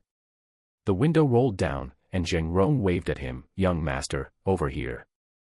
Nan Chuan looked at Zheng Rong's familiar face and frowned silently. The person in the car seemed to be a bodyguard of Shi Zheng. Why would he be here to pick up the young man? Could those rumors be true? Shi Zheng, who was beside him, clearly didn't know the situation and asked directly, "Huaining, who is that?" "He's my friend, here to pick me up." Yu Huaining signaled to Zheng Rong and said to the two beside him, "I'm leaving first, see you in a few days." Zheng Rong noticed Yu Huaining's wandering gaze and asked again, "Chen Shua? Why would he be here?" Yu Huaining muttered, feeling that something was fishy. The original owner had lived under the same roof as his cousin Chen Shua for over a decade, so he naturally had the other's figure and posture firmly imprinted in his mind. Coupled with Yu Huaining's keen judgment, he easily recognized the other person. Who? An acquaintance. Seeing Chen Shua get into a taxi, Yu Huaining withdrew his gaze. He quickly got out of the car and instructed Zheng Rong, "Find a place to park and wait for me for a bit. I'll be back soon." Zheng Rong nodded and confirmed repeatedly, "Young master, is everything all right?" "Yes, I'm just going to the driving school to confirm something." After giving this explanation, Yu Huaining headed quickly towards the outermost consultation hall of the driving school. "Hello sir, how can I help you?" "Hello, I'd like to confirm if my friend has registered here." Yu Huaining sat down and made up a reason. His name is Chen Shua. Chen as in the ear and east, and Shua as in bountiful. The receptionist hesitated for a moment upon hearing this. Seeing the young man's handsome appearance, she put aside her guard and quickly entered the name into the computer to search. "Hello, we don't have this student here." If Chen Shua wasn't a student at Enhai driving school, why would he suddenly come here? And looking all sneaky as if afraid of being discovered. "Thank you, then I'll call to ask about the situation." Yu Huaining maintained a superficial smile and nodded politely. "All right." Seeing his friendly attitude, the receptionist naturally didn't think too much of it. As Yu Huaining walked out of the reception hall, he saw Zheng Rong, who had finished parking, rushing up to him with anxiety in his eyes. "Young master, did something happen?" "Not sure yet." Yu Huaining's eyes narrowed slightly, and he felt something was strange. Suddenly, two figures walked out of the training field nearby. Yu Huaining was quick-witted. He grabbed Zheng Rong and hid around a corner. He placed his index finger on his lips, signaling the latter not to speak. Zheng Rong nodded and remained silent. The two people walked closer and closer, and their conversation drifted over. "I'm telling you, old Wang, why did you have to take that student of mine? Just to fill up a car for me. Besides, you're too busy to handle it anyway. Don't you think it's a waste to spend the same amount of teaching time training just one?" Yu Huaining. Coach Wang brushed it off with a casual remark. "All right, I'll treat you to a meal another day. What kind of relationship do we have? Are you really going to bicker with me over one student?" The two didn't notice Yu Huaining at the corner and turned in another direction. Once they were completely gone, Yu Huaining sneered coldly. He finally understood. He just wanted to practice driving and get his license, but someone was persistent and wanted to take this opportunity to cause trouble. "Young master, who were those two just now?" Zheng Rong asked. He seemed to have heard someone mention the young man's name just now. "My instructor at the driving school was changed temporarily." Yu Huaining curled his lips in a cold smile. "I'm afraid there's something fishy going on here. Is someone trying to make a move on you, young master? I'll step in to solve it for you." Zheng Rong's body tensed up instantly. The boss had secretly instructed him to ensure the young man's safety. Yu Huaining made a fist with one hand and tapped Zheng Rong's solid chest muscle, laughing softly. "Zheng. Brother Zheng, don't be so nervous. There's no evidence right now. If we make the first move, won't we be in the wrong?" Zheng Rong was stunned, but he also felt the young man's words made sense. "Then what should we do now? What kind of trouble could possibly happen at a driving school?" Yu Huaining lowered his eyelids and pondered carefully for a moment. Soon, he cast an ambiguous glance in the direction where Coach Wang had left. Zheng Rong stood straight in front of the young man. Catching the dark glint in his eyes, he suddenly felt a chill. In the next second, he heard the young man say, "Brother Zheng, I need you to do me two favors." Yu Huaining already had an idea in mind. Southwest He leaned close to Zheng Rong and whispered his instructions. After listening, the latter nodded affirmatively. "No problem, none of these things are difficult to handle." "That's good, but..." "But what?" "Don't tell Shi Zheng about this for now," Yu Huaining instructed. With that man's methods, some games might be nipped in the bud before they even began. But Yu Huaining's temperament was the exact opposite. If others wanted to play games, he would play along with them, and in the end, strike them down from the high ground. Upon hearing this, Zheng Rong's brows furrowed with hesitation. He had always followed President Shi's orders, and now he was being asked to help the young man hide something from his own boss. That didn't feel right. Yu Huaining chuckled and shook his head, offering him an excuse. "I can talk to Shi Zheng about it in person, right? Before that, Brother Zheng, please don't let anything slip." Zheng Rong hesitated repeatedly, but under the young man's gaze, he finally nodded. "Let's go. I'm a bit tired and want to go straight home to rest." "Yes." When the two returned to Jincheng Villa, they happened to run into Shi Zheng, who had driven over. Yu Huaining's eyes lit up slightly. He quickly got out of the car and asked loudly with a smile, "President Shi, now that you've graced me with your presence, are you planning to have dinner here? Or are you planning to stay the night? This is young master's home, so naturally, it's up to you." Shi Zheng took off his glasses, revealing those attractive peach blossom eyes, the icy look within them slowly melting away. The two walked into the house side by side. Yu Huaining took off his coat and threw it casually on the sofa, saying freely and comfortably, "All right, I'm going to take a shower first. As for dinner, anything is fine, just let Brother Zheng order whatever. If President Shi fancies the red wine in the cabinet, feel free to open it." There was never any superior-subordinate constraint between the two, not to mention that after last night's passion, their relationship had unconsciously advanced to another level. All right. Yu Huaining quickly washed away his fatigue, and when he went downstairs, he smelled an enticing aroma in the dining room. Approaching, he saw a table full of French cuisine and was both surprised and delighted. "Where did you get all this?" "Money naturally makes it possible." Shi Zheng swirled his wine glass. It was clearly an arrogant statement, but coming from him, it carried an air of being perfectly justified. He handed a glass of decanted white wine to the young man, his eyes flickering slightly. "Zheng Rong said you encountered trouble at the driving school." Yu Huaining's hand froze as he held the wine. He shook his head helplessly. "Brother Zheng is really something. I told him not to tell you yet."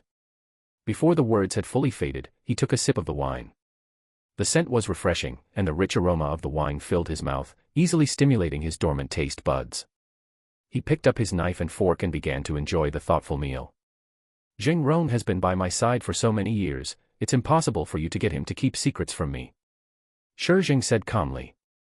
"That just goes to show that Brother Zheng is loyal to you."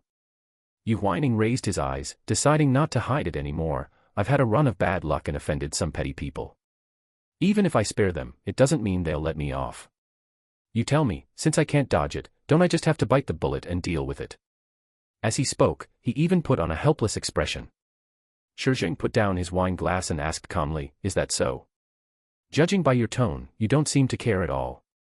Yu Huaining ate a piece of perfectly seared foie gras, his expression returning to calm. "They're just small fry. If they want to play, I'll play along." He couldn't be bothered to put on a facade in front of the men. His current strength was more than enough to deal with those who only knew how to launch sneak attacks from the shadows. "By the way, don't interfere with this." Yu Huaining raised his glass, tilting his head to signal the men, "I want to see what kind of tricks they can pull." Shi Zheng curled his lips, raised his glass, and clinked it against his. "All right." Half a month later, Coach Wang brought Yu Huaining and the other two to the private test site for the second part of the driving test. The official exam is the day after tomorrow. "Today, I'm bringing you here to get used to the test cars. The route here is the same as in our driving school, so just keep a normal mindset and follow the electronic instructions." "Got it." Shi Zheng was the most enthusiastic to respond. He looked around at the test vehicles driving back and forth and asked, "Coach, are these all manual transmission cars? Which car should we students taking the automatic transmission test use to practice? What's the rush? I'll take you over." Coach Wang waved his hand, signaling them to follow. Shi Zheng hooked his arm around Nanchuan's and shouted to Yu Huaining, who was at the back, "Huaining, stop looking at your phone, hurry up and come over." "Coming." Yu Huaining walked over without changing his expression. Coach Wang walked to the garage on the far right and greeted the staff member guarding the door. The latter immediately smiled and greeted, "You're here, old Wang. Open the garage door and let my students practice with the new car," Coach Wang said. "Sure thing." The staff member took out the keys and looked at the three young people behind him, joking, "Your coach is really thoughtful toward you all. He was so afraid something would go wrong with your test car that he came early in the morning to check it." Hearing this, Coach Wang's expression changed immediately, and he barked, "Nonsense. What do I have to worry about?" The staff member just assumed he was embarrassed to admit it and smiled without saying anything. He pulled open the garage door, revealing the sedan used specifically for the automatic transmission test. "It was just serviced the day before yesterday, it's completely safe. Should I drive the car out for you?" "No need, let them get in directly. Boys are all quite bold." Coach Wang interrupted, his pupils trembling involuntarily. The staff member raised an eyebrow, somewhat surprised. "Old Wang, aren't you usually the most cautious person? You talk too much." Coach Wang broke out in a cold sweat on his back again. He swallowed the dryness in his throat and casually pulled out a pack of cigarettes and tossed it to the staff member. Immediately after, he quickly lit one for himself. Only when the heavy taste of tobacco spread down through his mouth and numbed his trembling heart did he return to composure. "Leave it to me here, you can go first."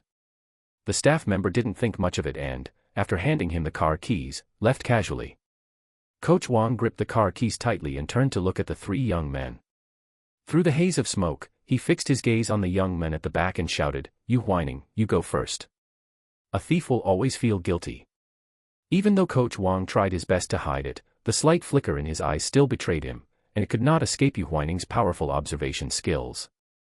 Yu Huaining stepped forward, glancing over with his eyes narrowed, smiling harmlessly. "Coach, are you sure you want me to go first?" Coach Wang felt incredibly uncomfortable under his gaze, feeling as if he would be exposed the next second. He took a deep drag of his cigarette and could only feign strength to cover up his inner anxiety. "What are you talking so much for? If I tell you to go, you go. You're usually the one who performs the best. Why are you acting like a coward now? You useless piece of trash." A layer of frost covered Yu Huaining's eyes. Some people are destined to always walk on the edge of death. A torrent of insults came crashing down, completely unprovoked, and anyone who heard it would feel uncomfortable. Nan Chuan and Su Zheng frowned in unison. The latter, with a direct personality, rolled up his sleeves and retorted, "Coach, Huaining didn't do anything wrong, please be more polite." "You." Zheng. Nan Chuan tugged at his friend and spoke up to defuse the atmosphere. "Coach, how about I go first? Anyway, all three of us have to do the simulation." As he finished speaking, the three saw Yu Huaining walk into the garage. Yu Huaining walked around the outside of the car, and in an instant, he heard the system's alert, "Host, please pay attention. Foot brake failure detected. Accelerator has been maliciously tampered with. Foot brake failure. Accelerator tampered with. Test vehicles have speed limits. The overall speed isn't fast, but for beginners, everything is done with extreme caution. Discovering a foot brake failure while driving, and with the speed exceeding the expectations for practice, would certainly cause panic, and it's very likely that a critical situation would arise. After a car accident, everything would be reduced to the 6-character cause of unstable beginner mindset, and one would have to bear the injuries themselves. Using such low-class tricks and such a well-calculated plan. It's just a pity that Yu Huaining is not an inexperienced new driver. On the contrary, he had over 10 years of driving experience in the real world, and his reaction time was very fast. The system issued another alert, "Host, please do not get in the car to avoid unnecessary personal injury." "System, if I must get in the car, do you have any way to ensure my safety?" The host has grown up, he knows how to ask me for skill points now. Seeing that the system didn't respond, Yu Huaining was just about to pull back his thoughts when a mechanical voice suddenly rang in his mind, "Ding. Host, please pay attention. Turn danger into safety skill point has urgently dropped. After unlocking, the effective duration is half an hour. Turn danger into safety." Hearing about this suddenly dropped skill point, the frost that had congealed in Yu Huaining's eyes melted slightly. "Thank you, system. Yuri welcome." The system, having received thanks, suddenly raised its volume. Seeing Yu Huaining standing motionless in front of the car, Coach Wang, who was already nervous, felt his heart jump into his throat. "Are you going to drive or not? The simulation practice time is limited, besides there's another batch of students waiting to practice later." Yu Huaining's gaze swept over, like the sharpest long arrow, causing Coach Wang to involuntarily take half a step back. In an instant, he put on a full smile again. "Coach Wang, you still have to give me the car keys." Seeing that he was going to get in the car, Coach Wang pretended to be calm and tossed the car keys over. Yu Huaining sat in the driver's seat and fastened his seatbelt. Seeing this, Su Zheng hurriedly pulled his friend Nan Chuan. "Wait. We're getting in the car too. Sitting in the back will help us get more familiar with the road." "Nonsense." Coach Wang roared. "Don't get in the car," Yu Huaining said at the same time. The successive shouts of prohibition froze Nan Chuan and Su Zheng in their tracks, and the former asked, "Coach, why?"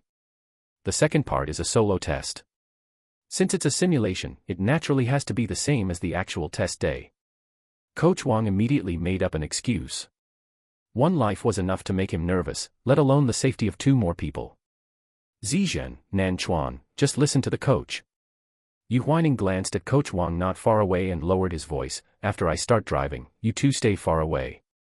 Nan Chuan's eyes changed abruptly, he felt that Yu Huaining's words carried a deeper meaning. But before he could ask, the young man started the car and drove out of the garage. "Chuan, do you feel like Coach Wang is acting weird today?" Su Zheng nudged his friend with his elbow and asked in a low voice. Nan Chuan frowned tightly, he didn't answer, but instead focused on recalling the young man's previous instruction. A few seconds later, he grabbed his friend's arm and walked toward the outer perimeter. Let's go outside and wait for him. Eh? Why? Don't ask so much, just do as I say.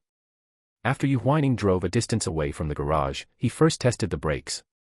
Sure enough, there was absolutely no response. And at this moment, the real speed was much faster than what was displayed on the dashboard. He skillfully avoided other vehicles moving at a snail's pace, his gaze sweeping coldly over Coach Wang in the rearview mirror. Student, the speed is a bit fast, slow down a bit. A coach came jogging alongside the car window and shouted, wait. Stop first. Coach, is there something wrong with my car? Yu Huaining feigned panic, the dashboard and the brakes seemed to be broken. The vehicle speed was increasing uncontrollably. Hearing this and sensing the abnormal speed, the coach shouted in a hurry, try pressing it again.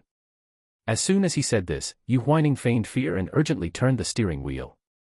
He had been keeping a close eye on Coach Wang's whereabouts, and after avoiding the crowd and traffic, he drove straight out of the training grounds without a word. The coach was thrown to one side and hurriedly shouted at the top of his voice, this car has a problem. Everyone, watch out and get out of the way. In an instant, many students driving vehicles slammed on their brakes. Sounds of panic and shouting erupted one after another.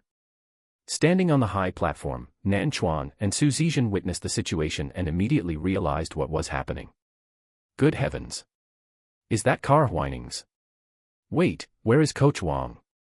Where did he run off to at such a critical moment? What they didn't know was that Coach Wang had left the training grounds at the very first moment. At this moment, he was leaning against a wall, trying to calm his emotions. The clamor from within the grounds carried over the wall, leaving Coach Wang feeling uneasy. Since just a moment ago, his right eyelid had been twitching violently. They say, left eye twitches for wealth, right eye twitches for disaster, and he was terrified that some kind of retribution would fall upon his own head. Just as he was thinking this, a sharp sound of a car horn suddenly rang out. Coach Wang turned his head toward the source of the sound, his pupils instantly dilating in shock. He hurriedly retreated, but he was still one step too slow. The out-of-control car slammed into him, and for a moment, it felt like the world was collapsing. Nan Chuan and Shi Zheng were the first to arrive. Looking at the scene before them, they both wore expressions of shock. The aged wall had been cracked upon impact, and the front of the car was completely crushed. Shattered bricks lay scattered on the car and the ground. Dust and smoke filled the air, creating a scene of unprecedented devastation. Whining. Nan Chuan's breath hitched, and he rushed forward. Shi Zheng also reacted and charged forward right behind him. The two of them worked together to open the car door and saw an incredibly fortunate scene. Inside the cramped front cabin, Yu Huaining was curled up. Seeing the door opened, he immediately squeezed out from inside, miraculously unscathed. Huaining, are you okay? Nan Chuan was still shaken. Yu Huaining stretched his limbs and smiled easily, I'm fine. People from the training grounds ran out one after another, and the head coach arrived upon hearing the news, roaring, what happened? Everything was fine. How could an accident occur? Coach, the car's foot brake and accelerator both had problems, so the car went out of control. Yu Huaining was not at all intimidated by his authority and took the initiative to admit his fault. I was afraid of hurting unrelated personnel in the examination area, so I drove the car out. Fortunately, there was a wall here. In such an emergency, I could only use the oldest method to brake. He paused, then added, don't worry, I will accept whatever compensation I am responsible for. Seeing that he spoke appropriately and was willing to admit fault, the head coach's anxiety lessened slightly. He breathed a sigh of relief inwardly and nodded solemnly, it's good that there were no casualties. As a beginner, it is not easy for you to handle such a situation on the fly. However, I still need to investigate the issue of the car going out of control that you mentioned. That is only right. No sooner had the words fallen than an exclamation rang out from behind them, good heavens. Coach Wang is pinned under the wall. Quickly, save him. In an instant, everyone's attention shifted over there. Yu Huaining curled his lips into a cold smile, without a hint of surprise on his face. Nan Chuan noticed his expression and remembered the words the young man had said before starting the car, keenly connecting the dots. He leaned in and asked in a low voice, Huaining, does everything that just happened have something to do with Coach Wang? Being able to discern the oddity in such a short time, he was truly worthy of being the male lead of the original book. Yu Huaining hid the sharpness in his eyes and smiled slightly at him. Everything was understood without words. Nan Chuan's expression shifted slightly, but he eventually suppressed the doubts in his heart and sighed, "It's good that you're okay." He was biased toward the young man. If it was indeed Coach Wang who struck first, then the latter's counterattack was reasonable. Half an hour later, when Shi Zheng arrived at the driving school test site, the investigators from the traffic bureau had just finished taking the young man's statement. He stared at the young man's arm, which was wrapped in gauze, and the already gloomy look in his eyes darkened by another degree. Yu Huaining met his gaze and chuckled aloud. After confirming there was no surveillance around, he casually shook his injured arm and whispered, "It's just a bit of ruse, I don't have a single injury." "What is going on?" Shi Zheng unconsciously relaxed his heartstrings, though his tone remained heavy. "Is this the game you were talking about? You almost got yourself killed." "The one who got themselves killed?" Yu Huaining leaned toward the man, murmuring playfully, "Is Coach Wang." He had always maintained a sense of proportion in his heart. He didn't drive the car directly into Coach Wang, but while using the wall to brake, he just right managed to crush and injure him. Who told him to stand by the wall for no reason? It was all self-inflicted. No sooner had the words fallen than Zheng Rong walked in from outside.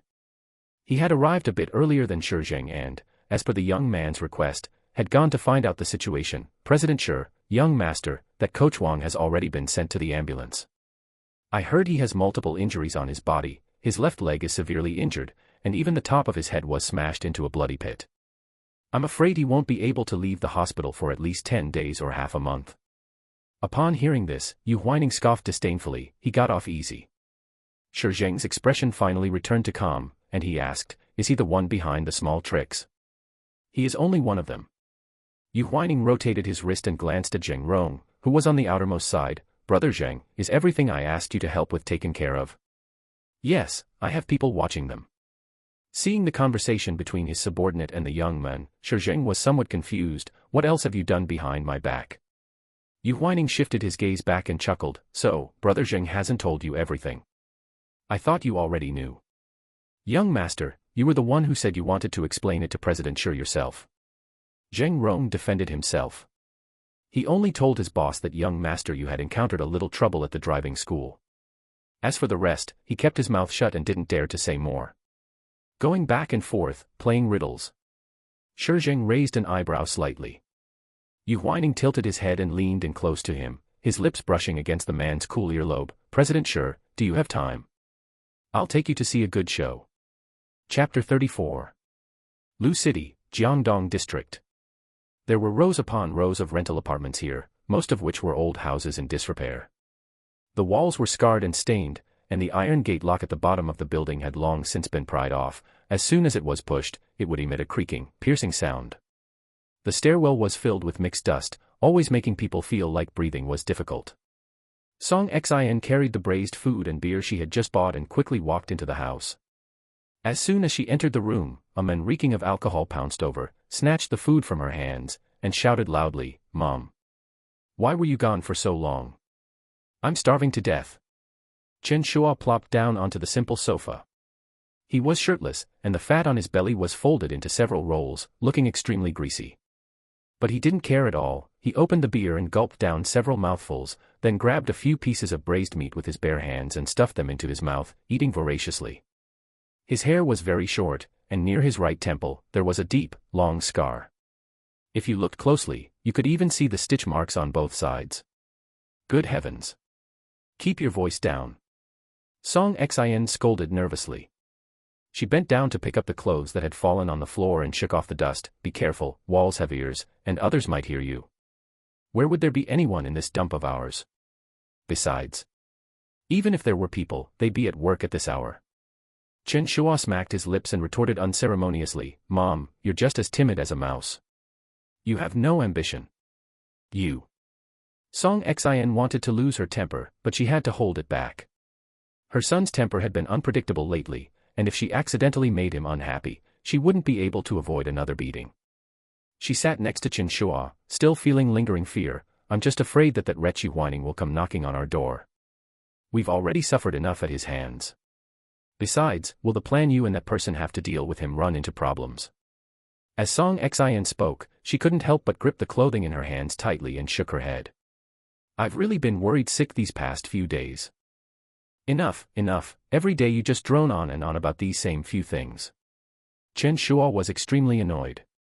He slammed the beer can onto the floor, his decent complexion instantly showing a hint of rage. I wish he were dead. It would be best if he were torn into pieces, never to recover. He touched the abrupt scar on his forehead, gritting his teeth in hatred. It's all because of him. Song Xin was startled by the murderous intent in her son's eyes. She hurriedly covered her chest and changed the subject. Xiao Shua, Mom doesn't mean to stop you, I'm just afraid that the person above us won't keep her word. You are risking your life for her, trying every way to take revenge on Yu Huaining. What if she doesn't pay after the job is done? Some time ago, someone approached Song Xin and then contacted Chen Shua through her. The collaboration proposed by the former was very simple: pay Chen Shua to give Yu Huaining a good lesson. Originally, Chen Shua intended to kidnap the young man and dump him in the wilderness to give him a good beating. However, on the first day he followed him, he happened to discover that the young man had signed up for a driving school. Thus, he found another path, using a car accident to deal with the young man, pushing everything onto the word accident.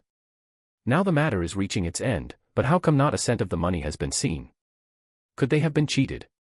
Mom, look at how useless you are, you've really fallen into the eyes of money, even more anxious than me. Chen Shua glanced at Song Xin, turned to pick up the carry-on bag behind the sofa, and threw it in front of Song Xin. Here, open it and see. Song Xin hurriedly opened it, and after seeing a full bag of bright red banknotes, she was instantly ecstatic. This much cash. The cash was just sent over by someone, I've already verified it, there are no counterfeit bills. Chen Shua patted the carry-on bag, tilting his head with great pride. Your son still has some ability. Previously, Chen Shua had bribed a street thug, but because the transfer record was conclusive evidence, he was locked in a jail cell for a few days. This time, he learned to be smart and proposed to only do cash transactions. You have ambition. Xiao Shua, you have so much ambition. Song Xin grabbed bundle after bundle of 100 yuan banknotes, held them to her nose and mouth, and inhaled deeply. Her originally murky and tired eyes burst with greedy light. If I had known that person was so rich, we should have extorted more when we agreed to cooperate. This 1 million still has to be split in half with that coach, my heart aches just thinking about it. Split it with him. Chen Shua laughed sinisterly twice and said decisively, not a chance. Hearing this, Song Xin was stunned. Chen Shua took another gulp of beer, his plan ready. Mom, I reckon that things are about to happen over there.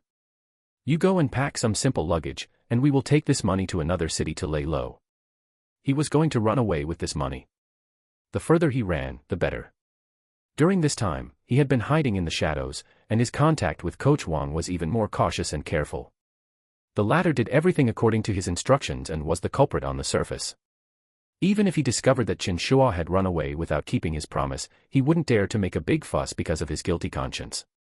Seeing his lack of integrity, Song Xin rolled her eyes, pulled the money bag tight as if it were a treasure, and agreed, good. I'll go pack right away. Great. The two of them, mother and son, had finally reached the end of their suffering and were tasting sweetness. Chen Shua leaned back on the sofa, drinking beer leisurely, unable to help but imagine in his heart, Yu Huaining, a beginner without a driver's license, driving a car with faults.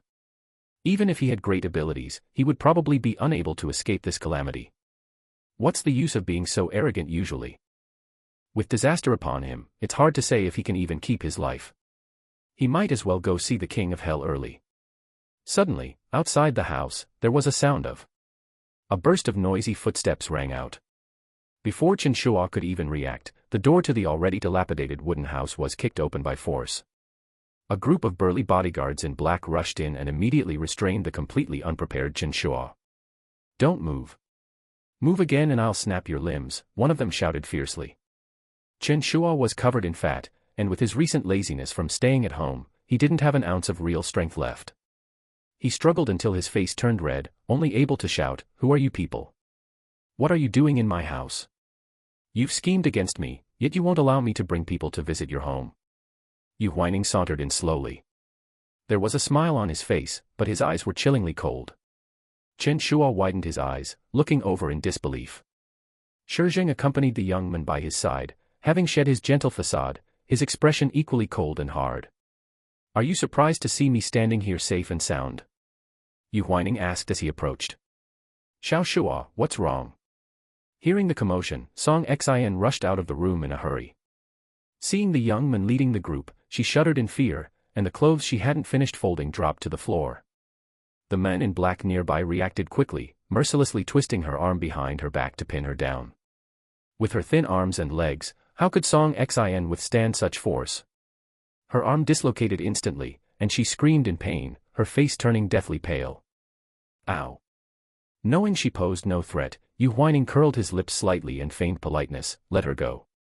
Let's be a little gentler with ladies. The bodyguard in black heard this and quickly withdrew his hand. Without support, Song Xin's legs went weak, and she collapsed to the floor. Seeing Song Xin's miserable state, Chen Shuo rolled his eyes and finally snapped out of his shock. He screamed at the top of his lungs at the young man, Yu Huaining.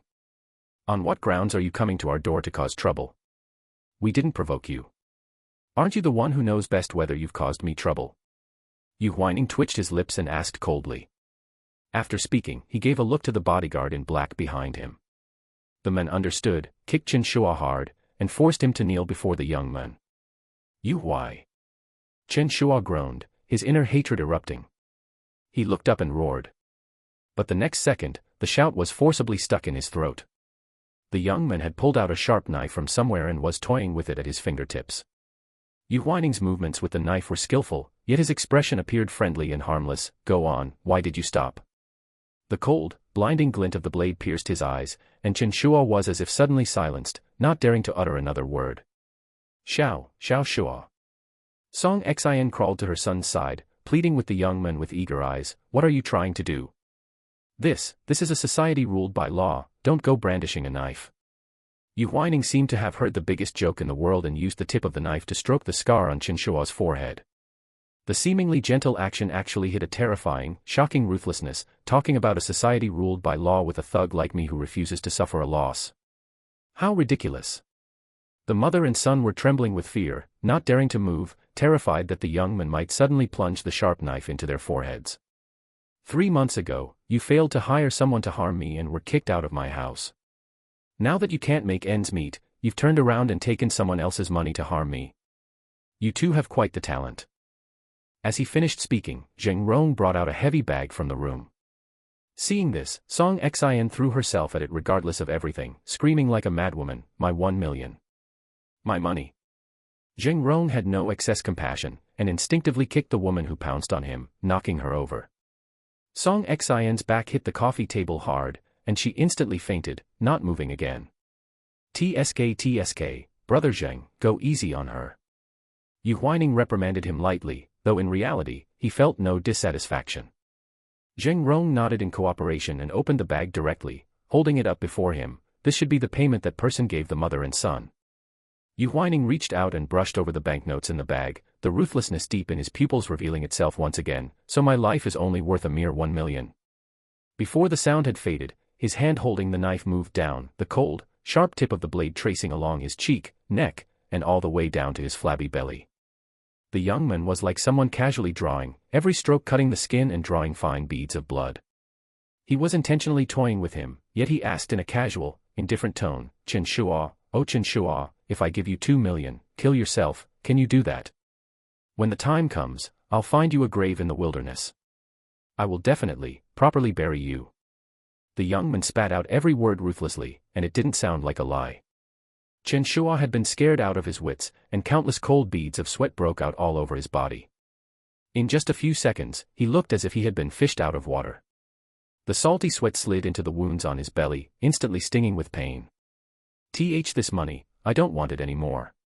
It wasn't me who did it. It absolutely wasn't me. Chen Shuo blurted out, panic making him reveal everything. It was Coach Wang's doing. I didn't lay a hand on anyone the whole time. His eyes were red, as if he had found a way out. He braced his hands on the floor, screaming frantically, right. You have no evidence.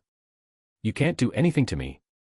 Yu Huaining sneered and drove the tip of the knife accurately between the man's fingers. Ah.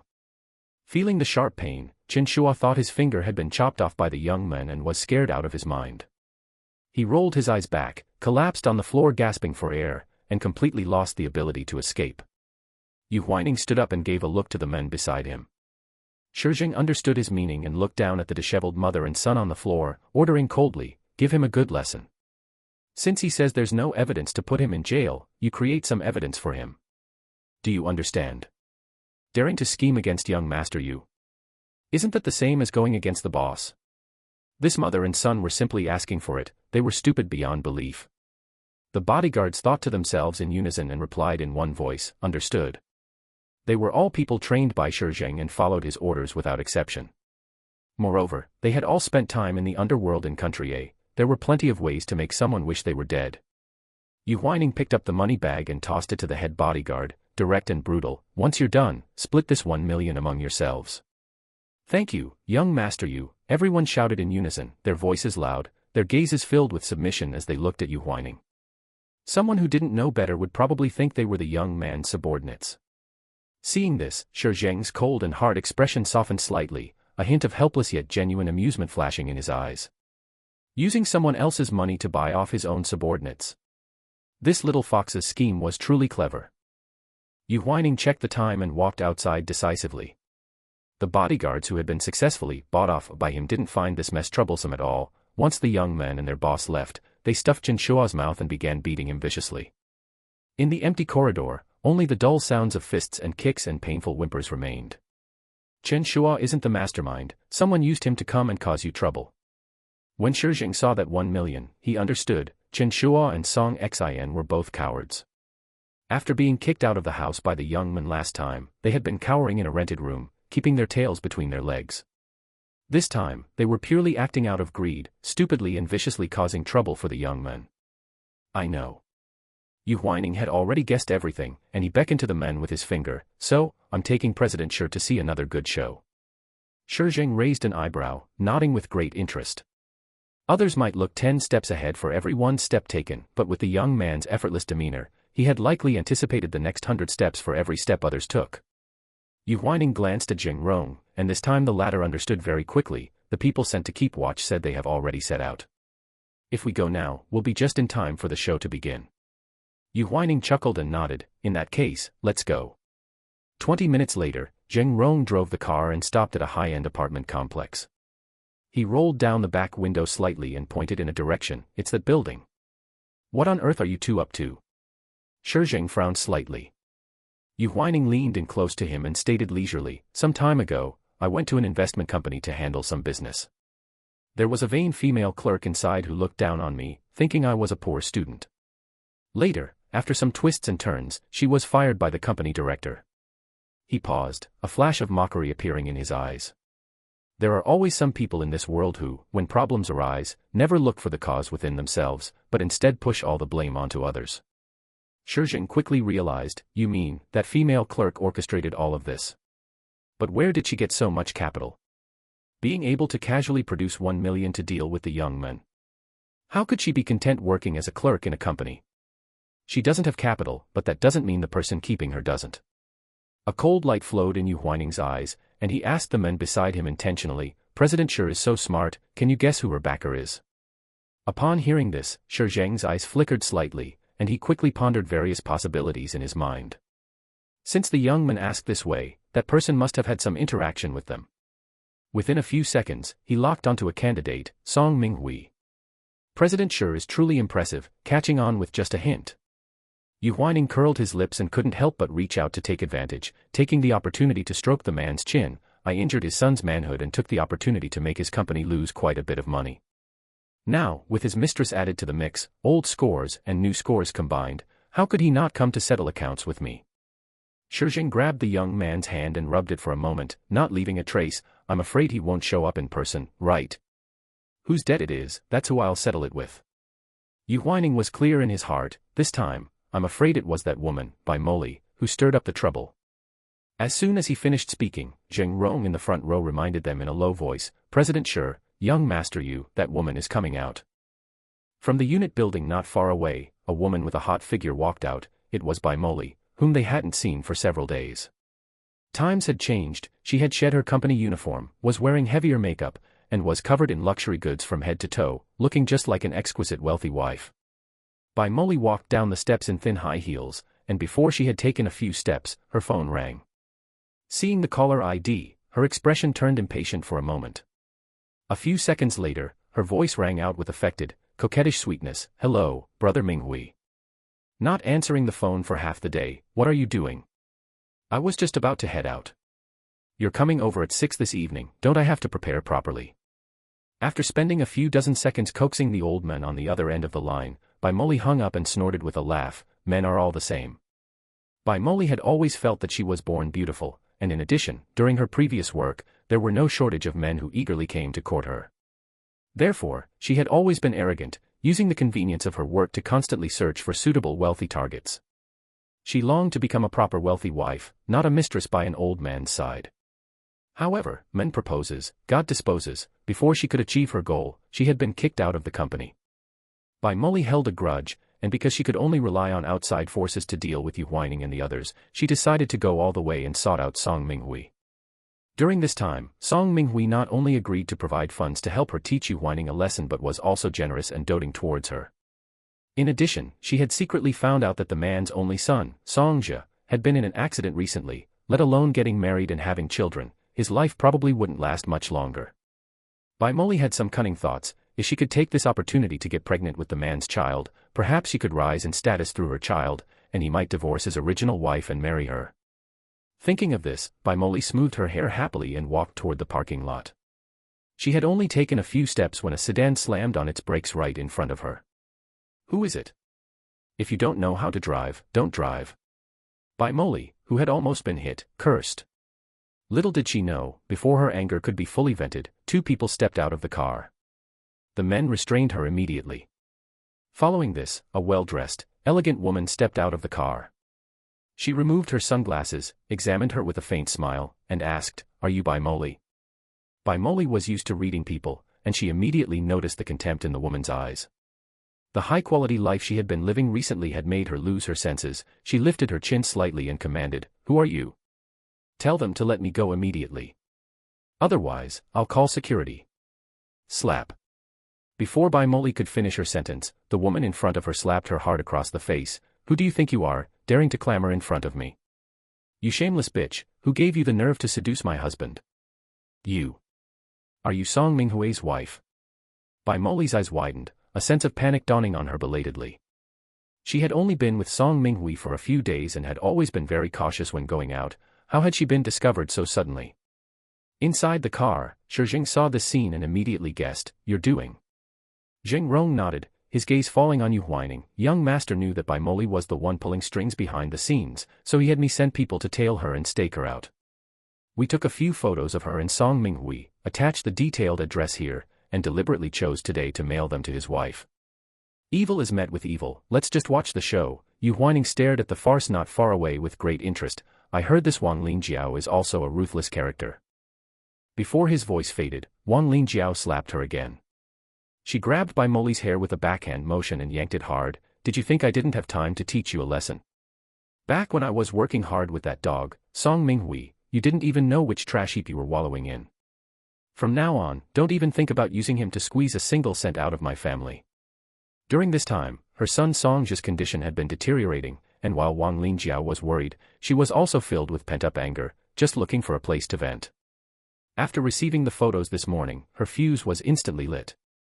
She didn't have time to ponder the source of the photos and hired 2 thugs to rush over.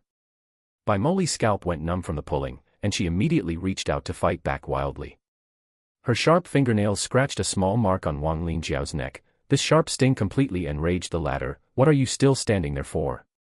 Hurry up and hold her down for me." The 2 thugs immediately complied. After all, Bai Moli was a woman. In terms of strength, how could she be a match for 2 grown men? Very quickly, she was shoved to the ground, crying out, "Help! Help!" People in the residential complex noticed, but before anyone could go up to break up the fight, Wang Lingjiao took the initiative to proclaim loudly, "Let's see who dares to help this shameless mistress." This sentence completely stunned everyone. After all, words like mistress or homewrecker were not glorious for anyone, and it really made it impossible to feel even a shred of sympathy. "Beat her hard," Wang Lingjiao commanded. The 2 thugs were getting paid to do a job, and besides, the employer had guaranteed beforehand that she would bear all the consequences. Therefore, the force they used was not light. Bai Moli was beaten until she had no power to fight back, and could only keep shielding her face. Seeing this, Wang Lingjiao took a pair of scissors she had brought from the car and forcefully cut through her clothes. Don't you love using your body to seduce men? In broad daylight, I'll let you show off as much as you want. The onlookers, driven by curiosity, all took out their mobile phones. When Bai Moli noticed this, an intense sense of shame welled up. Her face flushed red, and she struggled desperately to cover her torn clothes, crying out in retaliation, Wang Lingjiao. It's because you're old and withered that you can't keep your men. When your son dies, let's see what standing you have left. When Wang Lingjiao heard this, her face twisted instantly. She picked up the scissors and mercilessly slashed at Bai Moli's delicate face. Fine. I'll slash your face. Let's see what you'll use to seduce men from now on. Ah. A cry of intense pain rang out across the sky. Covering her slashed face, Bai Moli nearly fainted from the pain. Wang Lingjiao seemed to feel it wasn't enough, so she stepped on Bai Moli's stomach with her thick high heels. You shameless thing, how dare you curse my son, go to hell. What followed was the latter's agonizing, tearing cries. Bai Moli. You brought this all on yourself. If I catch you pulling tricks again, I will never spare you. Wang Lingjiao threw these words down viciously and drove off in her car. Half a minute later, someone finally recovered from the shock, and an old woman, out of kindness, ran over to help the bloodied Bai Moli. Yu Huaining took in the whole scene, couldn't help but shudder, and shook his head in wonder. As the saying goes, when a woman gets ruthless, there's really nothing left for us men to do. Fortunately, I won't have anything to do with women in this lifetime. A brief smile appeared on the side of Shi Zheng's lips, and he simply rolled up the car window, commenting indifferently, Mrs. Wang was a bit ruthless, but Bai Moli is reaping what she sowed. She has no one else to blame. That's true.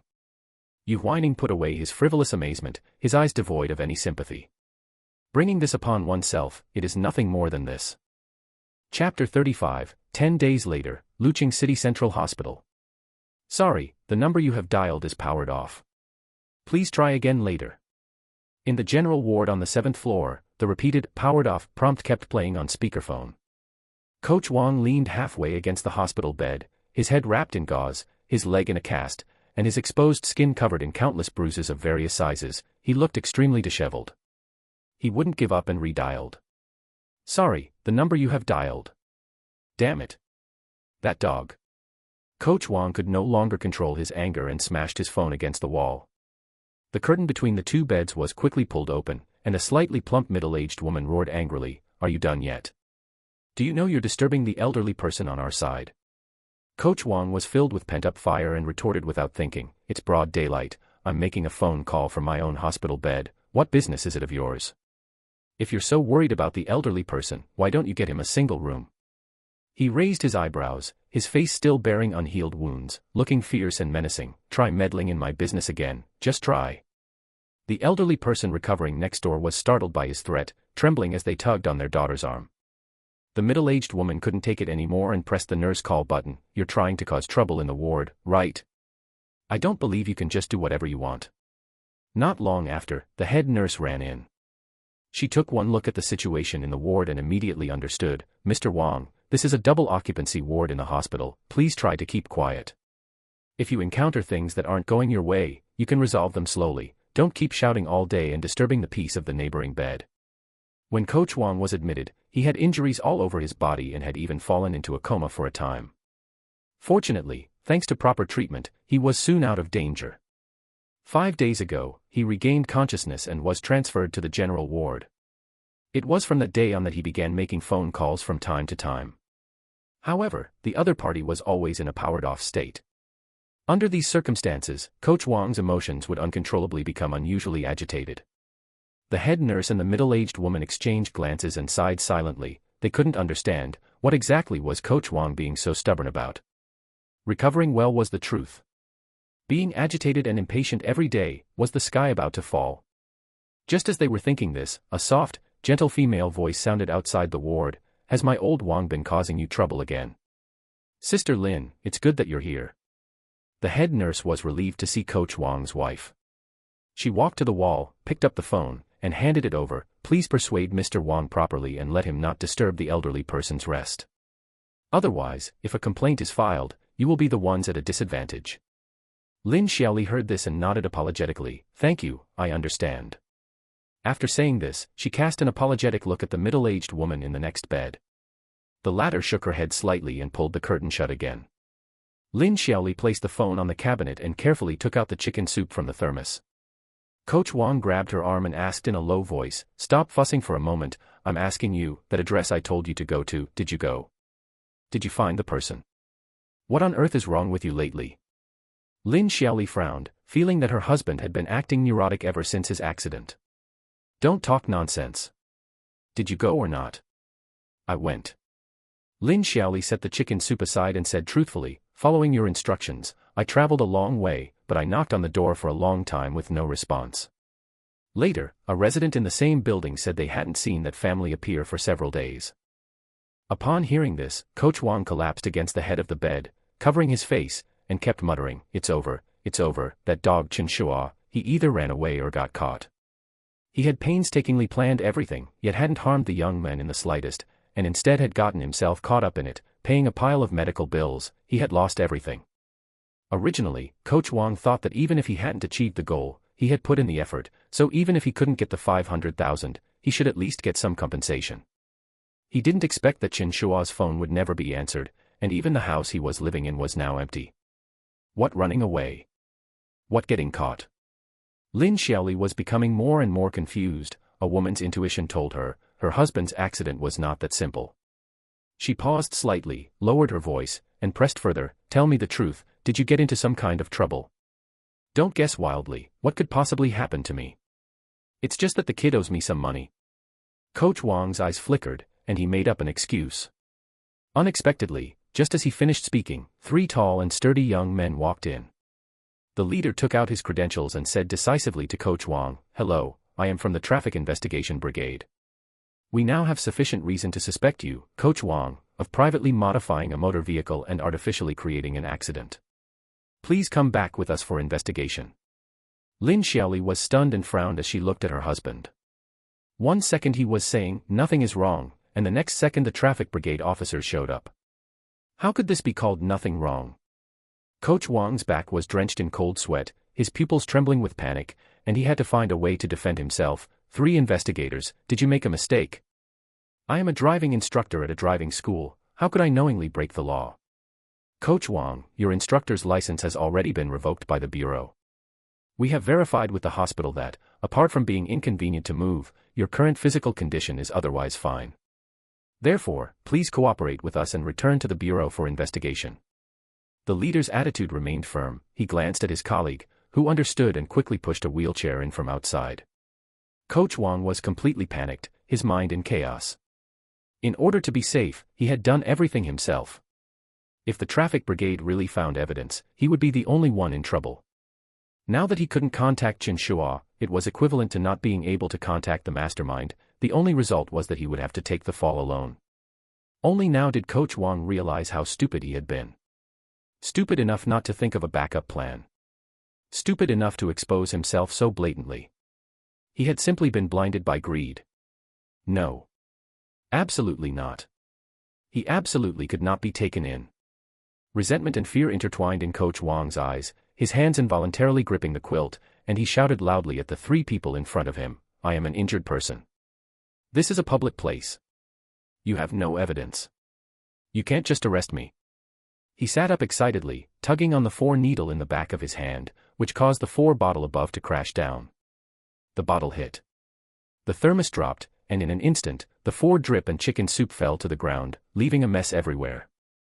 The 3 investigators exchanged glances and immediately pinned Coach Wang down. They had seen countless traffic offenders. Excuses like Coach Wang's were clearly the words of someone with a guilty conscience, panicking and speaking nonsense. "Let go of me." Coach Wang struggled desperately, pulling at his newly healed wounds, and his face turned pale for a long while. Lin Xiaoli was terrified by this sudden turn of events. She wanted to reach out and pull her husband, but she was intimidated by the authority of the 3 investigators and shed tears in fear. The lead investigator noticed Lin Xiaoli's expression and said solemnly, "Once the investigation clears up, we will inform you family members of the results. Miss, please rest assured. As long as he cooperates with the investigation, we will absolutely not harm him." Click. Coach Wang was forcibly handcuffed, pressed into his wheelchair, and quickly taken away from the scene. The commotion just now was neither big nor small, but quite a few onlookers gathered outside the ward. Seeing Coach Wang being taken away, they couldn't help but whisper and point fingers. Lin Xiaoli slumped by the bedside, clutching her chest in lingering fear. What kind of sin is this? How could this happen? How could this happen? The middle-aged woman in the next bed had seen everything in secret. She shook her head almost imperceptibly, muttering to herself. She had known that a man with Coach Wang's temperament was unreliable. Sister, don't cry. Let me help you pack up your things. In a while, see if you can find someone to pull some strings and find out the specific situation. Lin Xiaoli wiped away her tears, helpless. Okay, thank you, sister. Inside the restaurant, the phone on the table suddenly vibrated. Yu Huaining stopped browsing the menu and opened the new text message. Young Master Yu, Coach Wang has already been taken away. The text message was simple and blunt, yet it made Yu Huaining curl his lips in satisfaction. He had always been one to repay grievances. He showed no mercy to evildoers. Anyone who dared to scheme against him behind his back would not escape justice. Shi Zheng, sitting opposite him, saw that he wasn't moving and called out, "Huaining, stop looking at your phone. Hurry up and see what you want to eat." Okay. Yu Huaining collected his thoughts and responded with a smile. The accident at the exam venue some time ago hadn't affected them. All three of them had successfully passed their Subject 2 and Subject 3 exams. Now, Shi Zheng was using celebration as an excuse to drag the other two out for a meal at the restaurant. The three of them ordered quite a lot. In the gap while waiting for the food, the usually generous and straightforward Shi Zheng asked with some hesitation, "Huaining, I heard that your eye for investment is very sharp." Yu Huaining took a sip of warm water and replied calmly, "It's just some luck. My parents left me some spare money, and I used it to invest in projects, so I've made some profit." "Is that so?" Shi Zheng nodded, his lips moving as if he wanted to say something but hesitated. "Zheng, is there something on your mind?" Yu Huaining keenly captured his hesitation and spoke up. Shi Zheng glanced at his friend Nanchuan and said with some trepidation, "There is something, but I'm a bit embarrassed." Seeing his uncharacteristic bashfulness, Yu Huaining chuckled, "Since you say we are friends, what is there to be embarrassed about between friends? Stop being so wishy-washy. Do you want me to beg you to speak?" "No, no." Shi Zheng seemed to have made up his mind and suddenly moved to sit next to the young man. He took out his tablet, opened a folder, and asked tentatively, "Could you take a look?" Yu Huaining glanced at the design drafts on the screen and raised an eyebrow, sensing something. "Are these your fashion design drafts?" "Yeah, they're my original designs." Shi Zheng had a talent for fashion design, otherwise, he wouldn't have become an international up-and-coming designer in just 3 years. At this moment, Yu Huaining looked at his series of designs, trendy but not exaggerated, and with a strong personal style, and couldn't help but feel amazed. "It's like this, my parents have never agreed with me studying fashion design, and my family hasn't given me any financial support. My current internship salary is only enough to support myself." Shi Zheng said with some difficulty, but I really dream of opening my own trendy brand studio and then entering the competition." Hearing this, Yu Huaining had already guessed his intention. "You want me to invest?" "Why yes, I do have that thought," Shi Zheng admitted with a blushing face. Precisely because they were friends, he felt even more embarrassed. But soon, the triennial competition for up-and-coming trendy brand designers in Country A was about to begin, and one of the hard requirements to participate was to have an independently operated studio. Shi Zheng had a series of design drafts but was completely unable to participate. If he didn't participate this time and had to wait another 3 years, by then the trends would change, and this version of his designs, which he had poured his heart and soul into, might become obsolete. Shi Zheng had his own backbone. Before achieving any success, he didn't want to bow his head to his parents who didn't understand him, but those small investment companies didn't think much of his work at all. He had heard Nanchuan casually mention Yu Huaining's investment track record, so he came holding onto the last glimmer of hope. "Huaining, I am very serious. Please consider it." Shi Zheng's face wore a rare look of seriousness. Yu Huaining's lips held a smile from beginning to end. He glanced at his friend and then lowered his eyes to examine the design drafts again. Before he could even speak, the system in his mind rang. Ding!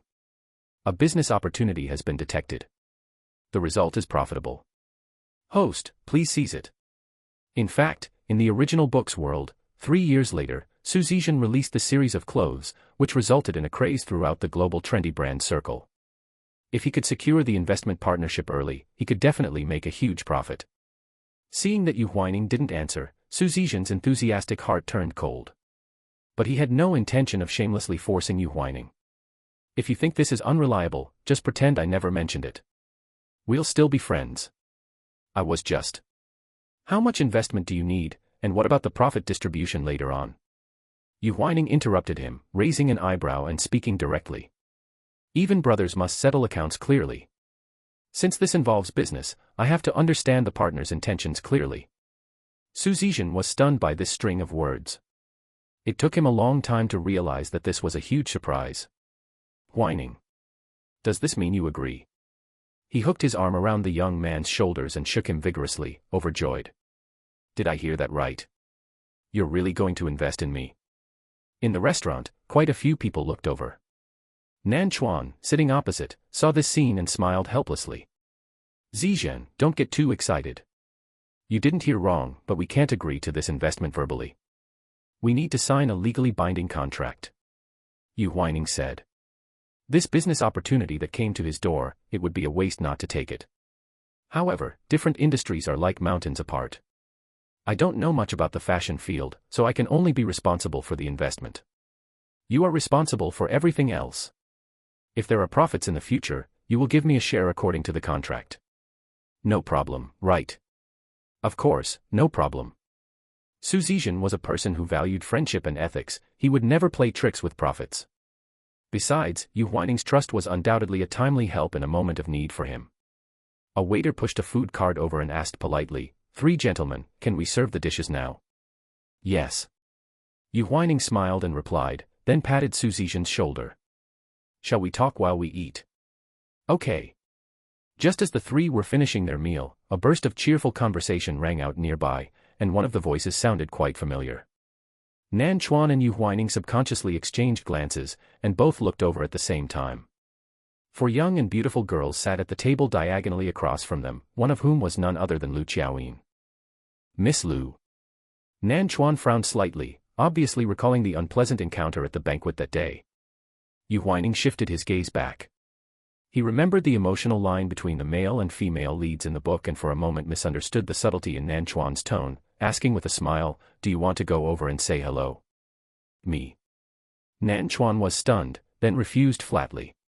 No need. Miss Lu and I aren't exactly close. If we go over to say hello abruptly, people might think we have ulterior motives. Isn't that the eldest miss of the Lu family? How come, did you have interactions before? Shi Zheng, as the only one in the dark, was extremely curious. Lu Qiaoyin was famous in the circle of socialites and heiresses. Not only was she good-looking, but she was also poised and generous, without any of the typical heiress temper, which led many rich young men to flock to her. Plus, she had an equally outstanding brother, young Master Lu Xingzi, so she also had good relationships with many rich young ladies. It could be said that as long as Lu Qiaoyin appeared at a banquet with many peers, she would definitely become the focus. Lu Qiaoyin over there noticed the gaze. After realizing it was the 2 of them, the smile on her face relaxed, and she nodded in greeting.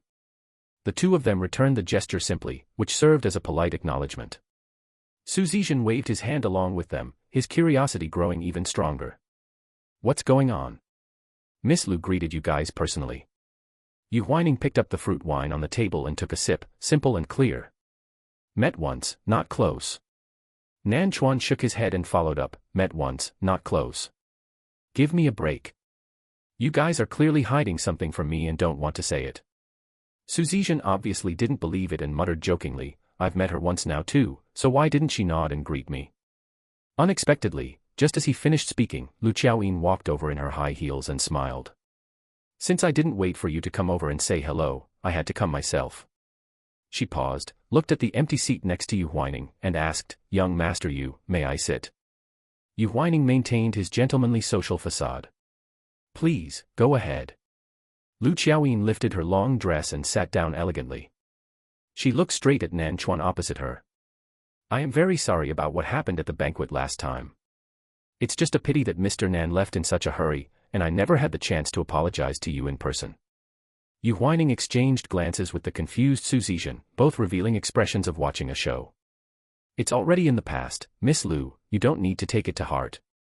Nan Chuan noticed the gazes of his 2 friends, covered his lips uncomfortably, and subconsciously avoided the topic. Miss Lu, we are almost finished eating, and the table isn't exactly clean. I see your friends are still waiting for you. He knew his own standing and really didn't want to get too involved with these wealthy heiresses. Lu Xiaoyin clearly understood the implication. She shifted her gaze to the table diagonally across and revealed a helpless smile. They aren't in a hurry at all, in fact, they were the ones who told me to come. What do you mean? Shi Zheng didn't understand. Lu Xiaoyin turned slightly and shifted her focus to Yu Huaining. 3 gentlemen, would it be convenient to share your contact information? My friends would like to get to know you. In reality, there was a young heiress who had taken a fancy to Yu Huaining, and having heard that Lu Xiaoyin had interacted with them, she egged the latter on to ask for contact information. Who was Lu Xiaoyin? Any rich young man would be willing to give her this face. Sure. Shi Zheng was the first to answer. That was just his nature, he simply loved making friends. Nan Chuan was actually unwilling, but Shi Zheng's actions were just too fast, and he had already given out his contact information as well. Yu Huaining noticed this scene and interrupted indifferently, mine is probably unnecessary. Shi Zheng was stunned for a moment, but still respected his wishes. Lu Xiaoyin frowned slightly. Young Master Yu. Miss Lu, I'm really sorry. I am a person who speaks directly and has a direct nature. I am completely unskilled at communicating with girls. Rather than giving out my contact information only to rudely refuse and not communicate later, it's better not to have any contact from the beginning. Yu Huaining's tone of refusal was obvious, and his cold words were like a layer of frost. Don't you agree? Lu Xiaoyin couldn't answer immediately, she clearly hadn't expected to be given the cold shoulder by the young man. Young Master Yu, there's no need to be so unreasonable, is there? Sorry. Yu Huaining pulled his lips into a thin line and still threw out those 2 words. Suddenly, he caught sight of a familiar figure outside the restaurant, and his eyes lit up. He stood up, adjusted his lapels, and lightly let go. With one sentence, I've finished eating, I have things to do, so I'll be leaving first. Shi Zheng, this meal is on you, Yu Huaining said to his friend. Regarding the investment cooperation, I'll find some free time to discuss it with you in detail. All right. No problem. Seeing his sudden haste, Shi Zheng and Nan Chuan didn't try to keep him. After the young man had completely left the restaurant, Nan Chuan shifted his gaze back and tactfully reminded her, Miss Lu, we are about done here too. Lu Xiaoyin took a light breath and put on a friendly smile again. All right, see you next time. She stood up and returned to sit with her circle of friends. The young lady who fancied Yu Huaining saw her return empty-handed and asked in surprise, Xiaoyin, you didn't get that Yu Huaining's contact information? Lu Xiaoyin shook her head gently. Just as she was about to speak, someone else beat her to it. My God, there's actually a guy who won't give you face. This must be a first, right? The girl on the right also teased, Xiaoyin, looks like your charm doesn't cover everything, huh? In my opinion, it's clearly just that young master you being too arrogant. Another girl interjected indignantly. I've heard about it for a long time. He's straightforward and has a sharp tongue, he's practically notorious. He just has a handsome face. Our Xiaoyin has both looks and a good family background, yet he still acts arrogant and refuses, he's completely looking down on people. Forget it, forget it. I originally thought there would be no problem with Xiaoyin stepping in. I didn't expect this Yu Huaining to be so unwilling to give face. The wealthy young lady who fancied Yu Huaining waved her hand, moving away from this unpleasant topic. Lu Xiaoyin's expression stiffened slightly, a trace of imperceptible displeasure flickering in the depths of her eyes. Yeah, he completely didn't give her face. Xiaoyin, what's wrong? It's nothing. Lu Xiaoyin quickly recovered her expression, her face showing a flawless, lovely smile.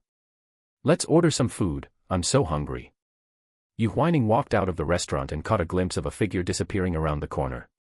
He quickly chased after him and grabbed the man who was waiting for the elevator. President Shi, why are you here? After speaking, he didn't forget to cast a glance at Zheng Rong nearby.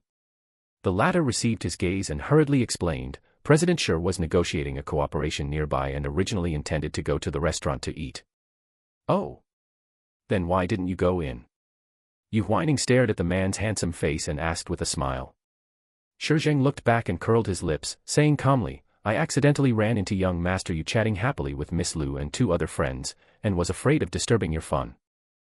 Yu Huaining raised an eyebrow, always feeling that there was a subtle strangeness in the man's seemingly ordinary tone. He stared for a moment, then feigned difficulty. But what should I do? What? Shi Zheng was puzzled. I didn't even finish my meal before I ran out after you.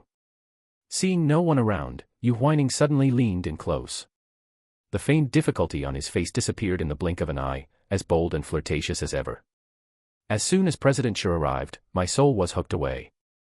Chapter 36. Young Master Yu is truly smooth-tongued. Shi Zheng adjusted his glasses, his tone softening subconsciously. This is called sincere feelings. Didn't I just follow President Shi out eagerly? Yu Huaining continued to tease, looking around. At this hour, it's not too early, and not too late, how about? His fingertips grazed the tie in front of Shi Zheng, as if by accident, suddenly recalling the proud figure hidden beneath the proper shirt, along with the memory of that wild night. The sound of warm breathing seemed to still linger in his ears, but counting carefully, it's been nearly a month, right? I really don't know whether to say the man has restraint, or that I'm not attractive enough. Yu Huaining looked up, staring at the man's near-perfect profile, and couldn't help but sigh, to have such a top-tier catch and only roll in the sheets once in nearly a month. It's simply wasting a heavenly treasure. Thinking of this, Yu Huaining's eyes deepened slightly. His fingers gradually closed, tugging at the man's tie. If President Shi is hungry, why not come to my place? We haven't had a big meal in a long time, have we? Shi Zheng lowered his eyes slightly, landing on the youth's jade-white hands. He still remembered that day, when passion and confusion took hold, the other's 10 fingers clawing into his back. In the slight sting of the wounds, mixed with the muffled groans in his ears, there was an indescribable, indefinable pleasure. Young master, in public, don't just go around playing with fire. Shi Zheng's eyes flickered slightly, and he lowered his head to press his lips against the youth's earlobe for a kiss. When their eyes met, he put on that usual mask of gentle elegance again, but his gaze held a unique indifference, an unconscious, seductive abstinence. Be careful about crying out tonight. A fake gentleman, a true scoundrel. Yu Huaining understood the deep meaning in his words, couldn't help but grind his teeth, and let out a provocative chuckle. We'll see. Ding dong. The elevator door opened in response. Zheng Rong, who had been acting as a mute, invisible person, finally breathed a sigh of relief and nervously suggested, President Shi, young master, some things, wouldn't it be better to close the door before saying them? Some things, even he felt heart-pounding and suspiciously ambiguous just hearing them. He was terrified that a passing pedestrian might notice and cause unnecessary trouble. Yu Huaining stepped back slightly and nodded solemnly. Brother Zheng is right, some things are better done behind closed doors. Shall we go? President Shi. Shi Zheng curled his lips and quickly walked into the elevator. That night, after showering, Yu Huaining walked quickly out of the bathroom. The man was standing by the balcony, gazing at the starry sky alone.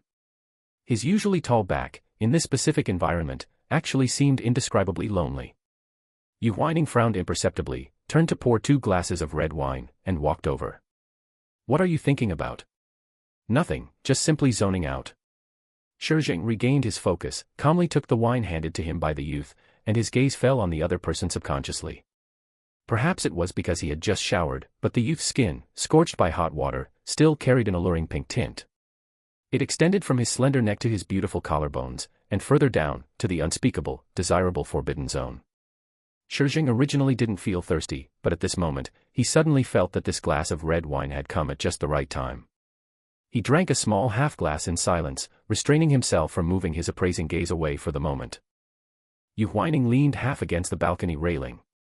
The slightly bright night breeze blew over, alleviating the heat after the hot shower and adding a sense of freshness. He raised his eyes to look at the men and lightly opened the topic. I heard Brother Zheng say before he left that he was going to help you book a flight. What? Are you going to Country A again? No, it's to Rui City. Seeing the youth ask, Shi Zheng answered frankly, there's a project over there, and I want to go and inspect the situation on site. The reason he returned to the country, besides that unspeakable secret, was also because he genuinely wanted to develop industries within China. In recent years, China's development has been rapid. As long as the right opportunity is found, there is gold everywhere. No matter how good Country A is, once involved in the infighting between parties, it is ultimately too dangerous. Rui City. Hearing this familiar word, Yu Huaining's eyes narrowed slightly. If he remembered correctly, the original host's mother was also from Rui City. Song Yi had walked out of the most remote small mountain village in Rui City. After graduating, she stayed in Lu City for an internship, and later, after getting married and having children, she and her husband, Yu Huaining, settled down here. Besides her leech-like sister, Song Xin, her parents were still alive. Come to think of it, those were the original host's maternal grandparents. In the world trajectory of the book, no one cared about the fallen original host. And the only remaining warmth in his memory came from those two old people. Song Xin's family of 3 were all evil-hearted. No matter how the two old people asked about the original host's situation over the phone, they wouldn't say a word.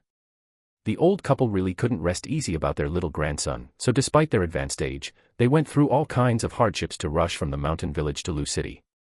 They found their grandson, Yu Huaining, took care of his daily life meticulously, tried every way to encourage him to walk out of the gloom, and even took out their savings from many years, all just to let him repent and start over, to get back on his feet.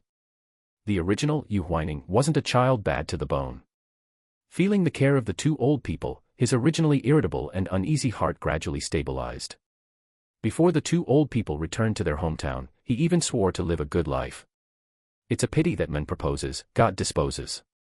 After the two old people left, the jealous Chen Shuo brought people to rob this money. Later on, Song Ji designed a trap, and with his brain clouded by lust, forced himself on the original host. The beautiful dream that had just been gathered was shattered once again, and the original host completely lost his dignity and courage, heading toward destruction. The youth beside him fell into a long silence, his expression even becoming somewhat gloomy. Shi Zheng's expression tensed slightly, and he asked, "What's wrong?" Yu Huaining drank the red wine in one gulp and said bluntly, "My mom is from Rui City, and my grandparents still live in a small mountain village in Rui City. Missing the old folks. I've only met the two old people a handful of times, the last time I saw them was when I was very young." As Yu Huaining was speaking, a plan suddenly jumped into his mind. "This time, I'll go to Rui City with you. You busy yourself with your work, and I want to take the opportunity to go back and see the two old folks." Yu Huaining understood the original host's true thoughts better than anyone else. If the latter could have succeeded, he definitely would have wanted to take care of the two old people. Since he had replaced the original host, he naturally had to replace him to fulfill the responsibilities and obligations that should be fulfilled. Shi Zheng saw that the youth's idea had popped up on the spur of the moment, but there was no need to refuse this matter, so he nodded and said, "All right." Yu Huaining met his calm yet deep eyes, his heart stirring slightly. Suddenly, a gust of night wind blew over, scattering the tenderness and lingering affection that had just gathered in the depths of his heart. Shi Zheng sensed his chill, and his words were filled with unobtrusive gentleness. "Let's go inside first, be careful not to catch a cold." Before he had even finished speaking, Yu Huaining grabbed his arm, "Shi Zheng." Shi Zheng was rarely stunned. The two characters of his full name, when called out from the youth's mouth, always carried a special, charming flavor. Yu Huaining pressed against his back, kissing his nape softly, seemingly even sticking out his tongue to lick, and then rubbing slightly with his teeth.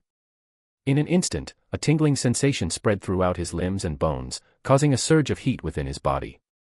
Shi Zheng's eyes darkened instantly, and he quickly turned around to forcefully clasp the youth's waist, pinning him against the floor-to-ceiling window, asking in a hoarse voice, "Where did you learn these tricks?" "Tricks? No need to learn." Yu Huaining chuckled, his fingertips passing through the man's hair, rubbing softly. His lips were getting closer and closer, and even the warmth of his breath was of a different temperature. "As long as I see President Shi, I can master it without a teacher." A muffled groan spilled from Shi Zheng's throat, and he was finally unable to hold back any longer, blocking his mouth. 2 days later, Rui City. As soon as Yu Huaining got off the plane, he was so hot he took off his thick coat. They all say Rui City is like spring all year round. This temperature is really much higher than in Lu City.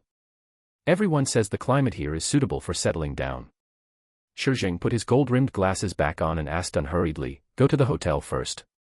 "No, I chartered a car in advance. I plan to go directly to Taoshi." Yu Huaining checked the time, his plan clear. The mountain journey will take 5 or 6 hours. If I can successfully see my grandparents, I'll have to stay there tonight and come back tomorrow. Rui City is an inland city, and Taoshi belongs to its territory. It's a very remote little mountain village. The mountain roads leading there are rugged, and transportation is very inconvenient. No matter how one rushes, it takes about 2 days to go and return. Upon hearing this, Shi Zheng was silent for a moment before saying, "Shall I go and see with you?" "What?" Yu Huaining was a bit surprised, adding, "The environment over there probably won't be too good." "Are you sure?" "I arrived 2 days earlier than expected. I originally planned to just wander around." Shi Zheng's expression was calm, skipping the youth's last question and asking directly, "Do you not want me to follow? Or is it inconvenient for me to go?" Yu Huaining smiled, clearly not expecting the men to have this interest. The mountain road is long, he would love to have company. Since the man has this thought, how could he not agree? "Let's go, President Shi." He decisively issued the invitation, and with deliberate provocation, Taoshi is truly very remote, and you won't be able to turn back halfway. I hope you won't regret it when the time comes. Shi Zheng pushed up his glasses and responded indifferently, "Young master is underestimating me a bit too much." The chartered car driver, Master Chen, was a local of Rui City and had been to many remote towns. As soon as Yu Huaining and the other two got into the car, he sighed honestly, "Mr. Yu, the place you want to go is truly too inconvenient. If it weren't for the fact that you paid a high price to charter the car, I really wouldn't want to go." "Master Chen, thank you for your hard work." Yu Huaining responded with a faint smile and asked, "If we leave now, about how long will it take to arrive?" "I estimate the fastest we can get there is by 4 in the afternoon, right?" Master Chen said as he started the car, kindly advising, "I've prepared some water and bread in the car. If you get hungry, you can eat some to pad your stomachs. The mountain roads are rugged, and you might get a bit carsick, so it's best if you close your eyes and rest." "Okay." Yu Huaining glanced at the men beside him and leaned over without a word. "I'm tired from getting up early to catch the flight. President Shi, lend me your shoulder to lean on for a while." Shi Zheng clearly hadn't expected him to make such an almost intimate gesture. His gaze froze for 3 seconds before he lowered his head. The young man had closed his eyes, his slender eyelashes trembling slightly. His expression was so calm that there wasn't a trace of any superfluous emotion, making him look innocent and harmless. His warm breathing fell gently through the fabric of the clothes. For some reason, it pricked a softness deep within his heart. Ripples stirred in the depths of Shi Zheng's eyes, tugging at the curve of his lips. "Master Aluan, you haven't even reached middle age yet, and your hearing is already failing." Yu Huaining sneered. This person didn't even bother to look in a mirror to see how clumsy his acting was. Zheng Rong also felt disgusted and spoke up, "Master Aluan, we said from the very beginning that we were going to Taoshi." Upon hearing this, Aluan shook his head in disbelief. "Is that so? I clearly remember you saying this place." He paused, then feigned a troubled look. "Oh my, what should we do? This 1,500 fare only covers taking you to Jingxi Valley." Blatant lies. It was clearly greed, and he wanted to squeeze out another fare. Perhaps because of the car sickness, Yu Huaining's headache grew worse and worse. Seeing Aluan's villainous, rascal-like appearance, the gloom in his eyes gradually gathered, and he demanded, "What do you mean, what should we do?" "Keep driving and take us to our destination." Shi Zheng took off his glasses and looked over coldly. His tone was rarely seen but genuinely forceful. It wasn't a request at all, but a word-for-word command. The man's powerful aura surged forth. Aluan shuddered under his gaze and almost instinctively agreed. He gritted his teeth and, driven by his inherent greed, said, "No way. Unless." "Unless what?" Yu Huaining scoffed. Facing the two in the back seat, Aluan suddenly felt a bit guilty, but then he thought. He was the only one in Taoshi Hollow who could drive, and usually, no outside tourists ever entered, which meant, on this road right now, besides his van, there couldn't possibly be any other passing vehicles. The mountains after dark were not only cold, but there were also wild jackals. These rich people clearly had never suffered, so even if they were tough now, it wouldn't be long before they agreed to his conditions. Aluan made up his mind. Casting aside the chaotic panic in his heart, he gripped the steering wheel and demanded unreasonably, "Give me another 3,000 for the fare, otherwise, get out of my car right now." Chapter 37. Shameless. These 4 words flashed through Zheng Rong's mind, and he subconsciously retorted, "Master Aluan, isn't this a bit too unkind of you? Whether I'm kind or not, what business is it of a lackey like you?" Aluan retorted, sizing them up. Aluan's eyes were filled with contempt. He had long since realized that Zheng Rong was thick-skinned. One look and it was obvious he was just a lackey for the other two. What kind of say could a person like that possibly have? Zheng Rong sensed his mockery, clenched his fists, and suppressed his temper, refusing to let it flare up. There were indeed no other vehicles on this road, and if he acted rashly, he feared it would cause trouble for President Shi and young Master Yu. Stay to the side, I'm talking to the bosses. Aluin tossed out the words with disdain, but when he turned his head, he was all smiles again, his expression changing faster than flipping a book. Gentlemen, have you considered it? A heavy displeasure showed in Shi Zheng's eyes. Zheng Rong had always been his trusted aide. In the circles of Country A, for someone to dare give him a cold shoulder was equivalent to not giving him face. To dare to blatantly extort him so brainlessly. This was truly the first time. He straightened his body, just about to make a move, when the young man beside him suddenly pressed a hand on him. Wait a moment. Yu Huaining smiled ambiguously. He grabbed the backpack at his side, opened the door, and got out of the car. Seeing his actions, Aluin panicked and blurted out, "Young master, you'd better think this through. There are no vehicles coming or going on this mountain road. If you don't take my car, you'll definitely be stranded out here. How about this? I'll charge you 2,000 more for the fare." Aluin's speech, heavy with a local accent, sounded nothing but noisy to Yu Huaining. He pressed his throbbing temples, took the opportunity to take a deep breath, and murmured, 2,000, huh? 1,500. Aluin couldn't gauge his thoughts and lowered the price again. He held firm to his bottom line, logically arguing, there's still half the journey left, this fare is reasonable now, right? Yu Huaining smiled slightly and approached the driver's side. He propped one hand on the car window, while his other hand rubbed against the crisp banknotes in his backpack. With such a crash in prices, won't you be at a loss? How about this, I have 7 or 8,000 in cash here, I'll just give it all to you. Upon hearing this number, Aluin's eyes bulged and darted around, shining with greed. Seeing this look on his face, the smile that had been in Yu Huaining's eyes suddenly erupted into sharpness. He picked up his backpack and smashed it forcefully against Aluin's head. You money-grubbing dog. If you're so capable, why don't you go rob someone? He didn't care about this small amount of money, but that didn't mean he was stupid enough to let himself be extorted. After speaking, Yu Huaining grabbed the man's head and slammed it hard against the steering wheel. He opened the car door from the outside and agilely stepped back. Aluin was completely stunned by the force of those two blows. He instantly lost his balance and rolled out of the van onto the ground. His face hit the ground first, scraping against the sharp stones, and he was immediately bloodied. Damn it!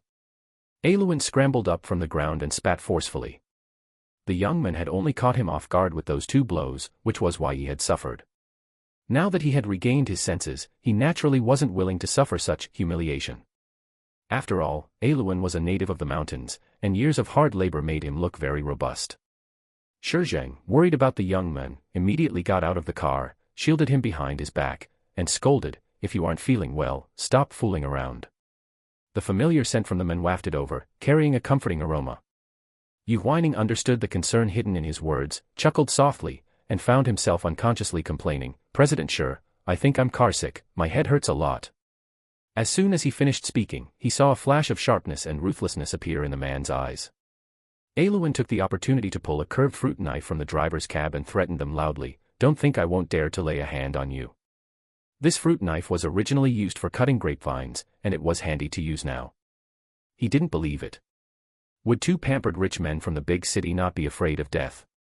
Anyway, they were in the mountains, no matter how savage and overbearing he was, the police wouldn't come to arrest him. Unfortunately, he had completely underestimated these three. Not to mention Shi Zheng and Zheng Rong, who had seen their share of gunfire in Country A, even Yu Huaining, a native-born citizen of Huagua, didn't take his posturing threats seriously. Zheng Rong. Shi Zheng's expression darkened completely. He cast a glance backward and ordered coldly and ruthlessly, "Do it. If anything happens, I'll take responsibility." "Yes." Zheng Rong nodded hurriedly. The originally honest and patient look in his eyes changed instantly, and he rushed forward with brute force. Aluin sensed the movement behind him, turned, and slashed the knife wildly. He had strength from manual labor, but how could he be a match for Zheng Rong? The latter nimbly dodged the blade, clamped onto Aluin's arm, and twisted it hard. Ah! Aluin's expression twisted in pain, and the curved knife in his hand clattered to the ground. Zheng Rong stepped on the handle of the knife and hooked it with a deft motion. The next second, the curved knife landed accurately in his hand. With a swish, it was held against Aluin's neck. "Spare me." Aluin immediately broke out in a cold sweat. He had never expected that the seemingly honest and simple Zheng Rong would have such formidable skills. Zheng Rong ignored his pleas for mercy, kept a straight face, and looked at Shi Zheng and the other men. His words were incomparably respectful. President Shi, young master, I have handled it. If they were in country A, that knife in his hand would likely have slit the man's throat. But this was Huagua, and he didn't want to cause any unnecessary trouble for the two of them. Brother Zheng, not bad skills. When we go back, I'll ask President Shi to give you a raise. Yu Huaining watched with satisfaction, feeling that even his headache had eased quite a bit. Upon hearing this, a slight curve appeared at the corner of Shi Zheng's lips. Aluan swallowed his nervous saliva and decisively turned to kneel on the ground. Spare me, you two. I was blinded by greed. I'll take you. I'll take you to Taoshi. No money.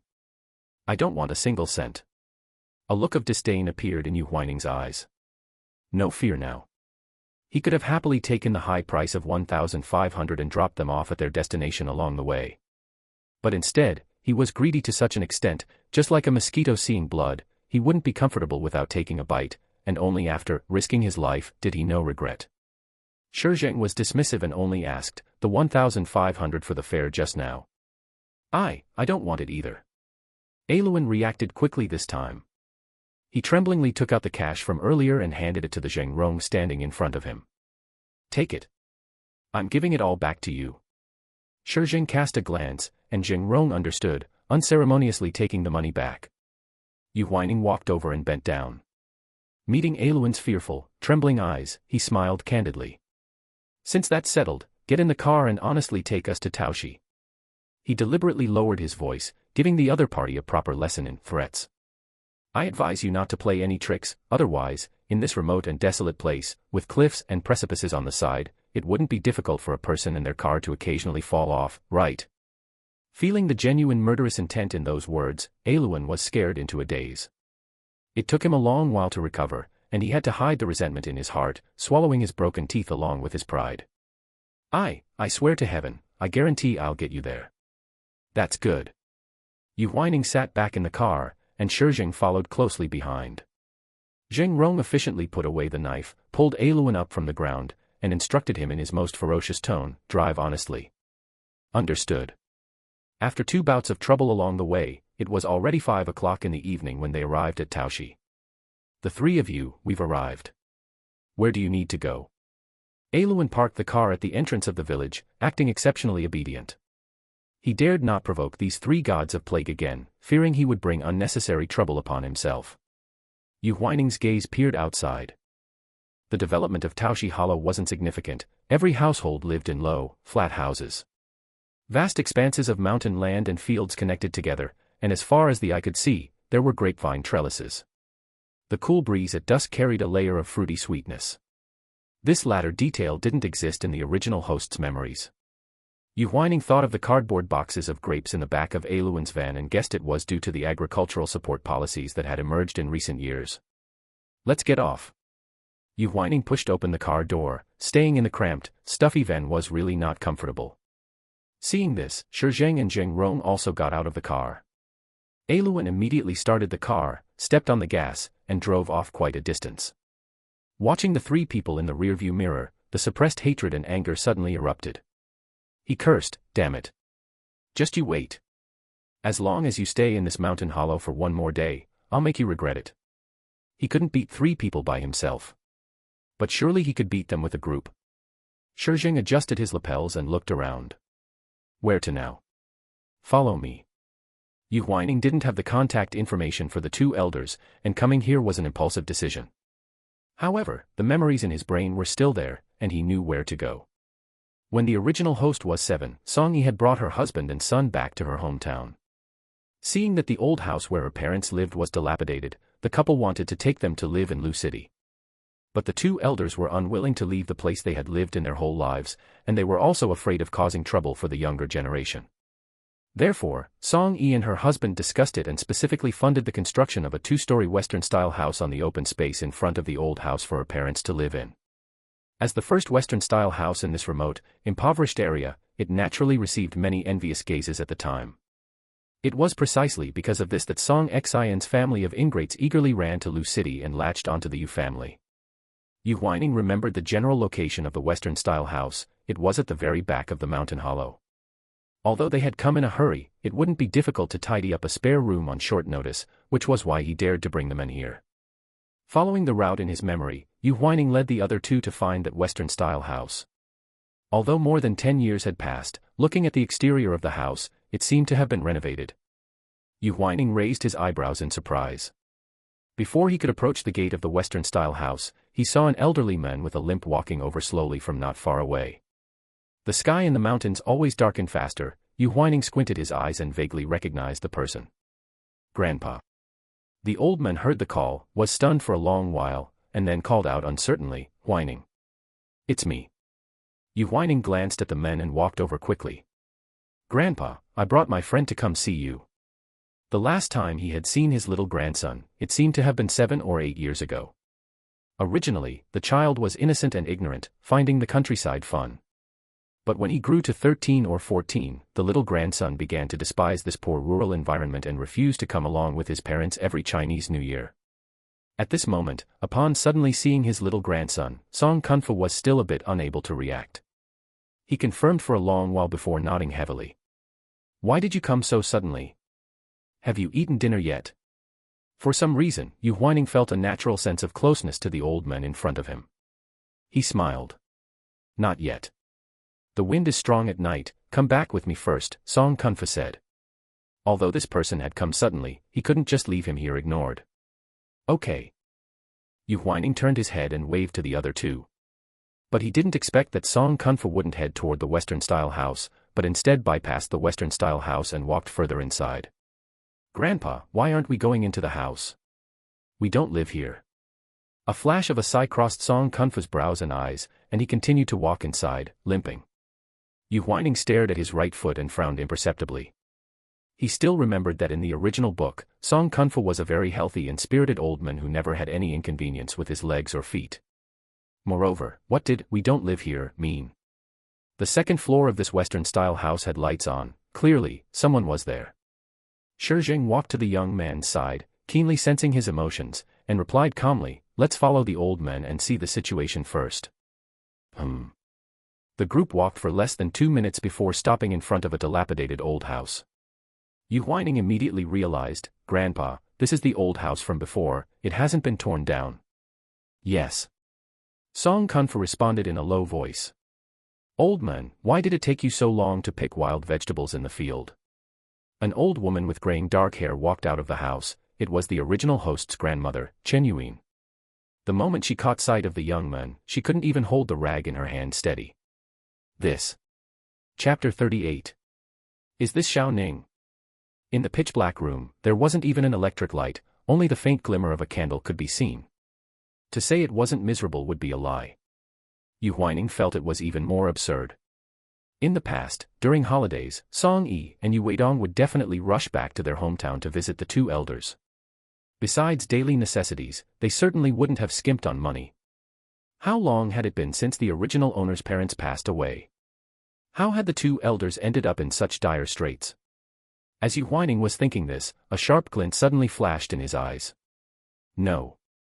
Even in the original trajectory of the world, when the two elders came to visit the original owner, they still had some savings left.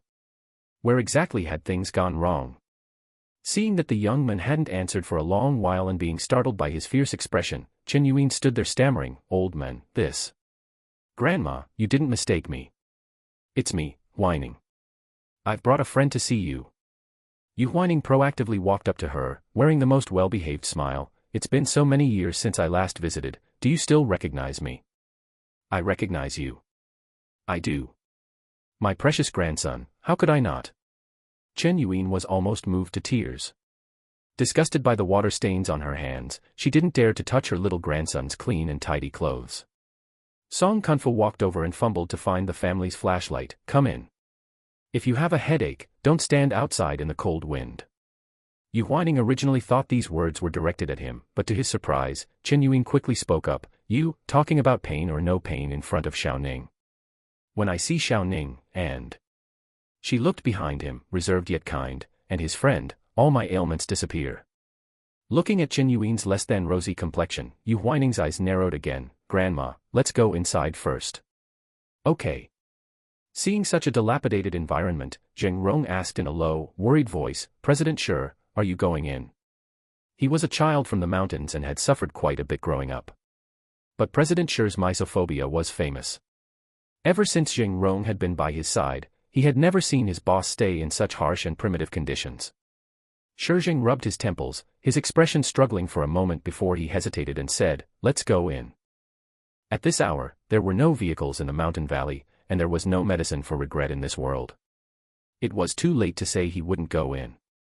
If he didn't go in, he would just be standing awkwardly in the night. Wouldn't that be even stranger? Zheng Rong stared at his somewhat difficult steps, suppressing a laugh with all his might behind his boss for the first time in his life. What was this called? Shooting oneself in the foot.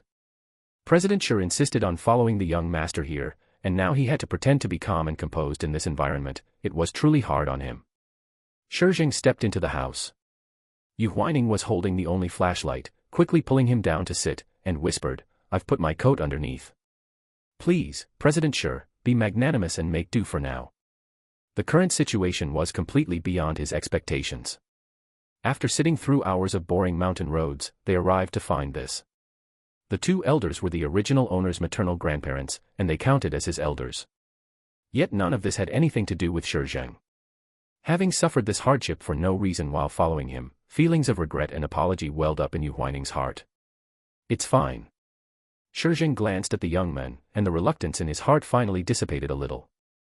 Yu Huaining smiled at him, then immediately called out, Grandpa, do you have a spare light bulb? I'll help you install it. It wasn't that the old house didn't have electricity, it was just that the old light bulb had broken at the worst possible time.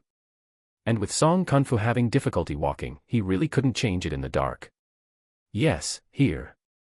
Song Kunfu fumbled for a light bulb from an old-fashioned cabinet. Zheng Rong, who had entered after them, heard this and immediately took on the chore, let me do it. Yu Huaining didn't refuse and handed him the bulb directly, then shone the flashlight upwards. Zheng Rong stepped onto the wooden table and changed it in a flash, turn it on and try. With a click, the room became bright again, and finally, the overall environment could be seen clearly. Although the house was a bit old, the two elders were efficient and liked cleanliness. Looking closely, the interior furnishings were actually clean and tidy. Chen Yuan poured tea for the three of them and specifically explained, we don't have anything good here, only tea to offer you. This was something Xiaoning's mother.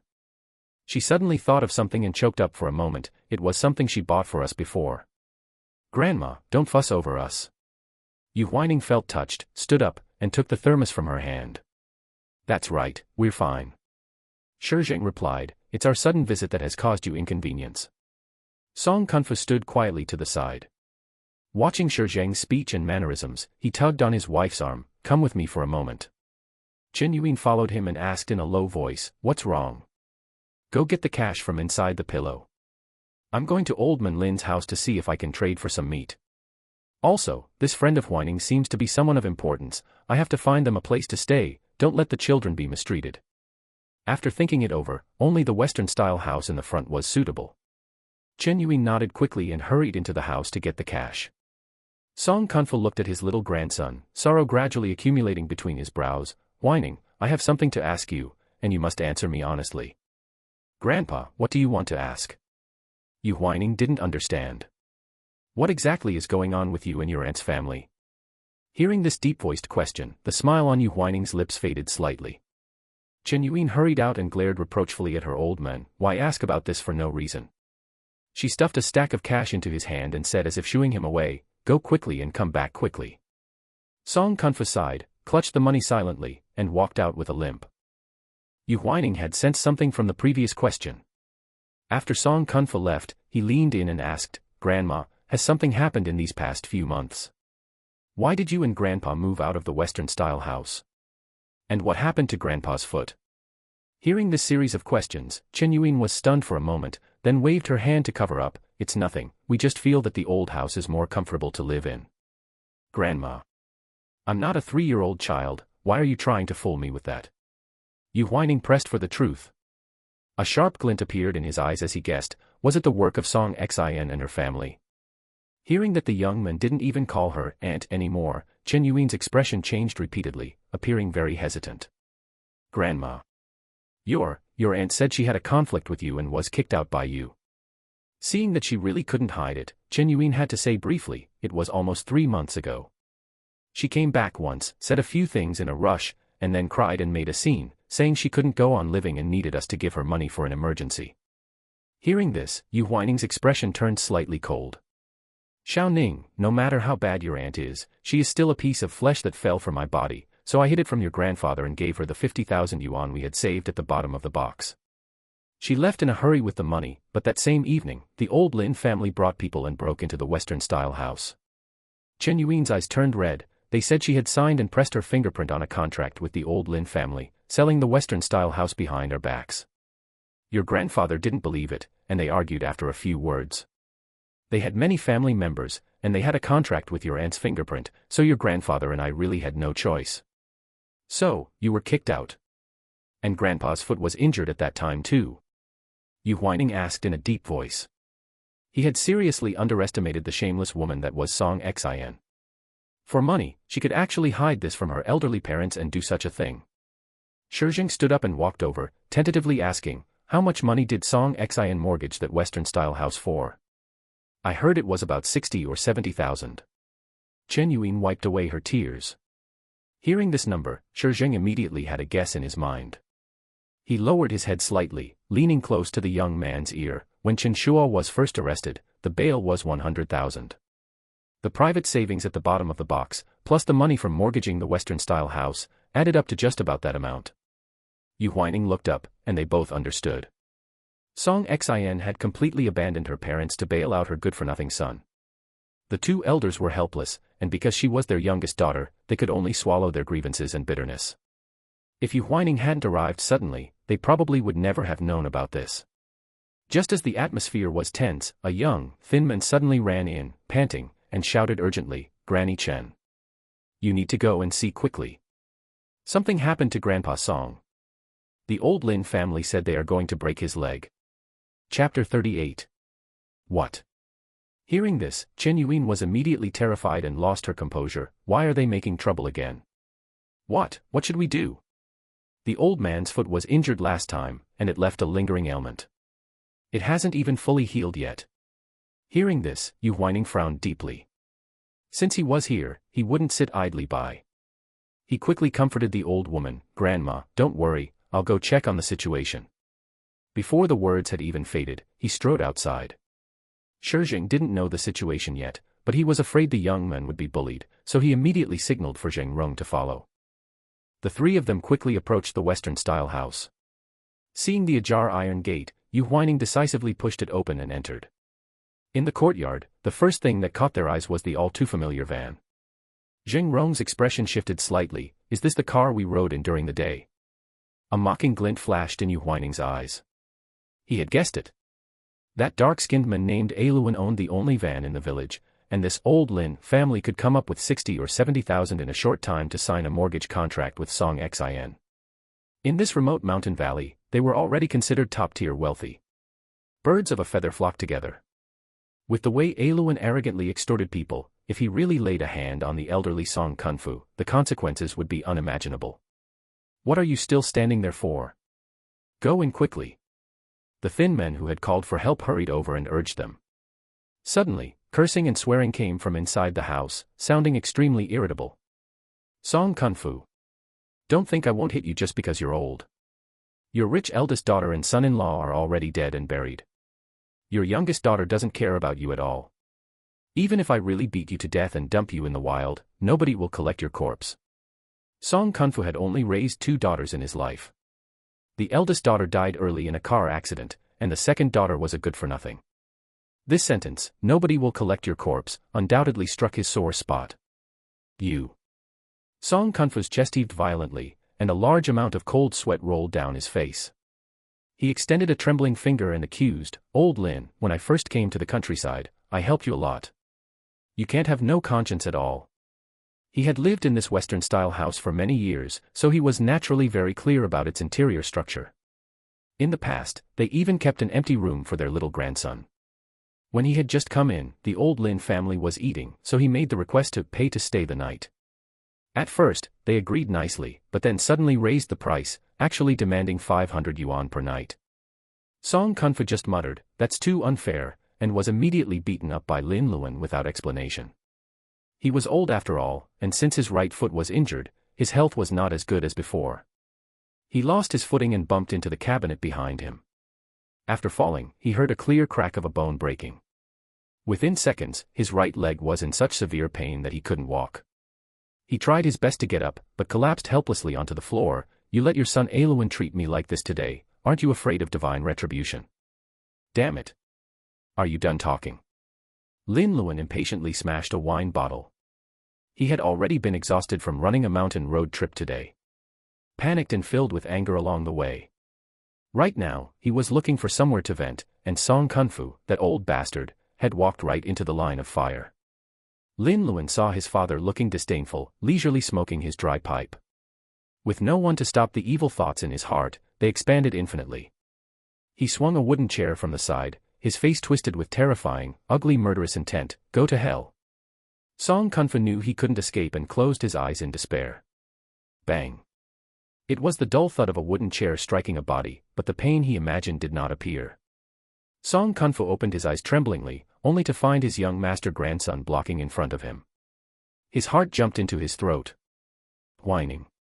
"Grandfather, are you okay?" Yu Huaining asked with a muffled groan, gritting his teeth. The situation had been urgent. Having kicked the door open, he didn't have time to think and could only block in front of the old man, pushing against the wooden table with his bare hands. His arm struck the wooden table, sending a sharp pain surging through it. Shi Zheng, who entered slightly later, saw this scene and instantly dropped his gentle mask, the frost rising rapidly in his eyes almost enough to freeze someone. He looked at the momentarily stunned Lin Luan and suddenly kicked out with force, "Get lost." Ah. Boom. Two sounds rang out in succession. Kicked in the abdomen, Lin Luan collided with the dining table and fell to the ground in extreme pain. The table was overturned along with him, and all the hot soup and dishes crashed down onto his body. For a moment, his wails filled the air. "Whining, are you okay?"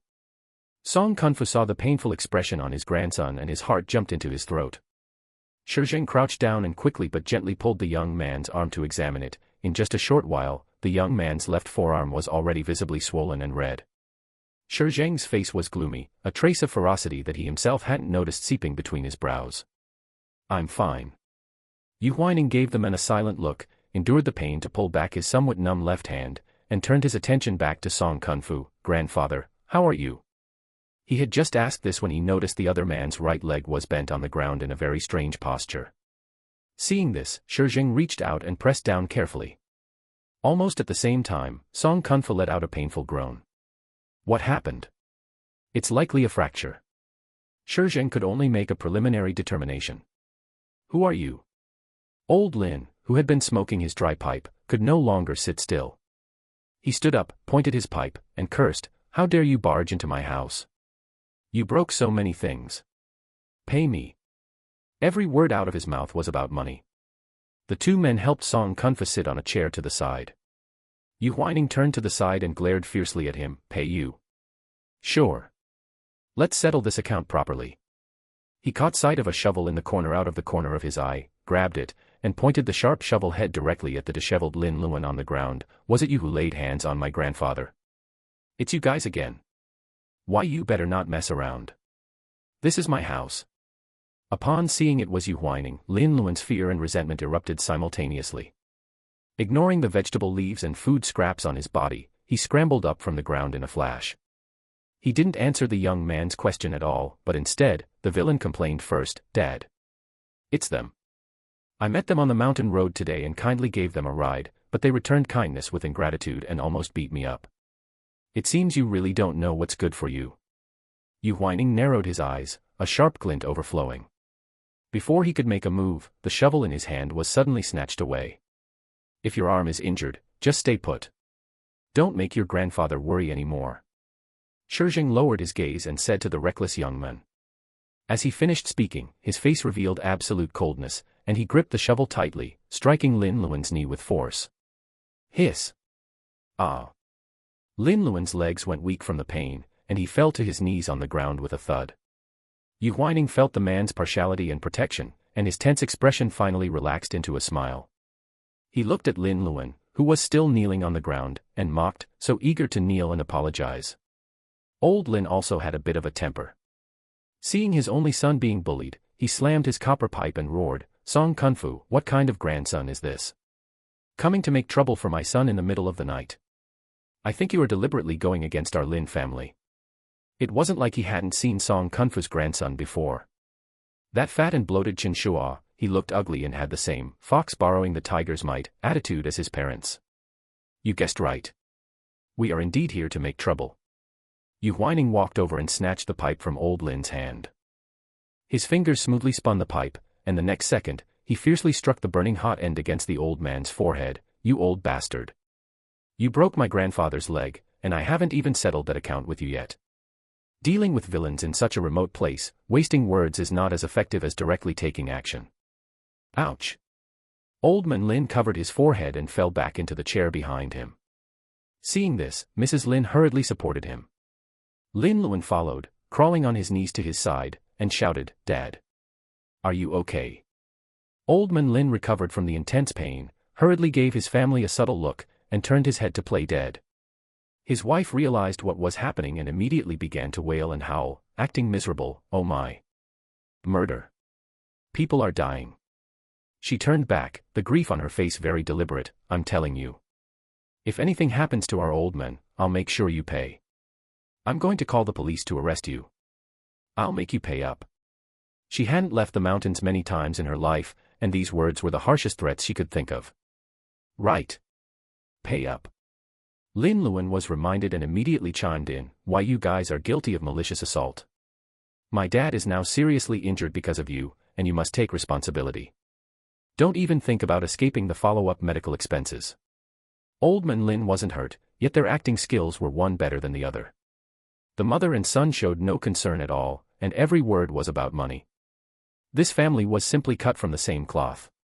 Shi Zheng only felt they were noisy and frowned with deep displeasure. "Brother Zheng, please help me take care of my grandfather." Yu Huaining finally recovered from the numbness in his left hand and instructed Zheng Rong. The other man was, after all, a professional martial artist, and he was more confident in assessing and caring for this kind of injury. "Yes." Yu Huaining shifted his gaze back, watching the farce with cold eyes. He knew the weight of his own actions and naturally wouldn't truly endanger their lives, so fragile. "Are you dying?"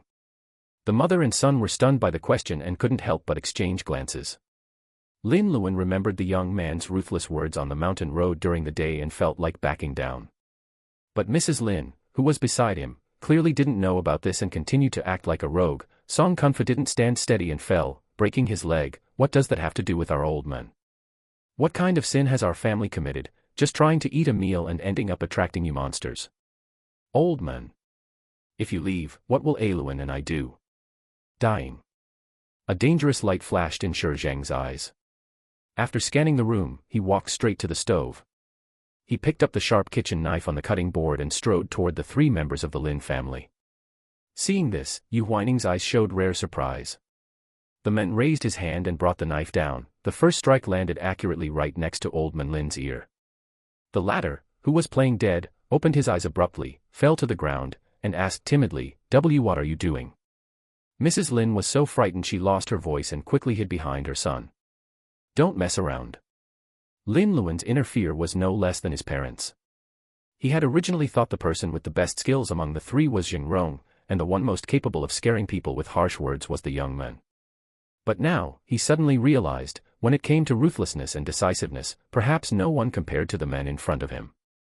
He swallowed his nervous saliva and spoke tremblingly, "I'm telling you. Killing someone requires paying with your life." As soon as he finished speaking, a lightly stinging knife mark appeared on his face. Shi Zheng shook the knife in his hand as a silent warning. The sharp blade's light reflected on the faces of the three Lin family members. The man remained silent, but his lowered gaze alone was enough to make one feel terrified. "Tsk, don't be afraid, think of a way to scam money." Yu Huaining was not at all afraid of Shi Zheng holding the knife. Instead, he approached with a playful look in his eyes. Relying on the man's imposing power, he acted very cocky toward the three Lin family members. "If you don't bleed a little, or lose half your life, how can you have the nerve to make monsters like us pay?" The Lin family members looked at each other, too scared to know what to do. The knife was in the other person's hand, and it seemed like it could come down if they weren't careful. Old Man Lin, being the head of the household, still had some wits. He coughed twice. "We don't want your money. Put the knife down." As soon as he finished speaking, Zheng Rong's voice came from behind. "Young master, your grandfather's leg is definitely fractured. It looks very serious. We need to go to the hospital. It's already dark, and the mountain road is very dangerous. We can't take that risk." The thin man interjected again. He thought about it and suggested kindly, "I'll go invite the village doctor to take a look now. Let's send the old gentleman out tomorrow morning when it's light." The mountain road into the village was indeed rugged and difficult to travel, with many places near cliffs. Driving at night could be dangerous with the slightest carelessness. "I'm fine, just invite the village doctor to take a look at me," Song Kunfu said while enduring the pain, clearly unwilling to let his grandson take risks for him. He was concerned about the other man's arm and asked, "Huaining, how is your hand?" "Grandfather." Yu Huaining walked closer and saw the old man's increasingly pale face, his own face showing self-reproach. For the first time, he clearly felt the trouble caused by inconvenient transportation. Perhaps he shouldn't have come on this trip, otherwise, the old man wouldn't have suffered like this while running around to take care of him. Just as Yu Huaining was thinking this, a clang suddenly came from the front. Shi Zheng suddenly threw the knife onto the wooden table behind the 3 Lin family members and coldly ordered, "Get me a few clean rooms immediately." Old Man Lin had just suffered a loss and understood that Shi Zheng and Yu Huaining were not to be trifled with, so he could only temporarily suppress the evil energy in his heart. Easily said, easily said. There are plenty of empty rooms. Shi Zheng concluded they didn't have the guts to make trouble again and turned to the young men. "Zheng Rong and I will first take the old gentleman to the room to settle him in and wait for the village doctor to arrive to check the situation. Your arm is inconvenient, go back to the old house first. Your grandmother is still waiting, don't let the old lady worry." The man's words were calm and organized, easily soothing the impatience in Yu Huaining's heart. A faint but reassuring smile appeared on his lips. "Okay." Half an hour later, the village doctor who arrived diagnosed Song Kunfu. Saying he was a village doctor, he was nothing more than a local practitioner in this mountain hollow who knew some superficial medical knowledge. Yu Huaining really couldn't rest easy, so he let Zheng Rong cooperate with him to temporarily fix the old man's fractured foot, and also asked the village doctor for some painkillers to temporarily relieve the old man's pain. Unfortunately, it was always treating the symptoms but not the root cause. Song Kunfu was able to endure hardship and kept gritting his teeth without making a sound. Over time, he drifted off into a groggy sleep. Seeing this, everyone could only wait until dawn. Chen Yuan was physically weak and had been badly frightened by her husband's incident, so she naturally couldn't handle staying up late. Fortunately, Zheng Rong had discretion and took the initiative to stay behind to look after the injured Song Kunfu. When Yu Huaining came out of the room, he saw the shrinking Lin Luan. He raised an eyebrow, his tone not polite. "What do you want to do again?" "Lin Luan, I'm warning you. If you dare to play any tricks in the middle of the night to disturb my grandfather, I will never let you off." "No." Lin Luan waved his hands and hurriedly explained, "I'm just here to find the village doctor." The old couple of the Lin family didn't dare to face Shi Zheng and Yu Huaining, so they had hidden back in their room early on, acting like shrinking turtles. Lin Luan's knee had been hit by the shovel and was swollen with a huge lump. He really couldn't stand the pain, so he guarded the door waiting for the village doctor to come out. He had just gotten a painkiller when he ran into the young man coming out of the room. The two were nearly a cycle apart in age. According to the village hierarchy, Yu Huaining would have to call him Uncle Lin. But now the situation of respect and hierarchy was completely reversed. Lin Luan felt stifled and aggrieved, but the lessons of the day made him really dare not provoke the young man again. "I'm leaving first. Your room is upstairs." After saying this, he limped back to his own room. Before Yu Huaining could take a step, he heard movement on the stairs. It was that Lin man. The other party had just seen the village doctor out and, seeing the young man still standing in the dim corridor, couldn't help but ask, "Is Grandpa Song feeling any better? It's getting late, why haven't you gone to rest yet?" Unlike other people in Taoshi Hollow, the Lin man spoke in standard Mandarin. Yu Huaining remembered Song Kunfu calling him village official Xiao Chen, and a vague guess formed in his heart. "What is your name? You shouldn't be from the Lin family, right?" "My name is Qin Mingxian.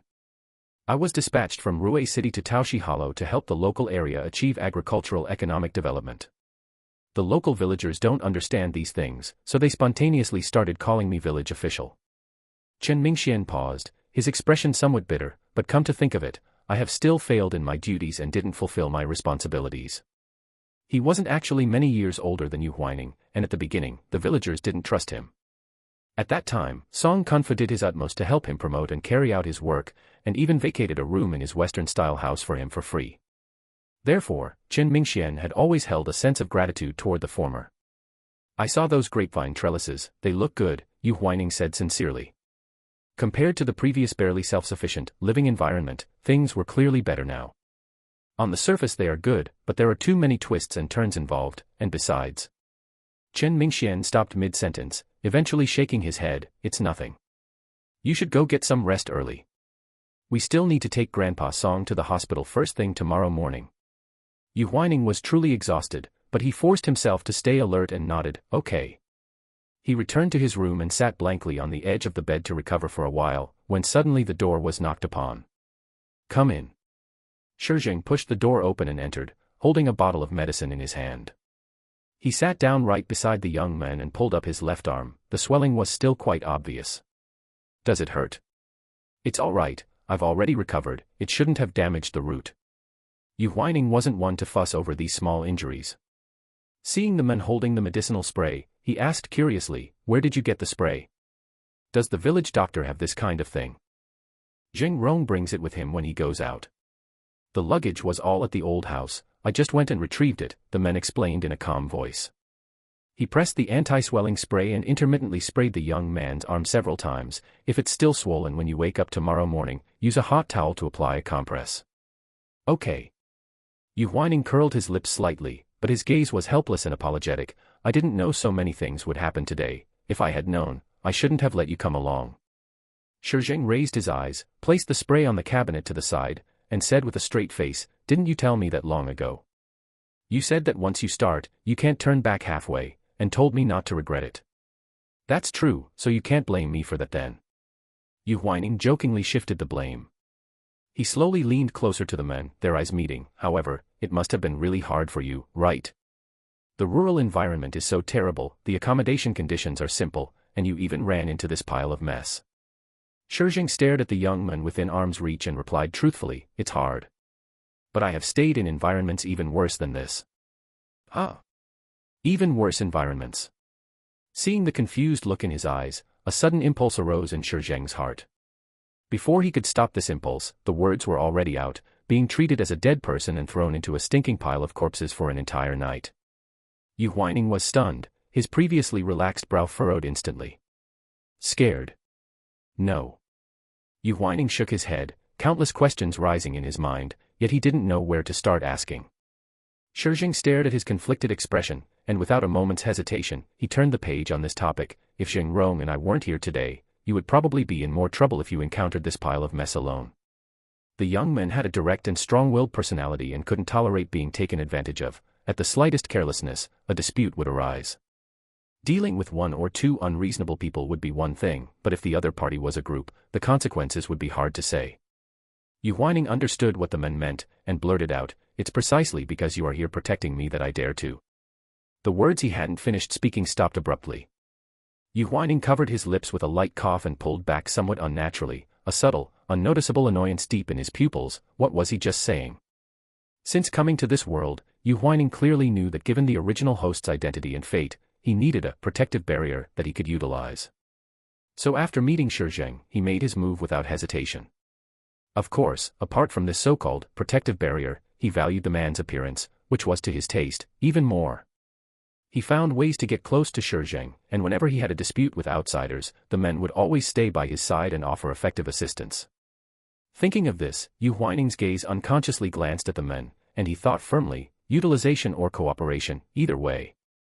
Even if they became friends with benefits, he must never develop an inappropriate sense of dependency. Otherwise, any extra emotions would eventually backlash and hurt himself. What's wrong? Nothing. Yu Huaining shook off those improper thoughts and continued to tease, I just originally thought that the way President Shi held a kitchen knife to threaten the 3 members of the Lin family tonight was even more attractive. It was intoxicating. Smooth talker. Shi Zheng curled his lips in commentary. He leaned his body slightly forward, and with a rather pleased expression, added, however, you were right about one thing just now. Yu Huaining's smile paused slightly, and he asked in confusion, which one? With me here protecting you, you can indeed be reckless. Chapter 39. At the Ruwei City Central Hospital, after suffering for a whole night, Song Kunfu finally obtained temporary peace.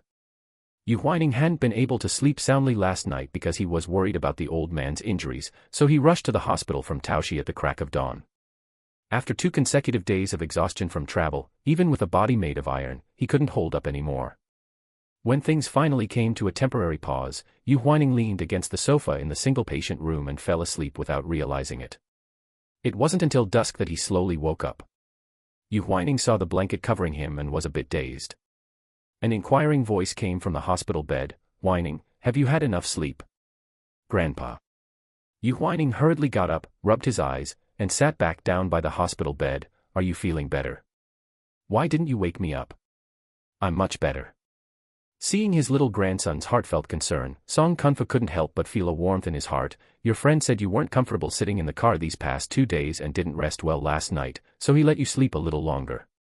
Upon hearing this, Yu Huaining understood that the friend the old man referred to was Shi Zheng. He subconsciously looked around and asked, "Where is he?" "He received a phone call earlier and seems to have gone out for something." Song Kunfu had a good impression of Shi Zheng and nodded in praise. "After you fell asleep, he and that assistant were constantly running around helping me. He was afraid you would catch a cold, so he specifically asked for a thin blanket to cover you with, and also brought something to reduce the swelling on your arm. He seems quite attentive." Yu Huaining felt extremely surprised upon hearing this. The man's seemingly tough personality had an unparalleled, meticulous gentleness, a point he hadn't been able to deeply perceive had actually been pinpointed by the old man in one sentence. A warm current unconsciously flowed through his heart, making him exceptionally pleased. Yu Huaining moved his chair closer, curled his lips, and asked again, "Grandpa, are you hungry? I'll go get you something to eat." "Don't busy yourself with my affairs, you go and eat something quickly yourself." Song Kunfu had originally harbored some reservations about his little grandson whom he hadn't seen in a long time, but after less than a day of being together, everything the other party did made him feel at ease. He was truly mature and steady. "I'm not hungry either." Yu Huaining poured himself a cup of warm water, thought for a moment, and opened the topic. "Grandpa, were you trying to ask me about Song Xin, my aunt last night?" He still had many doubts in his heart and had to ask clearly. "Since you can't bring yourself to call her that, you don't have to force yourself to call her Aunt. Song Kunfu saw Yu Huaining's reluctance clearly and understood it perfectly. He sighed and said, "She, Song Xin, is my daughter. How could I not know what kind of personality she has? Your parents had too good of a temper, that's why they were pestered by their family of 3 for so many years." It wasn't that Song Kunfu was heavily biased. Song Xin had mortgaged the Western-style house behind his back, leaving the elderly couple with no one to rely on in their old age. This fact truly chilled his heart. "Grandpa, how exactly did old Lin's family treat you back then?" Yu Huaining asked directly. "Grandma is probably afraid I'll worry, so she kept holding back and didn't say much. Song Xin went behind my back and found old Lin's family, and mortgaged the Western-style house for 60 or 70,000. Song Kunfu didn't hide it. "You have to know, when this Western-style house was built, it cost over 100,000 in total. 10,000 back then was worth much more than it is now, and the house had even been renovated once the year before last. At this sale price, old Lin's family had completely gotten a huge bargain. That day, your grandmother and I were eating dinner when old Lin brought a group of people in, holding a piece of paper with a scribbled, handwritten mortgage contract, and told us to leave." Song Kunfu shook his head, anger still remaining in his eyes. "Naturally, I didn't acknowledge it. The foundation belonged to their Song family, and the house was built by their eldest daughter. Why should they be driven out of their own home by outsiders without his knowledge?"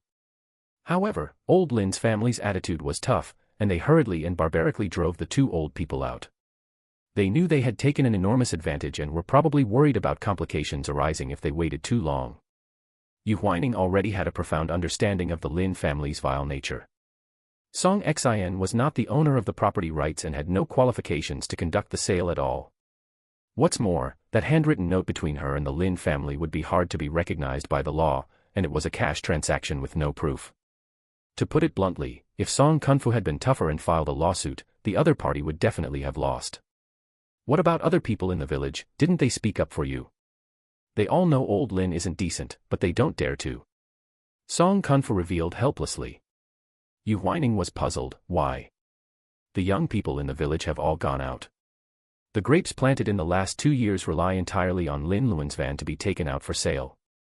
Although a box of grapes only sells for 40 yuan, at least compared to the impoverished days of the past, they have earned some money. At this point, Yu Huaining already understood. If they offended old Lin's family over a disagreement, there would be no one to help transport the grapes they had worked so hard to grow to be sold. If they went themselves, the time delayed on the mountain roads would be too long, and the grapes wouldn't be fresh.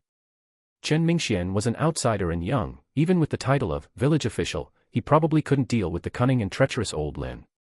This whole family was practically local tyrants. By the way, Huaining, you should go back tomorrow. Song Kunfu paused for a moment and said, your grandmother is timid, she is living at home alone and will definitely worry about me. Okay. Yu Huaining agreed readily. There were professional caregivers in the hospital, so they would surely be able to take good care of the old man. Song Kunfu patted his arm and said solemnly, there is one more thing I need to entrust to you. What is it?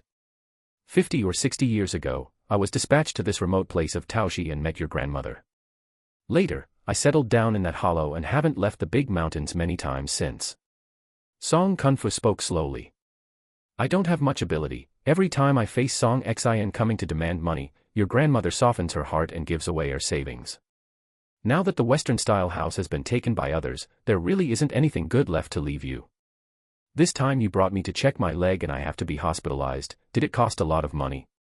Grandpa, don't be a stranger with me, it's only right that I spend money on you.